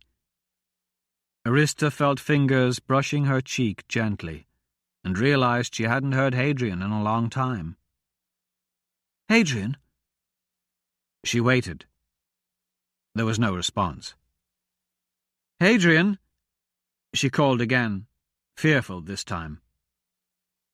Ella, Arista, calm down, Amelia said.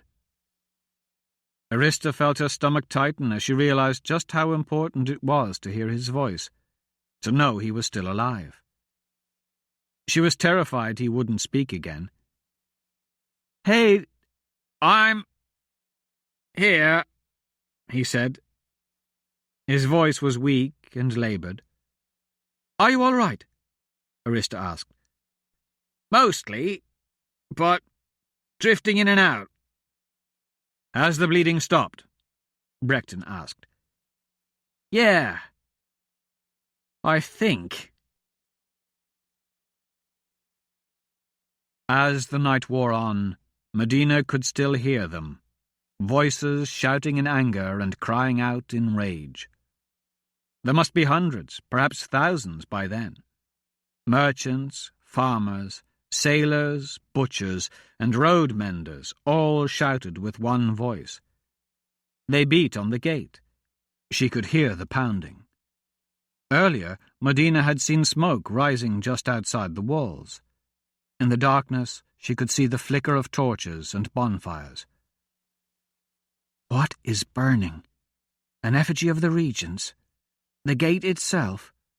Maybe it's just cook fires to feed all of them while they camp.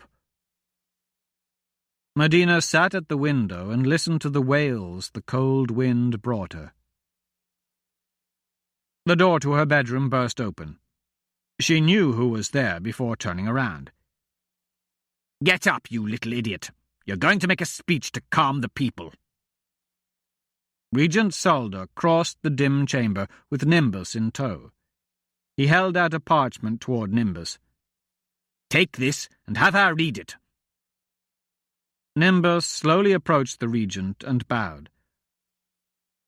"Your Grace, We don't have time for foolishness," Solder exploded. "Just make her read it." The regent paced with intensity, while Nimbus hurriedly lit a candle. "Why is there no guard at this door?" Solder asked. "Do you have any idea what could happen if someone else had waltzed up here? Have soldiers stationed as soon as we leave, or I'll find someone else to replace Amelia."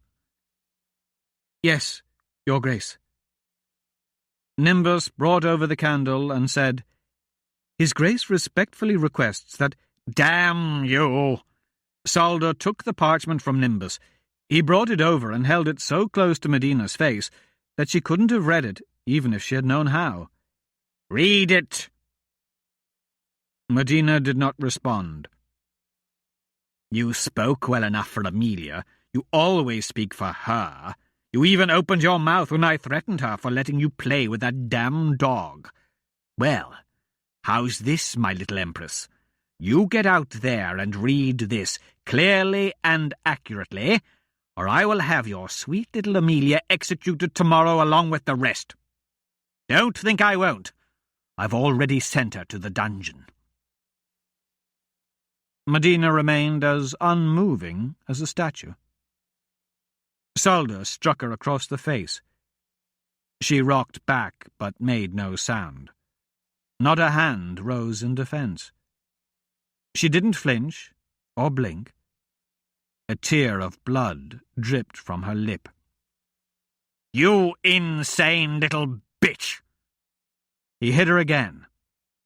Once more she showed no notice, no fear, no pain. "I'm not certain she can even hear you, Your Grace," Nimbus offered.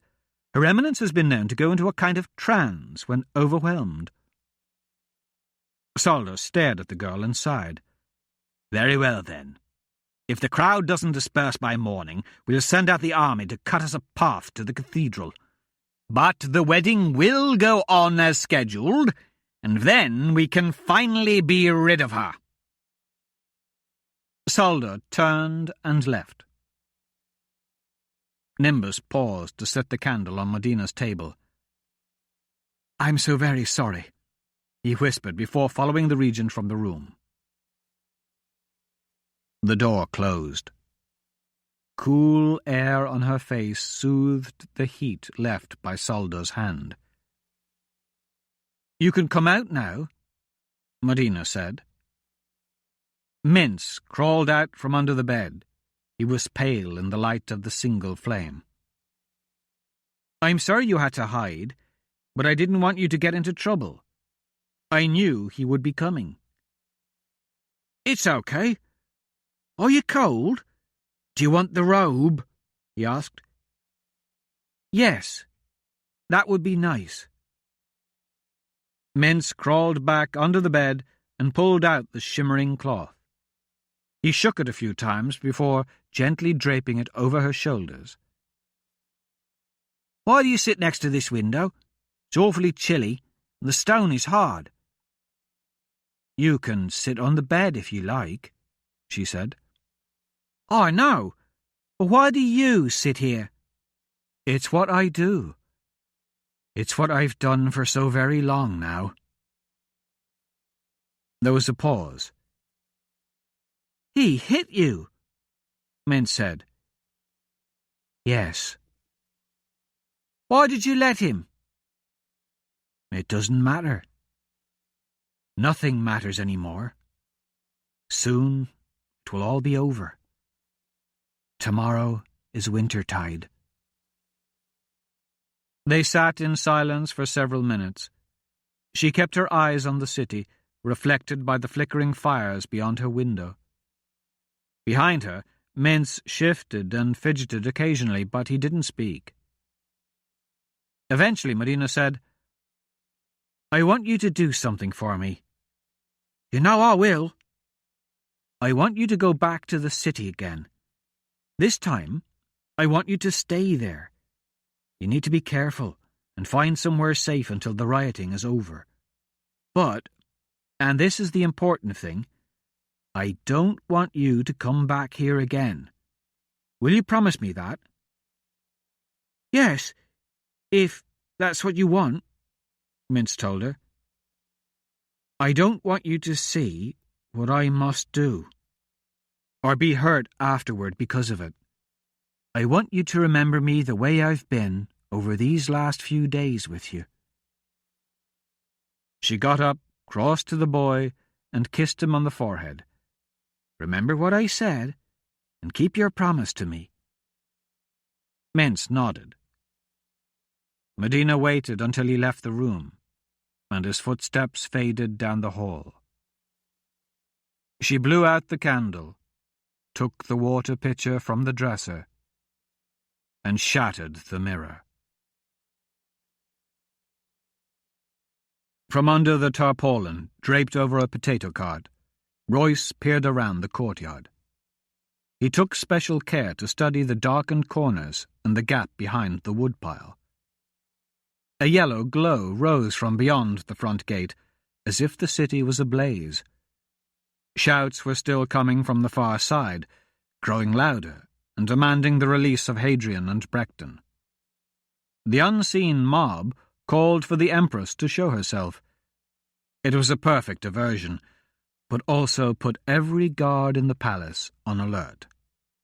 "Are we going in or not?" Magnus grumbled, half buried in tubers. Royce answered by slipping out. The dwarf followed, and as they made their way to the well, Royce was impressed by how quietly Magnus moved. Royce kept a constant check on the guards facing the gate. No one was paying attention to the courtyard. "You want to crank me down, or do you want to go first?" Magnus whispered. "There's no power in existence that could cause me to let you do the lowering." Magnus muttered something about a lack of trust and sat on the bucket, holding the rope tight between his legs. Royce waited for the dwarf to get settled, then lowered him until Magnus signalled him to stop. When the weight left the bucket, Royce lowered the pail to the bottom, braced the windlass, and climbed down the rope. Albert had gained the dwarf access to the inner ward as a member of the wedding event crew. It had taken Magnus just 5 minutes to determine the dungeon's location. A few stomps told him where to find empty spaces below. A nighttime lowering into the well by Royce had revealed the rest. Magnus deduced that the well, peppered with small air ducts, ran along the outer wall of the prison, granting the dwarf access to the face of the ancient stone. For 11 nights, Magnus had worked, cutting an entry. Merrick had been right. The prison was dwarven-made, but he had never expected Royce to bring his own dwarf, especially one with experience in burrowing through stone. As Royce descended, he spotted a faint glow from an opening in the side of the shaft. The hole itself was really more like a tunnel, due to the thickness of the ancient stone. He removed the bundle he carried, containing a sword and lantern, and passed it through the hole to the dwarf. Even with all Magnus's skill, the stone must have been difficult to dig through, as the passage was narrow. While sufficient for a dwarf, it was a tight squeeze for Royce, and he hoped Hadrian would fit. Emerging from the tunnel, Royce found himself peering around a small cell, where a dead body was lying on the floor. Dressed in a priest's habit and curled into a tight ball, the dead man gave off a terrible stench. The room was tiny, barely large enough to accommodate the corpse. Magnus stood awkwardly against the wall, holding a crystal that glowed with a faint green radiance. Royce pointed at the rock. "Where'd you get the stone?" "Beats the heck out of flint and steel, eh?" Magnus grinned and winked. "I dug it up. I'm a dwarf, remember?" "Really trying to forget that," Royce said. He crossed to the door, picked the lock, and peered down the hallway outside. The walls had the same kind of markings he had seen in Gutara prison, small, spidery patterns. He examined the seam where the walls met the floor. "What are you waiting for? Let's get on with it," Magnus said. "You in a hurry?" Royce whispered. "It's cold. Besides, I can think of a lot better places to be than here. Heck, the stench is reason enough. I'd like to be done with this. I'm heading in. You wait here and watch for anyone coming behind us. And be careful." "Royce?" Magnus asked. "I did good, right? With the stonework, I mean." "Sure, you did fine. After this is over, you think you could let me study Alverstone for a while? You know, as kind of a reward, to show your appreciation and all." "You'll be paid in gold, just like Albert. You've got to get over this obsession of yours." Royce entered the hallway. The darkness was nearly absolute, the only illumination coming from Magnus's green stone. He made a quick sweep of the corridors. No guards. Most of the cells were empty, but he could hear faint movement and breathing from behind 4 doors. The only other sound was the drip, drip, drip of the well echoing off the stone walls. After he was sure it was safe, Royce lit the lantern but kept the flame low. He picked the lock on one of the cells and found a man lying motionless on the floor. His blonde hair was a little longer than Royce remembered, but Royce was certain this was the man he had seen in the Tower of Avampartha, Deegan Gaunt. He was dangerously thin, but still breathing. Royce shook him, but he didn't wake. Royce left the door open and moved on. He unlocked the next cell, and a man sitting on the floor looked up. The resemblance was unmistakable, and Royce recognized him immediately. "Who's there?" Brecton Balstrad asked, holding up a hand to block the glare of the lantern. "No time to chat. Just wait here for a minute. We'll be leaving soon." Royce moved to the next cell. Inside, 2 women slept. One he didn't know, and the other he almost didn't recognize. Princess Arista was ghastly thin, dressed in a rag and covered with what looked to be bite marks. He left them and moved to the last cell. "4th time's the charm," he whispered under his breath as he opened the final door. Hadrian sat leaning against the wall. He was shirtless. His tunic had been torn into strips and tied around his leg, arm, and midsection. His shirt was fashioned into a pad pressed tight to his side. Each piece of material was soaked dark, but Royce's partner was still breathing. "Wake up, buddy," Royce whispered, nudging him. Hadrian was damp with sweat.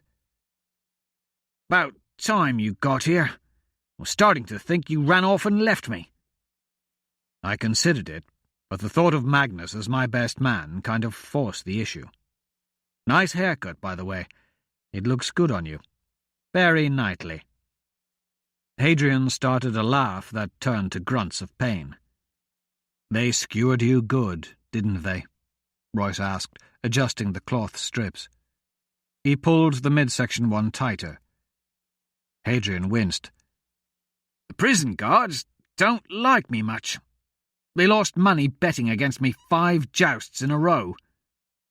"Oh well, that's understandable," I would have stuck you too. You got Arista, right? And Gaunt. Is he alive? Yeah, she's sleeping next door. As for Gaunt, he's in pretty bad shape. I'll have to drag him out. Can you walk? I don't know. Royce gripped Hadrian around the waist and slowly helped him up. Together they struggled down the corridor to the end cell with the well breach. Royce pushed on the door, but it didn't budge. He put more effort into it, but nothing happened. Magnus, open the door, Royce whispered. There was no answer. Magnus, come on. Hadrian is hurt and I'm going to need your help. Open up. Silence. Chapter 18. Wintertide. In the darkness of the prison, Amelia lay cradled in Brechton's arms, pondering the incomprehensible. How it was possible to drown simultaneously in bliss and fear. Look, Sir Brechton whispered. Amelia raised her head and saw a weak light leaking around the last cell's door. In the pale glow, the figures in the prison appeared ghostly faint, devoid of all colour. Princess Arista, Sir Hadrian, and Deegan Gaunt lay in the corridor, on a communal bed built from straw gathered from all the cells. The three looked like corpses awaiting graves. Sir Hadrian's torso was wrapped in makeshift bandages stained frighteningly red. The princess was so thin that she no longer looked like herself. But Deegan Gaunt was the worst of all. He appeared to be little more than skin stretched over bone. If not for his shallow breathing, he could have been a cadaver, several days dead. During the night, a man had broken into the prison in an attempt to free them. He had opened the doors to the cells, but the plan to escape had failed. Now, the man prowled around the prison. It's morning, Brechton said. It's wintertide. Realizing the light indicated a new day, Amelia began to cry. Brechton didn't ask why. He simply pulled her close. From time to time, the knight patted her arm and stroked her hair in a manner she could hardly have thought possible less than a day before. You'll be all right, he reassured her with surprising conviction. As soon as the Empress discovers the treachery of the Regents, I am certain nothing will stop her from saving you. Amelia pressed her quivering lips tightly together. She gripped the knight's arm and squeezed it. Medina is also a prisoner, Arista stated. Amelia had thought the princess was sleeping.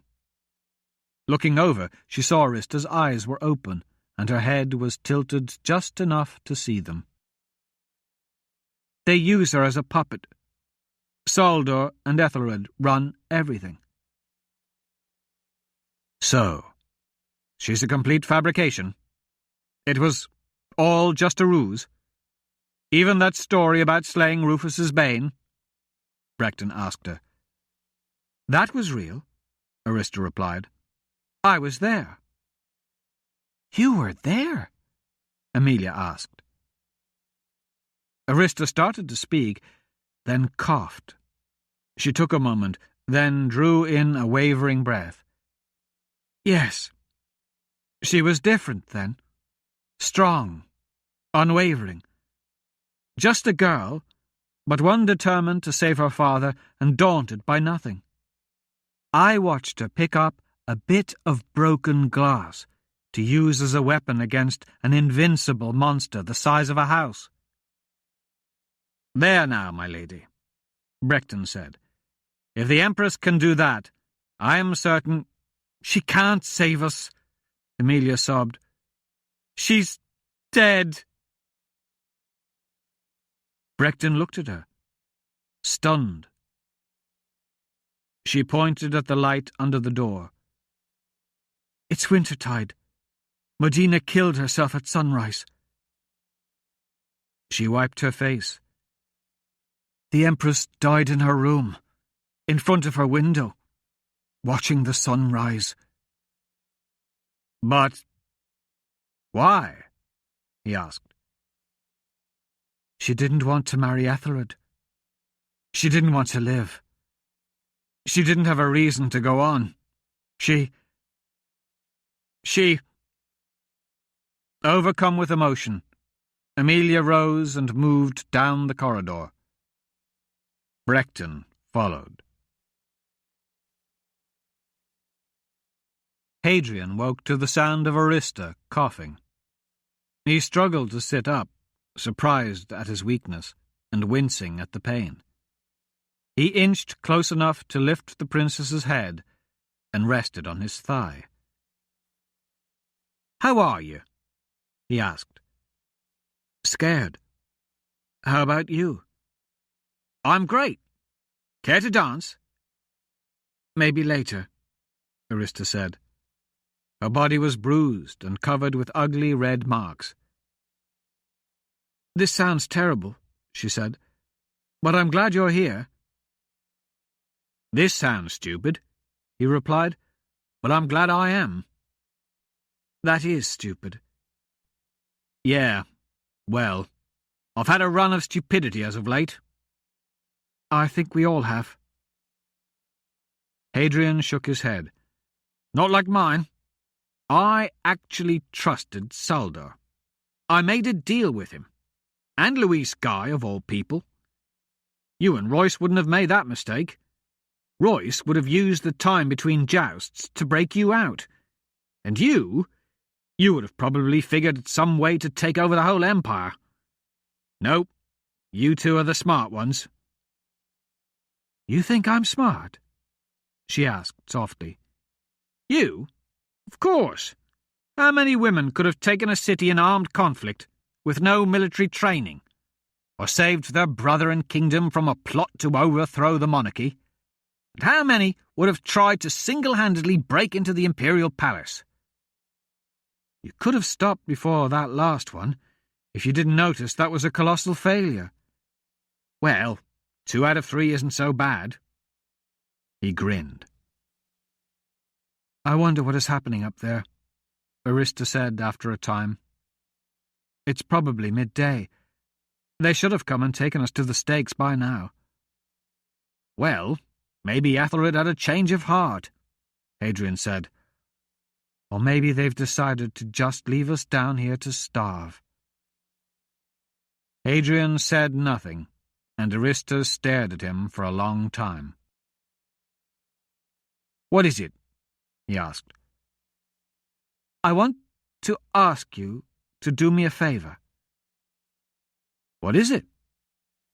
It's not an easy favor to ask, she said. He narrowed his eyes. "Name it." She still hesitated, and then took a deep breath.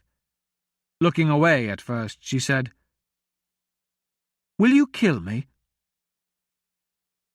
Hadrian felt the air go out of him. What? She looked back at him, but said nothing. Don't talk like that. You could strangle me. Reaching out, she took his hand and placed it to her neck. Just squeeze. I'm certain it won't take long. I don't think it will hurt much. Please. I'm so weak already, and Royce didn't bring any food or water. I want it to be over. I just want this nightmare to end. She started to cry. Hadrian stared at her, feeling the warmth of her neck against his hand. His lips trembled. There's this rat, and he's going to... She hesitated. Please, Hadrian. Oh, please. Please. No one is going to be eaten alive. Hadrian looked again at the marks on her skin. Royce is working on a way out. This is what he does, remember? This is what we always do. We're miracle workers, right? Isn't that what Ulrich calls us? You just need to hang on. Hadrian took his hand from her throat and pulled her close with his good arm. He felt dead inside, and only the stab wounds reminded him he was otherwise. He stroked Arista's hair while her body jerked with the sobs. Gradually, she calmed down and drifted back to sleep. Hadrian faded in and out as well. "You awake?" Royce asked, sitting down next to Hadrian. Now? What's up? How you feeling? I've had better days. What have you come up with? And it better be good, because I already told Arista how brilliant you are. How's she doing? Royce asked. Hadrian looked at the princess, who remained asleep, her head still resting against him. She asked me to kill her. I'll take that as not well. So? What have you found out? Hadrian asked. It's not good. I've been over every inch of this dungeon 3 times now. The walls are solid and thick. There are no cracks or worn areas. Even with Magnus doing the digging with his special chisels, it took over a week to dig in. No telling how long it would take to tunnel out. I found some stairs leading up to what I assume is the entrance, but there's no lock. Heck, there isn't even a door. The stairway just ends at the stone ceiling. I still don't know what to make of that. It's a gem lock, like Gutara. A Surret in the North Tower has a sword with an emerald in the hilt. That would explain it. The door I came through won't budge. It's not locked, so it must be jammed somehow. It's probably our best chance at getting out. It's made of wood, so feasibly we could try to burn it down. It's pretty thick, though, so I'm not sure I can get it to catch even by using the straw and oil from the lantern. And the smoke, if it doesn't kill us first, could signal our escape, and guards would be waiting at the top. Arista and Gaunt can't climb out through a well, Hadrian pointed out. Yeah, but that's just one of the problems. I'm positive the rope isn't there anymore. I'm not sure if they grabbed Magnus or if he's responsible. Either way, anyone bothering to spike the door would take the rope too. So, where does that leave us? Royce shrugged. The best I can come up with is to wait for dark and then try to burn down the door. Maybe no one will see the smoke. Maybe we won't suffocate before we can break it down. Maybe I can slip out unnoticed. Maybe I can kill the guards. Maybe I can rig a way to pull you out of the well. That's a lot of maybes. No kidding. But you asked. Royce sighed. You got anything? What about Arista? Hadrian looked down at her sleeping face again, which he held cradled with his good arm. She's weak, but maybe... Royce shook his head. There are runes all over the walls, just like the ones in the prison Ezra Hardin was in. If she could do anything, I'm pretty sure she would have by now. Albert? If he has half a brain, he'll lie low. At this point, he can't do anything but draw attention to himself. What about the deal Merrick offered? How do you know about that? Royce asked, surprised. He told me. You two talked. We played chess. Royce shrugged. There's no deal. You already told me what I wanted to know. They sat side by side in silence a while. Finally, Hadrian said, I doubt this is any consolation, but I do appreciate you coming. I know you wouldn't be here if it weren't for me. Don't you ever get tired of saying that? Yeah, but I'm pretty sure this will be the last time. At least I finally got to Gaunt. Some bodyguard I turned out to be. He's nearly dead. Royce glanced over. So, that's the heir of Novron, eh? I sort of expected more. You know, scars, maybe, or an eye patch. Something interesting, distinctive. Yeah, a peg leg, maybe. Exactly. They sat together in the dim light. Royce was conserving the lantern oil. Eventually, Brecton and Amelia returned and sat beside Arista. Lady Amelia's eyes were red and puffy. She placed her head on Brecton's shoulder, and he nodded a greeting to Hadrian and Royce. "Royce, this is Sir Brecton," Hadrian said, introducing them. "Yeah, I recognized him when I opened the door. For a moment I thought it was Wesley looking back at me." "Wesley, you've met my brother?" Hadrian said, "We both have. I'm sorry I couldn't say anything at the feast. Royce and I served with him on the Emerald Storm. Your brother had taken command after the captain was killed. I've followed many officers over the years, but I can truthfully say I never served under a more worthy and honourable man. If it wasn't for Wesley's bravery in battle, Royce and I both would have died in Calais. He made a sacrificial charge so others would live." Royce nodded in agreement. "You never cease to amaze me, Sir Hadrian. If that is indeed true, then I thank you. Between the two of us, Wesley was always the better man. I only hope I shall meet my end half as well as he did." Sullivan fumed as he started up the stairs to the 5th floor. It was past midday, and they should have left for the cathedral hours earlier. The Patriarch himself was waiting to perform the ceremony. As far back as Sullivan could recall, which was a good many years, the Patriarch had never left his chambers in Ervenon. Those wishing to see him, to seek his counsel or blessing, had to travel to the Crown Tower. Even then, he accepted audiences only on rare occasions. The Patriarch had a reputation for refusing great nobles and even kings. Even the highest-ranking members of the Church never saw him. Sullivan had been Bishop of Medford for nearly 10 years without ever meeting the man. As far as the regent knew, even Galen, the former Archbishop of Ghent, who lived with the Patriarch in the Crown Tower, had never had a face-to-face meeting. That the sentinels made frequent visits to the tower was common knowledge, but Sullivan doubted if any actually stood in the presence of the Patriarch.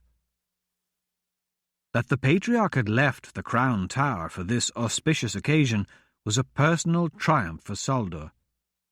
He genuinely looked forward to meeting the great leader of the Novron Church, his spiritual father. The wedding was supposed to be a wondrous and moving event, a lavish production complete with a full orchestra and the release of hundreds of white doves. This day was the accumulation of years of careful planning, dating back to that fateful night in Dahlgren, when the plan to elevate Lord Rufus to Emperor had failed. At that time, Deacon Thomas had been raving like a lunatic. He claimed to have witnessed the miracle of a young girl named Thrace killing the Gilarabrin. Seeing as how Sullivan himself had proclaimed that only the true heir of Novron could slay that beast, the deacon's claim was perceived as a problem. Sentinel Louis Skye planned to erase the incident by killing both the deacon and the girl, but Sullivan saw other possibilities.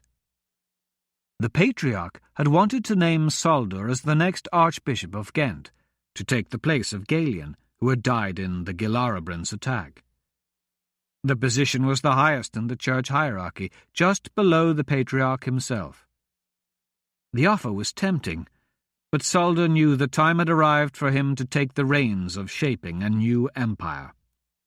He abandoned his holy vestments and donned the mantle of politics, something no officer of the Church had done since the days of Patriarch Venlin. Saldor weathered the condemnation of kings and bishops in his battle against ignorance and tradition. He pressured, cajoled, and murdered to reach his goal of a strong, unified empire that could change the world for the better. With his guidance, the glory of the old empire would rise once more. To the feeble minds of Ethelred and his ilk, that just meant one man on one throne. To Saldor, it meant civilization. All that once was would be again. Wintertide marked the culmination of all his efforts and years of struggle. This was the last uphill battle, and it was proving to be a challenge. Saldor had expected the peasants to tire themselves out overnight, but their fury seemed to have increased. He was irked that the city, which had been quiet and orderly for years, chose this moment to rampage. In the past, people had been taxed penniless and starved to provide banquets for kings. Despite all this, they had never revolted. That they did so now was strange, but moreover, it was embarrassing. Even Merrick had been surprised by the reprisal, which had appeared to come out of nowhere and everywhere at once.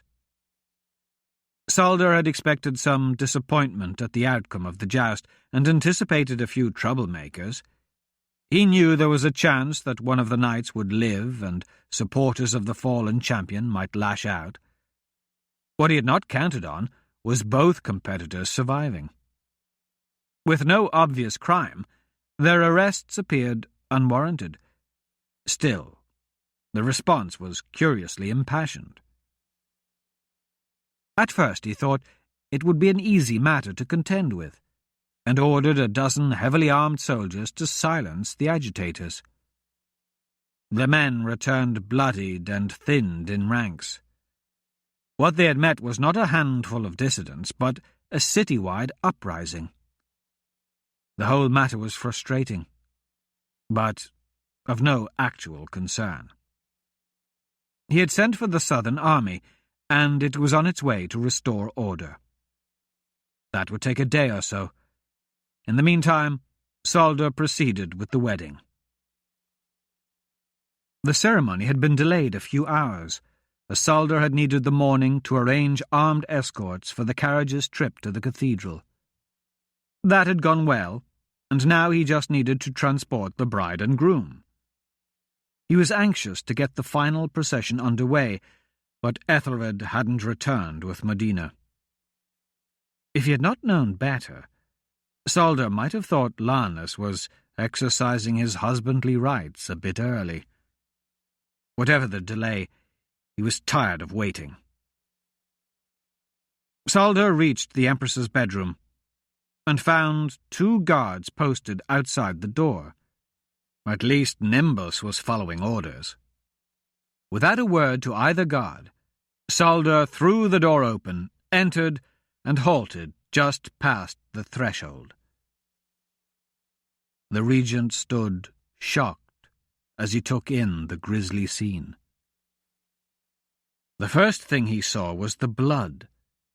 A large pool spread across the white marble floor of the chamber. The second was the broken mirror. Its shards were scattered like brilliant islands in a red sea. "What have you done?" he exclaimed, before he could catch himself. Modena casually turned away from the window to face him, the hem of her white nightgown soaked red to the knee. She looked at the regent without qualm or concern. "He dared to place a hand on the Empress's person," she said simply. "This cannot be allowed." Ethelred's body lay like a twisted doll, an 8-inch shard of glass still protruding from his neck. "But—" Modena cocked her head slightly to one side, like a bird, and looked curiously at Saldor. She held another long, sharp shard. Despite its being wrapped in material, her grip was so tight, blood dripped down her wrist. I wonder how a feeble old man, such as yourself, would fare against a healthy young farm girl armed with a jagged piece of glass. "Guards!" he shouted. The two soldiers entered the room, but showed little reaction at the scene before them. "Restrain her!" Sullivan commanded. Neither of them moved toward the Empress. They simply stood inside the doorway, unheeding. "I said, restrain her!" "There's no need to shout," Medina said. Her voice was soft, serene. Medina moved toward Solda, walking through the puddle. Her feet left macabre tracks of blood. Panic welled in Solda's chest. He looked at the guards, then back at the Empress, who approached with the knife-like glass in her hand. "What are you doing?" he demanded of the soldiers. "Can't you see she's crazy? She killed Regent Ethelred." "Your forgiveness, Your Grace," one guard said, "but she is the Empress, the descendant of Novron, the child of God." "She's insane!" "No," Medina said, cold and confident. "I'm not." Solda's fear mingled with a burning rage. "You might have these guards fooled, but you won't succeed. Men loyal to me, the whole Southern Imperial Army, are already on their way." "I know," she told him, in her disturbingly dispassionate voice. "I know everything." She nodded at the guard and added, "As is fitting for the daughter of Novron. I know, for example, that you killed Edith Mon for aiding Arista, which, incidentally, she didn't. I did. The princess lived for weeks in this very room. I know you arranged to have Gaunt captured and imprisoned. I know you hired Merrick Marius to kill Esarhaddon. I know you made a deal with him that handed the port city of Tour del-Four over to the Baron Gazelle. I know how you bargained with a dwarf named Magnus to betray Royce Melbourne in exchange for a dagger. I know you convinced Hadrian to kill Sir Brecton in the tournament. I know you slipped Brecton a war tip. Only neither knight killed the other. I like to think I had a hand in that. You thought you had anticipated everything, but you hadn't expected a riot. You didn't know about the rumors circulating through the throngs of the city to expect treachery at the joust as proof of your treason. Yesterday's crowd wasn't watching for entertainment, but for confirmation of that rumor. I also know that you weren't planning to kill me." She glanced down at Ethelred's body. "That was actually his idea. He doesn't care for women. You, on the other hand, just wanted to lock me up again in that hole that nearly drove me mad." "How do you know all this?" Solda felt real fear. This girl, this child, this peasant's daughter, had slain the Gilarabrin. She had butchered Ethelred, and now she knew everything. It was as if she really were. She smiled. Voices came to me. They told me everything. She paused, seeing the shock on his face. No, the words were not Novron's.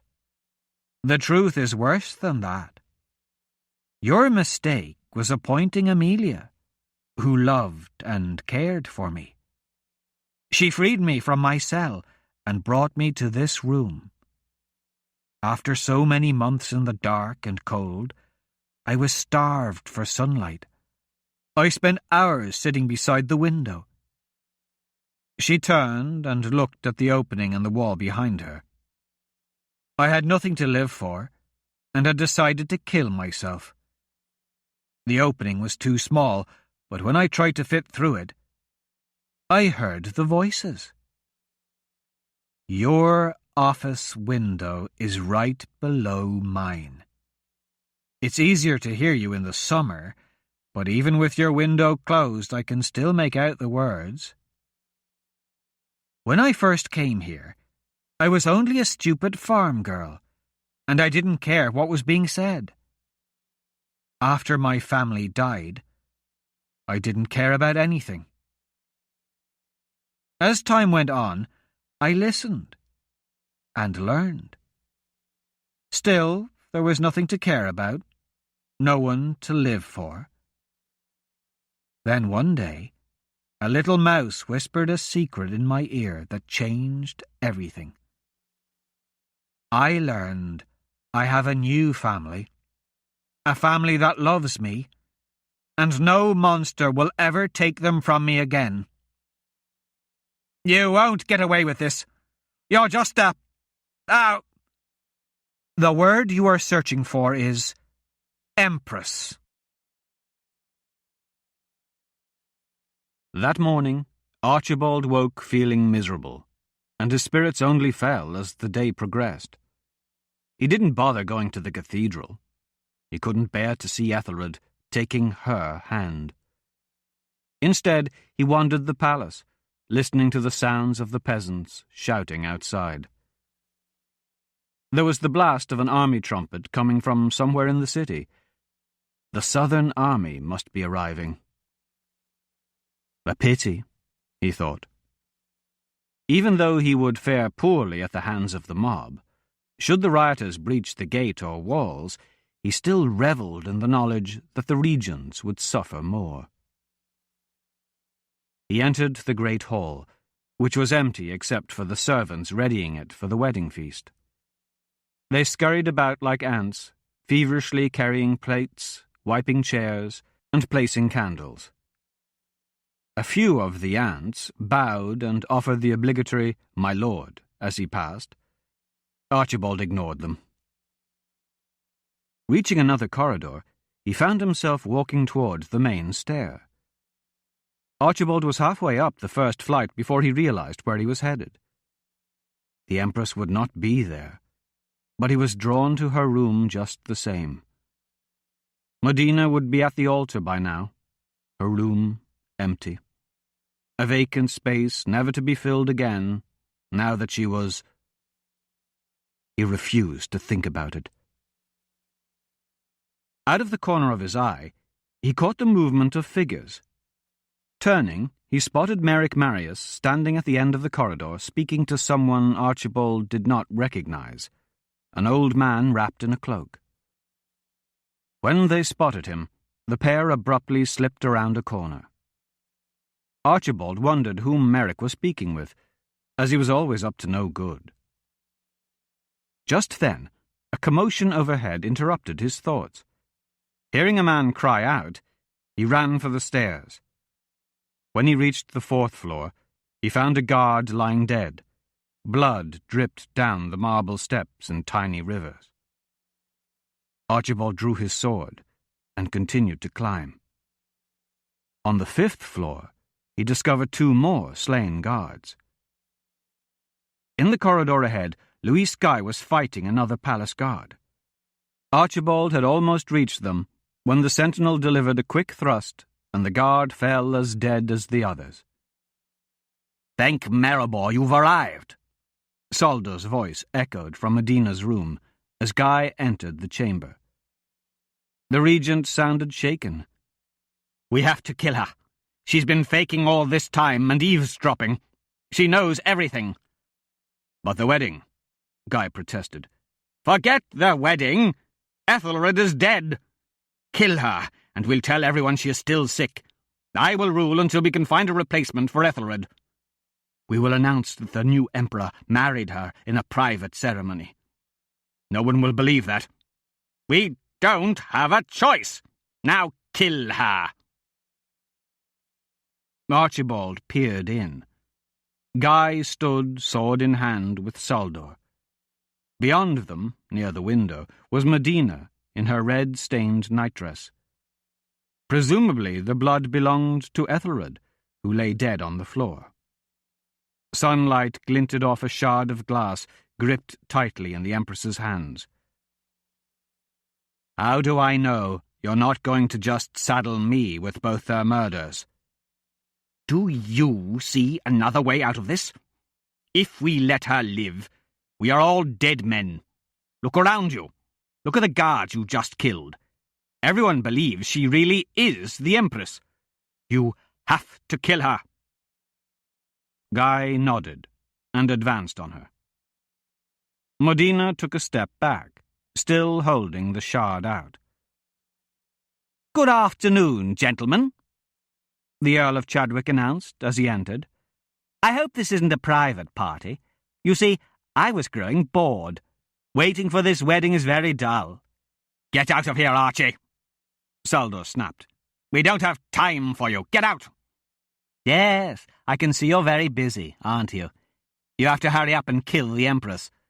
But before you do, perhaps I can be of assistance. I would like to propose an alternative." "Such as?" Saldor asked. "I've wanted to marry Medina for some time, and still do. Now that the old bugger's dead." He looked down at Ethelred's body and offered a wry smile. "Why not choose me? I'll marry her, and things can go on as planned, only with me on the throne instead of Ethelred. Nothing has to change. You could say I duelled him for the right of her hand. I won, and she swooned for me." "We can't let her leave the room. She'll talk," Saldor said. Archibald considered this as he strolled around Saldor. He eyed the Empress, who stood defiantly even though Guy's sword was only a few feet away.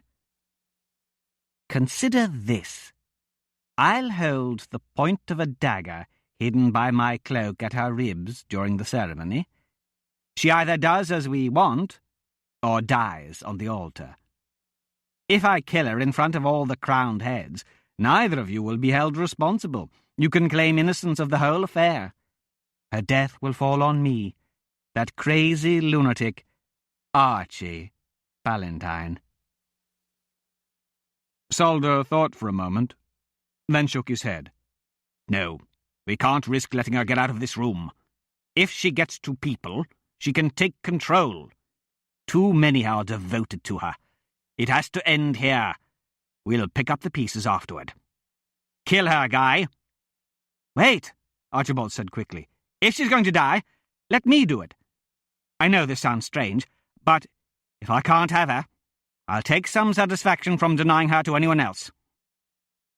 "You are a twisted little git, aren't you, Ballantyne?" Guy said with a disgusted look. Archibald moved closer. For each step he took, Medina took a step back, until she had no more room to retreat. Archibald raised his sword, and while keeping his eyes focused on Medina, he plunged the blade towards Louis Guy. The sentinel did not see the attack coming, but Archibald's ruse prevented an accurate strike.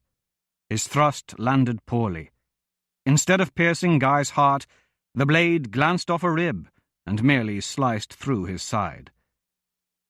Archibald quickly withdrew his blade, turned, and tried to strike again. Guy was faster. The Earl felt Guy's blade enter his chest. The last thing Archibald Ballantyne saw before he died was Medina Novronian, running past Saldor, slicing his arm as he unsuccessfully tried to stop her. Royce's head turned abruptly. "What?" Hadrian began, but stopped when Royce held up a hand. Getting to his feet in one fluid motion, Royce paused mid-stride on a single foot, listening. He waited a moment and then moved swiftly to the cell door, which admitted the light. He lay down and placed his ear to the crack at the bottom. "What is it?" Hadrian asked. "Fighting," he replied at last. "Fighting? Who?" Hadrian asked. "I can't hear the colour of their uniforms." Royce smirked. "Soldiers, though. I hear swords on armour." They all looked at the door.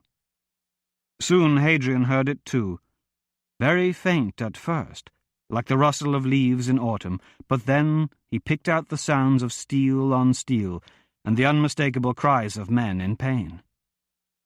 Within the prison, new sounds rose.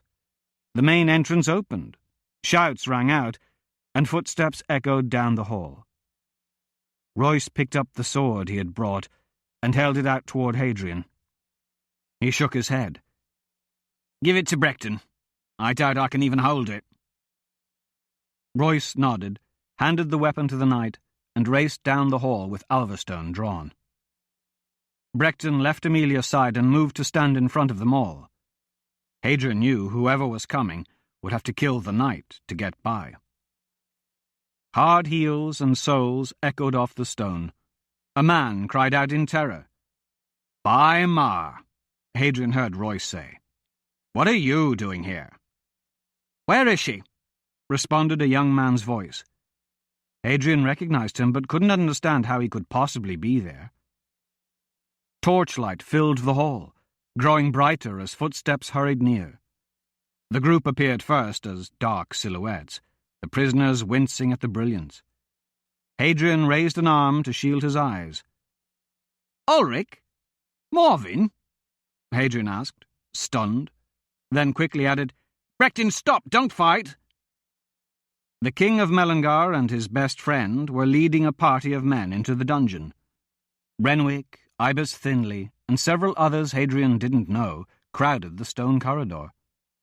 When Ulrich Essendon saw the prisoners, he wavered, and a sickened expression crossed his face.